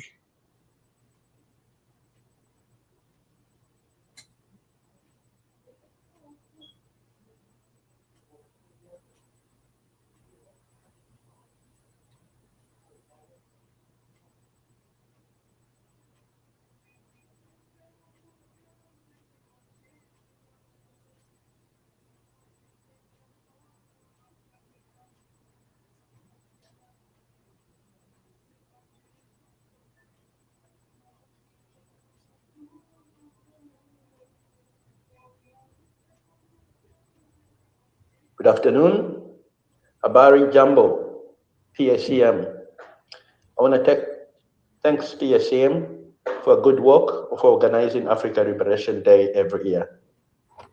I also want to thank PACM for arranging a special tribute to the late President of Tanzania, Dr. John Pombe Magufuli. Magufuli was the 5th President of Tanzania, and he came to power in year 2015. But before that, he served the government for 20 years, and he was member of parliament, and he held some ministerial post. Magufuli came to power under CCM party, and he was given the task to cut corruption.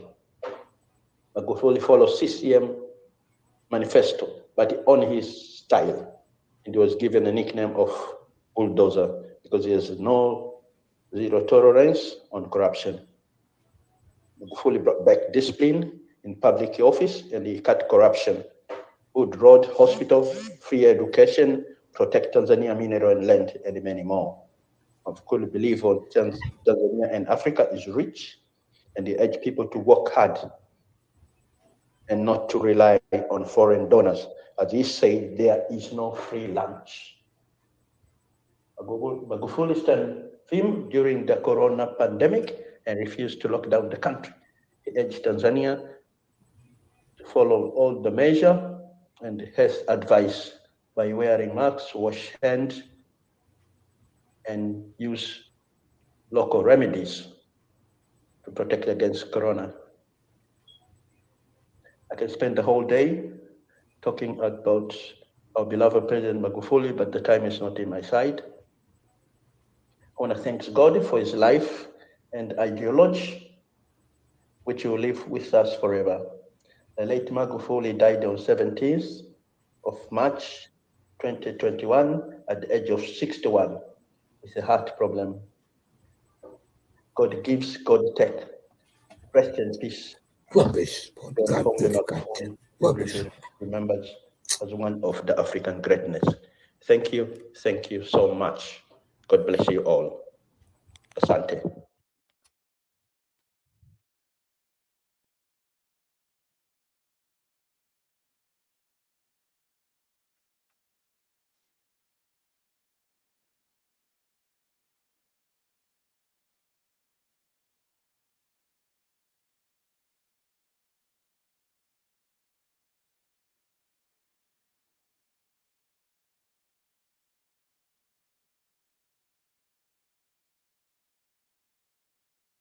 We want to thank Brother.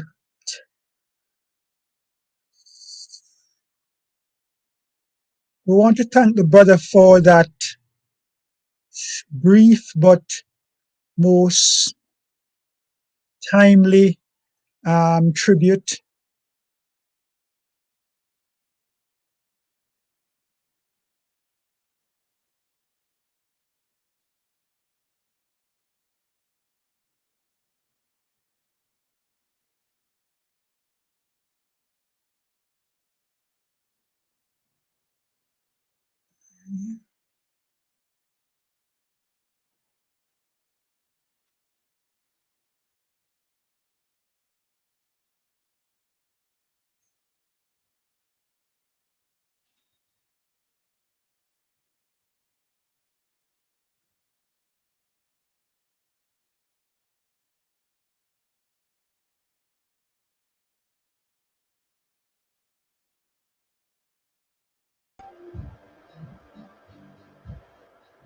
We're not hearing you. Yeah, I was just I take a pause because I couldn't hear you. Okay, I want to thank the brother for that timely tribute. Though brief, we still want to record the contribution from the Pan-African Congress movement, an affiliate Pan-African organization for the life and time of the late president of Tanzania. He will long be remembered, and his work for the liberation of its people and the empowerment of African people, though short-lived, it has made a statement, and it is and will be there for others to carry through. Thank you again, my brother. We will now enter the final 10 to 15 minutes of our program, where we'll take our final fraternal solidarity messages from organizations. Yeah, hold on, Brother Washi. Brother Washi? I'm hearing you. Yeah, we still got to play. Part of the contribution to Machiavelli was there was a musical contribution. I'll just put that in the Okay, please. in the tab quickly. Okay.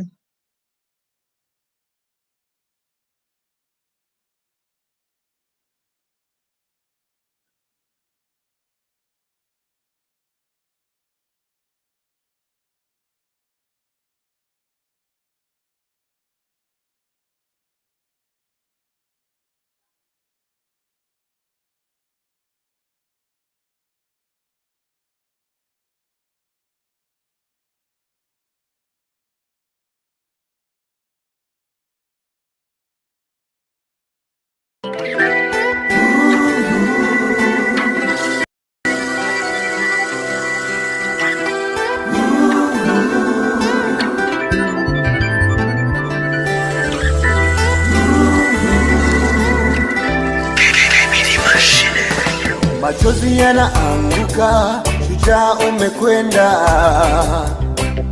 huzuni zimetanda, shujaa umeondoka, kipenzi cha wengi umetutoroka, rais wa wanyonge umeenda zako, umetuacha na majonzi moyoni, mchapa kazi mcheshi umekwenda zako, moyoni maumivu ni ngumu kuamini, msema kweli umeondoka, nenda, tutakukumbuka sana kwa mengi mazuri yako, tutakukumbuka sana kwa uchapa kazi wako, tutakukumbuka sana kwa vitendo, tutakukumbuka sana, tutakukumbuka sana, tutakukumbuka sana kwa mengi mazuri yako, tutakukumbuka sana kwa uchapa kazi wako, tutakukumbuka sana kwa vitendo, tutakukumbuka sana. Mtetezi wa wanyonge tutapata wapi kama wewe? Mwenye hofu ya Mungu tutampata wapi tena? Mchapakazi kama wewe, Magufuli mwenye kupinga rushwa na utegevu mbalimbali, mzalendo wa kweli, mwenye uchungu na Tanzania, mioyoni simanzi zimetawala, haupo tena wala hatutakuona tena, nena salama, mwendo umemaliza salama, tutakukumbuka sana kwa mengi mazuri yako, tutakukumbuka sana kwa uchapa kazi wako, tutakukumbuka sana kwa vitendo, tutakukumbuka sana, tutakukumbuka sana, tutakukumbuka sana kwa mengi mazuri yako, tutakukumbuka sana kwa uchapa kazi wako, tutakukumbuka sana kwa vitendo, tutakukumbuka sana.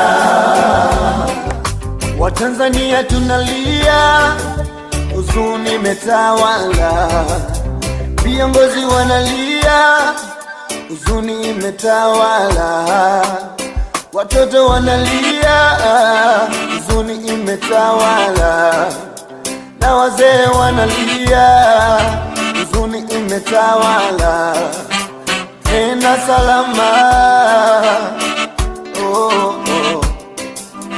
uende salama,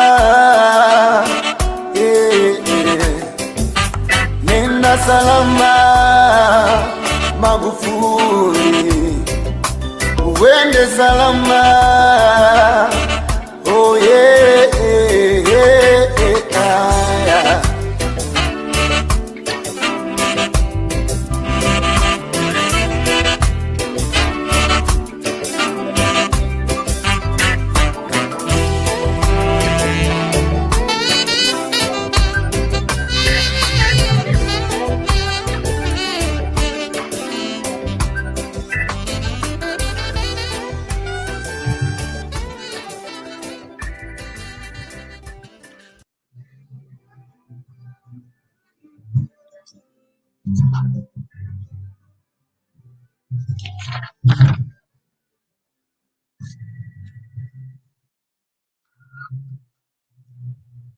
Beautifully, beautifully.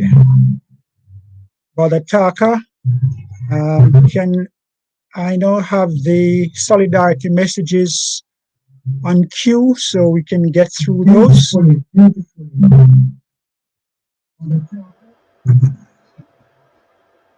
Anytime you're ready, brother Washi.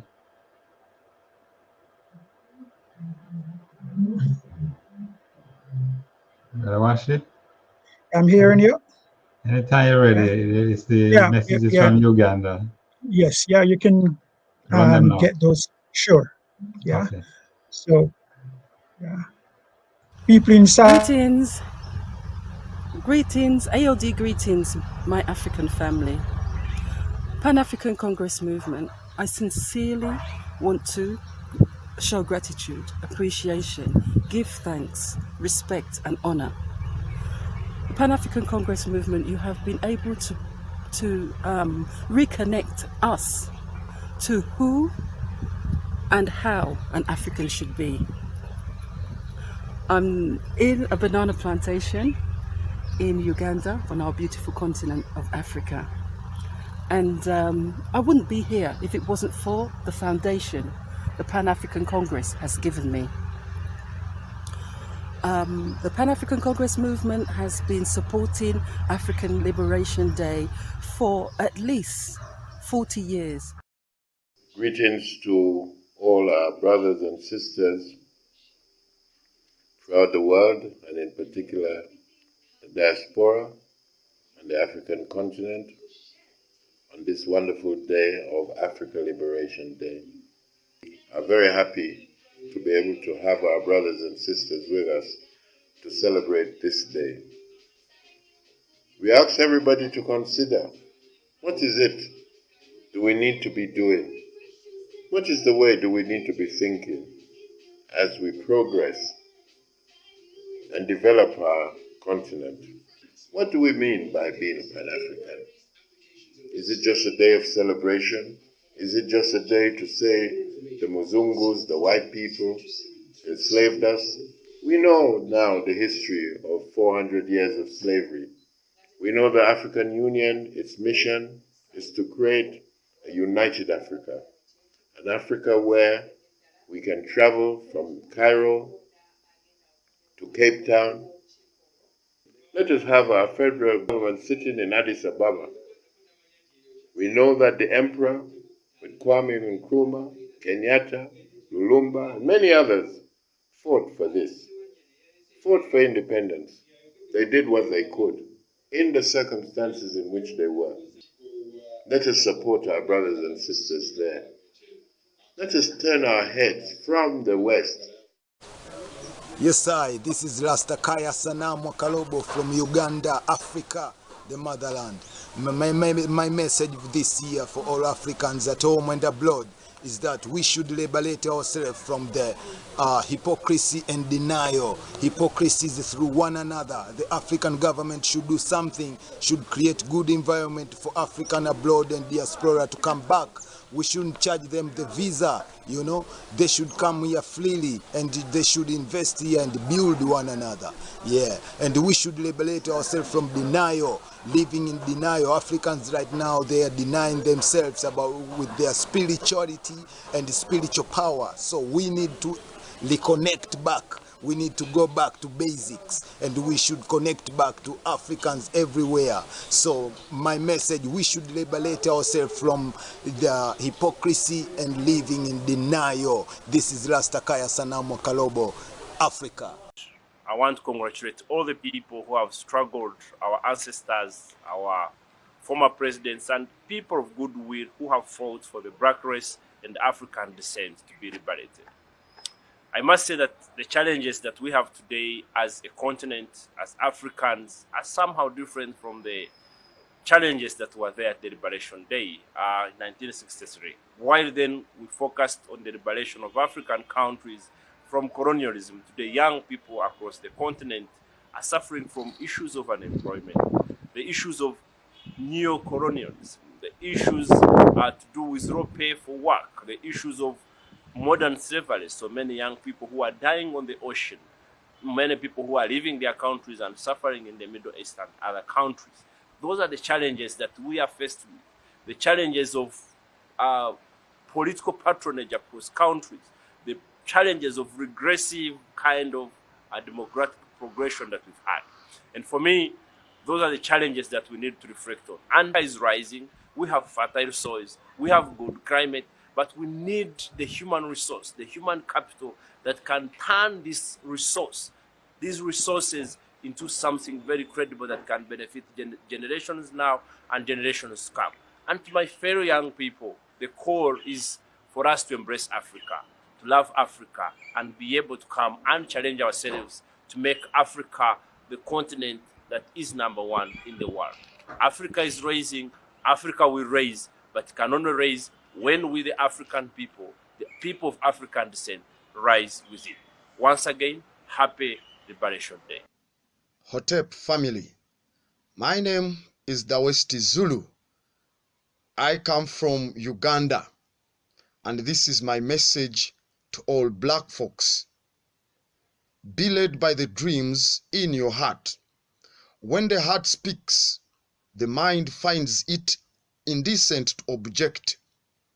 So we shall never let anyone walk through our African minds with their dirty feet. We might be poor for now, but our minds should be the palaces. Remember, the wealth of a nation is always in the mind. When the mind doesn't know the wealth, you cannot use the resources to move a mile. So we must learn to unlearn the lies we have been told to. We have been manipulated, spiritual counterfeits, economic lies through the systems that have been set that are not friendly to the African people. And therefore, the snake which cannot cast its skin has to die, as well as the mind which are prevented from changing their opinion, they cease to be minds. We must develop the African mind. And the mind is not just a vessel to be filled, but a fire to be kindled. We have to think outside the box when there is evidence of any thinking going on inside the box.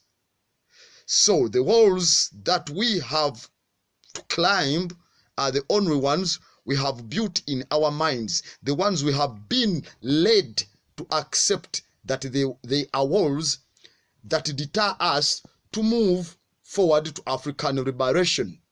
No one knows the hour when it cometh for the liberation of the Africans, but the hour is imminent.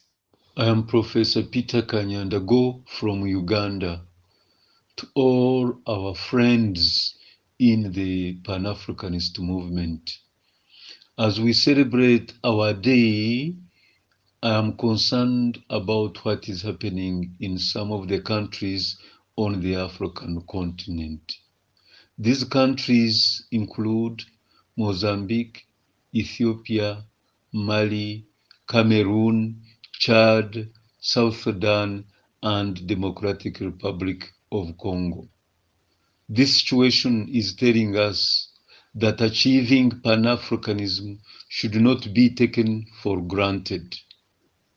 We are all called to mobilize resources so that all Africans can enjoy justice and peace. Happy celebrations. All called to mobilize resources so that all Africans can enjoy justice and peace. Happy celebrations. Over to you, Barawashi.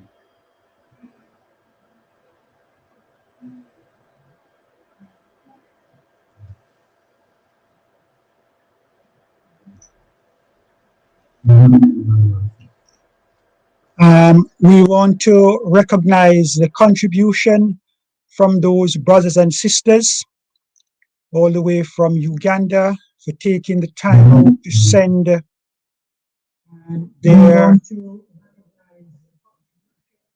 messages of solidarity and recognizing the day with us, and also sharing their hopes that the liberation struggle is still on track also on the continent. So From UK, we ourselves want to say that it is a pleasure to continue to support the work that is being done in places like Uganda, the Gambia, and so many other places, Tanzania included, and we look forward to strengthening these type of cooperation. We are at the final hour minute where we are expecting to have the closing remarks from our chair for the observation and the remembrance as well as reflection and Africa Liberation Day 2021. Sister Miami, welcome.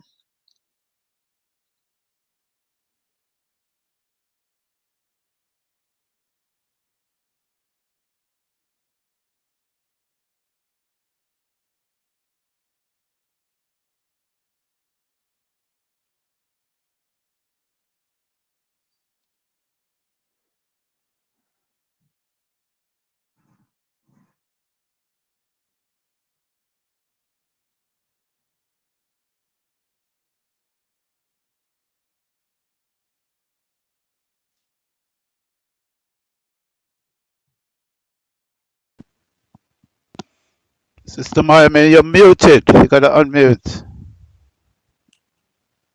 Sorry, I'm going to start again. Greetings, brothers and sisters.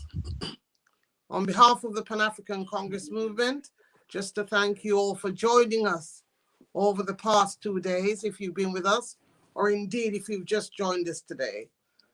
The last 2 days have been very inspiring, informative, thought-provoking, and has given us much to think about and to reflect on.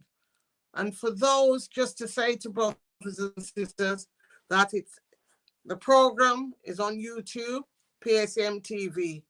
And so, I mean, for the last 2 days, the information has been coming at you. And I just advise brothers and sisters to spend some quality time and go back and look and indulge and take away something from the messages over the past weekend.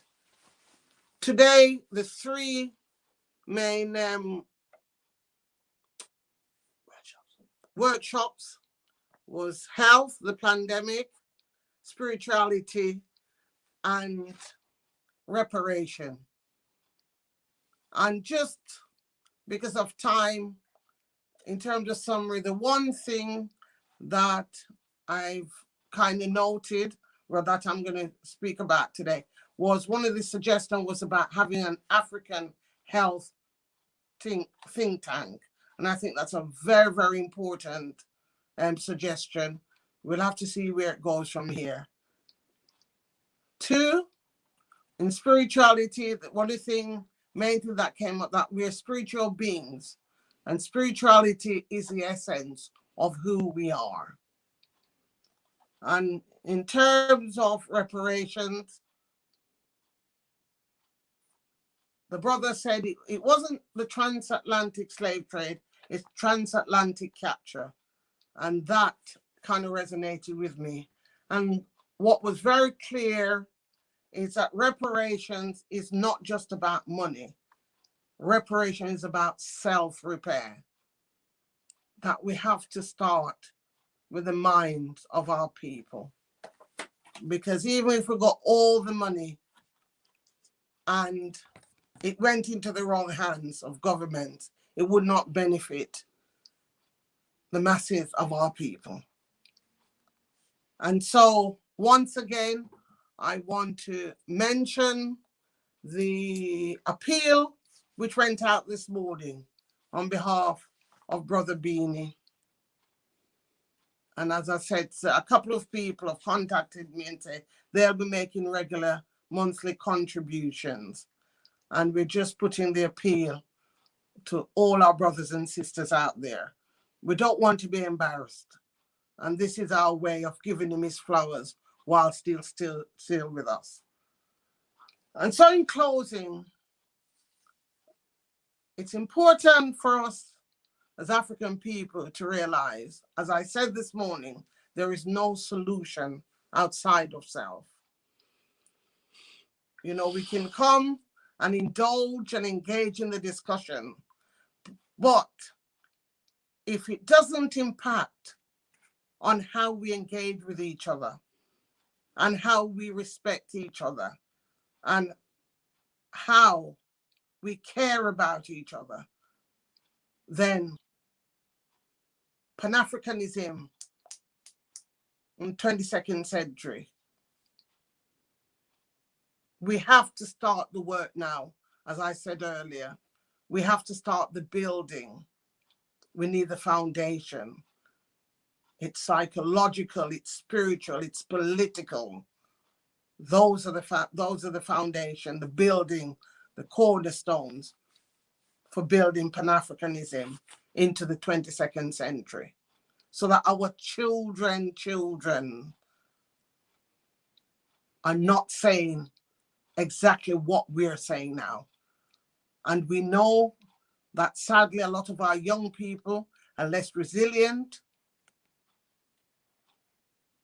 They're not, you know, the kind of destruction that we're seeing.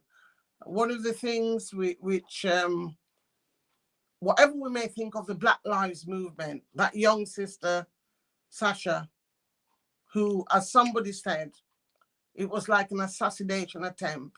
She was the only one that got shot, and she got shot in the head. You know, who was firing the bullet for who? And that's the state of our community.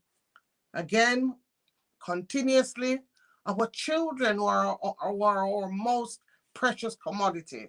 Whether it's on the continent, just this morning I was hearing that once again in Nigeria, children have gone missing.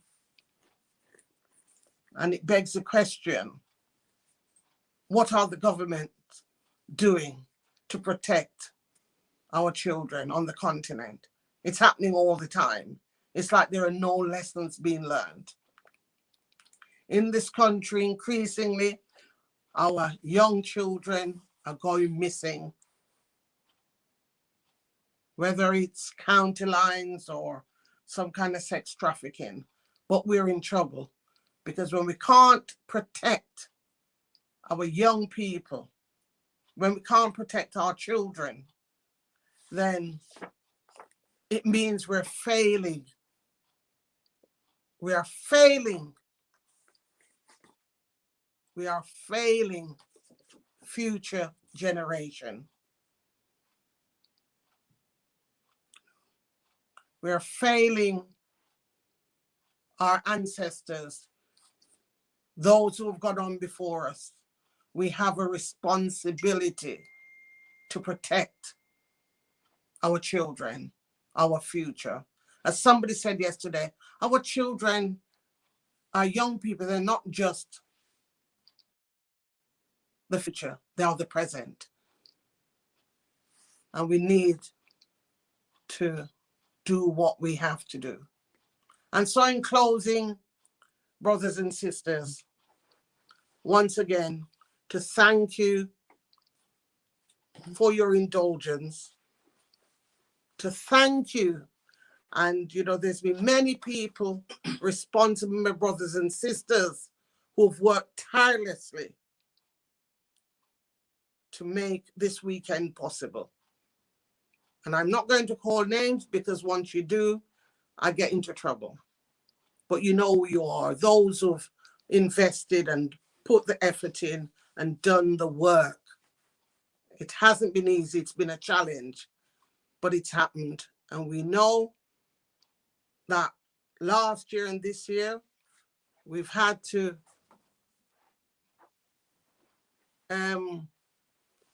do ALD virtually, as opposed to meeting together as African people. But at least the message and the information is there. We have to work with what we've got. And we're in the situation that we're in. And so we have to make the most of the situation. And in closing again, just to appeal, please don't just take the information. We've got to share the information. But most importantly, we've got to use the information to inform our lifestyles, to inform our spirit of community, to inform our familyhood, to inform how we care for each other and how we care for ourselves.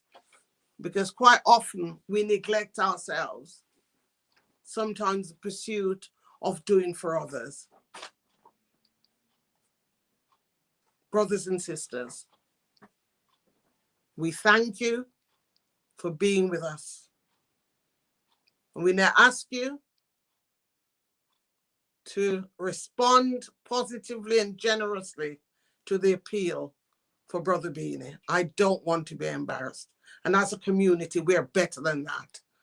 So I know I can rely on you all.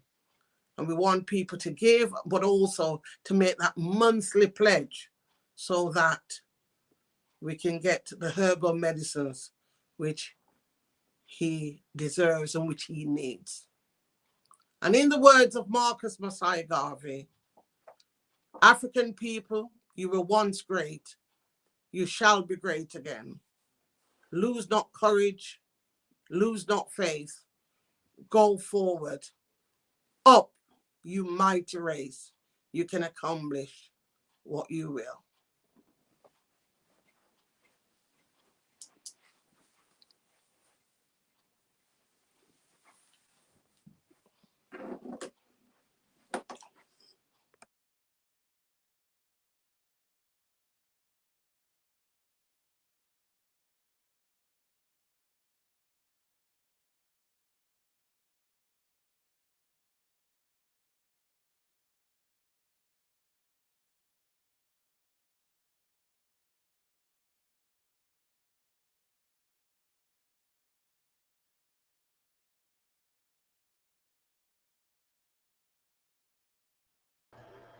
Thank you, Sister Mami. And in my closing remarks, I would just like to echo all those thoughts and words of advice from the chair, our chair of the organization. And it has been 9 hours and 45 minutes since we have been in this.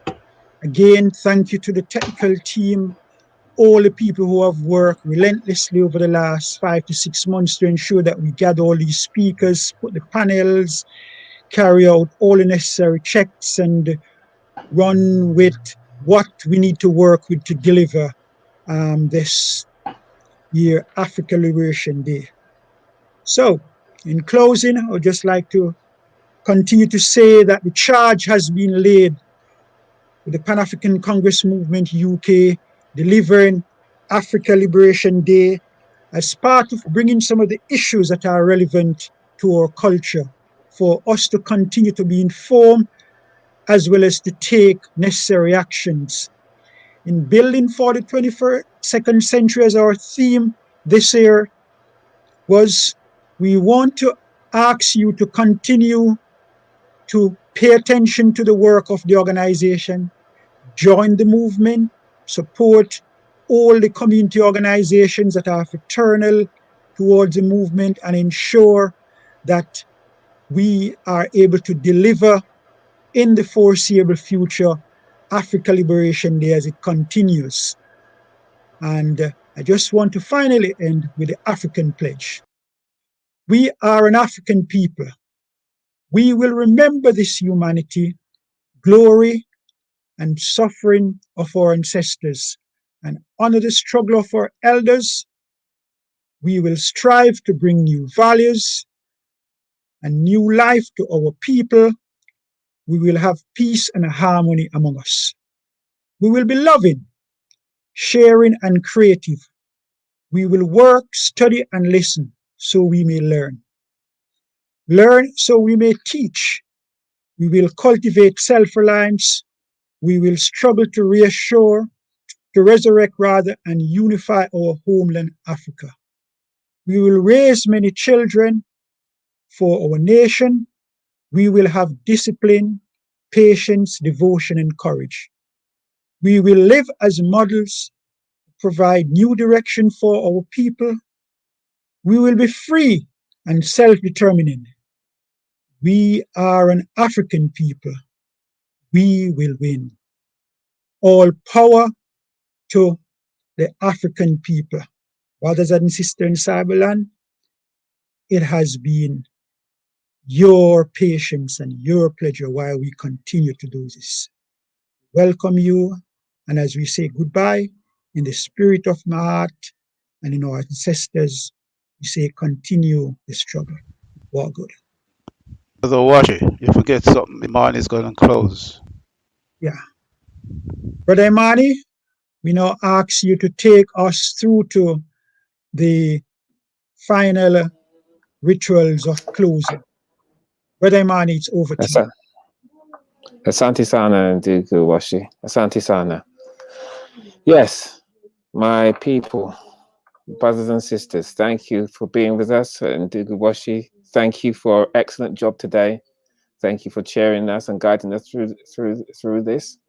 You've thanked everyone. And now we end our ceremony, our conference, our symposium, our gathering in the same way that we began, with our ritual, with our evocation, with our African spirituality, with our way of life. Not religion, but our way of life, a way of connecting ourselves with our true being. So,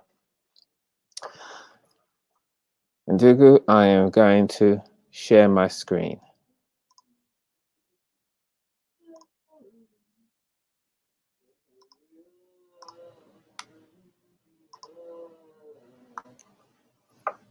Okay. Ndugu Washi, let me know when you can see that. It's now live. Okay, Asante Sana.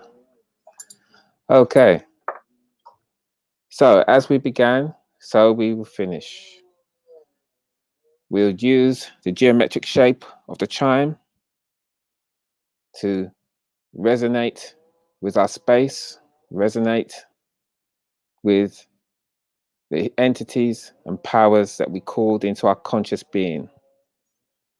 They never are away from us. They're always talking to us, the all, the powers and the ancestors, all emanating from the all, just as we do. It's just that we need to tune in. But now they're in our conscious awareness and being with us all day.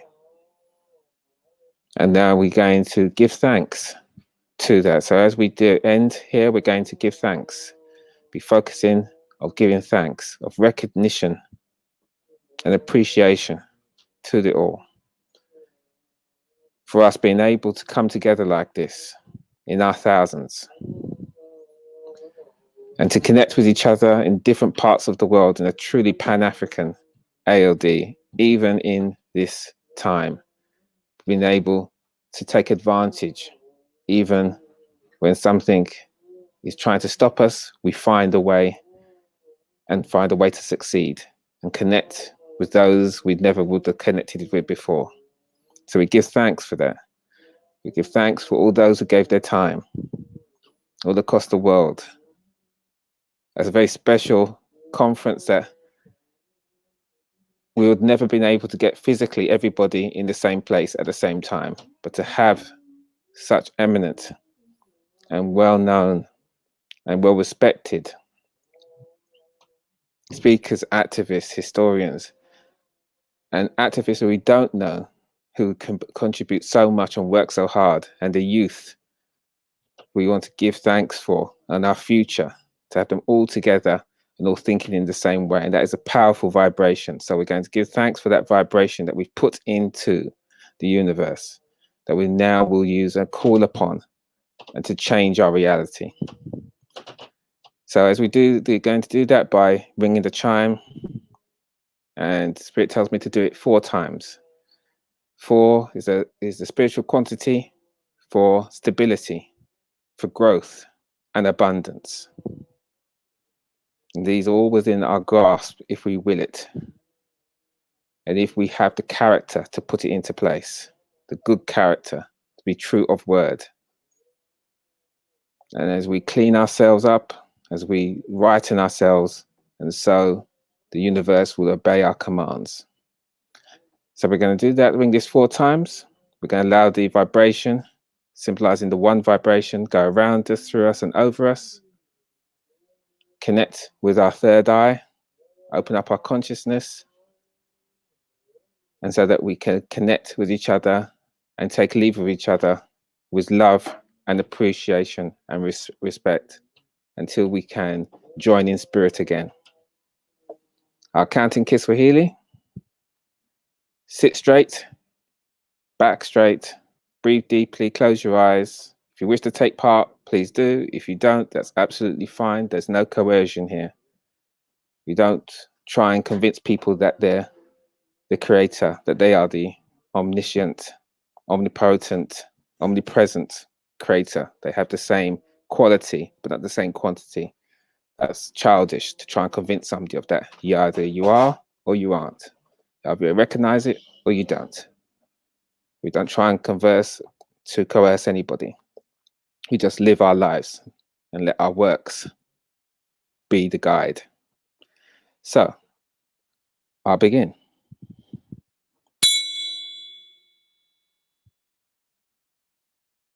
Moja.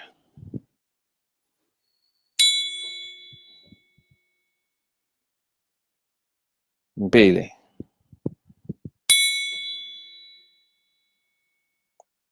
Tatu.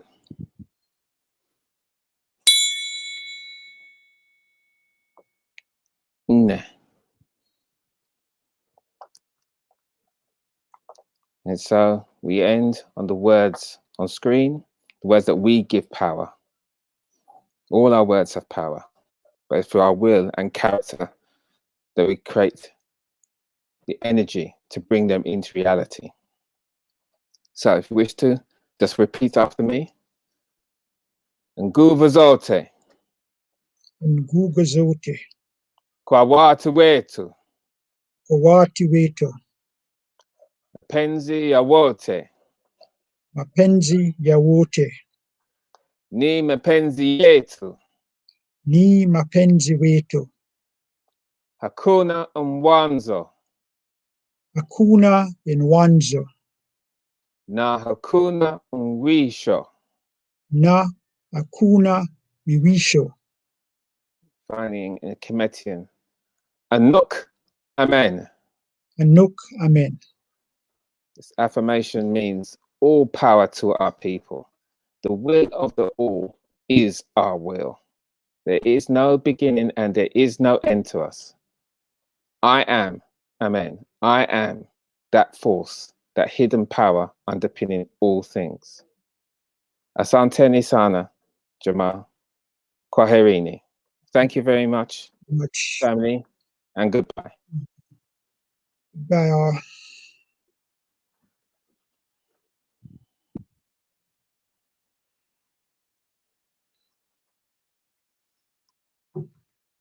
Wow.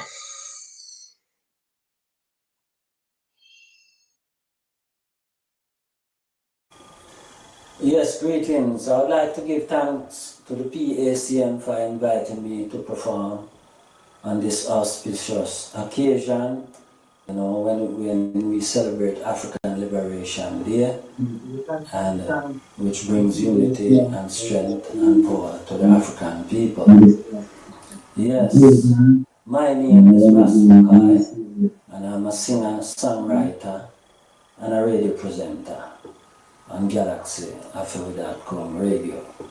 Yes, so I want to thank Taraka for inviting me to perform on the program and give thanks to him for that. And also, you can find me on the YouTube, you know, and don't forget, you know, you can subscribe to me on the YouTube, Ras Makai, on the YouTube, RASMCAI.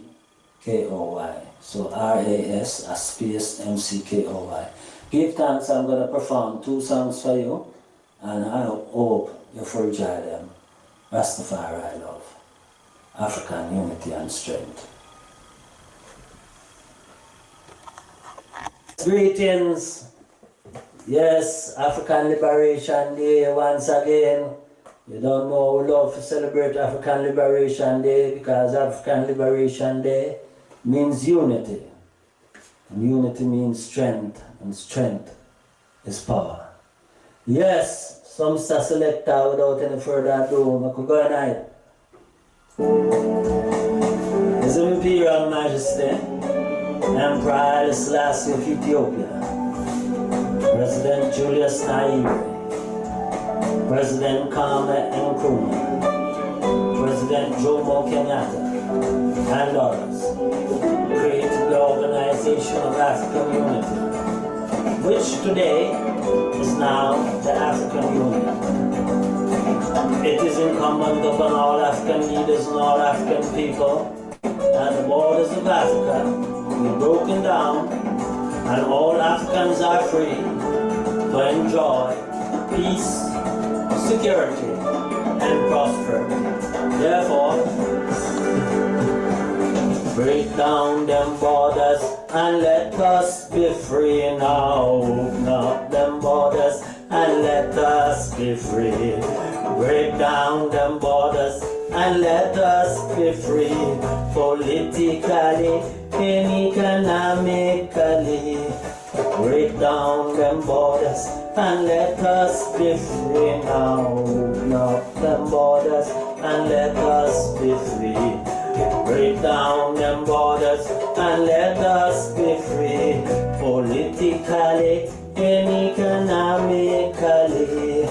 Work, work, let us work together.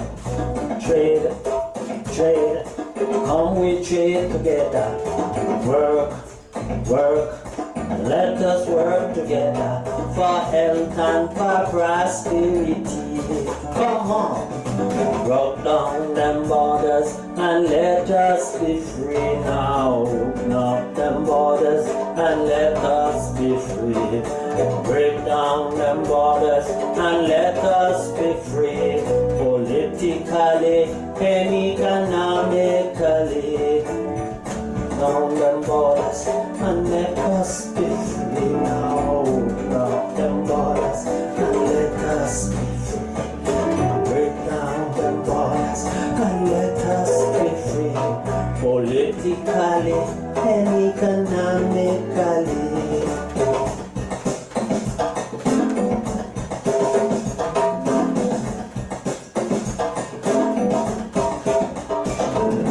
Highways, so highways, where are those African highways? Railways. Where are those African railways? Highways, oh highways. Where are those African highways? Railways, railways. Where are those African railways? Break down them borders and let us be free now. Open up them borders and let us be free. Break down them borders and let us be free. Politically and economically. Break down them borders and let us be free now. Open up them borders and let us be free. Break down them borders, come and let us be free. Politically and economically. Politically and economically. Politically and economically. Jah Rastafari. Yes, perfect love, joy and happiness. You don't know. Yes, Mr. Selector, run the next one left away. Yeah, man. Yeah, yeah. We're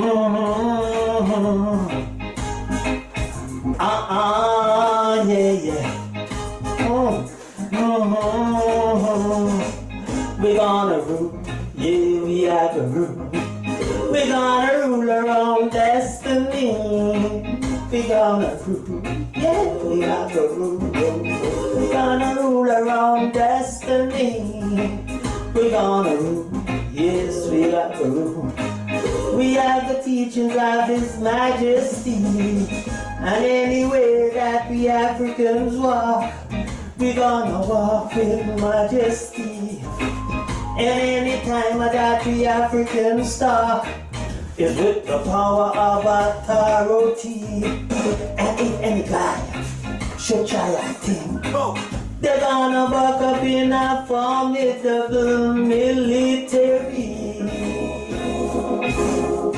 We're gonna rule, yeah, we are gonna rule. We're gonna rule our own destiny. We are gonna rule, yeah, we are gonna rule. We have the teachings of His Majesty. We are gonna rule, we're gonna rule. Africa gonna rule its own destiny. Yeah, man, love, joy, and happiness, and happy African Liberation Day. You know, PACM, you don't know. Give thanks. Yes, we selector.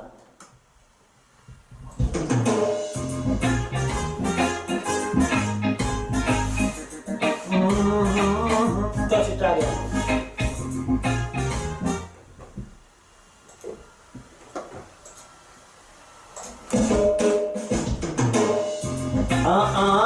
Yeah, yeah.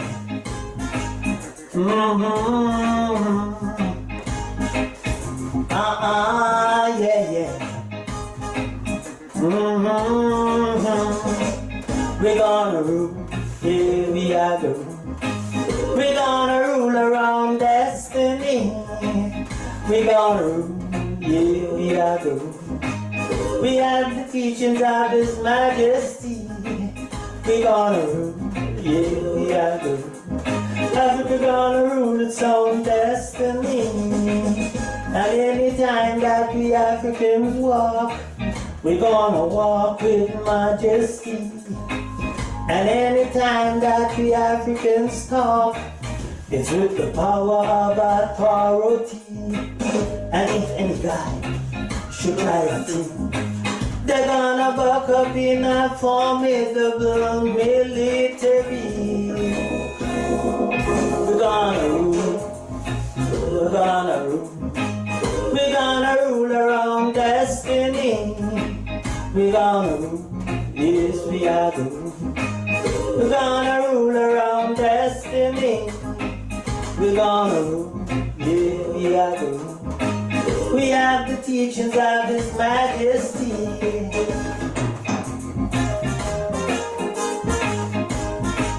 Yes, African Liberation Day celebration, PACM.